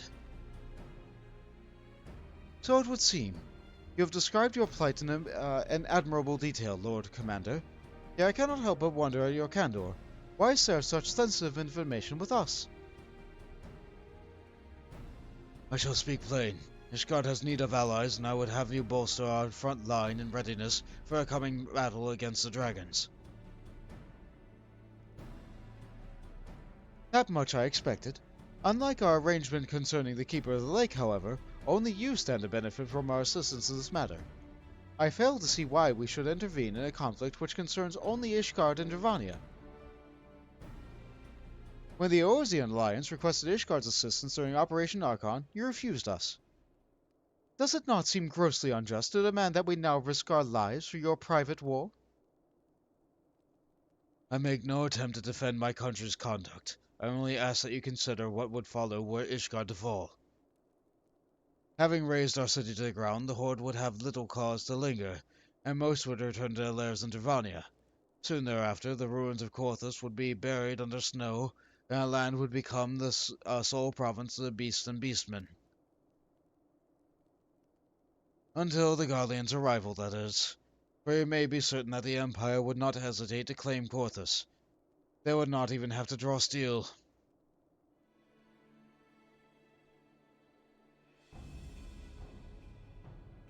An important province sharing the border with Mordona?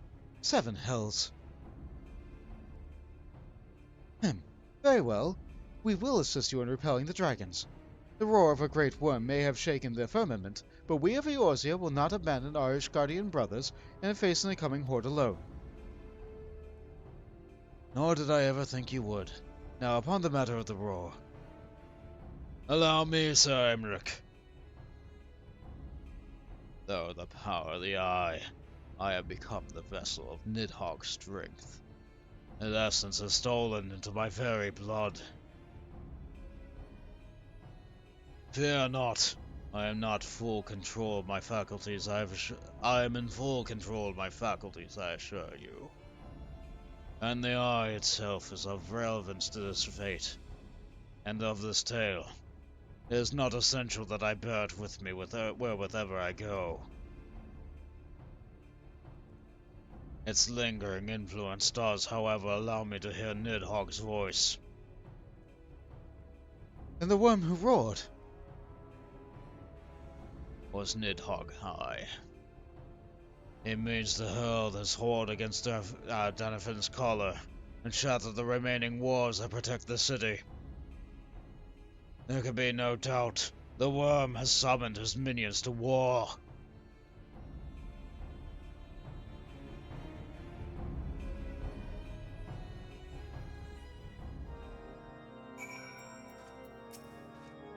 Nidhogg.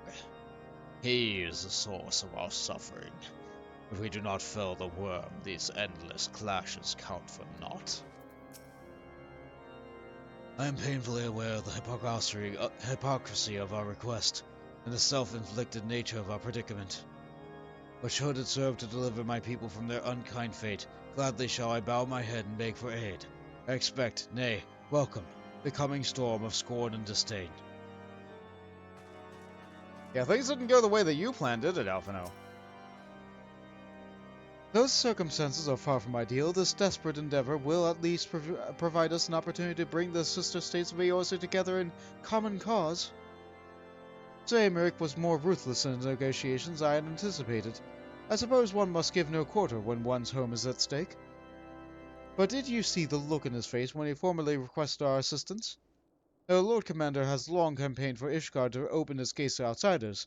I suspect the softening of the Holy See's attitude towards foreign cooperation comes as something of a bittersweet victory. The days ahead promise to be interesting indeed. Provided we, live. Committed to the cause, Alphino is ready to begin marking preparations for war. If we are to aid the Ishgardians in a war of theirs, preparations will have to be made, and soon. Before proceeding, however, we must needs return to the Rising Stones and make our report to the antecedent. No! Ere we sally forth in defense of Ishgard, we must needs consult with the antecedent. Come, let us return to the Rising Stones. You can do that! Let me fight! Dagnabbit!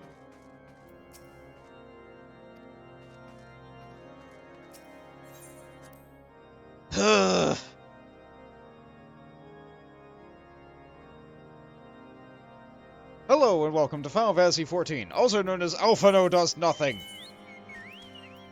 I'm a little bit harsh on the boy, I know.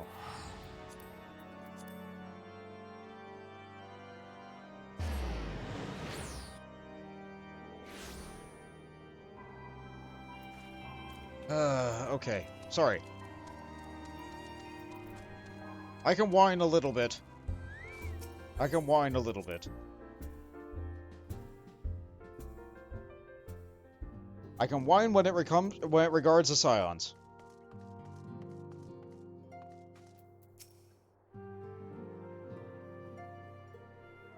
If you're looking for the Scions, they already left for the Alliance nations.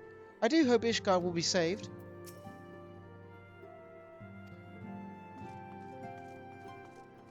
Well, at least she explains where they are.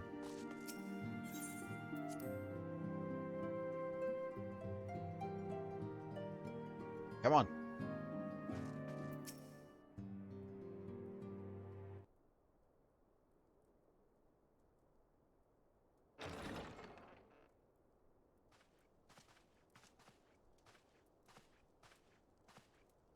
Alphino, it is good to see you. Tell me, what have you learned? Pray summon the others. Everyone must hear my report.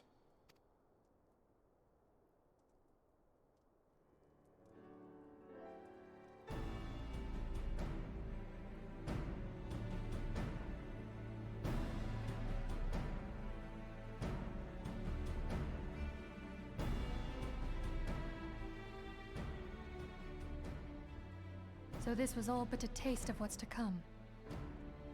Indeed. The main host advances upon Ishgard as we speak. Whose vaunted defenses have been nullified. Shorn of its wards, the city will bear the full force of Nidhogg's fury. All those people. Alphino is right. The Dravanians cannot be allowed to prevail. If Ishgard falls, all of Eorzea will suffer the consequences. Then you agree that we have no choice but to intervene. For the good of the realm, the Scions of the Seventh Dawn and the Crystal Braves must join the defense of Ishgard. Let there be no ambiguity about what has been proposed. We would be directly intervening in the war. But if all here believe the cause to be just, then to war we shall go.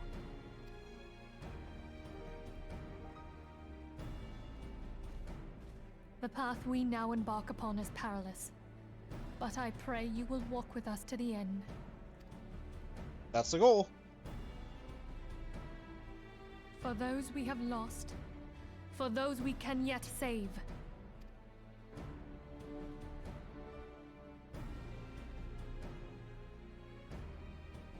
Then it is settled.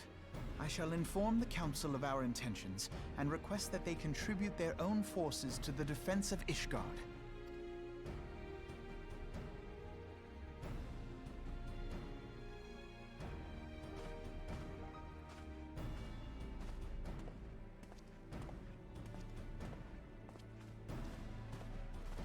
Like, honestly, I wouldn't expect any help from the Grand Companies.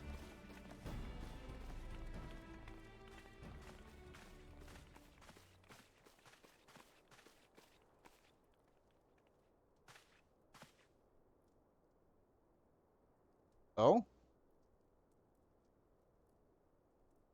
Elbert and Yu Yohase? Having some private words? I see.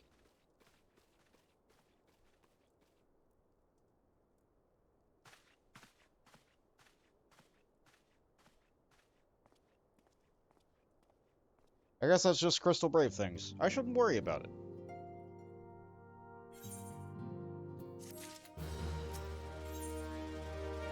Volunteer Dragon Slayers.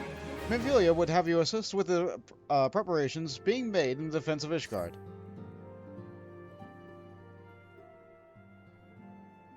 I have bid the Archons travel to their assigned nations. Should the members of the Alliance agree to pledge Grand Company soldiers to Ishgard's cause, our comrades will be on hand to act as intermediaries for the duration of their conflict. The small matter of persuading the Alliance leaders to grant such support I leave to Alphino. For you, my friend, a different task awaits. I would have you reach out to your fellow adventurers and gather what allies you may for the coming siege. I would also have you consider the matter of your own security. The Revenant Soul is but a short flight from the snowfields of Korthus. It is not unimaginable that the fighting may spill across the borders.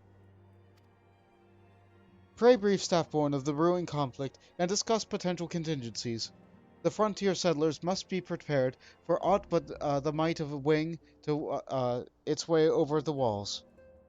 Aught that might wing its way over the walls.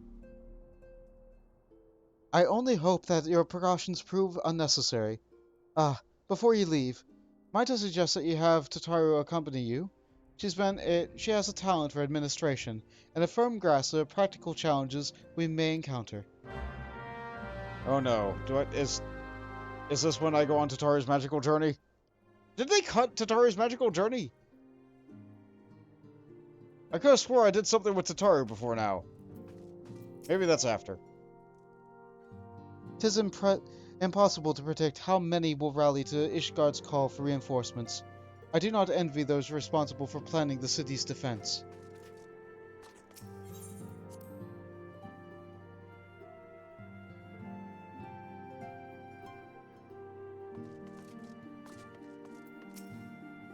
Oh, hi. We are rather close to Korthus. We are rather close to Korthus, aren't we? We'd best see to our own defenses and take stock of our supplies. Oh, and we'll need to have beds and bandages laid out just in case. A good receptionist is ready for any eventuality. Let's go, Bont. I have 101 things to discuss with Staffbone. I think we have an infirmary. Maybe we don't. Oh, hi, Yuri. What you doing over here alone? The threat of war sows panic and confusion, and routine tasks offer a calming stability. Being sure that the larder is properly stocked, for instance. I see. Alright, do what you must, girl. So, Minfilia has committed to silence the Ishgard's cause, has she? Though she makes her pronunciations with unshakable convictions, I can only imagine how agonizing it is for her to arrive at such a decision. So many lives at stake. Yeah. War. They say war never changes, but it absolutely does. It wears different masks all the time. Has different stakes and different levels of travesties that occur. This looks like a straight-up assault by dragons.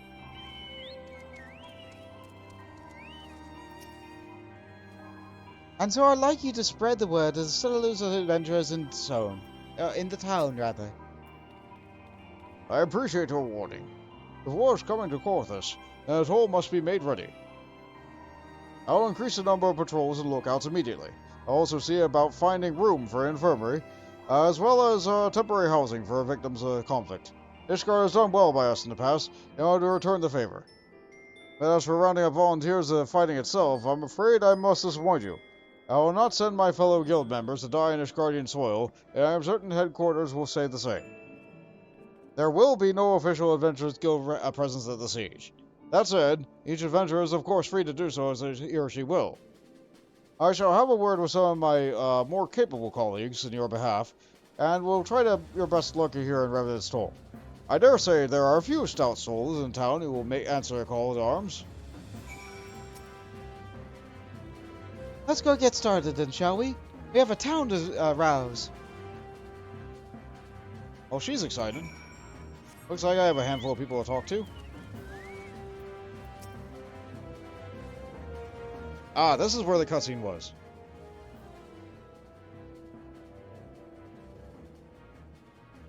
Spare me your talk of glory and fame.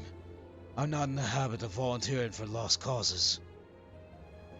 I've surveyed this long by trusting my instinct, or survived this long, rather. And my instincts tell me to stay well away from Ishgard.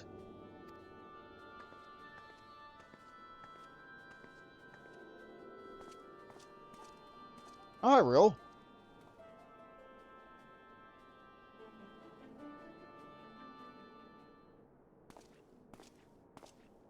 Oh, you want to talk to me alone in private over here in the corner?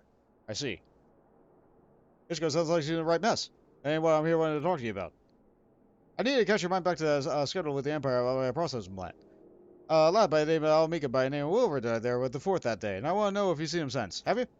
No. God damn it, I fear as much. No one's wasted him. And I think the ground opened up and swallowed him like whole. That ain't all. Around the time Willard stopped turning up from duty, them black market weapons started missing from our vault in Old Ah. So now, of course, half the braves suspect the lad making off with the goods. Folk like to believe our company's a disciplined fighter force, but as you and me both know, it's no more than a motley collection of mercenaries, adventurers, and Grand Company veterans. The only thing that binds us together is some vague oath about fighting for the freedom of all. That and safe pay. Now, compared to most of the others of the crew, Willard's a fresh-faced novice, a bleeding whelp amongst wolves. Boy's got passion. When he's talking about being a guardian of Eorzea, he bloody well meant it.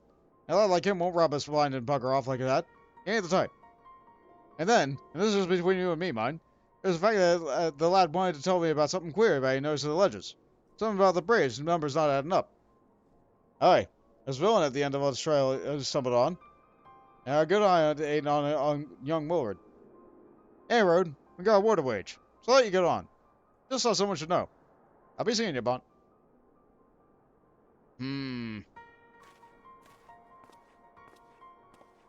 Ill tidings, indeed.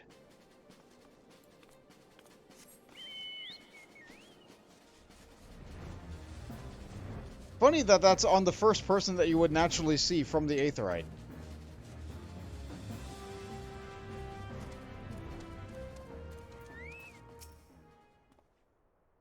So Ishgard seeks sellswords to bolster its ranks, eh? Though I'm not sure I like the sound of the siege, those nobles will surely be generous with their rewards. Ah, but I pledge myself to guarding Revenant's Toll. Modest work though it is, I am loath to break the terms of my contract. What to do, what to do.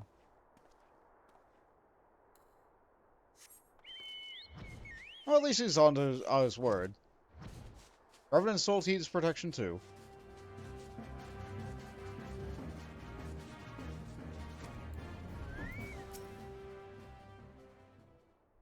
Sell me blade to Ishgardians. Well, them dragons are fearsome lot. I'd say my fair share for the coin was good. I worked for one of them knights before, you know.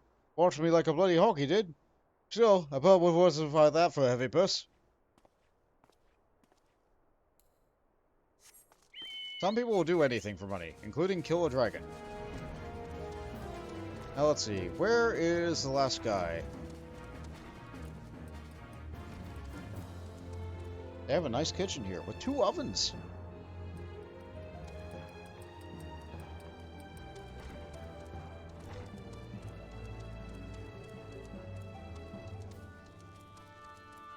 I'm very sure I've looked it over so many times. Volunteer my services in defense of Ishgard? I think not. Dragons claimed the lives of every one of my brothers. I did not mean to offer them mine. It was to escape such a fate that I took up the mantle of adventure in the first place. I would sooner die in the pursuit of fortune than huddled behind an icy wall. Fair enough.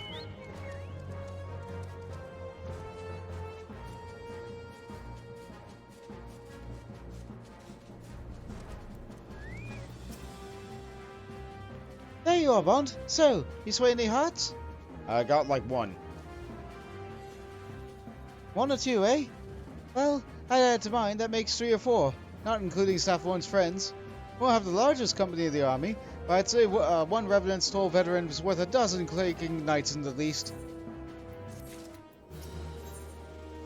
An allied perspective. Tataru has a message for you from Alphino. Great. Oh, I got so caught up with recruiting that I almost forgot. There's been word from Alphino. Apparently, the Alliance leaders are convening in Uldar to discuss Ishgard's plight, and they've requested your presence as usual. Anyway, you best make your way to Uldar, or you'll be late. Alphino said they would meet you on the Royal Promenade. Really? Alphino asked that you join him on the Royal Promenade. Don't worry, Staff Bondar can handle the preparations here. Now get going. It wouldn't do to keep the Alliance leaders waiting. Blast and bother.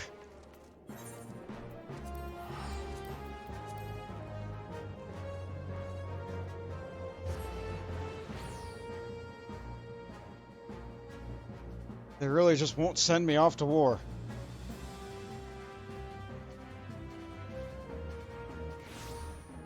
I was built for fighting, not for talking. Not that one. That one. Aetherites.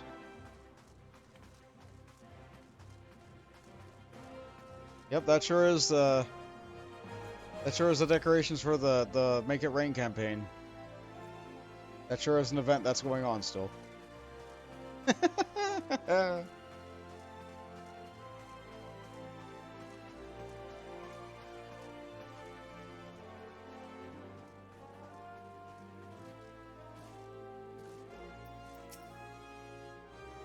My apologies for calling you away from your task.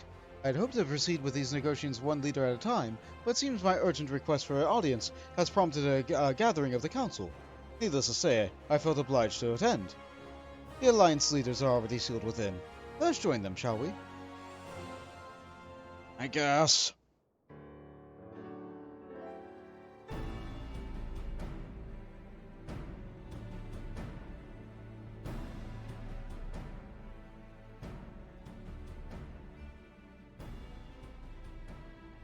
We are well aware of Ishgard's dilemma, and we agree with your assessment. Then I trust there are no objections to the Crystal Braves' intervention. Uldar has none. Gridania does not object. The Crystal Braves are yours to command, Alphino. Do what you will. We shall pray for your success. It was my hope that you would offer more substantial aid than prayer. I know it is within your means. Do not presume that you have knowledge of our every concern. The Garleans and the Beast Tribes are but 2 of many. We are not in a position to contribute greatly to the defense of Ishgard, not when our own homes are still under siege.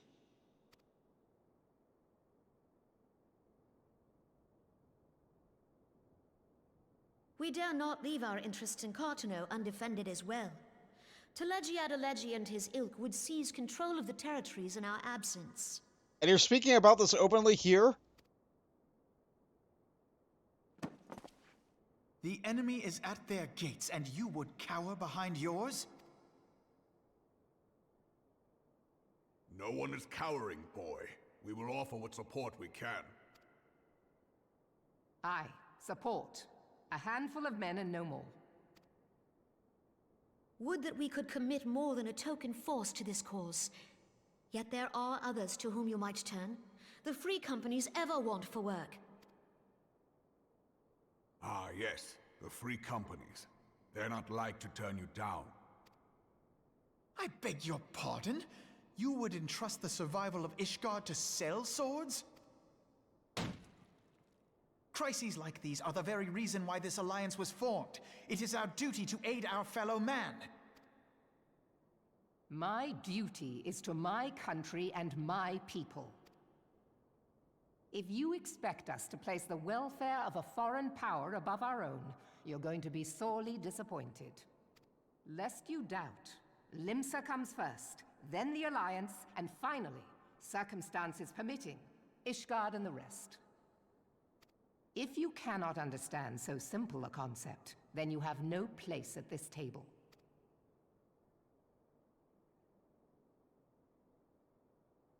Forgive me, Admiral. I was careless in my choice of words.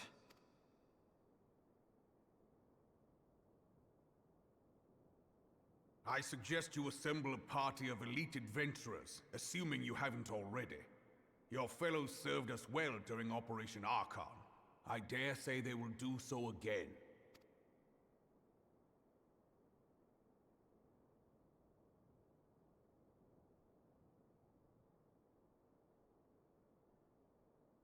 If I may, Your Grace, I wish to propose a redistribution of forces. If we entrust the security of Uldar to the Brass Blades for a time, we can dispatch a larger force to Ishgard.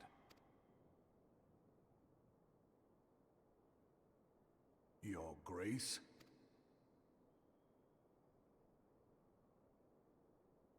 Yes. Yes, of course. Do what you will.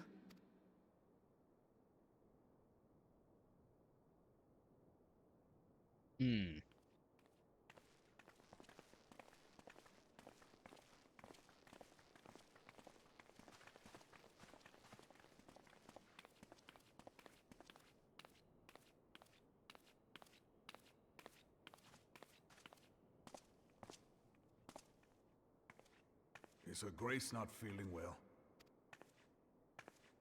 To the best of my knowledge, Her Grace is in perfect health. I see. Carry on.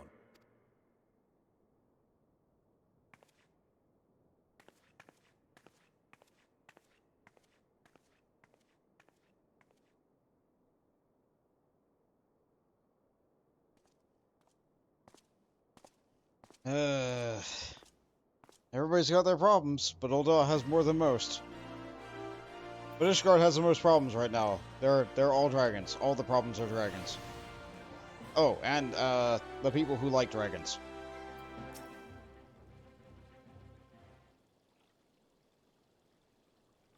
Once again, I owe you an apology. It seems you have been conscripted into leading a contingent of adventurers on yet another mission of inestimable danger. I can read, I swear. But I fear we have been left with little alternative. We cannot well abandon Lord Harshfont and Sir Aymeric to their fate. We must abide by the Council's decision, as short-sighted as it is, and strive to fulfill the roles of Eorzea's guardians. That's always what I do. Captain Ilbert, what news? Then the assault has begun. We have but the moment concluded our audience with the Alliance leaders. Move our forces into position. Your unit will join House Sterndale at Steel Vigil. Man the cannons alongside the knights, and then the Veranian horde ere they descend upon Ishgard. I will join you as soon as I am able. Bond, I would have you and your adventurers' allies bolster our defenses at the Steps of Faith. Report first to Sir Marceline at the Gates of Judgment, and he will direct you to where you are needed most. May the gods grant us victory.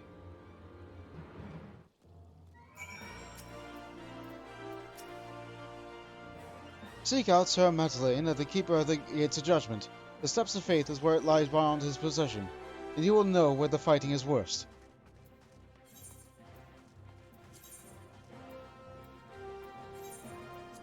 I'm going to sneeze again any second now. I can feel it. I can feel it. But it's not there yet. I may have dispelled it just by talking about it. How about that nonsense? How about that nonsense?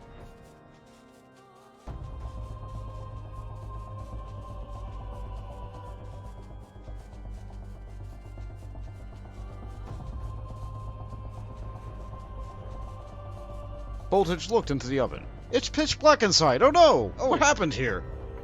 Probably still the dragons. Probably still the dragons. Like, dragons don't normally cook, right? So, like, yeah.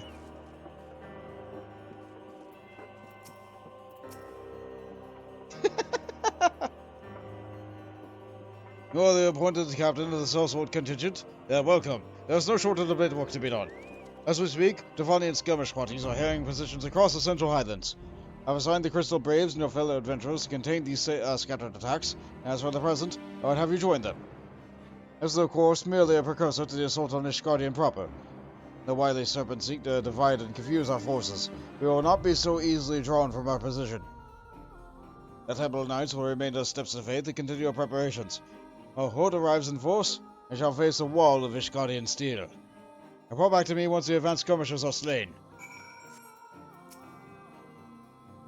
I'll have you assist the Crystal Braves and your fellow adventurers in slaying the Devannian's advanced skirmishers. Report back to me as soon as the threat has been eliminated. Okay. Off we go. Let's see. Okay. Fortunately, flying exists.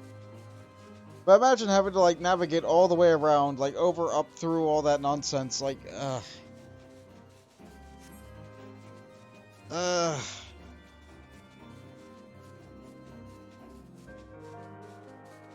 Flying is a blessing and a curse. Oh my!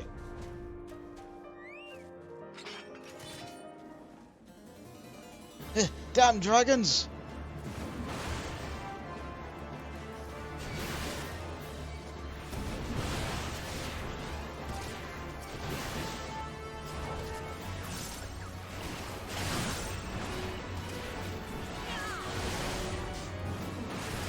Fortunately, I'm really good with an axe. Oh, another wave. Oh, just two.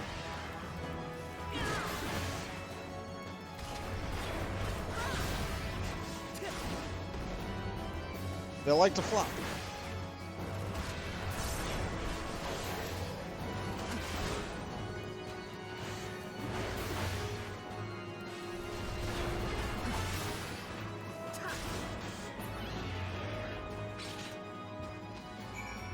You guys good? I guess they're good now. Where am I needed next? Yeah, okay, so now you would have to go, like, from here, back down through the town, through the southwestern gate, because if you jump out, you fall on that cliff, and then you end up, like, way at the northwest end again. Then you have to ride all the way through that, ride through the town.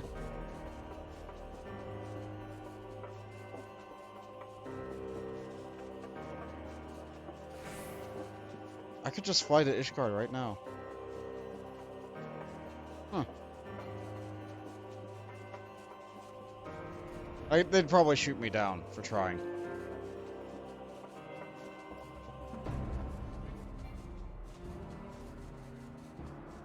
It looks like there was a little bit of invisible barrier mountain there.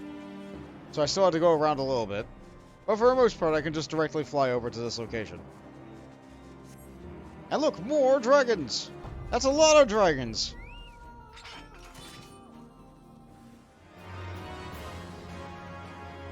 Hey, the gods, you're here!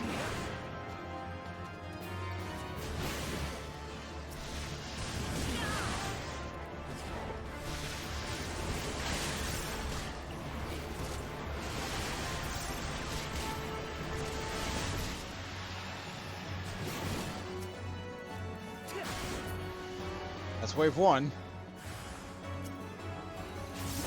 I know better now. Keep in mind, I'm level 54. I don't have my level 54 abilities because they're locked behind quests there in Heavensward. But my power is still vast.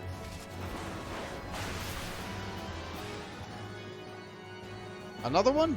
Ooh, a big one.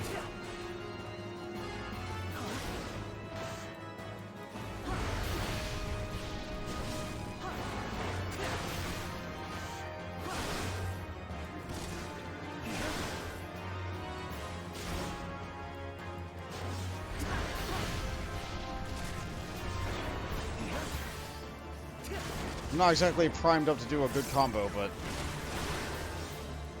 he doesn't have much health left either. There we go. We're good? Alright. Back to the steps. I probably could... Can I fly around this way? It looks like I can.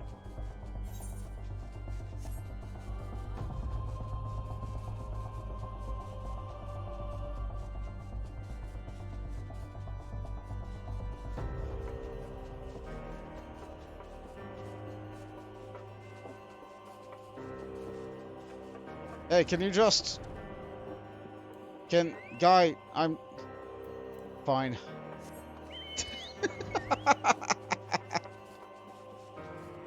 The game was not designed for you to be able to fly.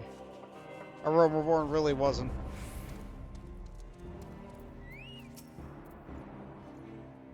What news, adventurer? The reinforcements? Decimated, you say? Devonian devils, damn their skelly hides. Hold fast, you grieve into fury, sir. We'll avenge the deaths of your fellows at the battles to come. The Steps of Faith. Sir Marceline wishes to prepare you for the siege of Ishgard.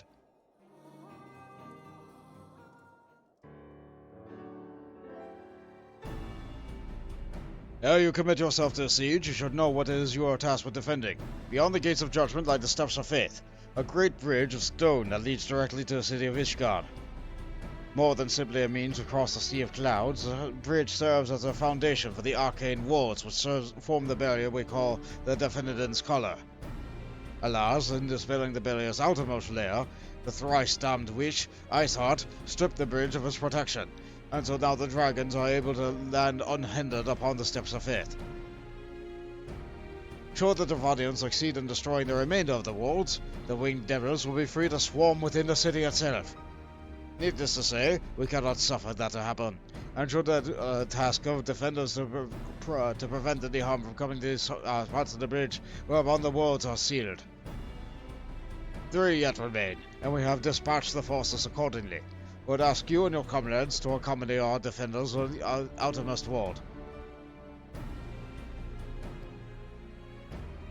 I should hope that includes us as well. Oh, the Scions are actually coming. The Scions of the Seventh Dawn? We could not well stand idly by while the Horde threatens the good people of Ishgard. Indeed. To do otherwise would go against all that Master Louisoix has taught us. As for where we may be of most assistance, I think it prudent we divide into 2 groups. Ida and I will join the rear guard. Right. If the dragon should reach us, we'll be sure to give him what for. Thank you. I love you. Pray speak with me again when our preparations are complete, and together we shall stand against the Horde. Alright, so... this used to be an 8-person duty. This used to be one of the hardest things to get in the game for your Trials Roulette. Unfortunately, it was like this great big thing where it was a massive siege and like you needed people to like hold mobs and tank mobs and some people to go over and to use cannons, but nobody liked to use the cannons. They just wanted to use their own abilities against the dragons. So it led to this great big thing where like sometimes the duty got done before they even got through the first ward, and sometimes you would fail because nobody did any of the mechanics properly. It just felt bad as a duty to get. So now it's a 1-player duty.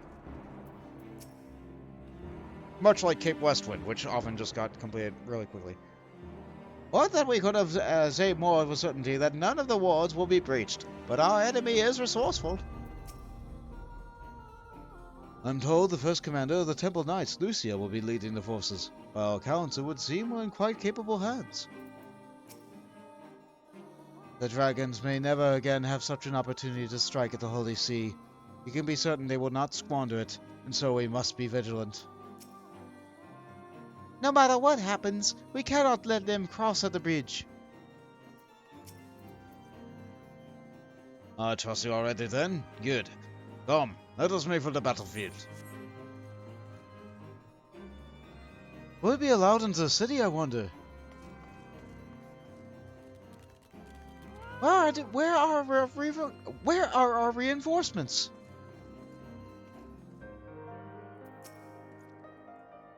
We need not fret over much. We got several layers of arcane protection. Mother will be fine. I should not have left at all. How can we not? Your homeland is in peril. You've all come. Thank you.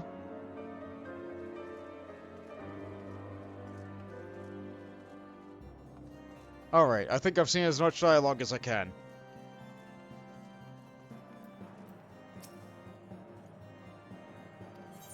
Here we go!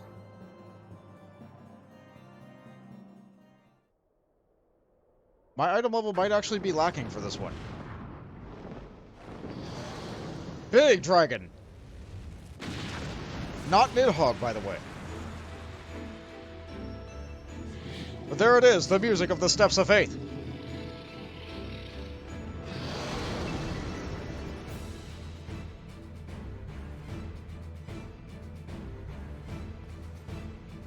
Let me move. Let me move.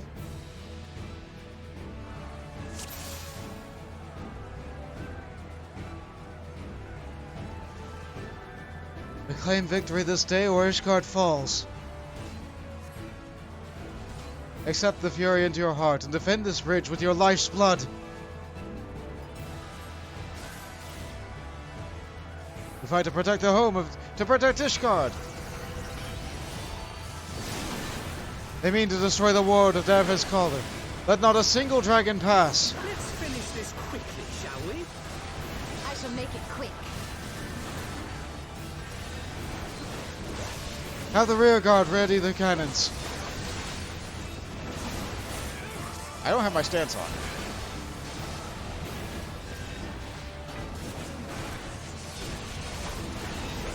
Oh! Oh, goodness! I was so busy looking at the tiny little ones. Oh no, that fire breath took down a lot of the ward.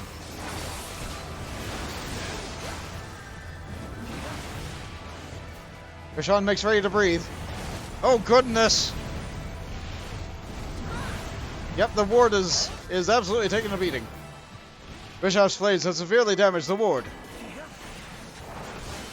Focus your attacks on the armored dragon. They need more than a thick hide to prevail over us. Dragon Stomp. Ooh.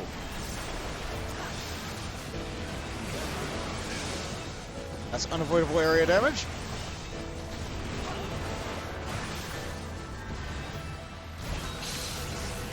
Yeah, Hi, Comiborn. Welcome to the channel. Comiburn, sorry. I've misread that again. I'm in the... Oh, I've not actually done this. Everyone, fall back! Fall back now! I've not done this since the change. This is my first time since, This is my first time since it became a solo scenario.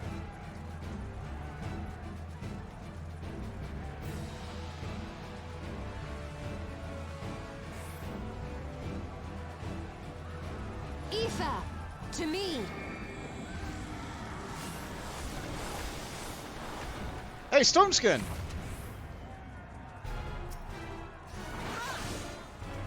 There's a Dragoon? Do not let it reach the barrier. Hold your ground!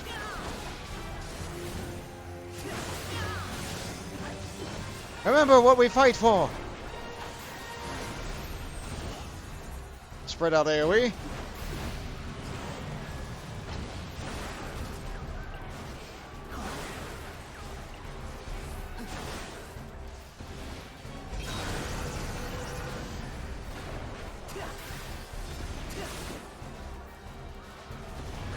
I absolutely have the threat.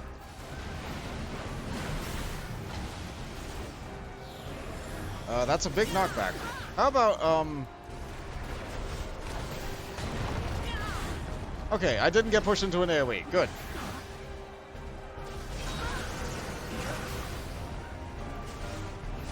That's Flame Breath. Oh, right down the middle. Okay, yep, that sure is damaging the ward. That seems scripted. Yep, that ward's gone. Bishop's Flames have destroyed the first ward of the Drafodin's Coffer. The first ward has been breached.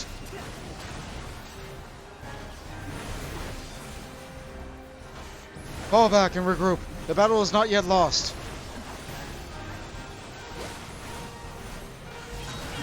Regroup with the rear guard. Okay.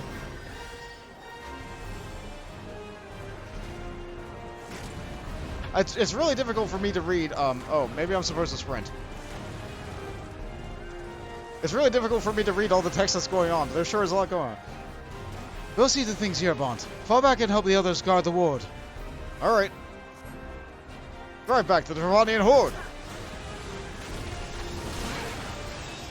Alright, who else here? Well, it's a good thing I can't count. What? No holding back.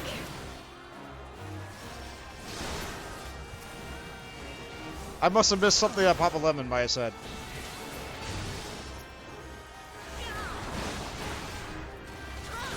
There sure is a lot going on. They definitely made this more dynamic and interesting. That's to be sure. This is an improvement over what the duty was. Although, I said the same thing about Cape Westwind, didn't I?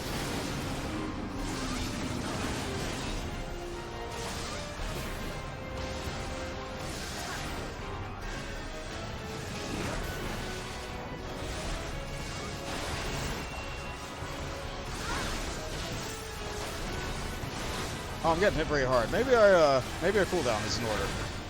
Oh, never mind. You Stroller topped me up. I got like 7 heals all at once there because my health dropped down really low. This one'll sting. What are you doing? Oh, you did your drop kick. Good job.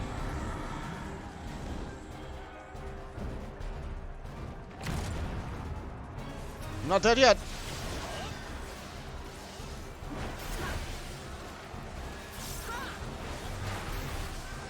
Must defeat their champion at all costs. Like, the fact that I made it past the first ward, like, that's already saying that this is a, oh, shoot.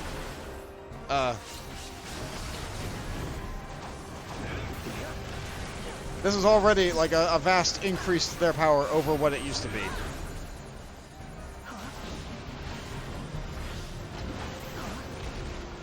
I did not buy all the tombstone gear for this class. I mostly just bought a weapon. I think jewelry, too. Oh, there's marching lasers. Looks like Earth, though. Oh, it didn't come in contact with the barrier. Huh. Only the flame breath seems to be hurting the barrier.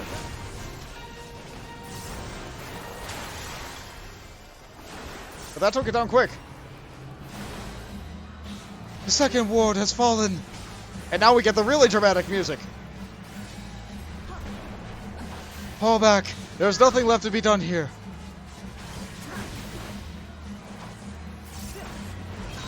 Regroup with the rear guard. Okay.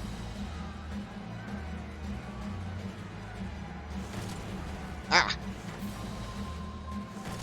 Ah.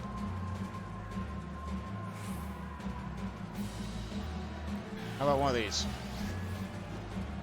Ida and I have matters well in hand here. Bond, you must go and see to the final ward. Okay, we'll do, Papa Lemon. Dragoons arms! Give the enemy no quarter! They will know the wrath of the Roja Dragoon!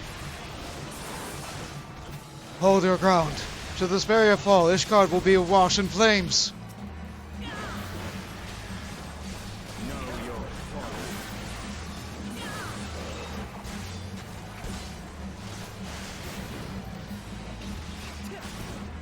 I'm mostly just trying to get everything together so it's easier to AoE.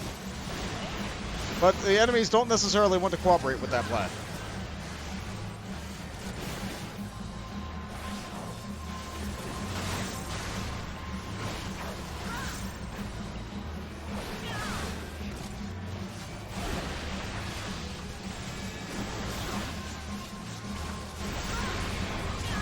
That's another knockback. How about... I was thinking about arms lengthening it, but I don't think I have to. Save off for shops or signs. Hold nothing back. Alright, Estinian, let's see. Our enemy is not without weakness. Keep it up. 45%. Lots and lots of chaos threats on there. Oh, not flame breath again. Come what may, we must succeed. Oh no! Oh no, the Starward Adventure! No!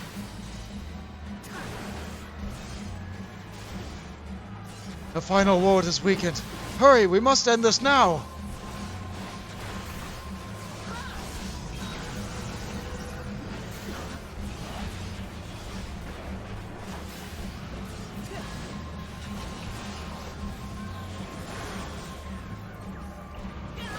I'm not gonna get knocked into that.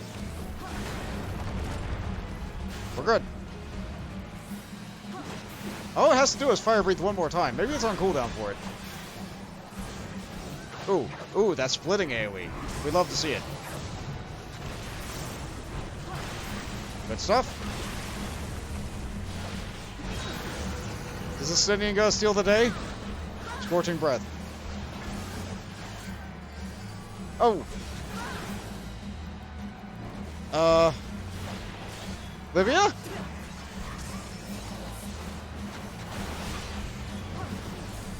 Oh, wow! That's nice! That's a lot of passages of arms.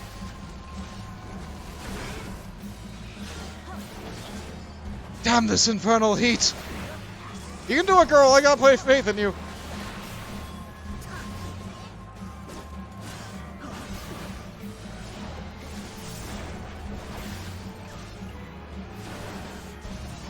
I don't know if I got good enough gear for this.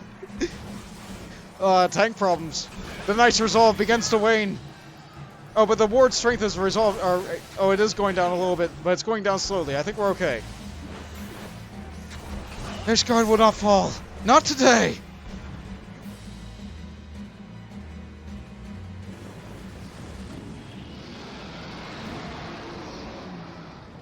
That was much more tense than the trial was. Duty complete. Didn't do my usual little cheer, though. Thank you. Thank you. I really probably should get some fanfare to put on the "You Did It," because people on YouTube will have no idea. But you know what? I'm glad that you guys are there redeeming it. Thank you.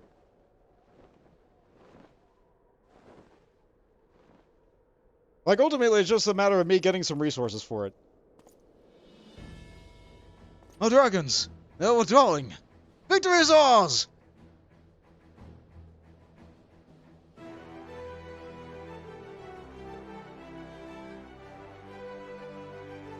Yep, the burned banner of Ishgard still holds.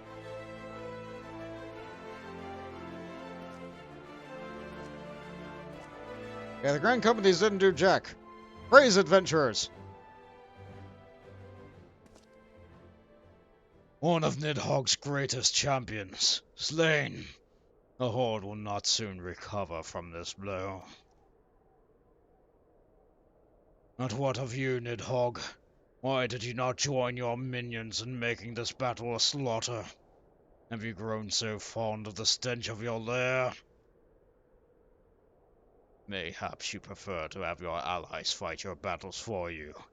You have a girl to do your bidding now, do you not? No matter. I shall slay Iceheart and all the rest. But I yearn to smell the blood of a great worm, Nidhogg, and only your death will sate my lance.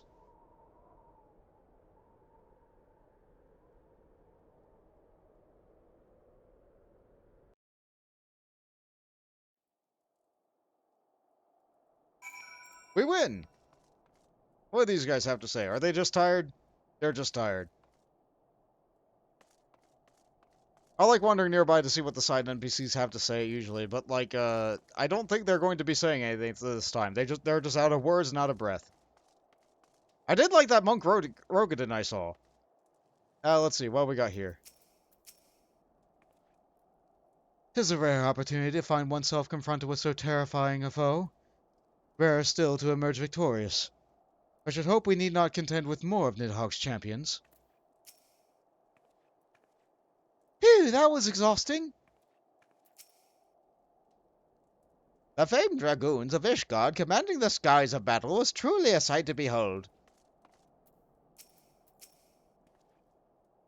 It was a close victory, but a victory nevertheless. I think we have earned a brief respite.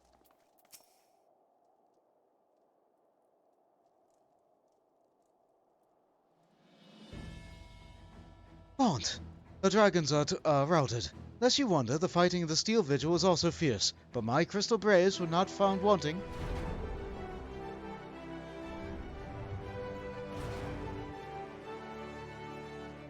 Oh good, Aymeric, you're still alive!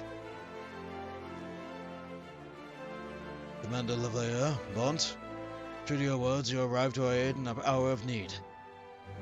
On behalf of the Holy See and the people of Ishgard, I offer you my humble thanks. Now, I would say to lavish you with well-deserved praise, I fear I must away to oversee the aftermath of the siege. Not all the dragons are fled, and that there are yet wounded and carried from the field. Pray let us meet anon. I might express my thanks with a proper courtesy.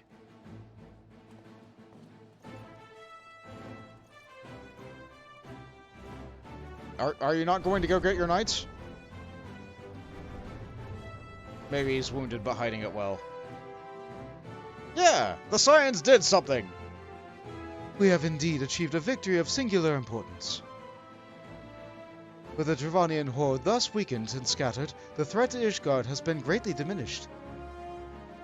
And mayhap equally significant, the Holy See must now recognize the necessity of cooperation with foreign powers. Long have they barred the gates against the outside world, but I am confident that the day will soon come when Ishgard proclaims itself a member of the Eorzean Alliance once more. Much have we sacrificed in our struggles against the dragons and primals, the Ascians and the Empire, but step by unfaltering step, we march ever nearer to our goal. And as ever, the journey is made with you and the van. The victory you have won this day gives us greater hope than tomorrow. 'Tis a hope that shall sustain us in the days to come, and bear us past many evils that yet seek to hinder our progress. Yet, we have done well, my friends, and I for one would take a moment to savor the enormity of our achievement. Indeed. The demands of duty, however, allow me little time for levity. I must accompany the Captain Ilberd back to Ul'dah, and reassign those braves with lost squads suffered heavy losses. You, my friend, have earned a rest at the Rising Sterns. Pray return to Revenant's Soul, and share your tale with Minfilia in person.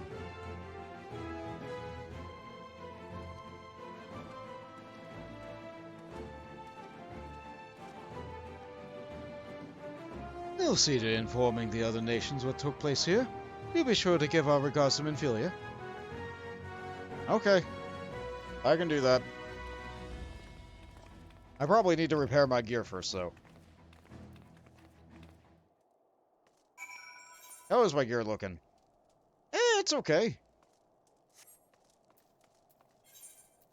I believe that was the last fight that my warrior will see.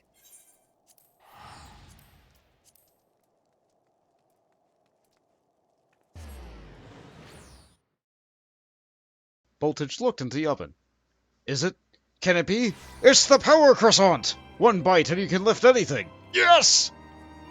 The power croissant is what aided us in that battle. Nothing but the strength given by this luscious croissant would be enough to be able to handle such a big dragon. I love the power croissant. Oh, let's see.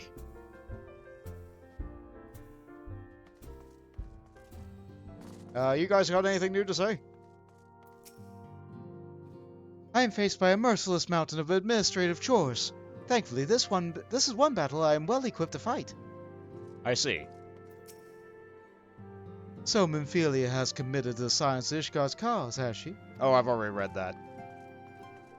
Yeah, okay. Nothing new then. Things will probably change after I turn this in.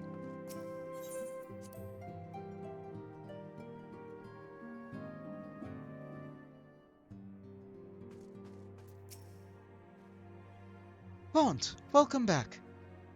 Alphenor sent word of the siege, and of course of the role you played in ending it. Your deeds never cease to amaze me, Bont. Thank you. I just am. I'm not going to play a caster, it seems. Okay, there's the achievement, and so here begins the final patch of A Realm Reborn. Administrative decision. Minfilia seems loath to put you to further trouble so soon after your last great exertion.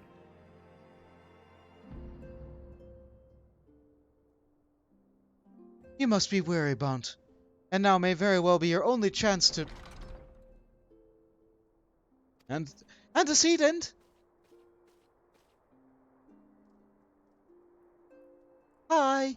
Hello.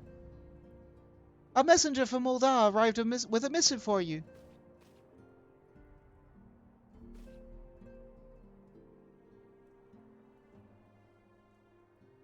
The royal seal. Curious indeed.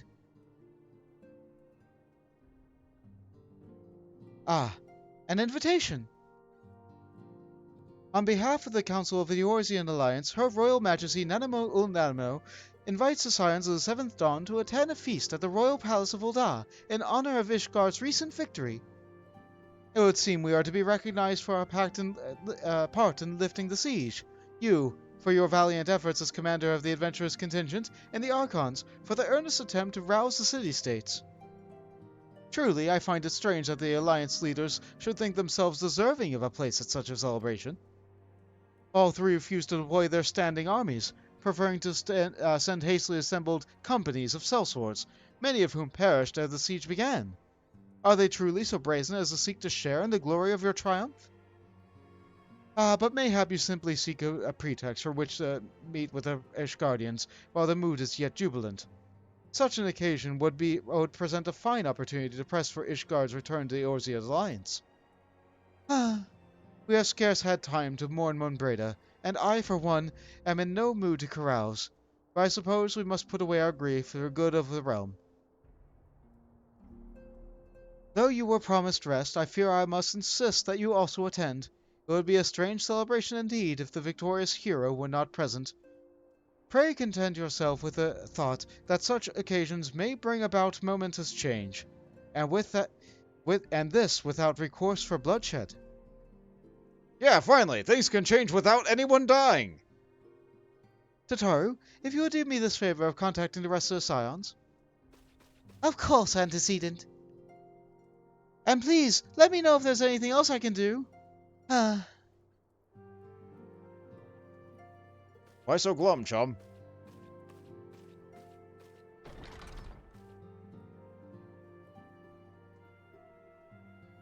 Curious. I have never known Tataru decide such requests. Could not be amiss. Okay, that thing I mentioned earlier about Tataru's grand adventure, I think it's time that we do it. I don't think they cut those quests. Maybe. Maybe. They might have. Tataru is troubled. I am certain of it. Would you mind speaking with her? I fear any concern I show will be met with stoic denials.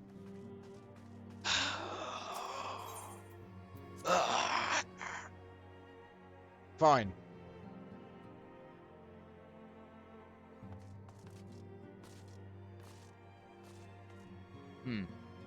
Oh, new dialogue. Have you witnessed the scene over yonder? Such is the fate of he who would toy with a woman's hearts. Let us see how Thancred's silver tongue wags his way out of this one. In Doma, fidelity is highly prized virtue. Perhaps it is a difference in culture, but this situation lies outside my comprehension. A primal Chuckles is faithful to a bond of eternal devotion, but I fear the power Thancred wields over his admirers is rather more fickle. Especially when each realizes she is not the sole object of his affection.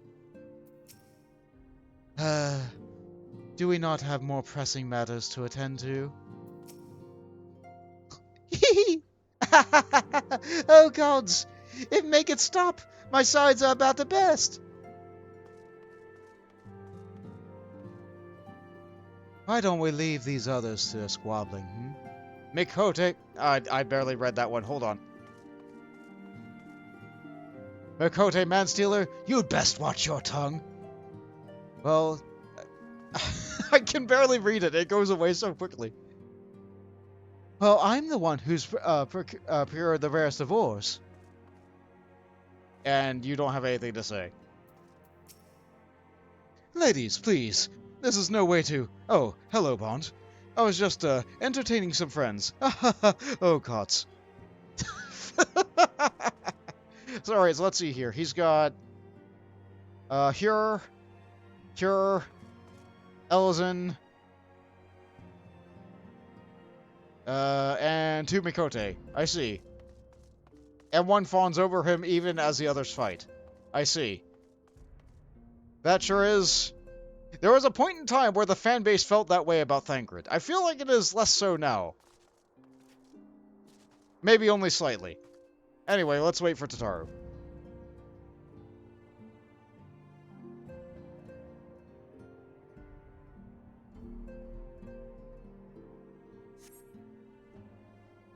Residential alert. The girls are fighting! Pretty much. Tataru is conspicuous, conspicuous by her absence. I see. Let's talk to Flamin then. Tataru? I believe she just stepped outside. Now that I think on it, she did seem rather preoccupied. Out we go then.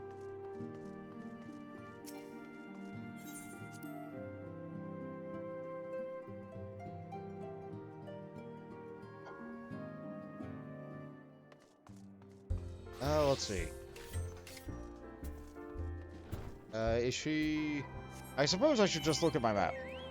Yeah, that would solve most of it.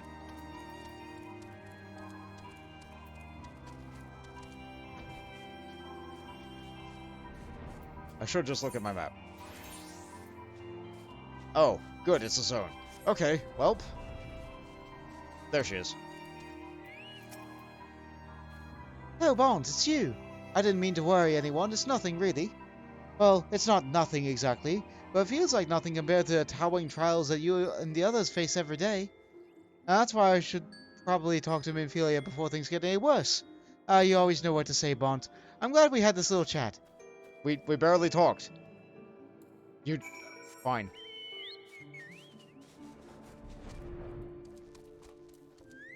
Did we really skip Tataru's grand adventure? Did they cut it? No, it might still be following up. It might still be following up. I know they cut the sylphs. I know they cut the sylph craziness.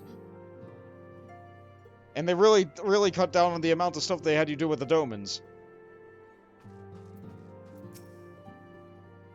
My mind is made up.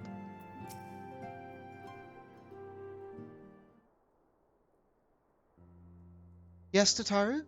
You have my undivided attention. I've been hesitant to broach the subject, what with all the recent excitement, but Bont made me realize that there's no time like the present, and time is what I'm here to ask you for. I'm not sure I understand. If you wish to be excused from your duties for a time, then you have certainly earned the rest. But I suspect your lying abed is far from your intent. You know me too well, antecedent. There is, in fact, something I've been wanting to try my hand at. Along with the adventures of the Crystal Braves, the Scions are constantly being thrown into dangerous battles and deadly predicaments. Even Hoary Boulder and Courtenay have been promoted from guard duty to fill in our need for competent warriors. And so it seems only right that I too should be acquired the power to defend myself, and others more importantly. When I return, I shall be both your receptionist and your bodyguard.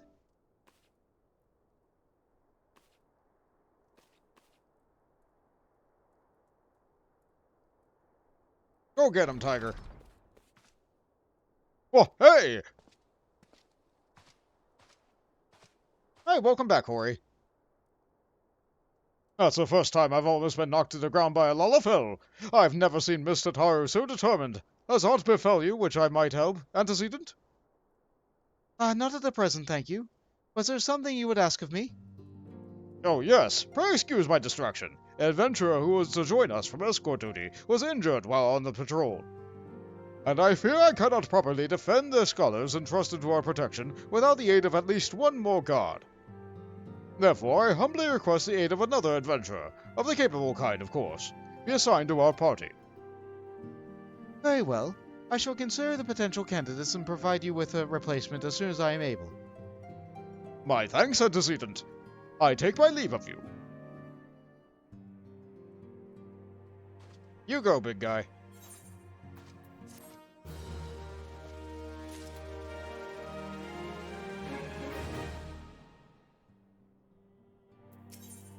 Let's see. Oh! 2 of them.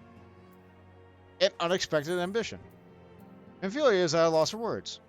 The power to defend oneself. Tataru has ever been full of surprises. Now that I think on it, I do recall Ryonja mentioning that she had developed an interest in Arcanima. Perhaps she hopes to gain admittance to the Arcanist Guild in Limsa Liminsa? Yes, that'll be the way of it. Would you be so kind as to journey to the guild and see that all is well? It is doubtless unwarranted, but surely I am not alone in my concern for her safety. And where we are needed, Mimphilia is eyeing you with a mixture of regret and desperation. I wonder, do you perchance recall the commitment I made to furnish Hori Boulder with a capable adventurer? Well, I'm sorry to say that I have as of yet been unable to do so. Now I realize that you are rather more than a capable adventurer, and that escort duty is frankly beneath a man of your talents, but I have no one else to turn to at present. Might you be willing to forego rest and assist in this matter? It's the work. Generous to a fault. I thank you, Bont.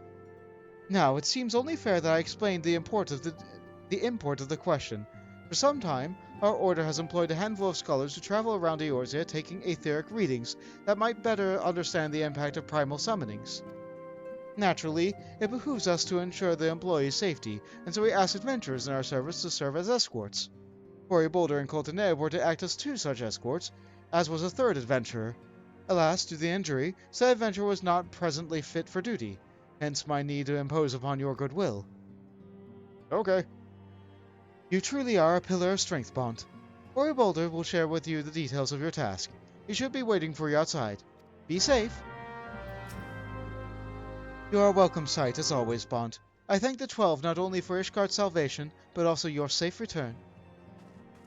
Yes, Mimphilia, the power to defend oneself, something you sorely lack. Yes. I even gave her a materia-encrusted knife. Has she used it?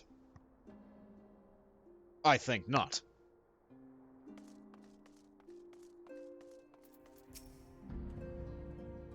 I had no idea that you would be assisting in us personally, Bont. My sincerest apologies for dragging you into our affairs.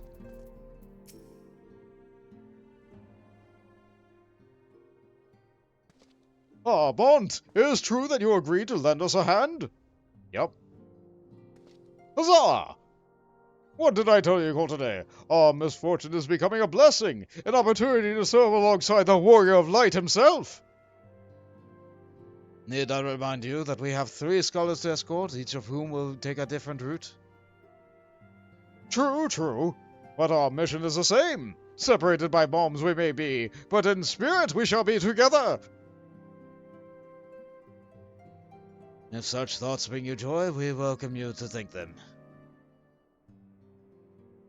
And more practical concerns. Bont, we'll have you attend to a scholar charged with surveying the South Shroud. He is waiting at Camp Tranquil as we speak. All you need to do is follow the man. He will determine the most appropriate location to take his readings. In spirit, Bont, in spirit, we shall be together every step of the way.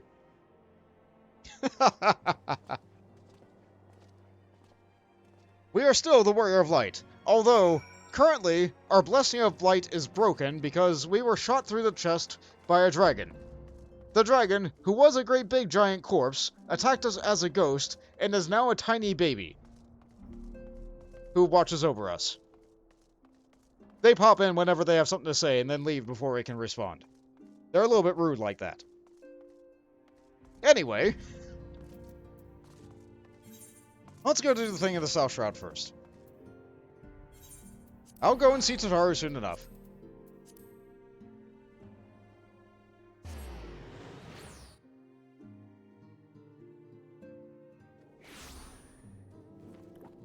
Let's see, the weather in the Shroud is fog.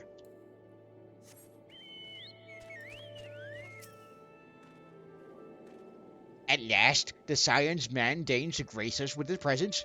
A pity that we have no time for pleasantries. Our first destination is Isam Ha. Come, we're late enough as is. Okay, guy. Let's see, where's that? Way up there. Oh yes, the Palace of the Dead. You know you're not going to be allowed in without getting an Aether Pooler.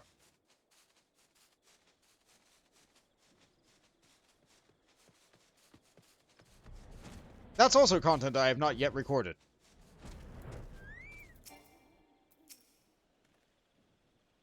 Yes, this location should suffice.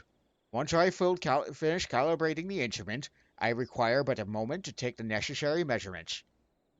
I trust I need not explain the work. I can suffer no interruptions. Then please, stand the appropriate distance and keep watch for wild beasts.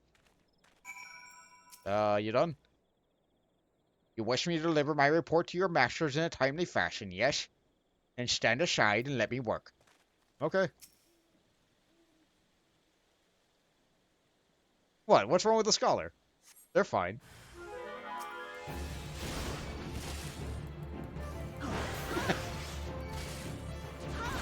I did nothing to the scholar.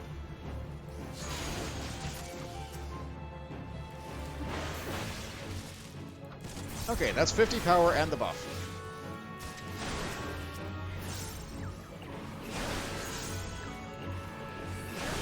There we go.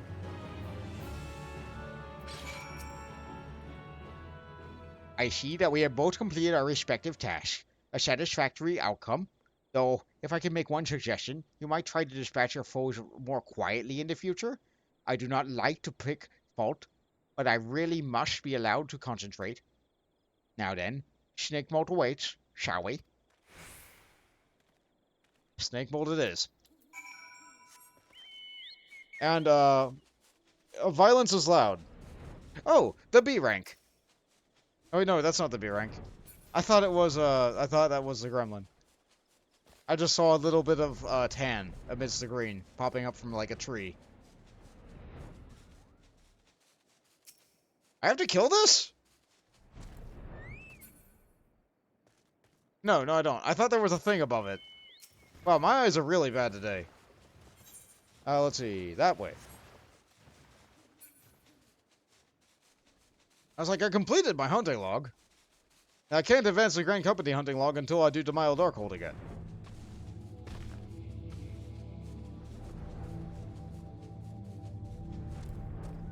Oh, we have some nice will. Oh, the wisps. Right about here, yes. As before, I would ask that you keep an eye out for dangerous beasts as I work. Pray see to your duty as I must see to mine. Okay.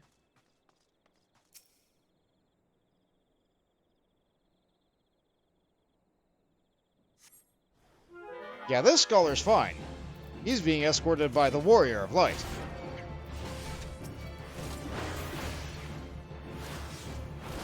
Alright, second verse, same as the first.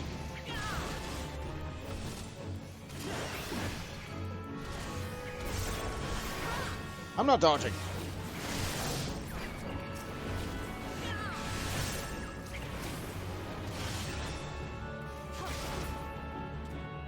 We're good?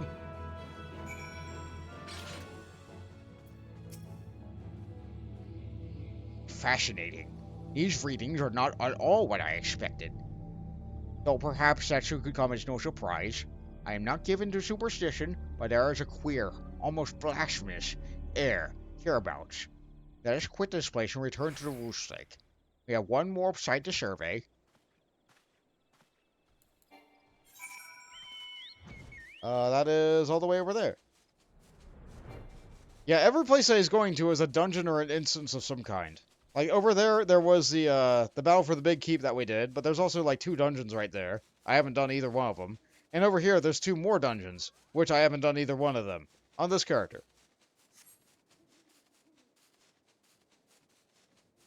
I did Binding Coils! I leveled Fisher and Culinary into 50. I sure haven't done any optional dungeons. Aside from, you know, the leveling ones. As before, my guardian, pray leave me to my task and ensure our safety. Huh? No, I'm not yet finished. Return to your watch. Okay. Yep, this is life in an adventure.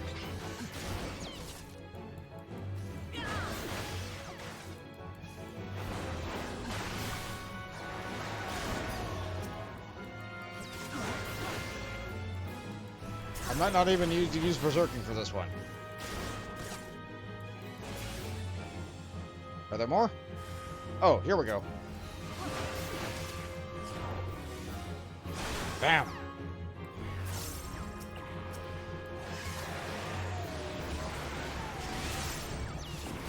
I could have executed that faster. I forgot what oh yeah, I have Primal Rend on my bar yet, but I don't have it yet. It's messing me up just a little bit.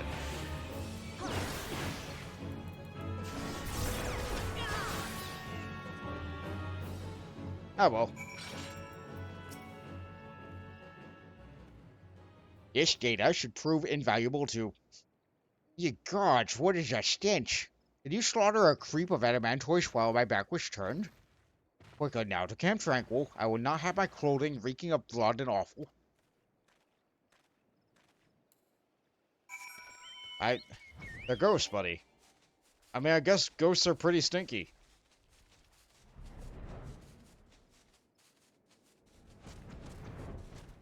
May I suggest the perfumed face mask? The word for Adomans. You chose to paddle in the Ichor a while longer, I take it. No matter. I took advantage of my unexpected privacy and performed a cursory analysis of my data. It would appear that there has been a measurable decrease in Eorzea's ambient aether concentration since the calamity. However, this data is far from conclusive. I must take additional measurements to confirm my assessment. Alright, where are we going next then, guy? The least among us. Who better to serve the signs of the Seventh Dawn than a humble scholar and his faithful assistant? For our next survey, we'll have you escort me to Font. The ambient aether concentration there is so high that crystalline structure forms spontaneously. Consequently, anomalous fluctuations should be much easier to detect. Brilliant, yes? No, don't bother answering. That was rhetorical. Now come along.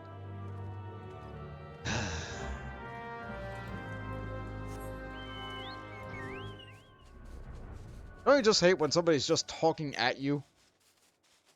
I say that as someone who's actively talking at people all the time every time I make a YouTube video. Like, it's one thing to talk at somebody when you're, like, just staring at a camera, but it's another thing to talk at somebody when they're right there in front of you, you know?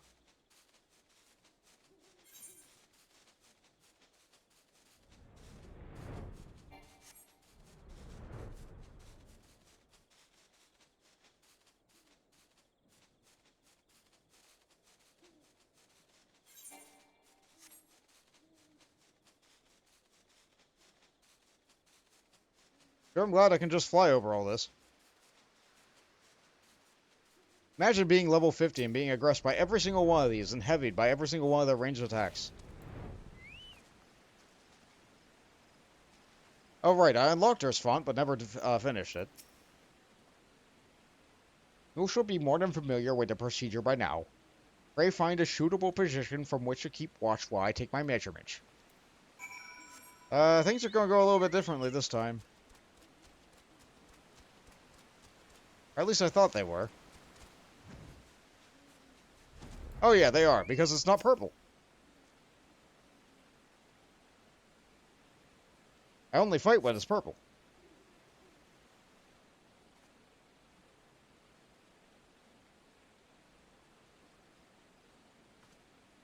Yes, quite high, yet still markedly lower than the historical measurements taken near the end of this actual era. Could the presence of a primal account for the difference? Or is there something else? Something else.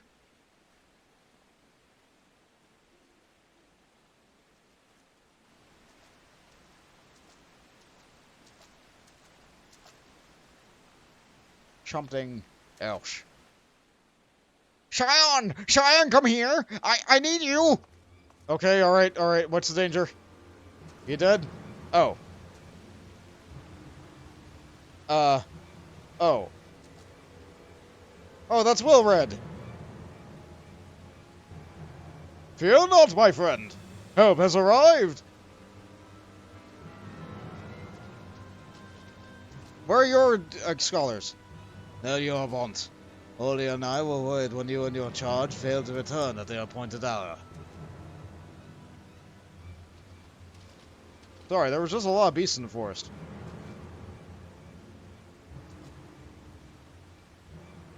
I got it like a hog, but not by one, no. His wounds were made with a blade. Doesn't look like he'd put up much of a fight either. Nary a mark on his sword or his shield. I've heard nothing of any crystal braves operating in this area.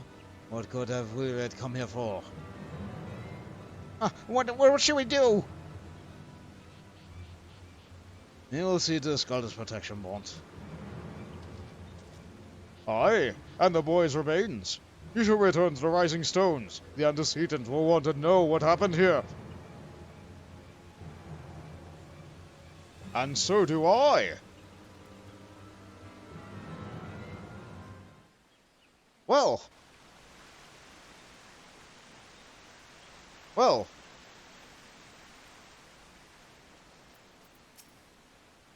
I've never been this close to oh gosh.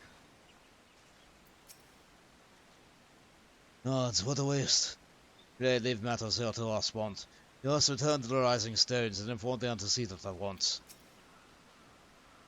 We spoke a few times of the Rising Stones. He wasn't as experienced as some of the other braves, but gods, he had passion. Well, I'm gonna go do stuff with Tataru first.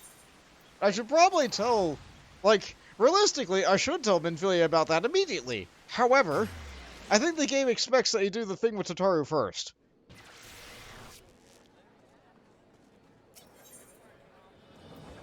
Tataru is beloved by many in the community, because she's a cute Lalafell lady, and people I don't know, she's a non-combatant. She's just nice. She's just nice. I find her a bit money-grubbing, but then again, I'm a bit, I'm cheap. She pinches pennies, harder than I do, though, it feels like.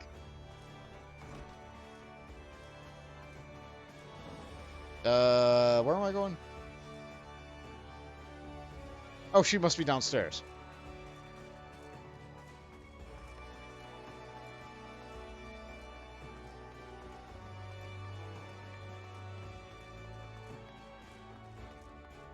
Ultimately, I feel like for a long time she doesn't do anything. In later expansions, she does stuff, but now we're on Reborn, she just doesn't feel like she does a lot. She changed her outfit! She's in the level 15 Arcanist armor, but it's dyed her colors. Bont, what are you doing here? Minfilia told me to check up on you. I didn't mean for her to worry. That's the last thing I wanted. Putting an end to such worries is precisely the reason I'm here, don't you see? I, Tataru, shall become a great and powerful Arcanist. And now, at Mr. Thibbergreen's behest, I must go to complete a special training exercise. Until we meet again! Hold on, let me try that name again. Thubigern. Thubigame? Thubigurm. Thubigurm. Seawolf names. I love them. I love them. But goodness sake, what am I doing?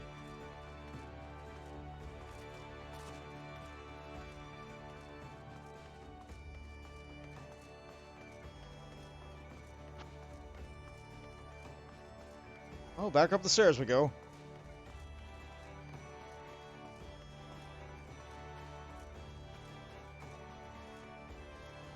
Hello, I've never been an Arcanist. Greetings and welcome to the Arcanist Guild. Do you require assistance? Hi, I've lost my child. You are acquainted with your newest member. I'm sorry to be the bearer of bad news, but I fear young Tataru may not be ideally suited to the study of Arcanima. Nevertheless, she would not be denied, and goes now to undertake her first trial, a simulated inspection of 3 crates. A simple task, some might say, but one that all Arcanists are expected to complete. Hold on. Although, a thought occurs to me. Why not supervise Tataru's training? You are clearly an accomplished adventurer, and given your relationship with the girl, you seem an ideal person to have on hand. Her trial will be conducted on the cliffs to the south of the Zephyr Gate. You need only observe at a distance. Okay. Zephyr Gate. Zephyr Gate.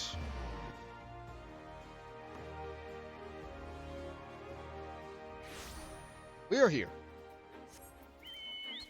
The weather in Limsa is clouds. Alright, so here's Tataru. Here's her boxes.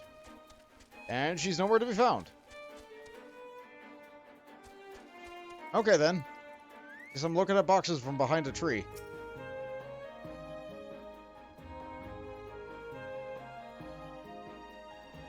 I sure hope she didn't get lost.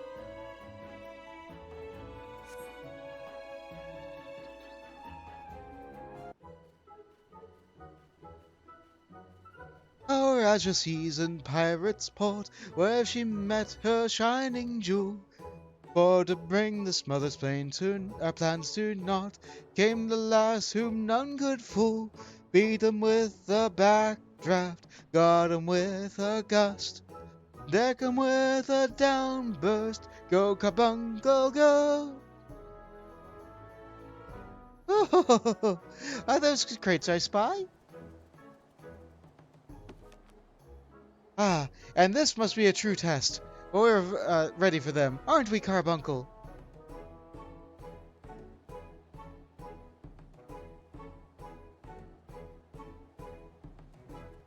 Oh. Carbuncle?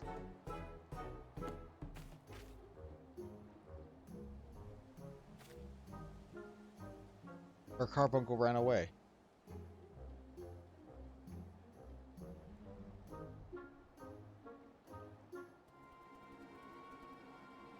Oh no. Now she's got 3 jellyfish and 2 rats. Ah! Come back! Come back, Carbuncle!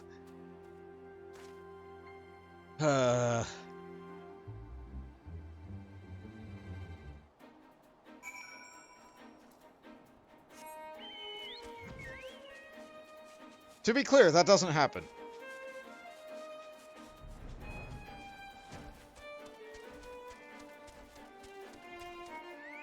Hey, girl.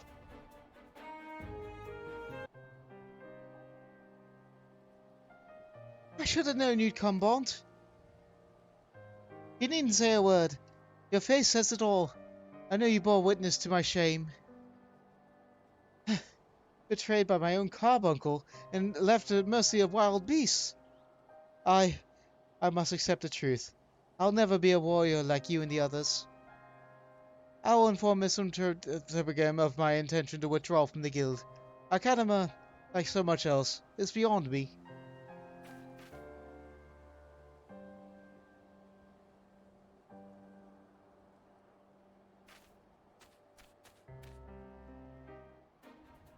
Yes, Jade, that was added, I think this patch? I think it was added this patch. That you can carbuncle glamour over a fairy. Or glamour carbuncle over a fairy. But can you put fairy over a carbuncle? I don't think so. Yeah, you can't put, like, summoner summons on the fairy, and you can't put fairies over summoner summons. You can only swap carbuncles around. There sure is a command for that. The game sure gives you a bit of tutorial for that. Oh, have to report back to the third game. When a cast heals, it stands on its hind legs and wiggles its forepaws. Oh! Ah! Carbuncle's great!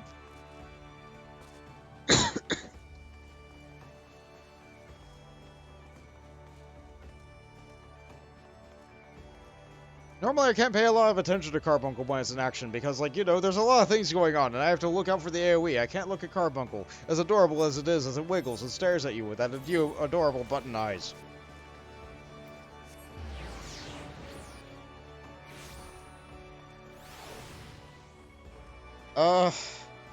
You know how I said I was probably gonna go an hour over stream time? I'm there now. There's so little left in the Realm Reborn, though!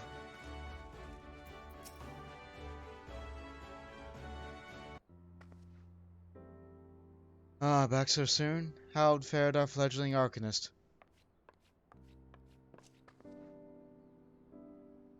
Abysmally, Mistress Thurbygame. Abysmally, as Bont will testify. I was wrong to become an Arcanist. Wrong as usual. I'm completely and utterly unqualified, and I sincerely apologize for wasting your time. Taru, if that were true, I would not have permitted you to join in the first place. We must all come to accept our limitations, lest our ambitions lead us astray. However, we must not lose sight of our strengths in the process. For example, your exceptional skill with numbers helped you gain a solid grasp of the fundamentals of Arcanima. Were it not so, you would have struggled to even summon Carbuncle to your side. In my opinion, the Scions are truly fortunate to have such a capable and good-natured receptionist in their service. Would you not agree? I agree. You are too kind, Mr. Stubbergame. Though I could not overcome this challenge, I shall take the words to heart and try not to be discouraged.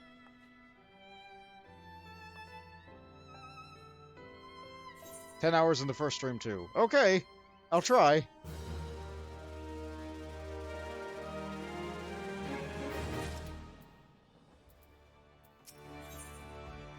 Ancient ways, timeless ones. Tataru is considering her next course of action, and how you might be able to aid her in it. As fetching as these garments are, I feel I shall never don them again. But I can't go back to the Rising Stones without something to show for my time away. Wait, I know what I can do. That is, if you don't mind accompanying me for a little longer? I can do that. Wonderful! Come to Costa del Sol we'll go. It's a bit of a gamble, but I'm confident it will pay off.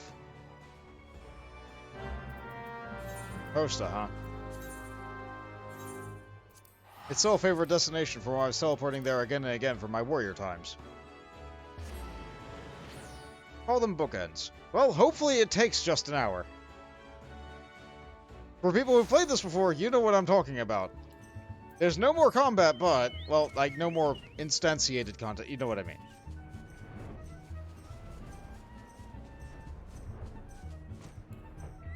And she changed her outfit again. Yes, this is it. This is where the man of the drowning wench told me to look. There's a certain variety of clam, which can be harvested this time of year on Bloodshore, one which produces the most marvelous pearls. However, these clams are also coveted by certain wild creatures, and since I fared rather poorly in battle last time... Let's be off! So, you're gonna get money while I fight. This isn't really fair trade, lady. What fortune, I found one! I've already found one! Would you be so kind as to keep watch while I work? This will only take a moment. Oh, there is combat. Here we go.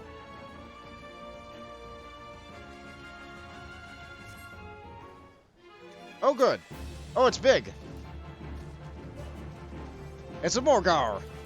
And it shoots a giant Dows. Ooh. Ooh. Oh, you actually take some hits.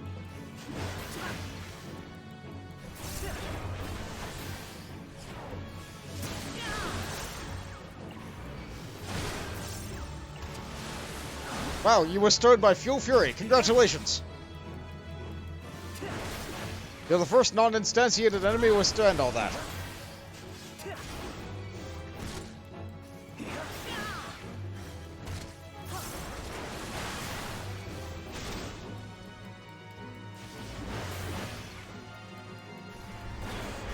Hold on. Hold.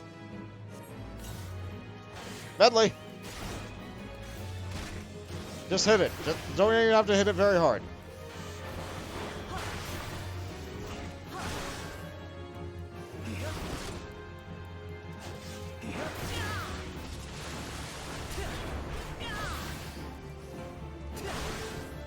Got plenty of time on my buff.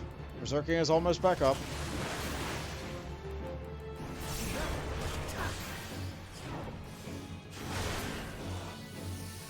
Okay. I hope you found something good, Totoro.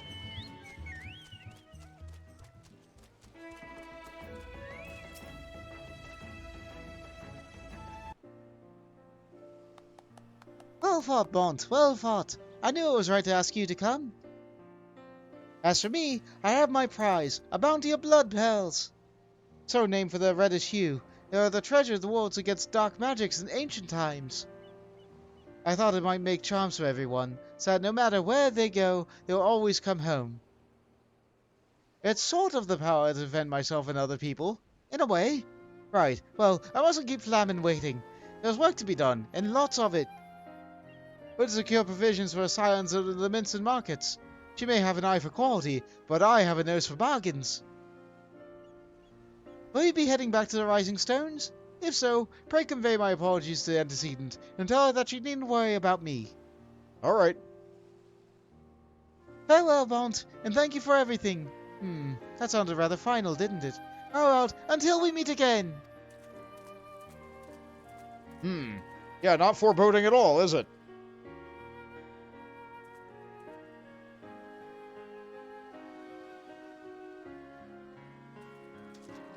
Don't die to penguins.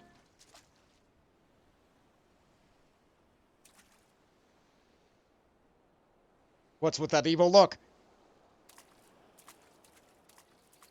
Is she in on it?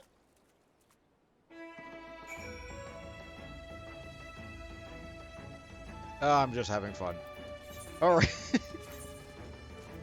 Like, Tataru often gives, like, a mean look or a squinted look or, like, just a sly smile or something like that. And, then, like, you just look at that and it's like, what's wrong with you?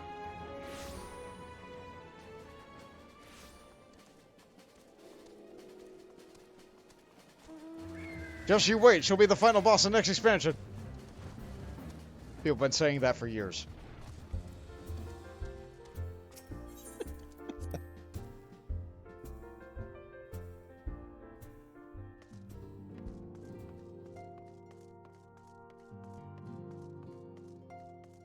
Oh, it sure is empty.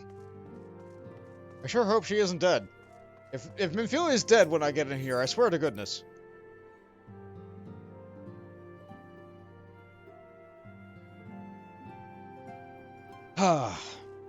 Okay. Alright, let's see. Ancient ways, timeless once. I said, ancient ways, timeless once. Welcome home, Bont. I gather you found Tataru and Limsa Liminsa? Yep. She failed. Her carbuncle right away. My, it sounds as though she had quite an adventure. And while it did not end as she had hoped, I suspect it will prove to be a valuable experience. I dare say she would not have managed without our intervention. Even so, I appreciate you indulging my request. Bont, you are returned, and you seem troubled. Did the role of escort chafe so? We found a dead guy. We knew him.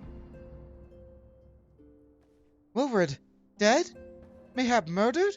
By the 12, how can that be? I will send word to Alphino at once. He will want to conduct a full investigation, and send word to Wilfred's family. Gods, he was just a boy. Who would do this, and why? Let's see. Durability Drought, Spirit Bond Drought, or Silver Piece. That's 500 gil. Alternatively...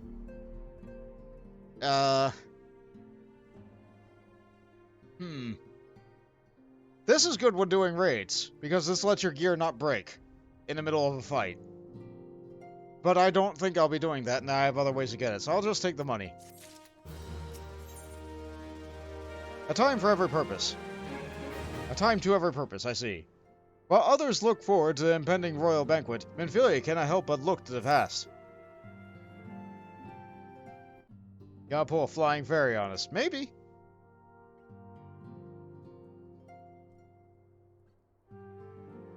Though recent events weigh heavily on our minds, we must needs set them aside for now. Do we? Should we not cancel the banquet and deal with this?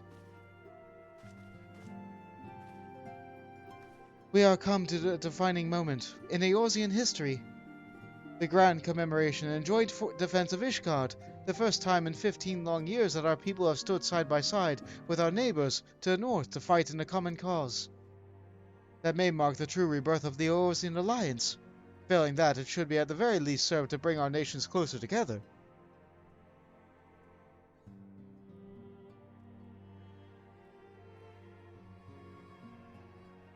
We have every reason to raise our voices in celebration, do we not? We have bested Dravanians and Ascians both. Against desperate odds, we have fought and won. But the primals still plague us, and the Empire still plots our subjugation, and our triumphs, remarkable as they were bought at a terrible price. Brave adventurers and allies broken in the steps of faith, and before our eyes, in this very room, our dear friend Monbreda. That this victory we have wrought is bitter ashes in my mouth.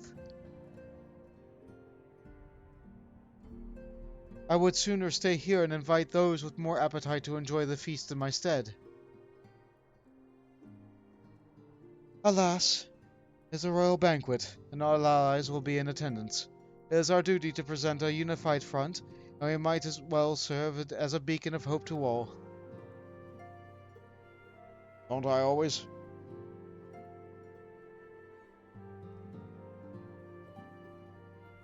It seems I have no choice but to take my own advice.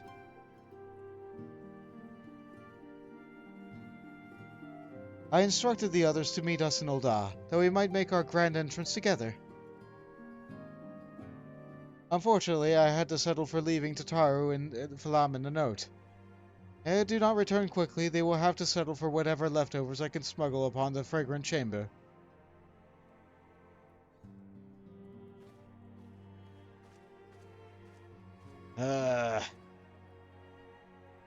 Well, at least they're taking me to the banquet. They're not having me go fight some stuff while everybody else goes to relish in their victory. Oh, I'll to be sorry, Blunt. Here's a glass for you, eh? Oh, not. You don't look best pleased with that. Something on your mind? Yeah, we found the kid dead.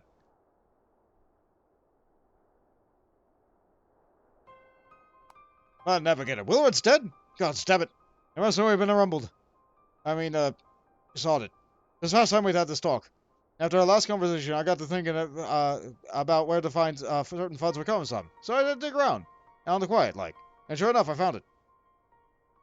See, there's a fair bit of coin made its way into Brave's coffers, courtesy of a Dodo Consortium. A daft name for a business if I ever heard one, which is what you first gave me an inkling was something that ain't right. So I went through the ledgers again and again, and I found a half-dozen donations from the organization with stupid bloody names. Didn't take long to find out a common thread. They were owned by a Mirage Trust. Oh, and my bastard credit? He showed us up for amateurs we were. Sure calling out one of his businesses a bloody bribery consortium. I don't know what McGammar could have done to mock our rules on financial contributions. The gods only know how many men of the first and third are taking it to Legi's coin. I don't know where some of them are. I'd wager with my right eye that the ones who did it were Willard. Every young fool taking and asking the wrong kind of questions. Found they attract the attention he was. Just seen all the time. They didn't. Gods damn it. Still, I don't see what Legi hopes to accomplish. Guys seem hidden with a character dropping piston in the winds. No, he's clever in this. He needs to be clever too. And the only way we'll ever repay this debt of blood. We'll purge every one of them traitorous bastards out of ranks. On that you have me word. Emont, mind yourself when you're in Ul'dah, eh? We're heading into a storm, I can smell it. Time would sweep a man overboard and drag him under, before he knows it. The drifting tenders come right here, right. The galleons severed away with the tide. Okay. Okay, here we go. Wait, was there somebody else in here? No, I think the rising stones are empty. They are empty. Okay, there is no more side dialogue. No more games. Here we go.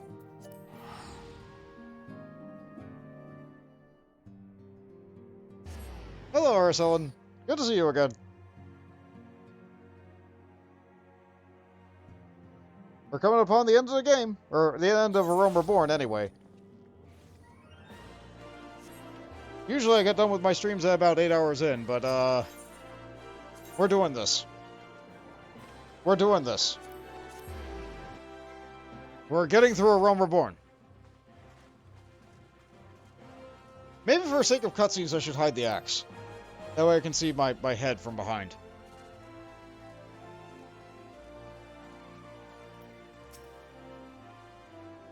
If I did not know better, I should think that our bard had run afoul of another jilted lover. Is that? No, just my imagination. Oh, pay me no attention, me. It is a habit from my misspent youth, looking over my shoulder from time to time. It's a banquet, so there's definitely going to be food. Will there also be dancing? If there is, will it be before or after the food? Dancing on a full stomach is no fun, but neither is being hungry. What to do? I do hope Yida is not under the impression that we are here to make merry. We are ostensibly the antecedents' escort, after all. We have been waiting for you, Bont. The celebration is due to begin shortly. I'd hoped that we might make our introductions together, but Mistress Mamodi just sent word that you are needed at the quicksand. Really? Come, but not gone. A hero must go where he is needed. According to Minfilia, you are needed elsewhere.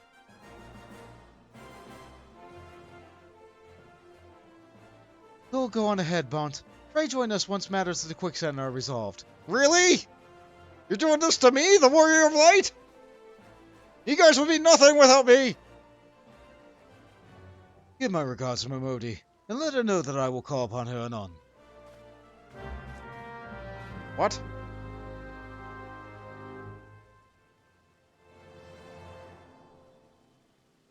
Yeah.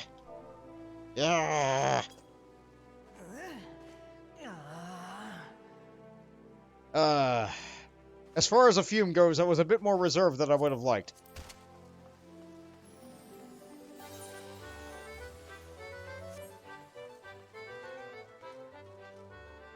And yes, you get whatever holidays music is going on every time you enter a square where the music is happening. So I'll be right there and just up ahead.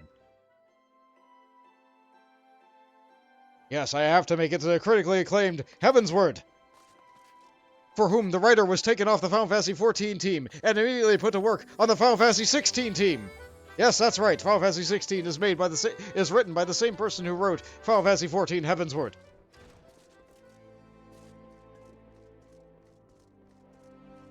Now available on PlayStation 5. Not sponsored, by the way. It's just hard not to go rambling into that tirade anytime I see it. I appreciate y'all dropping in on such short notice, Bont. I got to be places to be, so I won't waste your time. You're friends with a crystal brave by the name of Alien, aren't you? Former adventurer? Come to think of it, I'm pretty sure you recruited her yourself. Well, anyway, she came round for a meal not long ago, and before she left, she asked me to give you a message. Said it was the others that ended up dragging you to the feast. I was to see you got it before you made the grand entrance. Meet me at the station west of Akh Afah and Coffin. There's something I must show you. A short message, I'll grant you, but she thought long and hard before picking these words. Barely touched her food, too. Under other circumstances, I'd have thought those signs of a troubled heart, but something tells me she ain't planning on confessing her undying love. Best not keep Alien waiting, or your friends at the feast for that matter. Alright, Mamodi.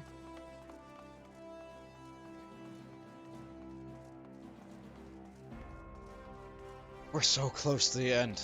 We're so close! I didn't do Palace of the Dead. I barely unlocked any optional dungeons. I did Binding Coils. I did the Crystal Tower. I didn't do any extreme dungeons. I didn't even do Earth's Font. I unlocked it. I didn't do it, though. There's still so much left in A Realm Reborn that I could do. So this might not be the last recording for A Realm Reborn. But I am beating the main story today. We will see the end.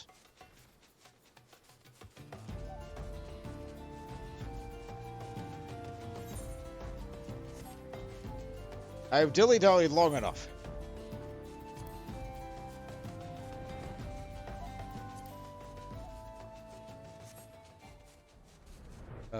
There we go. Usually it's a sandstorm here. At least it's just fair skies today.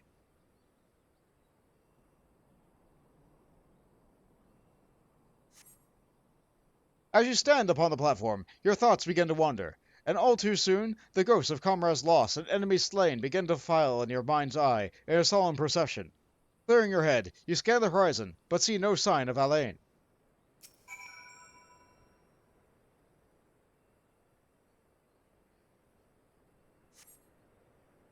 Straining your ears to listen, you hear the chatter of Kikern and buzzing of Silfrits, but no approaching footfalls. Sighing, you bow your head, only to notice the vial lying at your feet.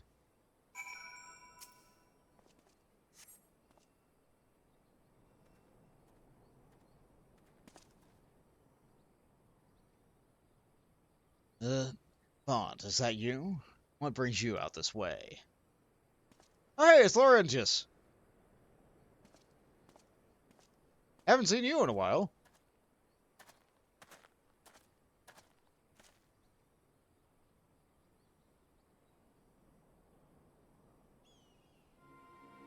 Lieutenant Alain, why no, haven't seen her about.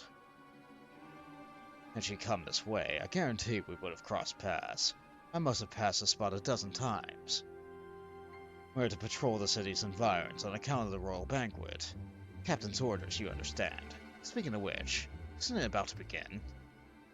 You should be with the other honored guests, enjoying the well-deserved respite. Aye, I return to the old Bont. If I chance to meet the lieutenant, I'll tell her you were here. Okay, thanks, Guy.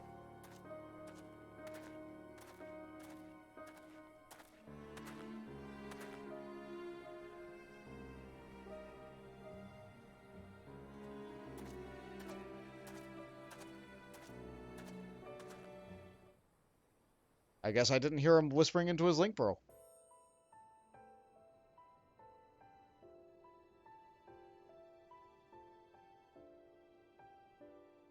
O Sultan Tree, hallowed spirit of my line.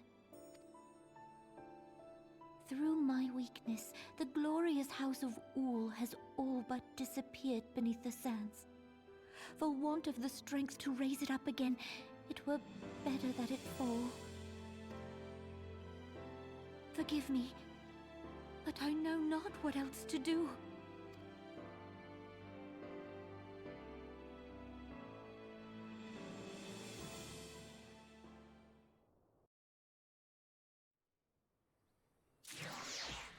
It's weird when a cutscene is half voiced and half not.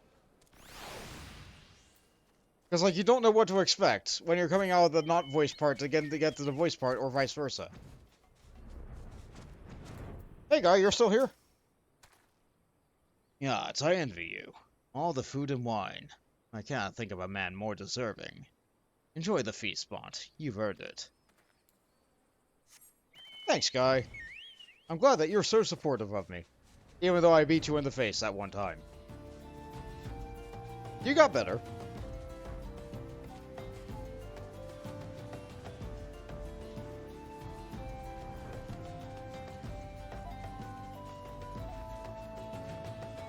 Wow, somebody was leveling up their miner for the first time there. That's the level 1 rock right there. I just heard one distinctive ding right in the back of my head. Hey, XIV! We're at the end of A Realm Reborn. If you're ready for the longest cutscene in the game, I think we might be at it. I hope that your weekend is starting off strong. Because here it comes. The end of A Realm Reborn. I think this is it. Are you guys ready? Are you guys ready for the end of A Realm Reborn? I am excited. I am excited. Oh, even Ivy's watching a cutscene. Here we go. Here we go. Oh, I have to talk to Momoni. I went the wrong direction. Sorry. A Realm Reborn? Sure was A Realm Reborn. I got to meet Mombreda. I got to not meet Mombreda. If you don't know the story about that, please look forward to the VOD.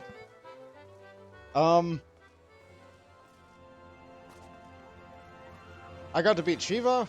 I got to beat the Devonian Horde and to help with Ishgard. I got to experience the new solo scenario that they did for Steps of Faith, which is no longer a duty, much like Cape Westwind. I've done the Cape Westwind duty before, but I've not done the Steps of Faith duty before. That was because I only needed to do the Cape Westwind one to be able to attend a friend's wedding. I didn't have to actually beat A Realm Reborn.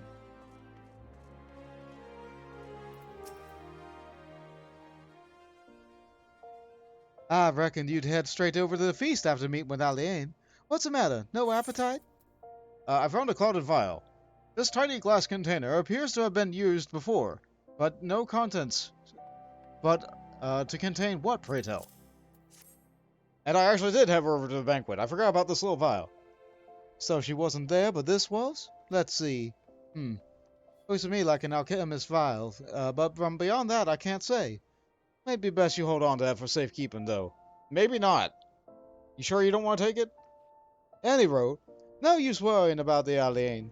I'm sure she'll turn up before too long, and when she does, we'll soon find out what this was all what this was all about.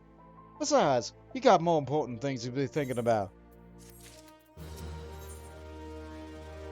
The parting glass.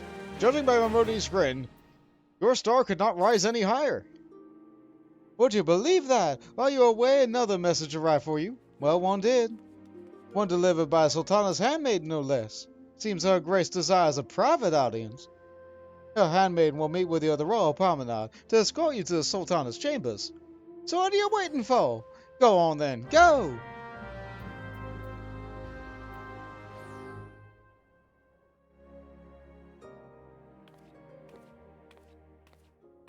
I did, and I talked about it last stream, but I'll do it after the... You needn't trouble yourself so. Your grace is most kind, but it is no trouble to me, rather an honor. If your grace is ready, I shall summon the warrior of light. I am.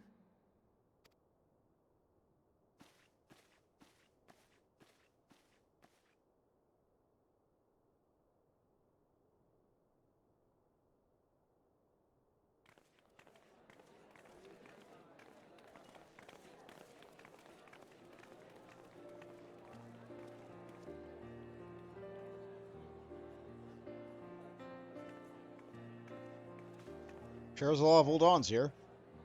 There's a lot of food.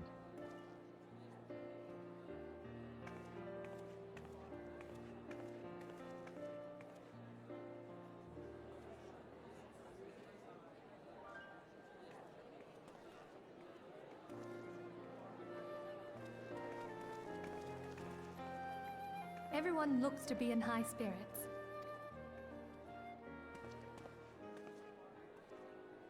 With good cause. A common victory may serve to unite even the most unlikely of allies. You've brought us one step closer to a united Eorzea. Your modesty knows no bounds, Antecedent. Were it not for your efforts, Sir Emmerich would never have become such a steadfast ally. When he convinces his countrymen to rejoin the Alliance, we shall all reap the benefits, military and economic. I tell you, we are on the cusp of a new era of unity and prosperity. Territorial disputes are all that divide us now. But I have faith that we will find an amicable solution in time. And failing that, I'll have my trusty warrior of light box the ears of all concerned. Speaking of whom...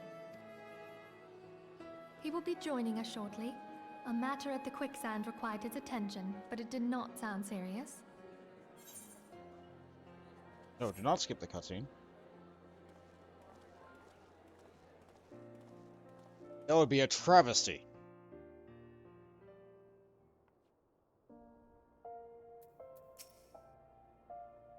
I don't know about you, but if the Sultana summoned me for a private meeting, I'd be prancing in courtesy, practicing my courtesy on the royal promenade by now. Out! Oh, okay.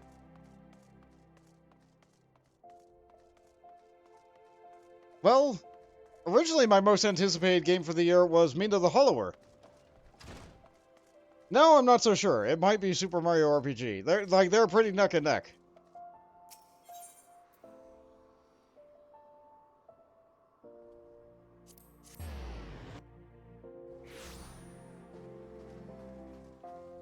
Like, Mallow looks so fluffy, Gino looks like well recreated. It looks like they added some additional mechanics. I noticed that bar in the bottom left screen of all the gameplay. Something to really like liven it up and make it different. And I really look forward to what they did with Culex. I'm not sure his joke would work if the game is actually, like, fully 3D.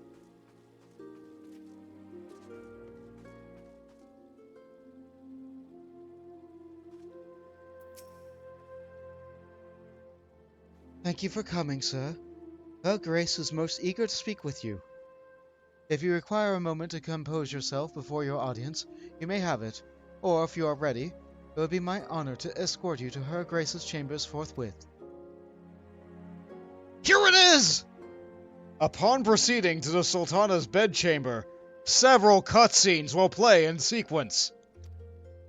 It is recommended that you set aside sufficient time to view these scenes in their entirety. Proceed to the Sultana's bedchamber? Here we go! Oh, Mario Wonder? Yeah, Mario Wonder looks really good too. It seems more like Mills of Speed? It seems more like that might be, like, it looks great, but I'm not sure I'll be any good at it. Here we go. The trip begins now. The road is here. The ride will not stop.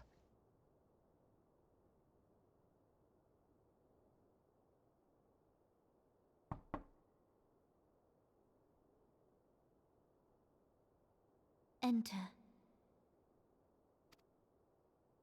Your Grace, your guest has arrived.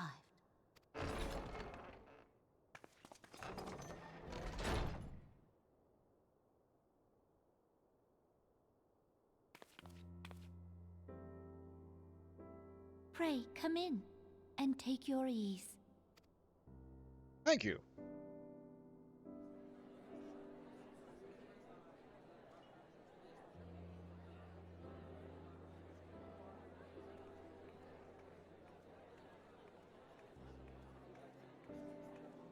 Tis well that the steps of faith held against the Horde. And what of the city proper? We sustained some few losses, but the heart of our nation yet beats with vigor. I am not certain I could say the same had we not received your most generous aid. An attack on Ishgard is an attack on the realm. We stand together or fall divided.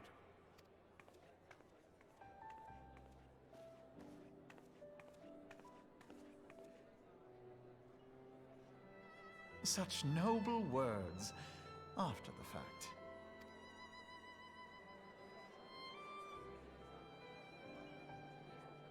I had hoped to speak in the presence of Her Grace, but it seems she has been delayed.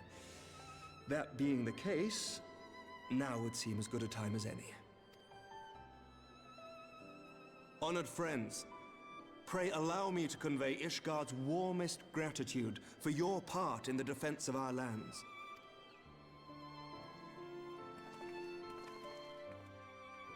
Tis upon the success of this very alliance that my recommendation to throw open the gates of judgment shall be founded.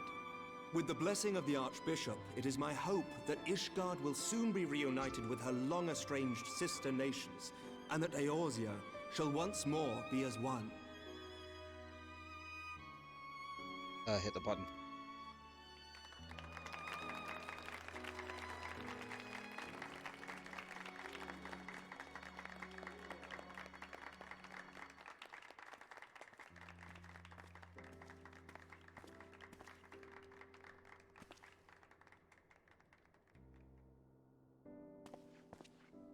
Very well.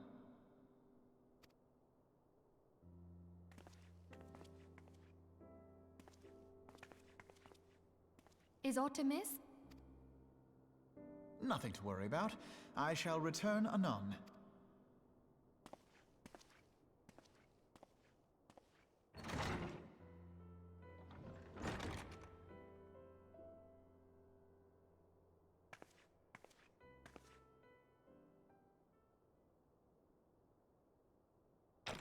He finally gets voiced. You wished a word, Yu Hase?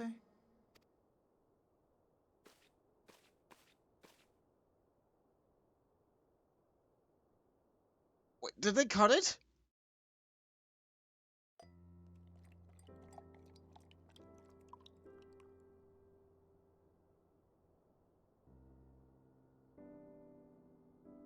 You may go. Your Grace.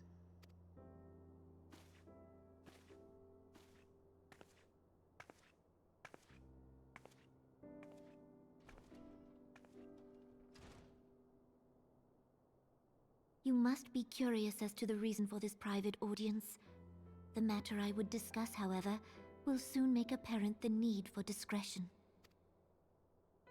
Do you need me to punch something? I intend to abdicate the throne and dissolve the monarchy. What? Wait, whoa, what?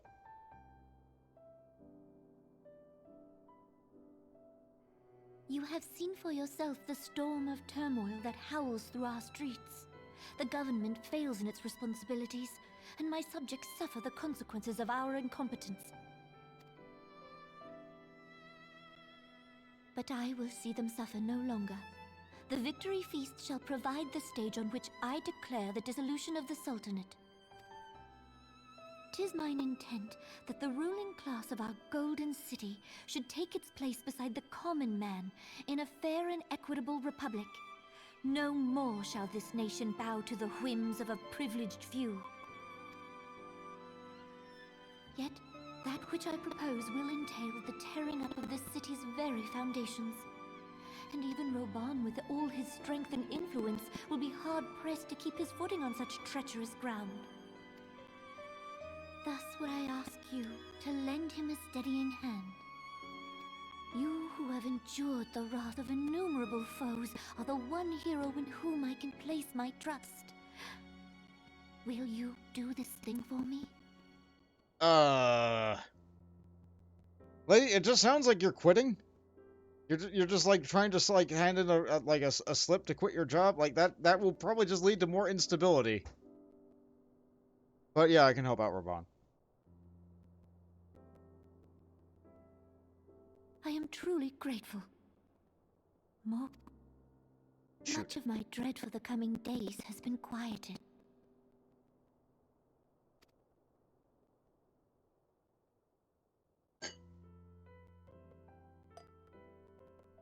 There's the goblet.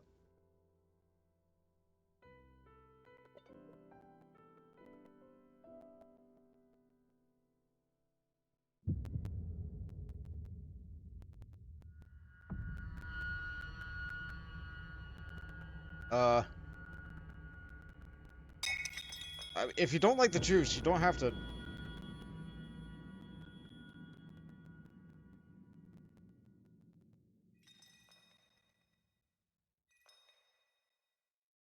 Oh. That wasn't juice, was it? I'm not a healer. I can't tank diseases.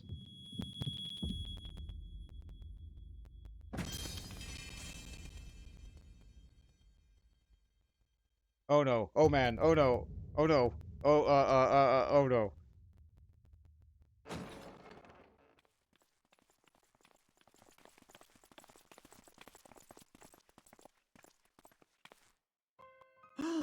Your Grace!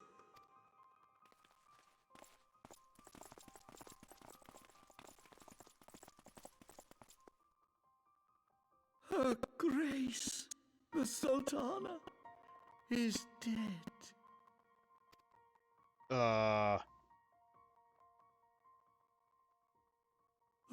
Poison in her wine? I thought that was juice. You did this! What? No, I'm a warrior, not an alchemist.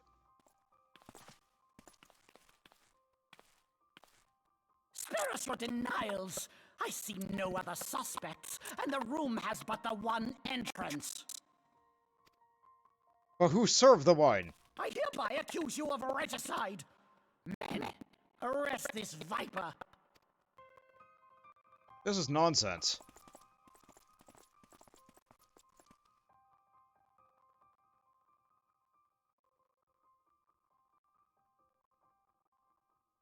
Crunchy audio? Okay. Hold on, I can fix that.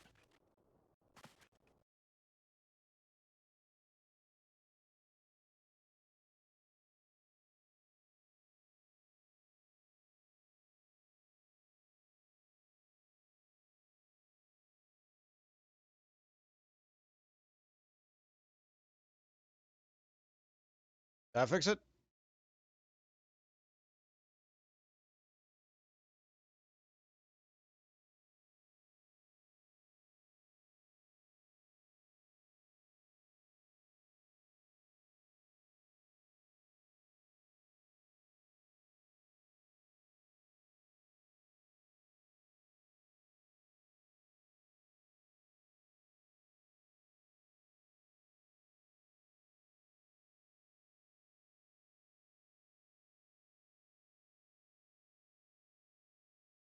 You can't hear the game at all.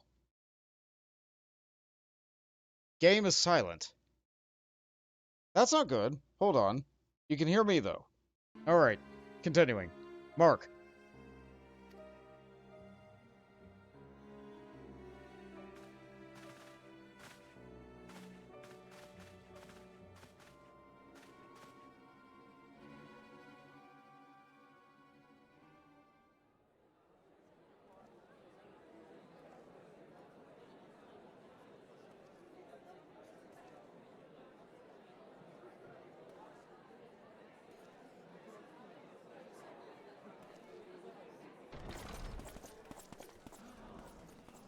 What is the meaning of this?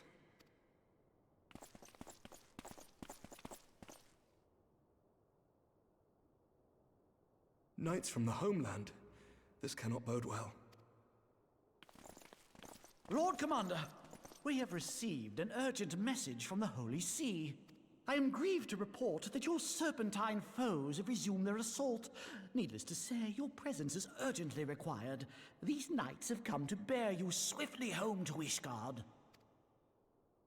A surprise attack? We've had no such word from our men, and the timing is most fortuitous to catch us away from the city. Most fortuitous indeed. Lord Commander, we must away!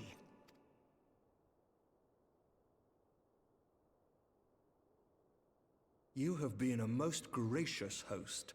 I hope that I might one day return the favor. Come, Lucia.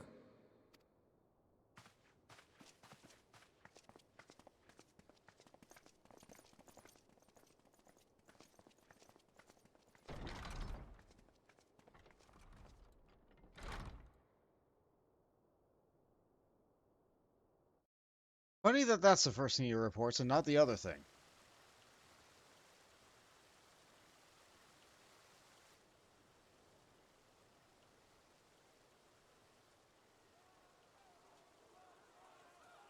Whatever is going on in there?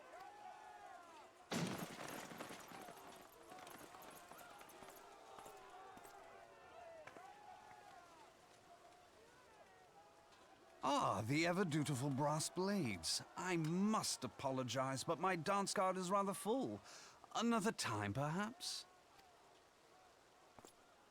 Thancred, of the Scions of the Seventh Dawn. You stand accused of committing acts of espionage in service to the Garlean Empire. Espionage? What in the seven hells are you talking about?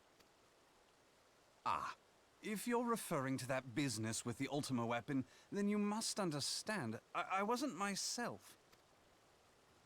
Under interrogation, an Imperial prisoner revealed your involvement in numerous dealings with the enemy. We've also been investigating reports that you are a practitioner of forbidden arts.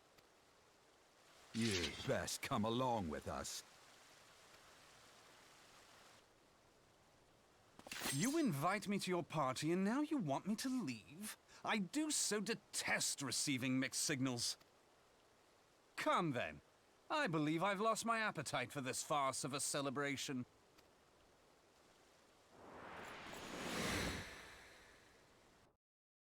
Wouldn't this be a fun solo scenario, fighting as all of them? They didn't have that technology until much later, though.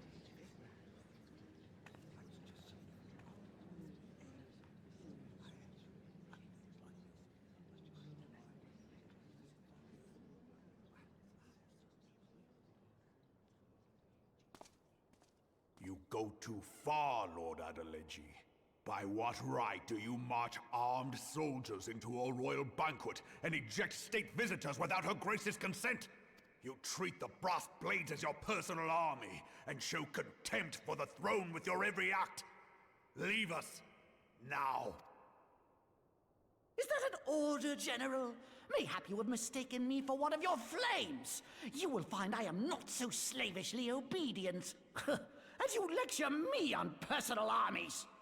As for your outrageous claim that I have shown contempt for the throne, let all here observe that it was not I who feasted while an assassin removed its occupant.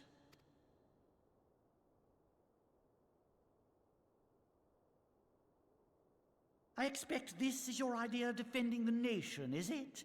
This and diluting our forces through these distractions in Cartano and Kurthis. I do begin to see how the ranks of the Immortal Flames came to be riddled with Garlean sympathizers. You are plainly unfit for command. Wait, gods damn you. Your words make no sense. What assassin? You mean to say you don't know?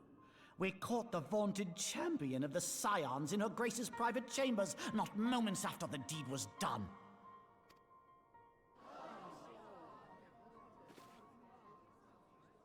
No! No, this cannot be! Save your breath.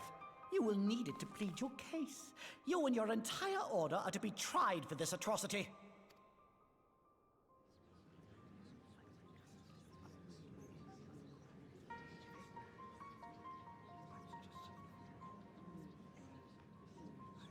Bring in the prisoner!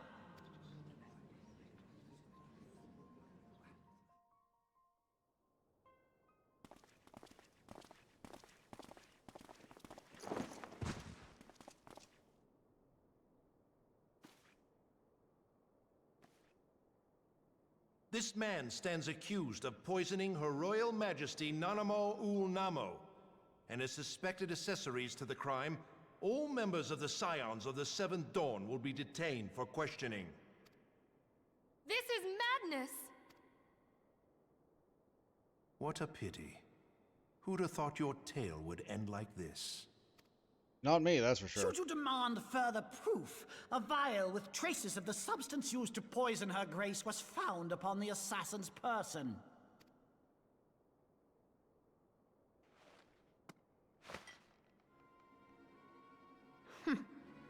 How very convenient. You would speak of convenience? Who persuaded her grace to host this celebration? A diversion which presented you and your confederates ample opportunity to commit the crime, and a crowd within which to fade from view. A more convenient occasion I could scarcely imagine. How dare you! After all we have done for Uldar! Hold your tongue, witch! I'll not be ensorcelled! I know all about the dark gift that you and your disciples wield. Oh yes, I've observed how you worked upon the minds of the Alliance leaders, bending them to your will. And what of your cordial relationship with Sir Emmerich? For years, Ishgard abjured all contact with the outside world, and now the Lord Commander of the Temple Knights treats you with the familiarity of a childhood friend. I'll tell you what I think. I think this desperate defense of Ishgard was but a ruse to deceive us into dividing our forces. Your next move will be to charm your Kurthan allies into invading our lands. Now that is truly ridiculous. How do you even think of this stuff? She cannot be dead.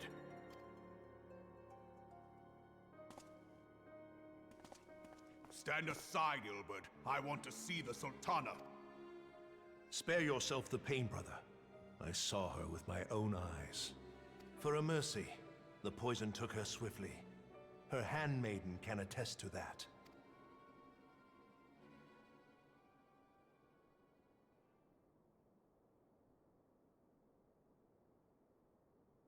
This cannot be. Nanamo.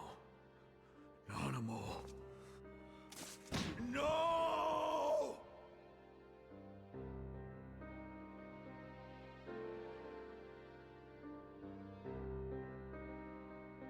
of things that can bring a warrior to their knees.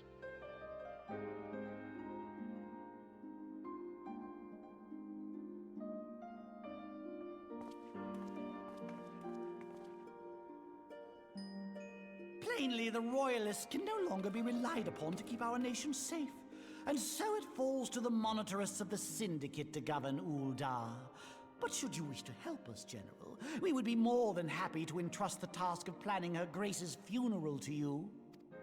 It seems only right that you should bury your precious Sultana, and we will be glad to be rid of that burden.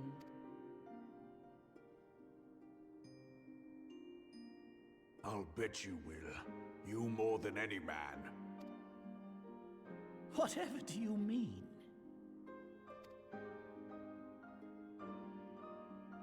I mean you had her killed, you black-hearted bastard!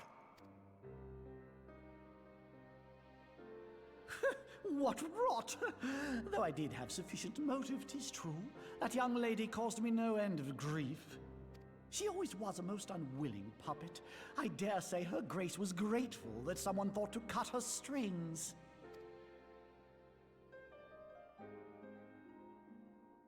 You would mock her, then mock her from hell! What?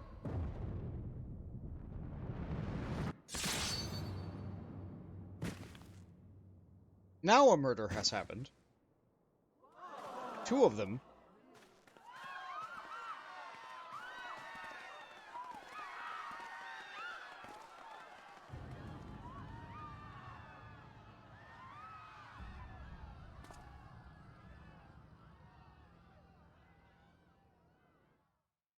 Now it's a party. Have you lost your mind, General? It is forbidden to draw steel in the royal chambers, much less slaughter our fellow syndicate members. He is now a quarter of the half-man he used to be. You're right, Jade. You're one of them. You've been in league with the Scions all along.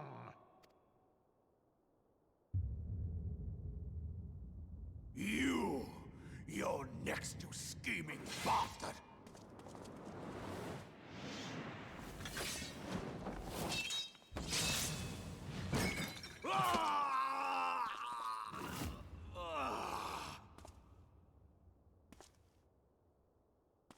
Now that's a mutilation. Oh, Reborn! 7 hells! Admiral, we must leave. Ah!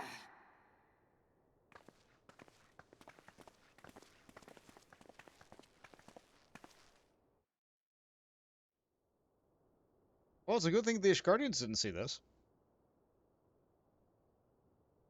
How unlike you, old friend. I did not expect to take your arm so easily.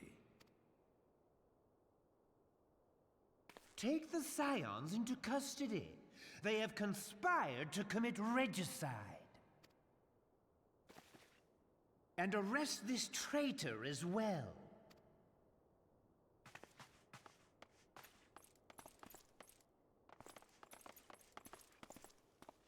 Blades and Braves, I see. All on the monitor's coin. Ilbert, I hope you choke on their coin. 'Tis better than the dirt I've supped on these long years. We can't all abandon Alamigo and become great war heroes as you have.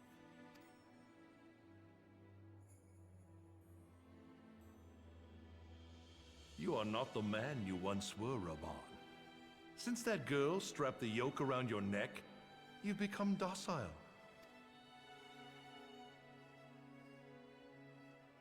She took the mad bull and cut off his balls, and a bull that cannot rot is fit for naught but slaughter.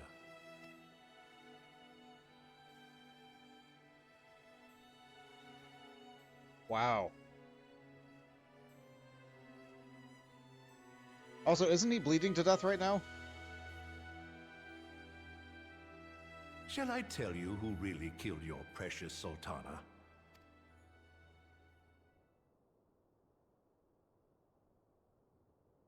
It was me.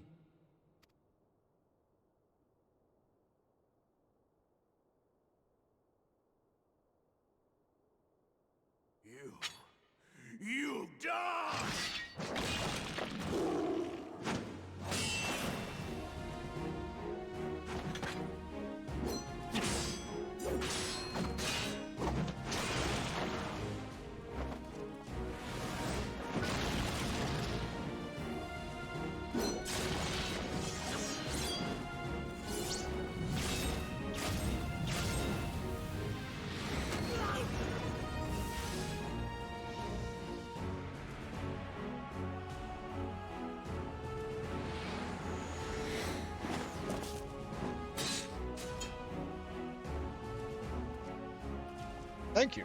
I never doubted you, not for a moment. But there is more to this than I yet understand. Flee this place. Clear your names.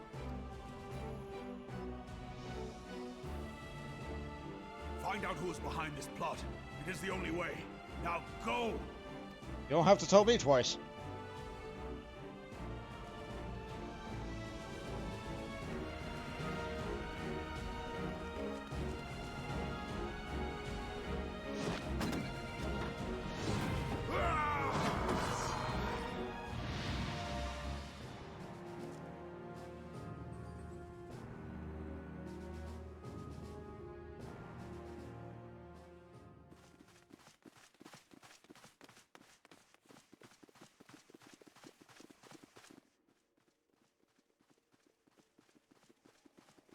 Ah, there you are. Thancred! Avoiding the fumbling advances of some very persistent admirers. When I realized the celebrations had turned sour, it seemed prudent to slip away and take stock of the situation. 'Twould appear that much of the city is already under tight guard. It occurs to me that expanding the Brass Blade's authority may not have been such a wonderful idea after all. The success of this plan was contingent upon those thugs having the run of the place. Just how long has this scheme been in motion? The careful preparations, the maneuvering of forces. I am inclined to agree with the General's insistence that a deeper plot exists here. So, would I be right in thinking we now have an excuse to pummel as many brass blades as we like? Unless you plan on pummeling them all, I'm not sure that will greatly aid our cause. The Sultana's assassination was but one part of the scheme. We too were its targets. And though we did not share Ponanimo's fate, we are yet hobbled by the charges laid at our door. Where now might we seek refuge? Where indeed, we may safely assume that our foe has thought to have the Rising Stones watched. Forgive me for stating the obvious, but our choice of destination will matter little if we cannot secure an escape route out of Ul'dah. Happily, I believe I can provide one. Papashan once told me about the passages hidden in the walls of the palace. If I recall correctly, the fireplace in Animo's chambers conceals the entrance to a tunnel.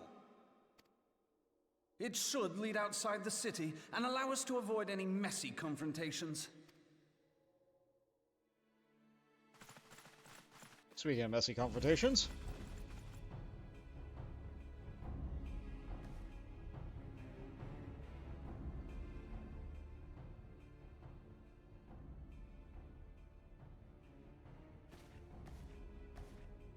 The rest of you, go on ahead. I'll handle this lot. By yourself?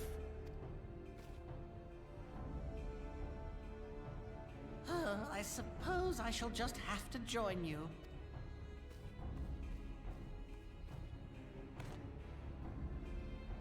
Crystal Braves too, huh? Now this should be interesting. Ida! Papalimo!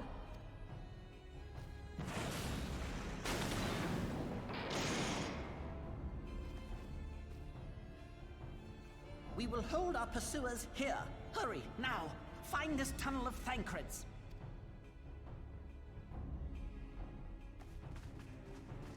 Alright, just give me a map destination. I'll be right there. Minfilia, we cannot linger.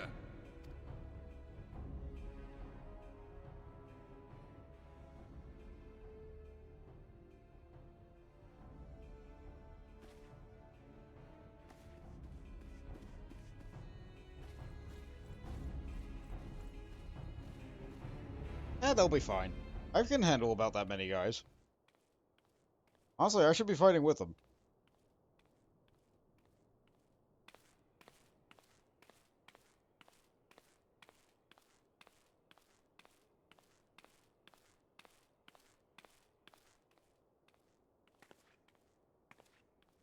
Got real dark all of a sudden.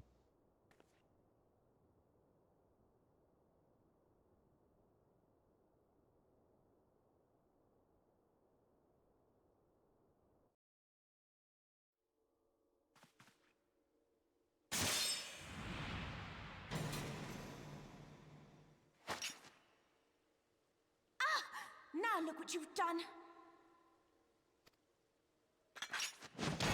Your eyes are blue. Got it. Ida, are you all right? There are just too many of them. I'm fine. I could do this all day. How about you? Nearing the end of my tether.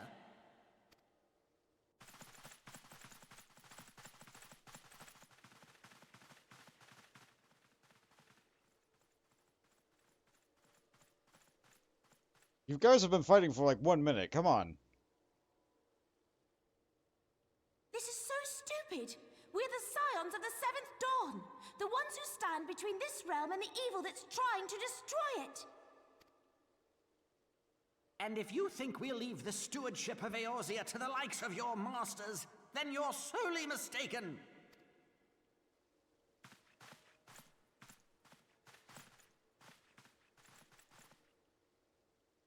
Sorry I dragged you into this, Papalymo.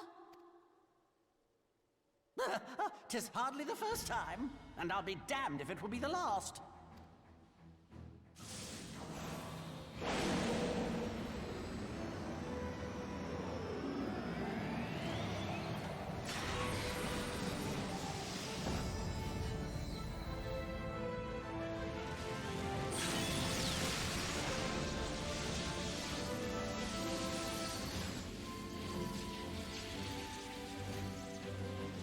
So what, did they give her a big buff spell? Have it, Ida.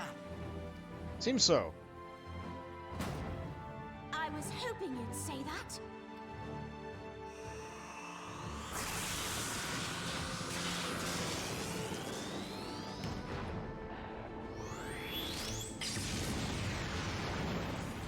The bunk limit break doesn't work like that.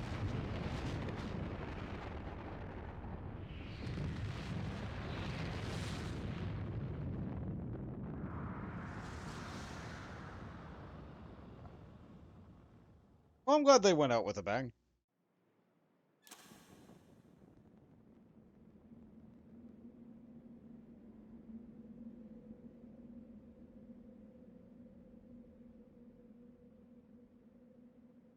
Yep, this is a sewer.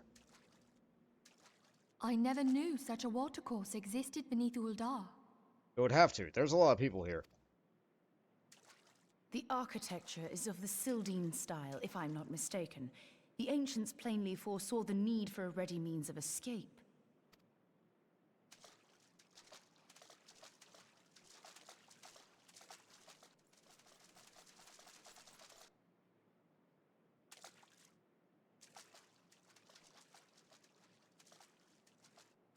I hear them too, with my special ears.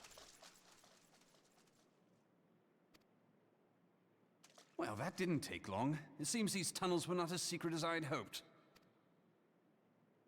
You two, go on ahead. Thancred and I will deal with this.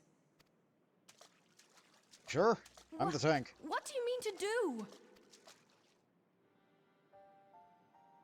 Only that which is required to ensure that the dawn's light survive to brighten the morrow. Fear not, antecedent. You haven't seen the last of these fair features. My friends.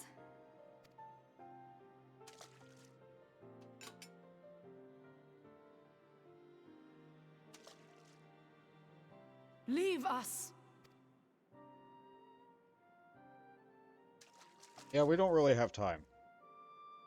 See you guys later.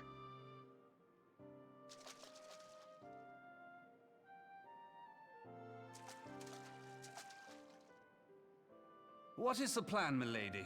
Shall I take the dozen on the left and you the dozen on the right? The odds are not exactly stacked in our favor. Numbers will count for little when I bring the tunnel down upon their heads. Though I cannot say I relish the thought of being entombed with you for all eternity. You wound me. I will have you know that many a maid would kill for the chance to spend forever at my side. Now, may I have the last dance?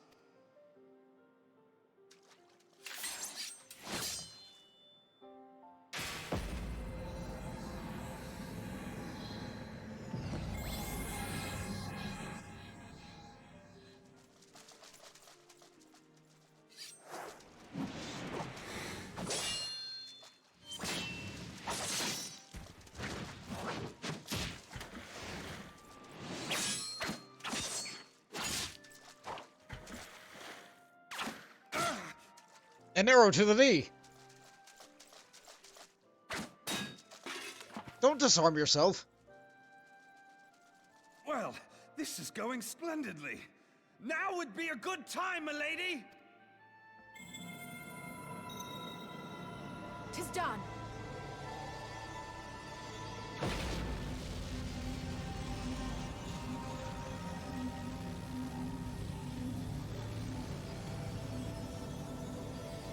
Forgive me, Mitra.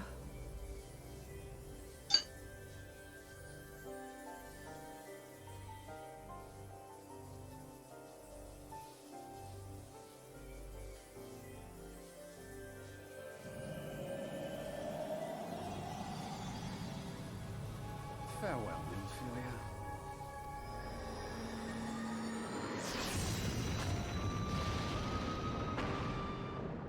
A second bang! Who would have thought?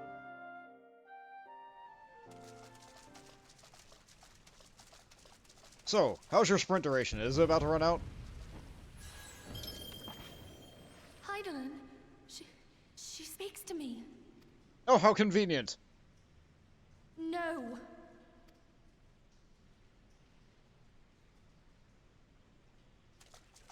I must remain behind, but you cannot stay with me. What? Please, you must go on. You are the warrior of light. You are hope for the Scions and for all the realm. As long as your flame continues to burn, the light of the dawn may ever be relit. You must escape and save Eorzea from those who would plunge it into darkness.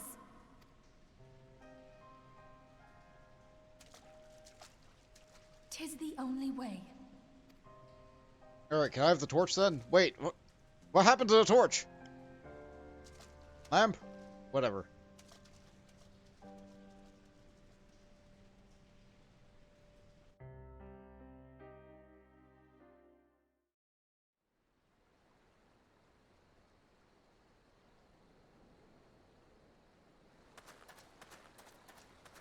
Oh hey, I know where I am. I know where I am. This is where the Spriggans are. Someone really removed that rock. Wait, it wasn't me. Is this a trap?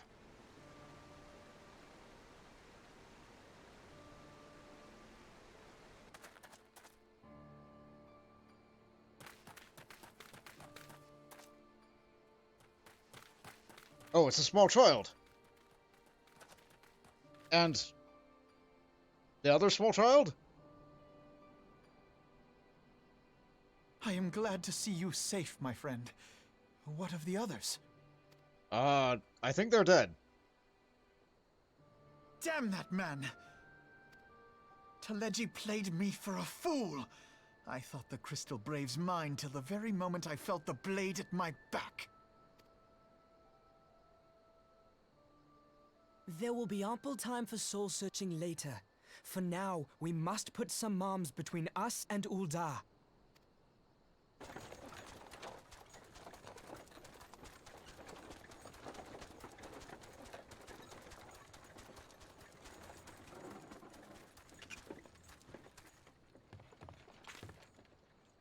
Oh, this is convenient. Well, would you look who it is? Need a ride? I doubt it'll be half as exciting as the last trip we took. Not if I have anything to say about it anyway. Oh, it's good to see you again. It's the one from my intro. They have different shirts.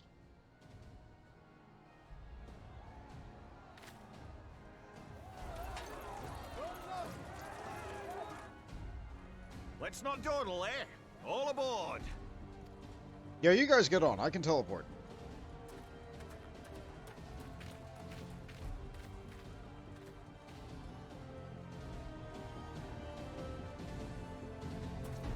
Okay, fine, I'll get on.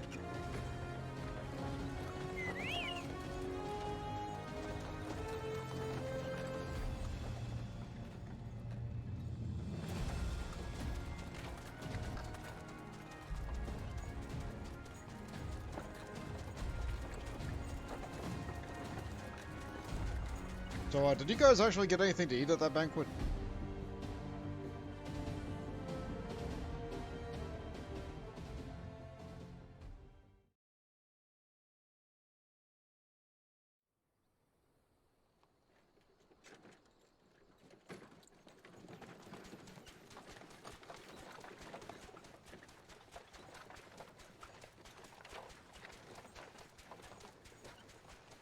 I was stocking up on supplies over in Vesper Bay, you see, when your sister come up and begged a favour.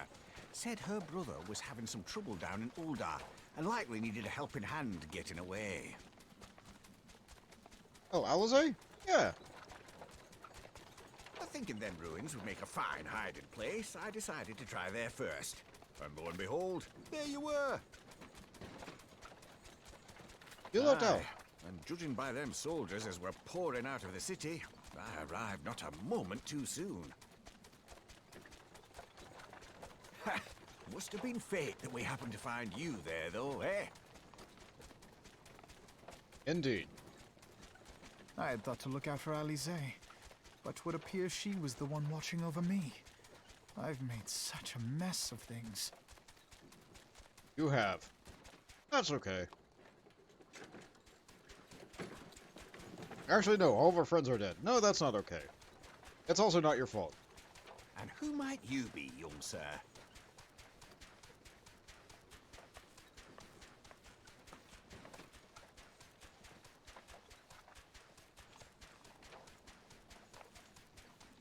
Pippin Taropin, Vice Marshal of the Immortal Flames. I had been on the Alamegan front these past few moons, but an urgent communication called me back to Uldar. Scarce had my boots touched the cobbles, though, when the streets erupted with cries of assassination. I immediately went in search of answers, and came across Master Alfino here. Needless to say, I did not think his imprisonment justified. The blame plainly lies with the Monitarists. Their greed and corruption are well known to me, but for them to take advantage of the situation with such alacrity... Was that Pippin, you said?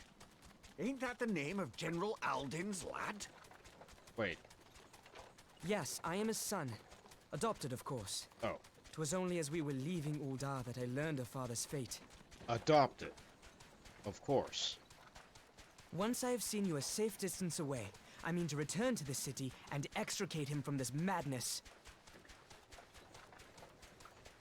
Then you needn't travel no further than Blackbrush. Our fugitives have a friend waiting for them there.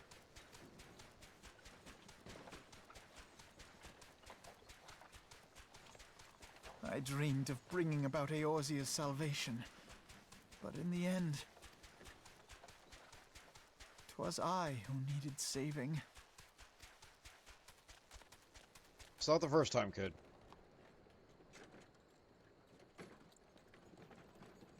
We all need a little saving every now and again.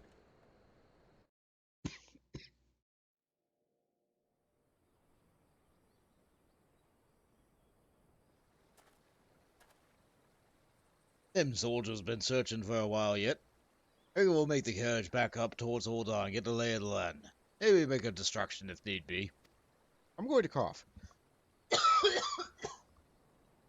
There we go. You three wait here. Help will be along shortly. Stay strong, friends. Real fights to come. Okay. I can stay strong. Alright, let's go.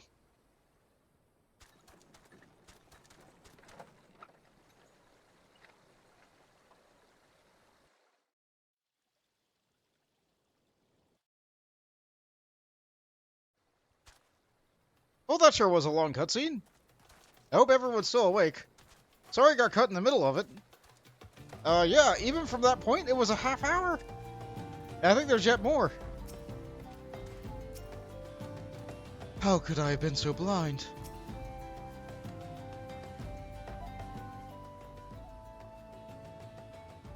The most unassuming folk can prove to be our greatest allies. That fellow was what a passing merchant, yet he lent us aid without a moment's hesitation, or any hint of a concern for his own safety. Though I can well imagine how a man could feel inspired to risk all in your presence. Father spoke often of you, Bont, and I've long been looking forward to meeting our first meeting. Needless to say, this is not at all how I envisioned it. You keep your hair tied up well. Master Alfino, you need not give in to despair. That would only play into our enemy's hands. As long as you and Bont are free, we may still yet set things right. Forgive me, Master Terupin, but I...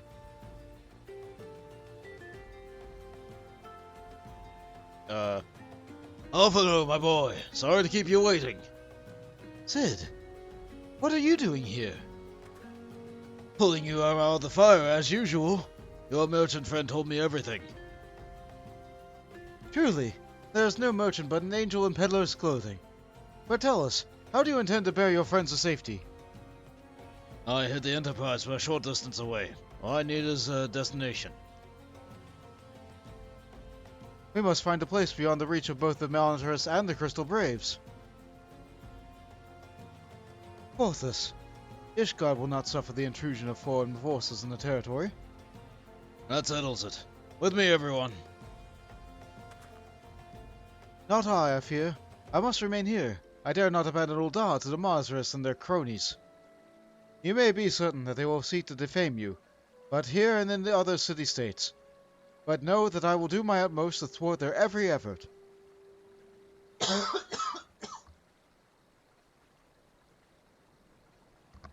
Sorry, I ran out of water a while ago. Frankly, I do not expect to be much of a challenge. The small folk will not turn so easily on the Warrior of Light and his allies, no matter what the Monitors claim. Master Terupin, I don't know what to say. Ha! Now that father would labor to believe. But enough talk. You must go. Master Alphino, your airship awaits.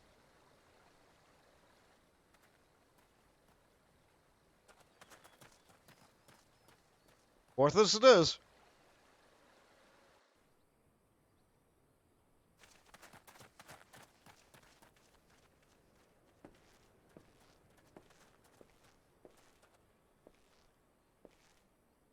Up, up! There's no rest for the righteous. Yeah, why did we stop before we climbed on? Is Alphino really that out of breath?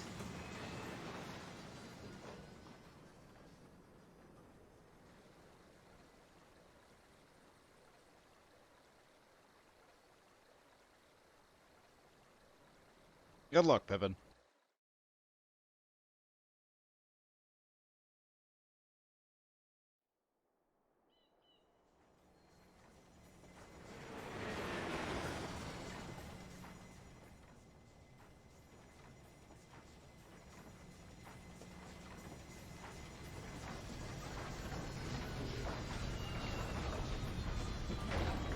Well, that was a nice trip.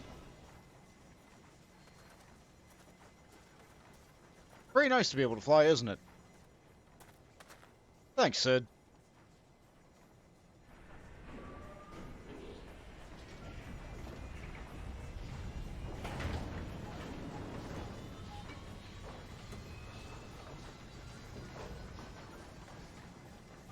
I'm still not really sure how exactly those fly.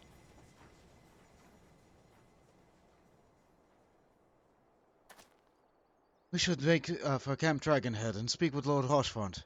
Mayhap he will know what to do. Okay, kid.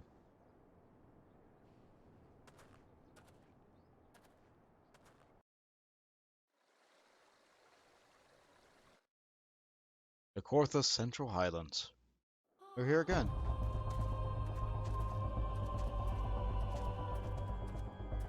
So, a realm reborn. What am I doing? Let's not make it take any longer. What was the button to run again? Ah, well. I forgot the button to not run. I just pushed it. I just pushed it. Okay. It's not that. It's not that. I just pushed it and I forget it. Okay, there we go. It was backslash on the numpad. Small brain fart, not an act, not a bit.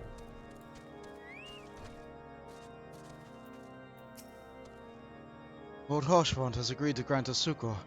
He says I will be safe here.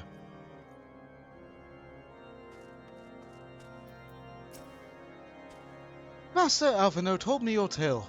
Bont, it warms my heart that you should turn to me before all others, and I shall endeavor to deserve your trust. Alas, the situation here has grown more complicated in your absence. 'Twould be best if I explained in full.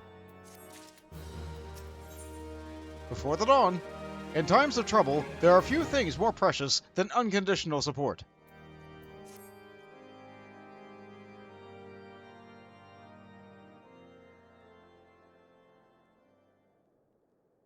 There has been word from the capital. Ishgard has weathered another assault, and 'tis said several wyverns broke through into the city proper. The temple knights succeeded in slaying the beasts, but the intrusion prompted orders to further strengthen the guard and to place the city under a perpetual state of alert. How keenly we feel the loss of our wards at the gates of judgment. Yet we must not bemoan our misfortune. Sir Emmerich is safely returned from Ul'dah, and once more leads the defense of Ishgard. As for the matter of your asylum, I am afraid no progress will be made until the threat to our nation is diminished. But do not despair. You are not without allies. Thanks, Guy. You are more than welcome to shelter here for as long as you wish. Pray, think of it as a new headquarters of sorts. The Falling Snows, or some such.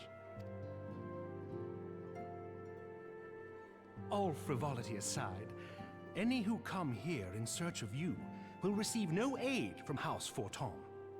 For once, the Ishgardian reputation for inhospitality shall work in our favor. Agents of Ul'dah will find their every inquiry dismissed, and their every request for entry rebuffed, until such time as their masters have acknowledged your innocence.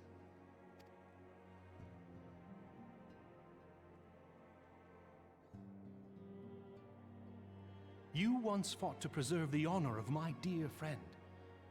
'Tis a blessing that I may now repay that debt in kind. But let us dwell no more on this. Pray, join the rest of your companions. 'Tis bitterly cold this day. I suspect there are those who might welcome the warmth your presence brings. There aren't that many companions left. And yeah, XCR, I'm trying to get done. I'm trying. The intercessory awaits, Bont. Pray do not keep your companions in suspense. I am certain their hearts will soar at the sight of you. Who managed to escape? And what of those who did not? Oh, let's see who's left. A rare sunny day in Quarthus, wow.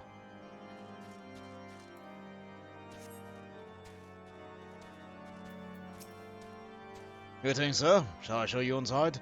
Upon proceeding with his accessory, several cutscenes will play in sequence. It is recommended that you set aside sufficient time to view these scenes in their entirety. Yes! Here we go!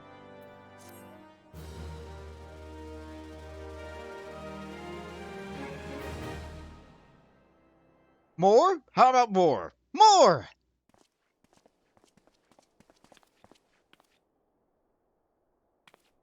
Alphino? Bont, is it really you? Oh no, it's not voiced.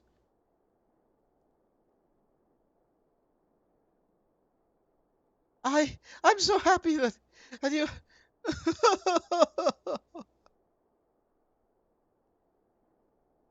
I tried contacting Minfilia and the others, but no one would respond. And then Crystal Braves, our own people, turned on us at the marketplace. Flamin had told me to run, so I did. I ran and I ran until my lungs burned and my feet ached. But then I lost my way, and then... Fortunately, I observed some of the Braves behaving suspiciously beforehand. Oh. Sorry, wrong person. Fortunately, I had whatever. Huh? Ah, yes, my mask. It was lost in the struggle. Pretty, isn't she? Anyways, after Yigiri found me, we traveled to Vespa Bay and met up with Yoyanje. When I told him what happened, he used his magics to weave a glamour around the waking sands. From the outside, the old headquarters now looks like an abandoned storehouse. The transformation didn't take long either. Apparently, Yoyanje started making preparations for after the Imperial attack, so just in case the Empire ever chose to pay us another visit. Good thinking, eh? Sorry, where was I? Oh, yes. So we waited there at the Waking Sands, hoping others would come, but no one else did. My people are searching for the other scions even as we speak, but we have met with no success as yet. I am hoped that you might be able to suggest further places to look. Ah, but you should know, the Rising Stones did not share the Waking Stand's good fortune. Only Crystal Braves await you there. Be that as it may, we yet have cause to hope, do we not? For if the two of you escaped, it is not impossible that the others could have done so as well. You may have been forsaken by men and women believed true, but rest assured that the people of Doma yet stand with you. We welcome this opportunity to repay our debts, and shall continue our efforts to locate the others and see scions restored to their rightful place of honor. Thank you.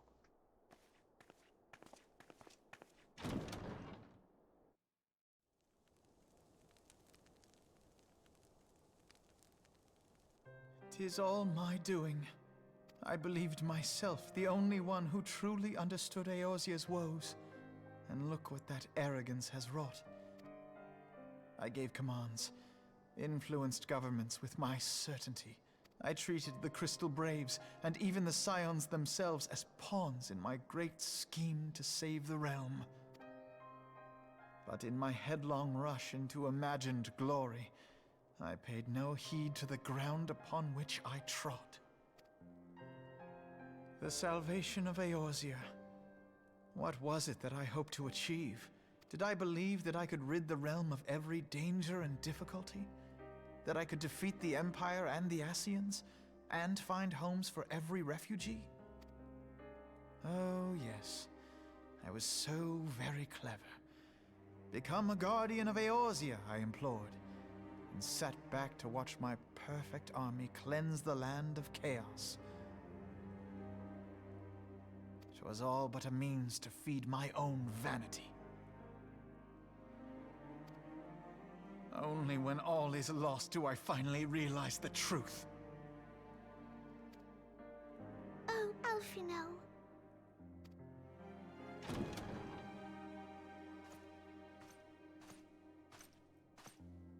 Hey, it's hot chocolate!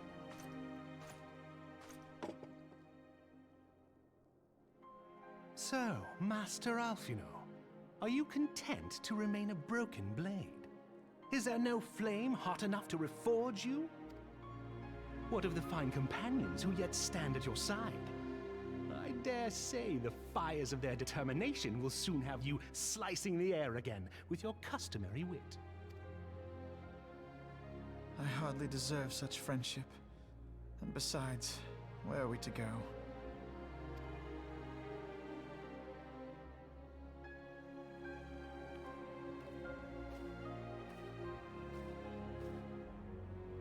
Alphino, if I may?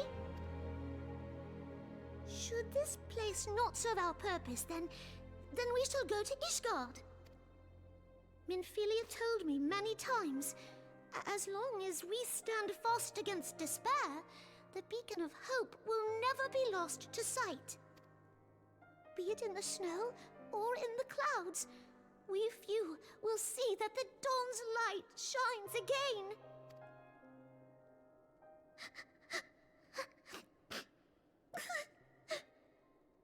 You need a tissue. You are right, Tataru. Thank you. And thank you for your kind words, Lord Orchefon. 'Tis true that Eorzea yet has her guardians.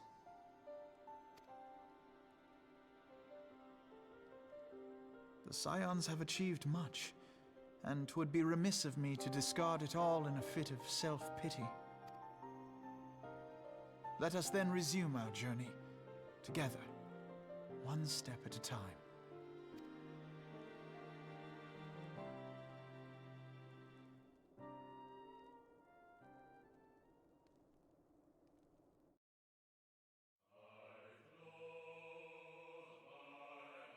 Well, there we go.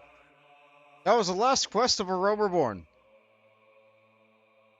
Sure, there's like several other classes I didn't level. Sure, I skipped like every optional dungeon. Or optional level 50 dungeon anyway. Sure, I didn't do a relic weapon quest chain. Sure, I got carried through the binding coils of Bahamut, just for the sake of story. But you know what? Aside from the technical difficulties I had in this final leg, I'm happy. I'm happy. Yeah, I still have to level, like, Monk and Paladin. I might, if it wasn't for the fact that they had story quests, I'd want to do it off stream.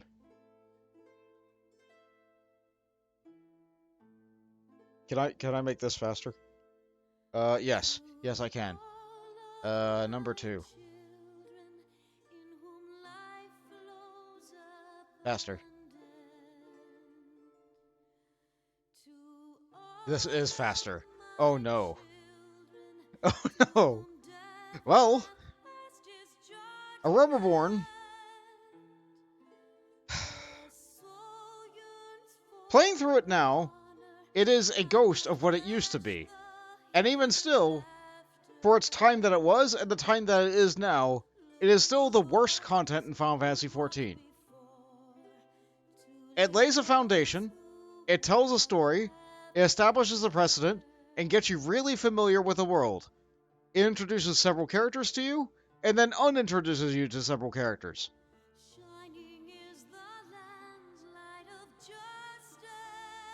So let's see, who all's dead right now? All the Scions are presumed dead. Nanamo's dead. Raban's incarcerated and disarmed. All the comments that they were making in the Realm Reborn post-game about, like, losing her arm, or giving my right arm, or I'd sooner take my arm, yeah, all that was, like, foreshadowing that.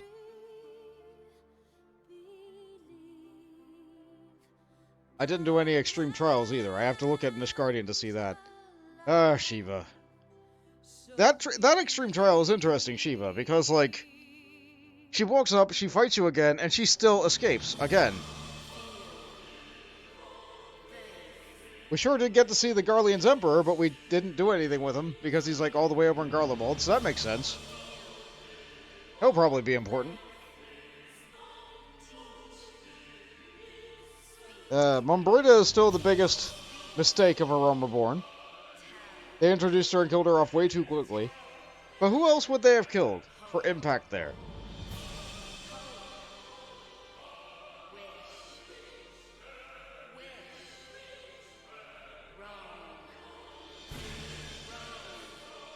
I don't think anybody else really would have been fitting.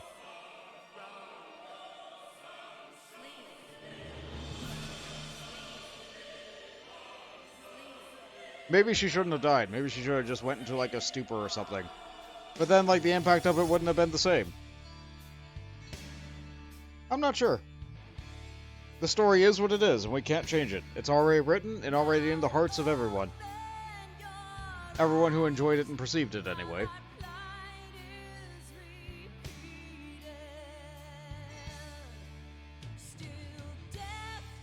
What else did I not do for a Realm Reborn? I didn't do the sightseeing log. Oh, goodness. Oh, goodness. I think Adventurer Squadrons were added in Heavensward, and then never really touched. So, even if I unlock it next expansion, it will still be appropriately in expansion for that. So that's fun.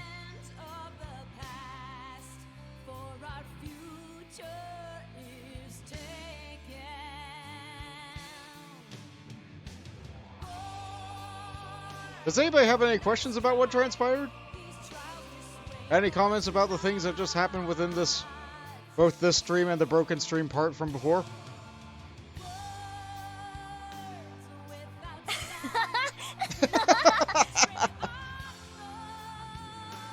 Oh, thank you. I'm glad that you're happy with seeing the end again. Like, what a way to end the story. Just like, you're at the top of the world, and then suddenly, you got nowhere to go but down. The hero had to fall. And this was the time for the hero to fall, between a Realm Reborn and Heavensward. For after all, how can we go higher without first getting lower? Are you going to edit the bit together with the 9-hour part? I can try. Oh goodness, the quality of that video is going to be abysmal if I do that. It's going to take 100 hours to save that. That means I wouldn't be able to record some Etrian Odyssey as I went to sleep or something. Oh, I'm not sure. I'm not sure. It would be so easy to just throw both on YouTube as, like, 2 separate parts, but at the same time, oh goodness. Still a gut punch in the feels. Yeah. Oh, that sure is some good art there. I don't remember seeing that here.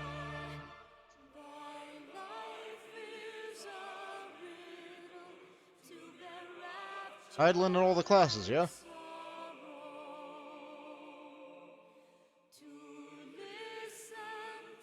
Alright, no, it's a realistic request, Fonz. It's a realistic request.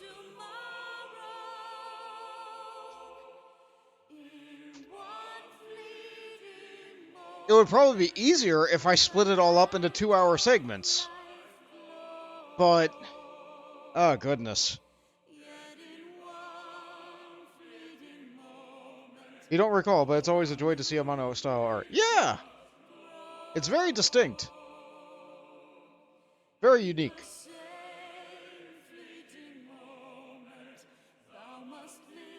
Oh, good. Gotta have the merchandise coordinator inside the credits.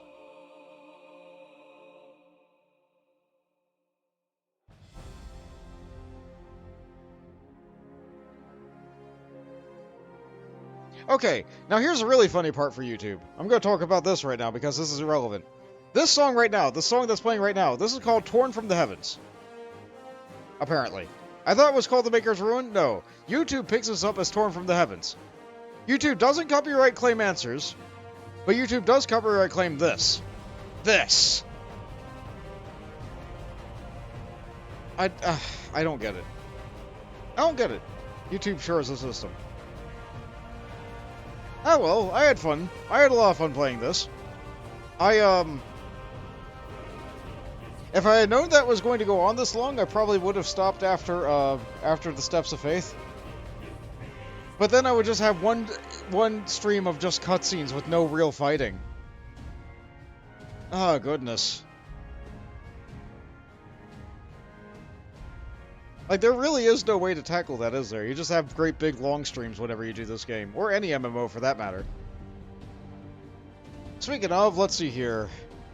Sunday should be more Pokemon Legends Arceus. Tuesday should be more Monster Hunter.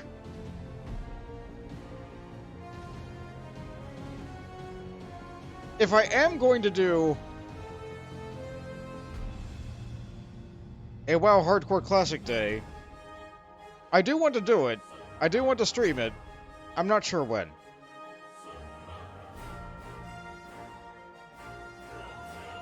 Yes, I know. Playing 2 competing MMOs. Oh, the slander! A person can just enjoy video games, right? So, like... whatever. They might be, like, competing businesses, but you know what? If somebody really likes MMOs, they probably do just play both.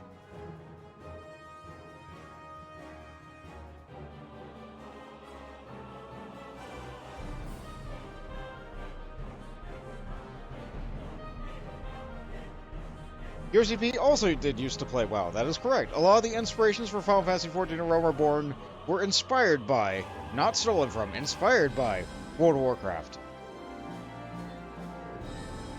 And I would be playing WoW Classic, not retail. Absolutely not retail. Never retail. I do not own the latest expansion.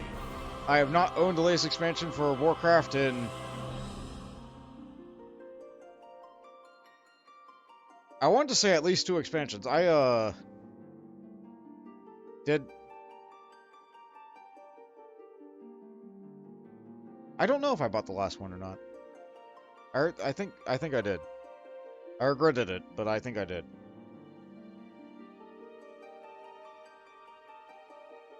Anyway, I think we're coming upon the end of the credits. Wait, no, never mind. Special thanks.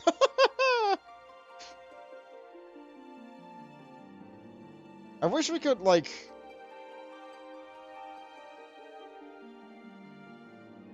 No, I can't make it faster. This is it. All these people deserve to be seen.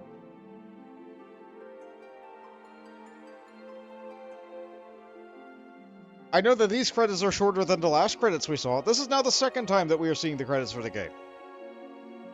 Because you get the credits for the people who did, like, the main patch rollout, or the main, like, expansion rollout, and then you get the people who did all the post-game patches all at once. So that means every expansion has 2 credits.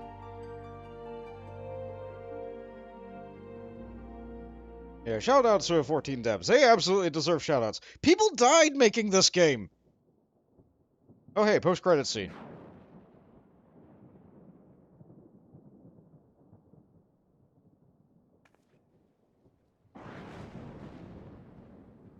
All has been arranged as you desired, my lord.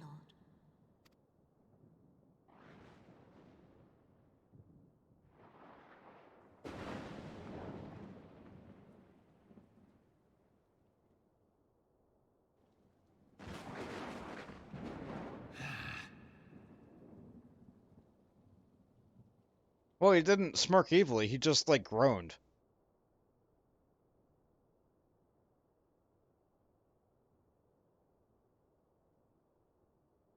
Meanwhile, in the gale.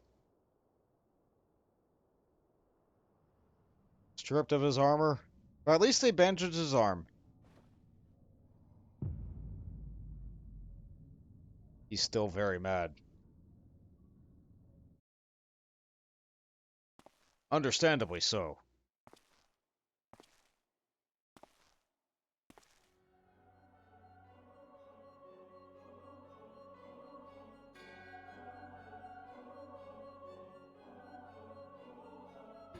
Aberaldus is no more.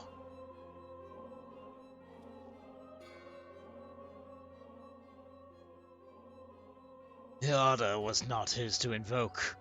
His demise was his own making. Nevertheless, it concerns me. They have extinguished that which should rightly be eternal. Mayhap he was not wholly mistaken. Graver haste may be warranted. We are of one mind.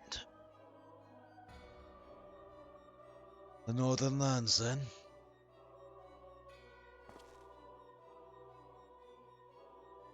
The earth is fertile, and the seeds well sown. By my will, they shall reap salvation unlike any the world has known. By his will. By his will.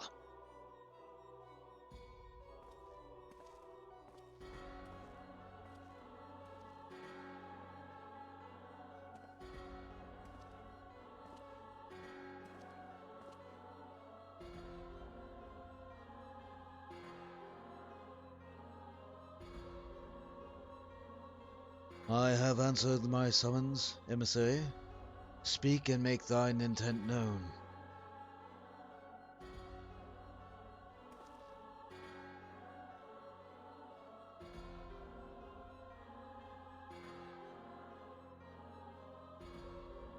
I would speak of the late Archon, yours, mine, the fate of the very star.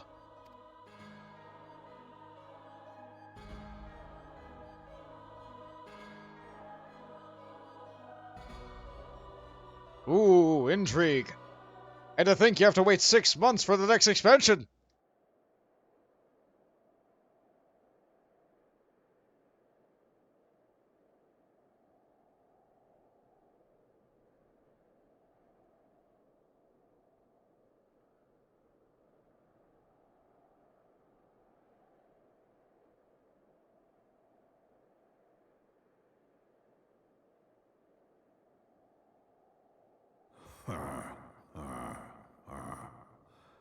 Thou thinkest sanctuary lieth beyond.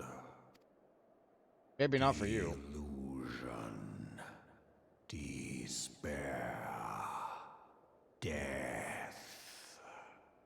Thou shalt find naught else here.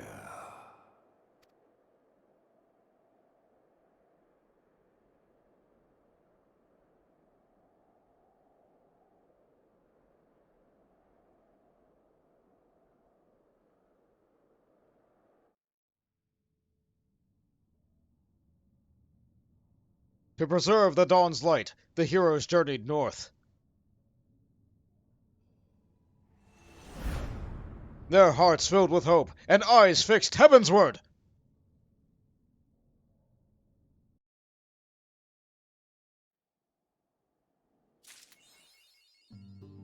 A new chapter of New Game Plus has been added. Okay, now for me to not pick up the next quest. There's a little bit more I can show. We're a Dragoon now. This is our fate. This is who I am. I am a Dragoon now. We are ready for Heavensward. So in between here and the next expansion, if you go around to the Aetherites, you'll see that there are, hold on, let me go back to a capital. Let's do Mordona first.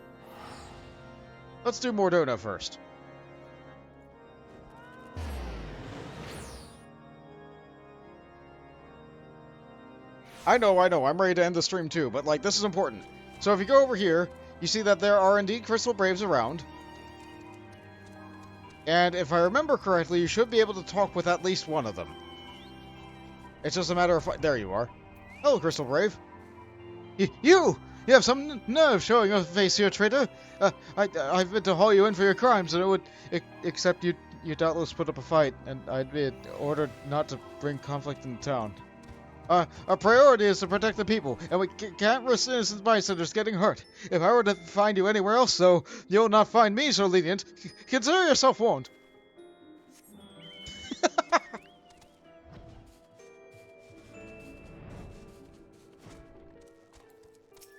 I can't go into the solar. Yeah, easy now, friend. I'll not raise the alarm. I'm not fool enough to believe your rumors. That said, I cannot well let you pass. Orders are orders. They got Big Rogan blocking you from getting into the Rising Stones. So right now you can't go in there. You're just not allowed inside. Let's go to Limsa. It might be difficult for me to find the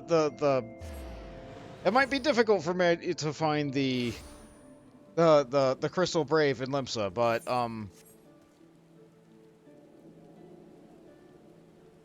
they're supposed to be near the Aetherite, but the problem is that this is still Limsa.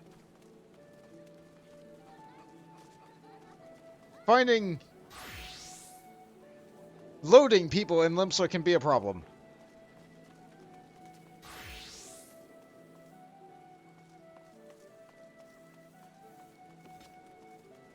Maybe they're back over this way?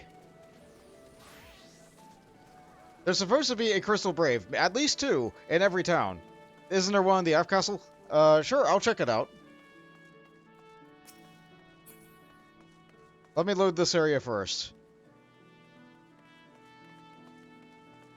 Yeah, they didn't want to block you from being able to do anything. Like, you were stuck 6 months waiting for the next expansion. By all means, by all merit in the story, you should not be able to be allowed into any of the city-states. Like, you're wanted for regicide. Yeah, the claims are false and nobody would believe them, but, like, lore-wise, this is the reason you leave, right? You leave because you're not allowed to be here.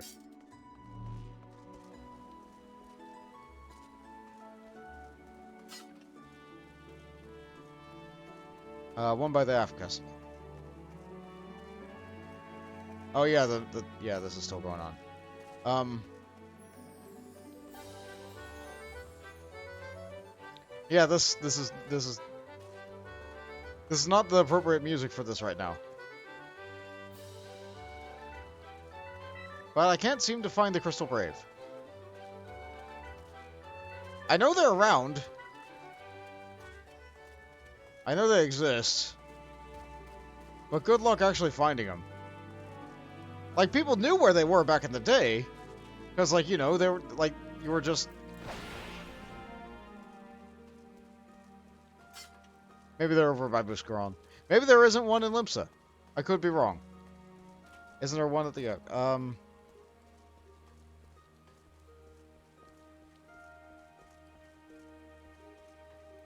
Yeah, there might not be a Brave in Limsa. There might not be a brave in Limsa. That might make sense, because Limsa would be, like, the most, yeah,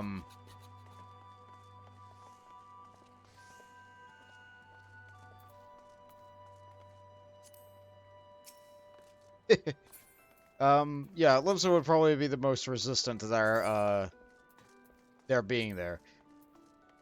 I could try Gardania. I didn't see anybody in a quick sojourn in Limsa.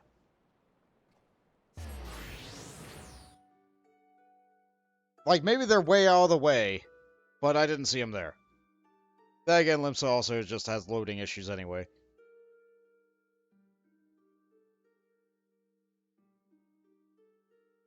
I know they're in Ul'dah. They'll be crawling all over Ul'dah. That's why I'm checking the other city-states first.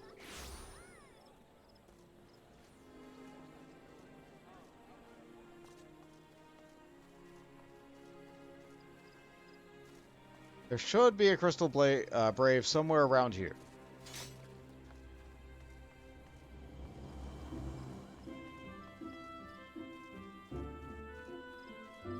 There should be.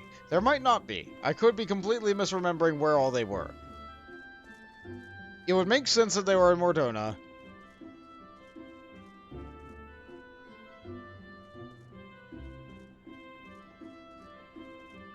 Yeah, maybe they're not in Gridania. Okay. I'm checking. I'm checking. I could have swore that they were here, but my bad. I don't remember everything perfectly.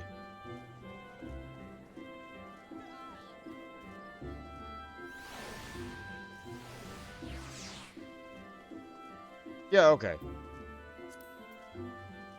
I'll check the Akh Afah Amphitheatre. I'll check the Akh Afah Amphitheatre, and then I'll go over to Ul'dah.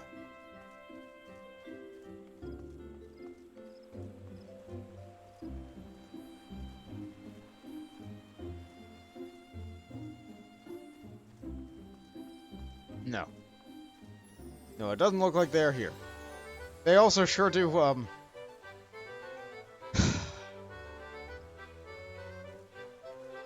Thanks, Gold Saucer. Thanks, Make It Rain campaign. I hold my head in my hands. Hold on, like... Gold Saucer's a lot, okay? Gold Saucer's a lot. It's like, yeah, all your friends are dead. You want to go gamble in a casino? You found the one in Ul'dah. Yeah, there's a couple, I think.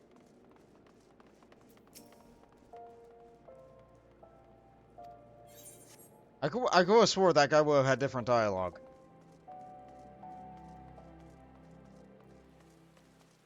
Let's see. Let's see. You say you found one of the ones in Ul'dah. I think one of them's like just by these stairs over here. Or maybe they're by the Adventurers Guild. Maybe they're in the Adventurers Guild. Up more, but yes. Okay. I'll loop around to the other side. Oh, there's also a Crystal Brave over here.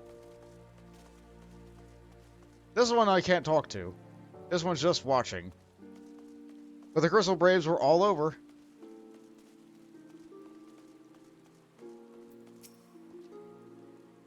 Oi, did you hear? Some adventurer, and a bleeding famous one at that, went on a rampage during the victory feast. Fair tore down the fragrant chamber, 'tis said. Rumor said that he's an Imperial spy, sent to do for the Sultanate.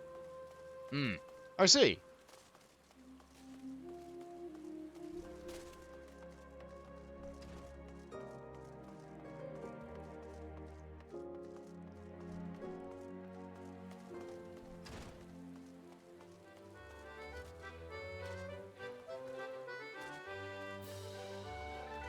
Thank you, Pepper.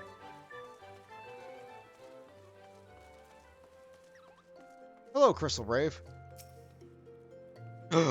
You shouldn't be here. If they find you, they'll arrest you like they did the others. Look, I didn't see you, alright? If you know what's good for you, you'll put 100 bombs between yourself and Ul'dah. Thanks, guy. I knew the Rogadin guy was good. I knew the Rogadin guy was good. He just wants to do a job. He just wanted to do a job. He really believed in what he was doing, but he also didn't want to die. Oh,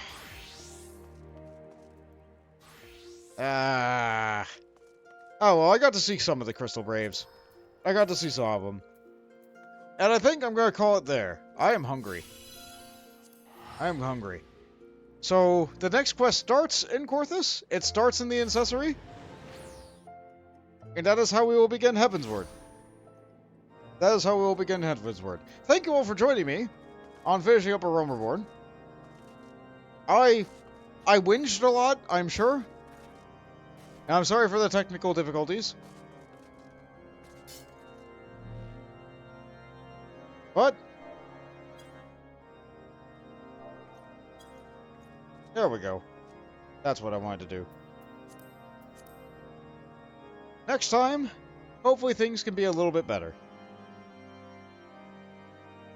Just a little bit better. Is there someone available who I can raid?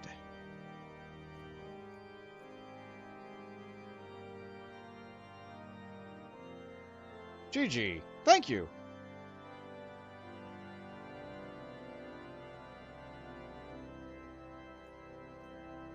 No, I don't think there is. Well, that's unfortunate. I did go on much longer than any of my friends ever possibly would. Maybe Sunday. Maybe Sunday stream I'll be able to raid somebody. Thank you for watching. If you're seeing this on YouTube, I'm so sorry. Good night, everyone.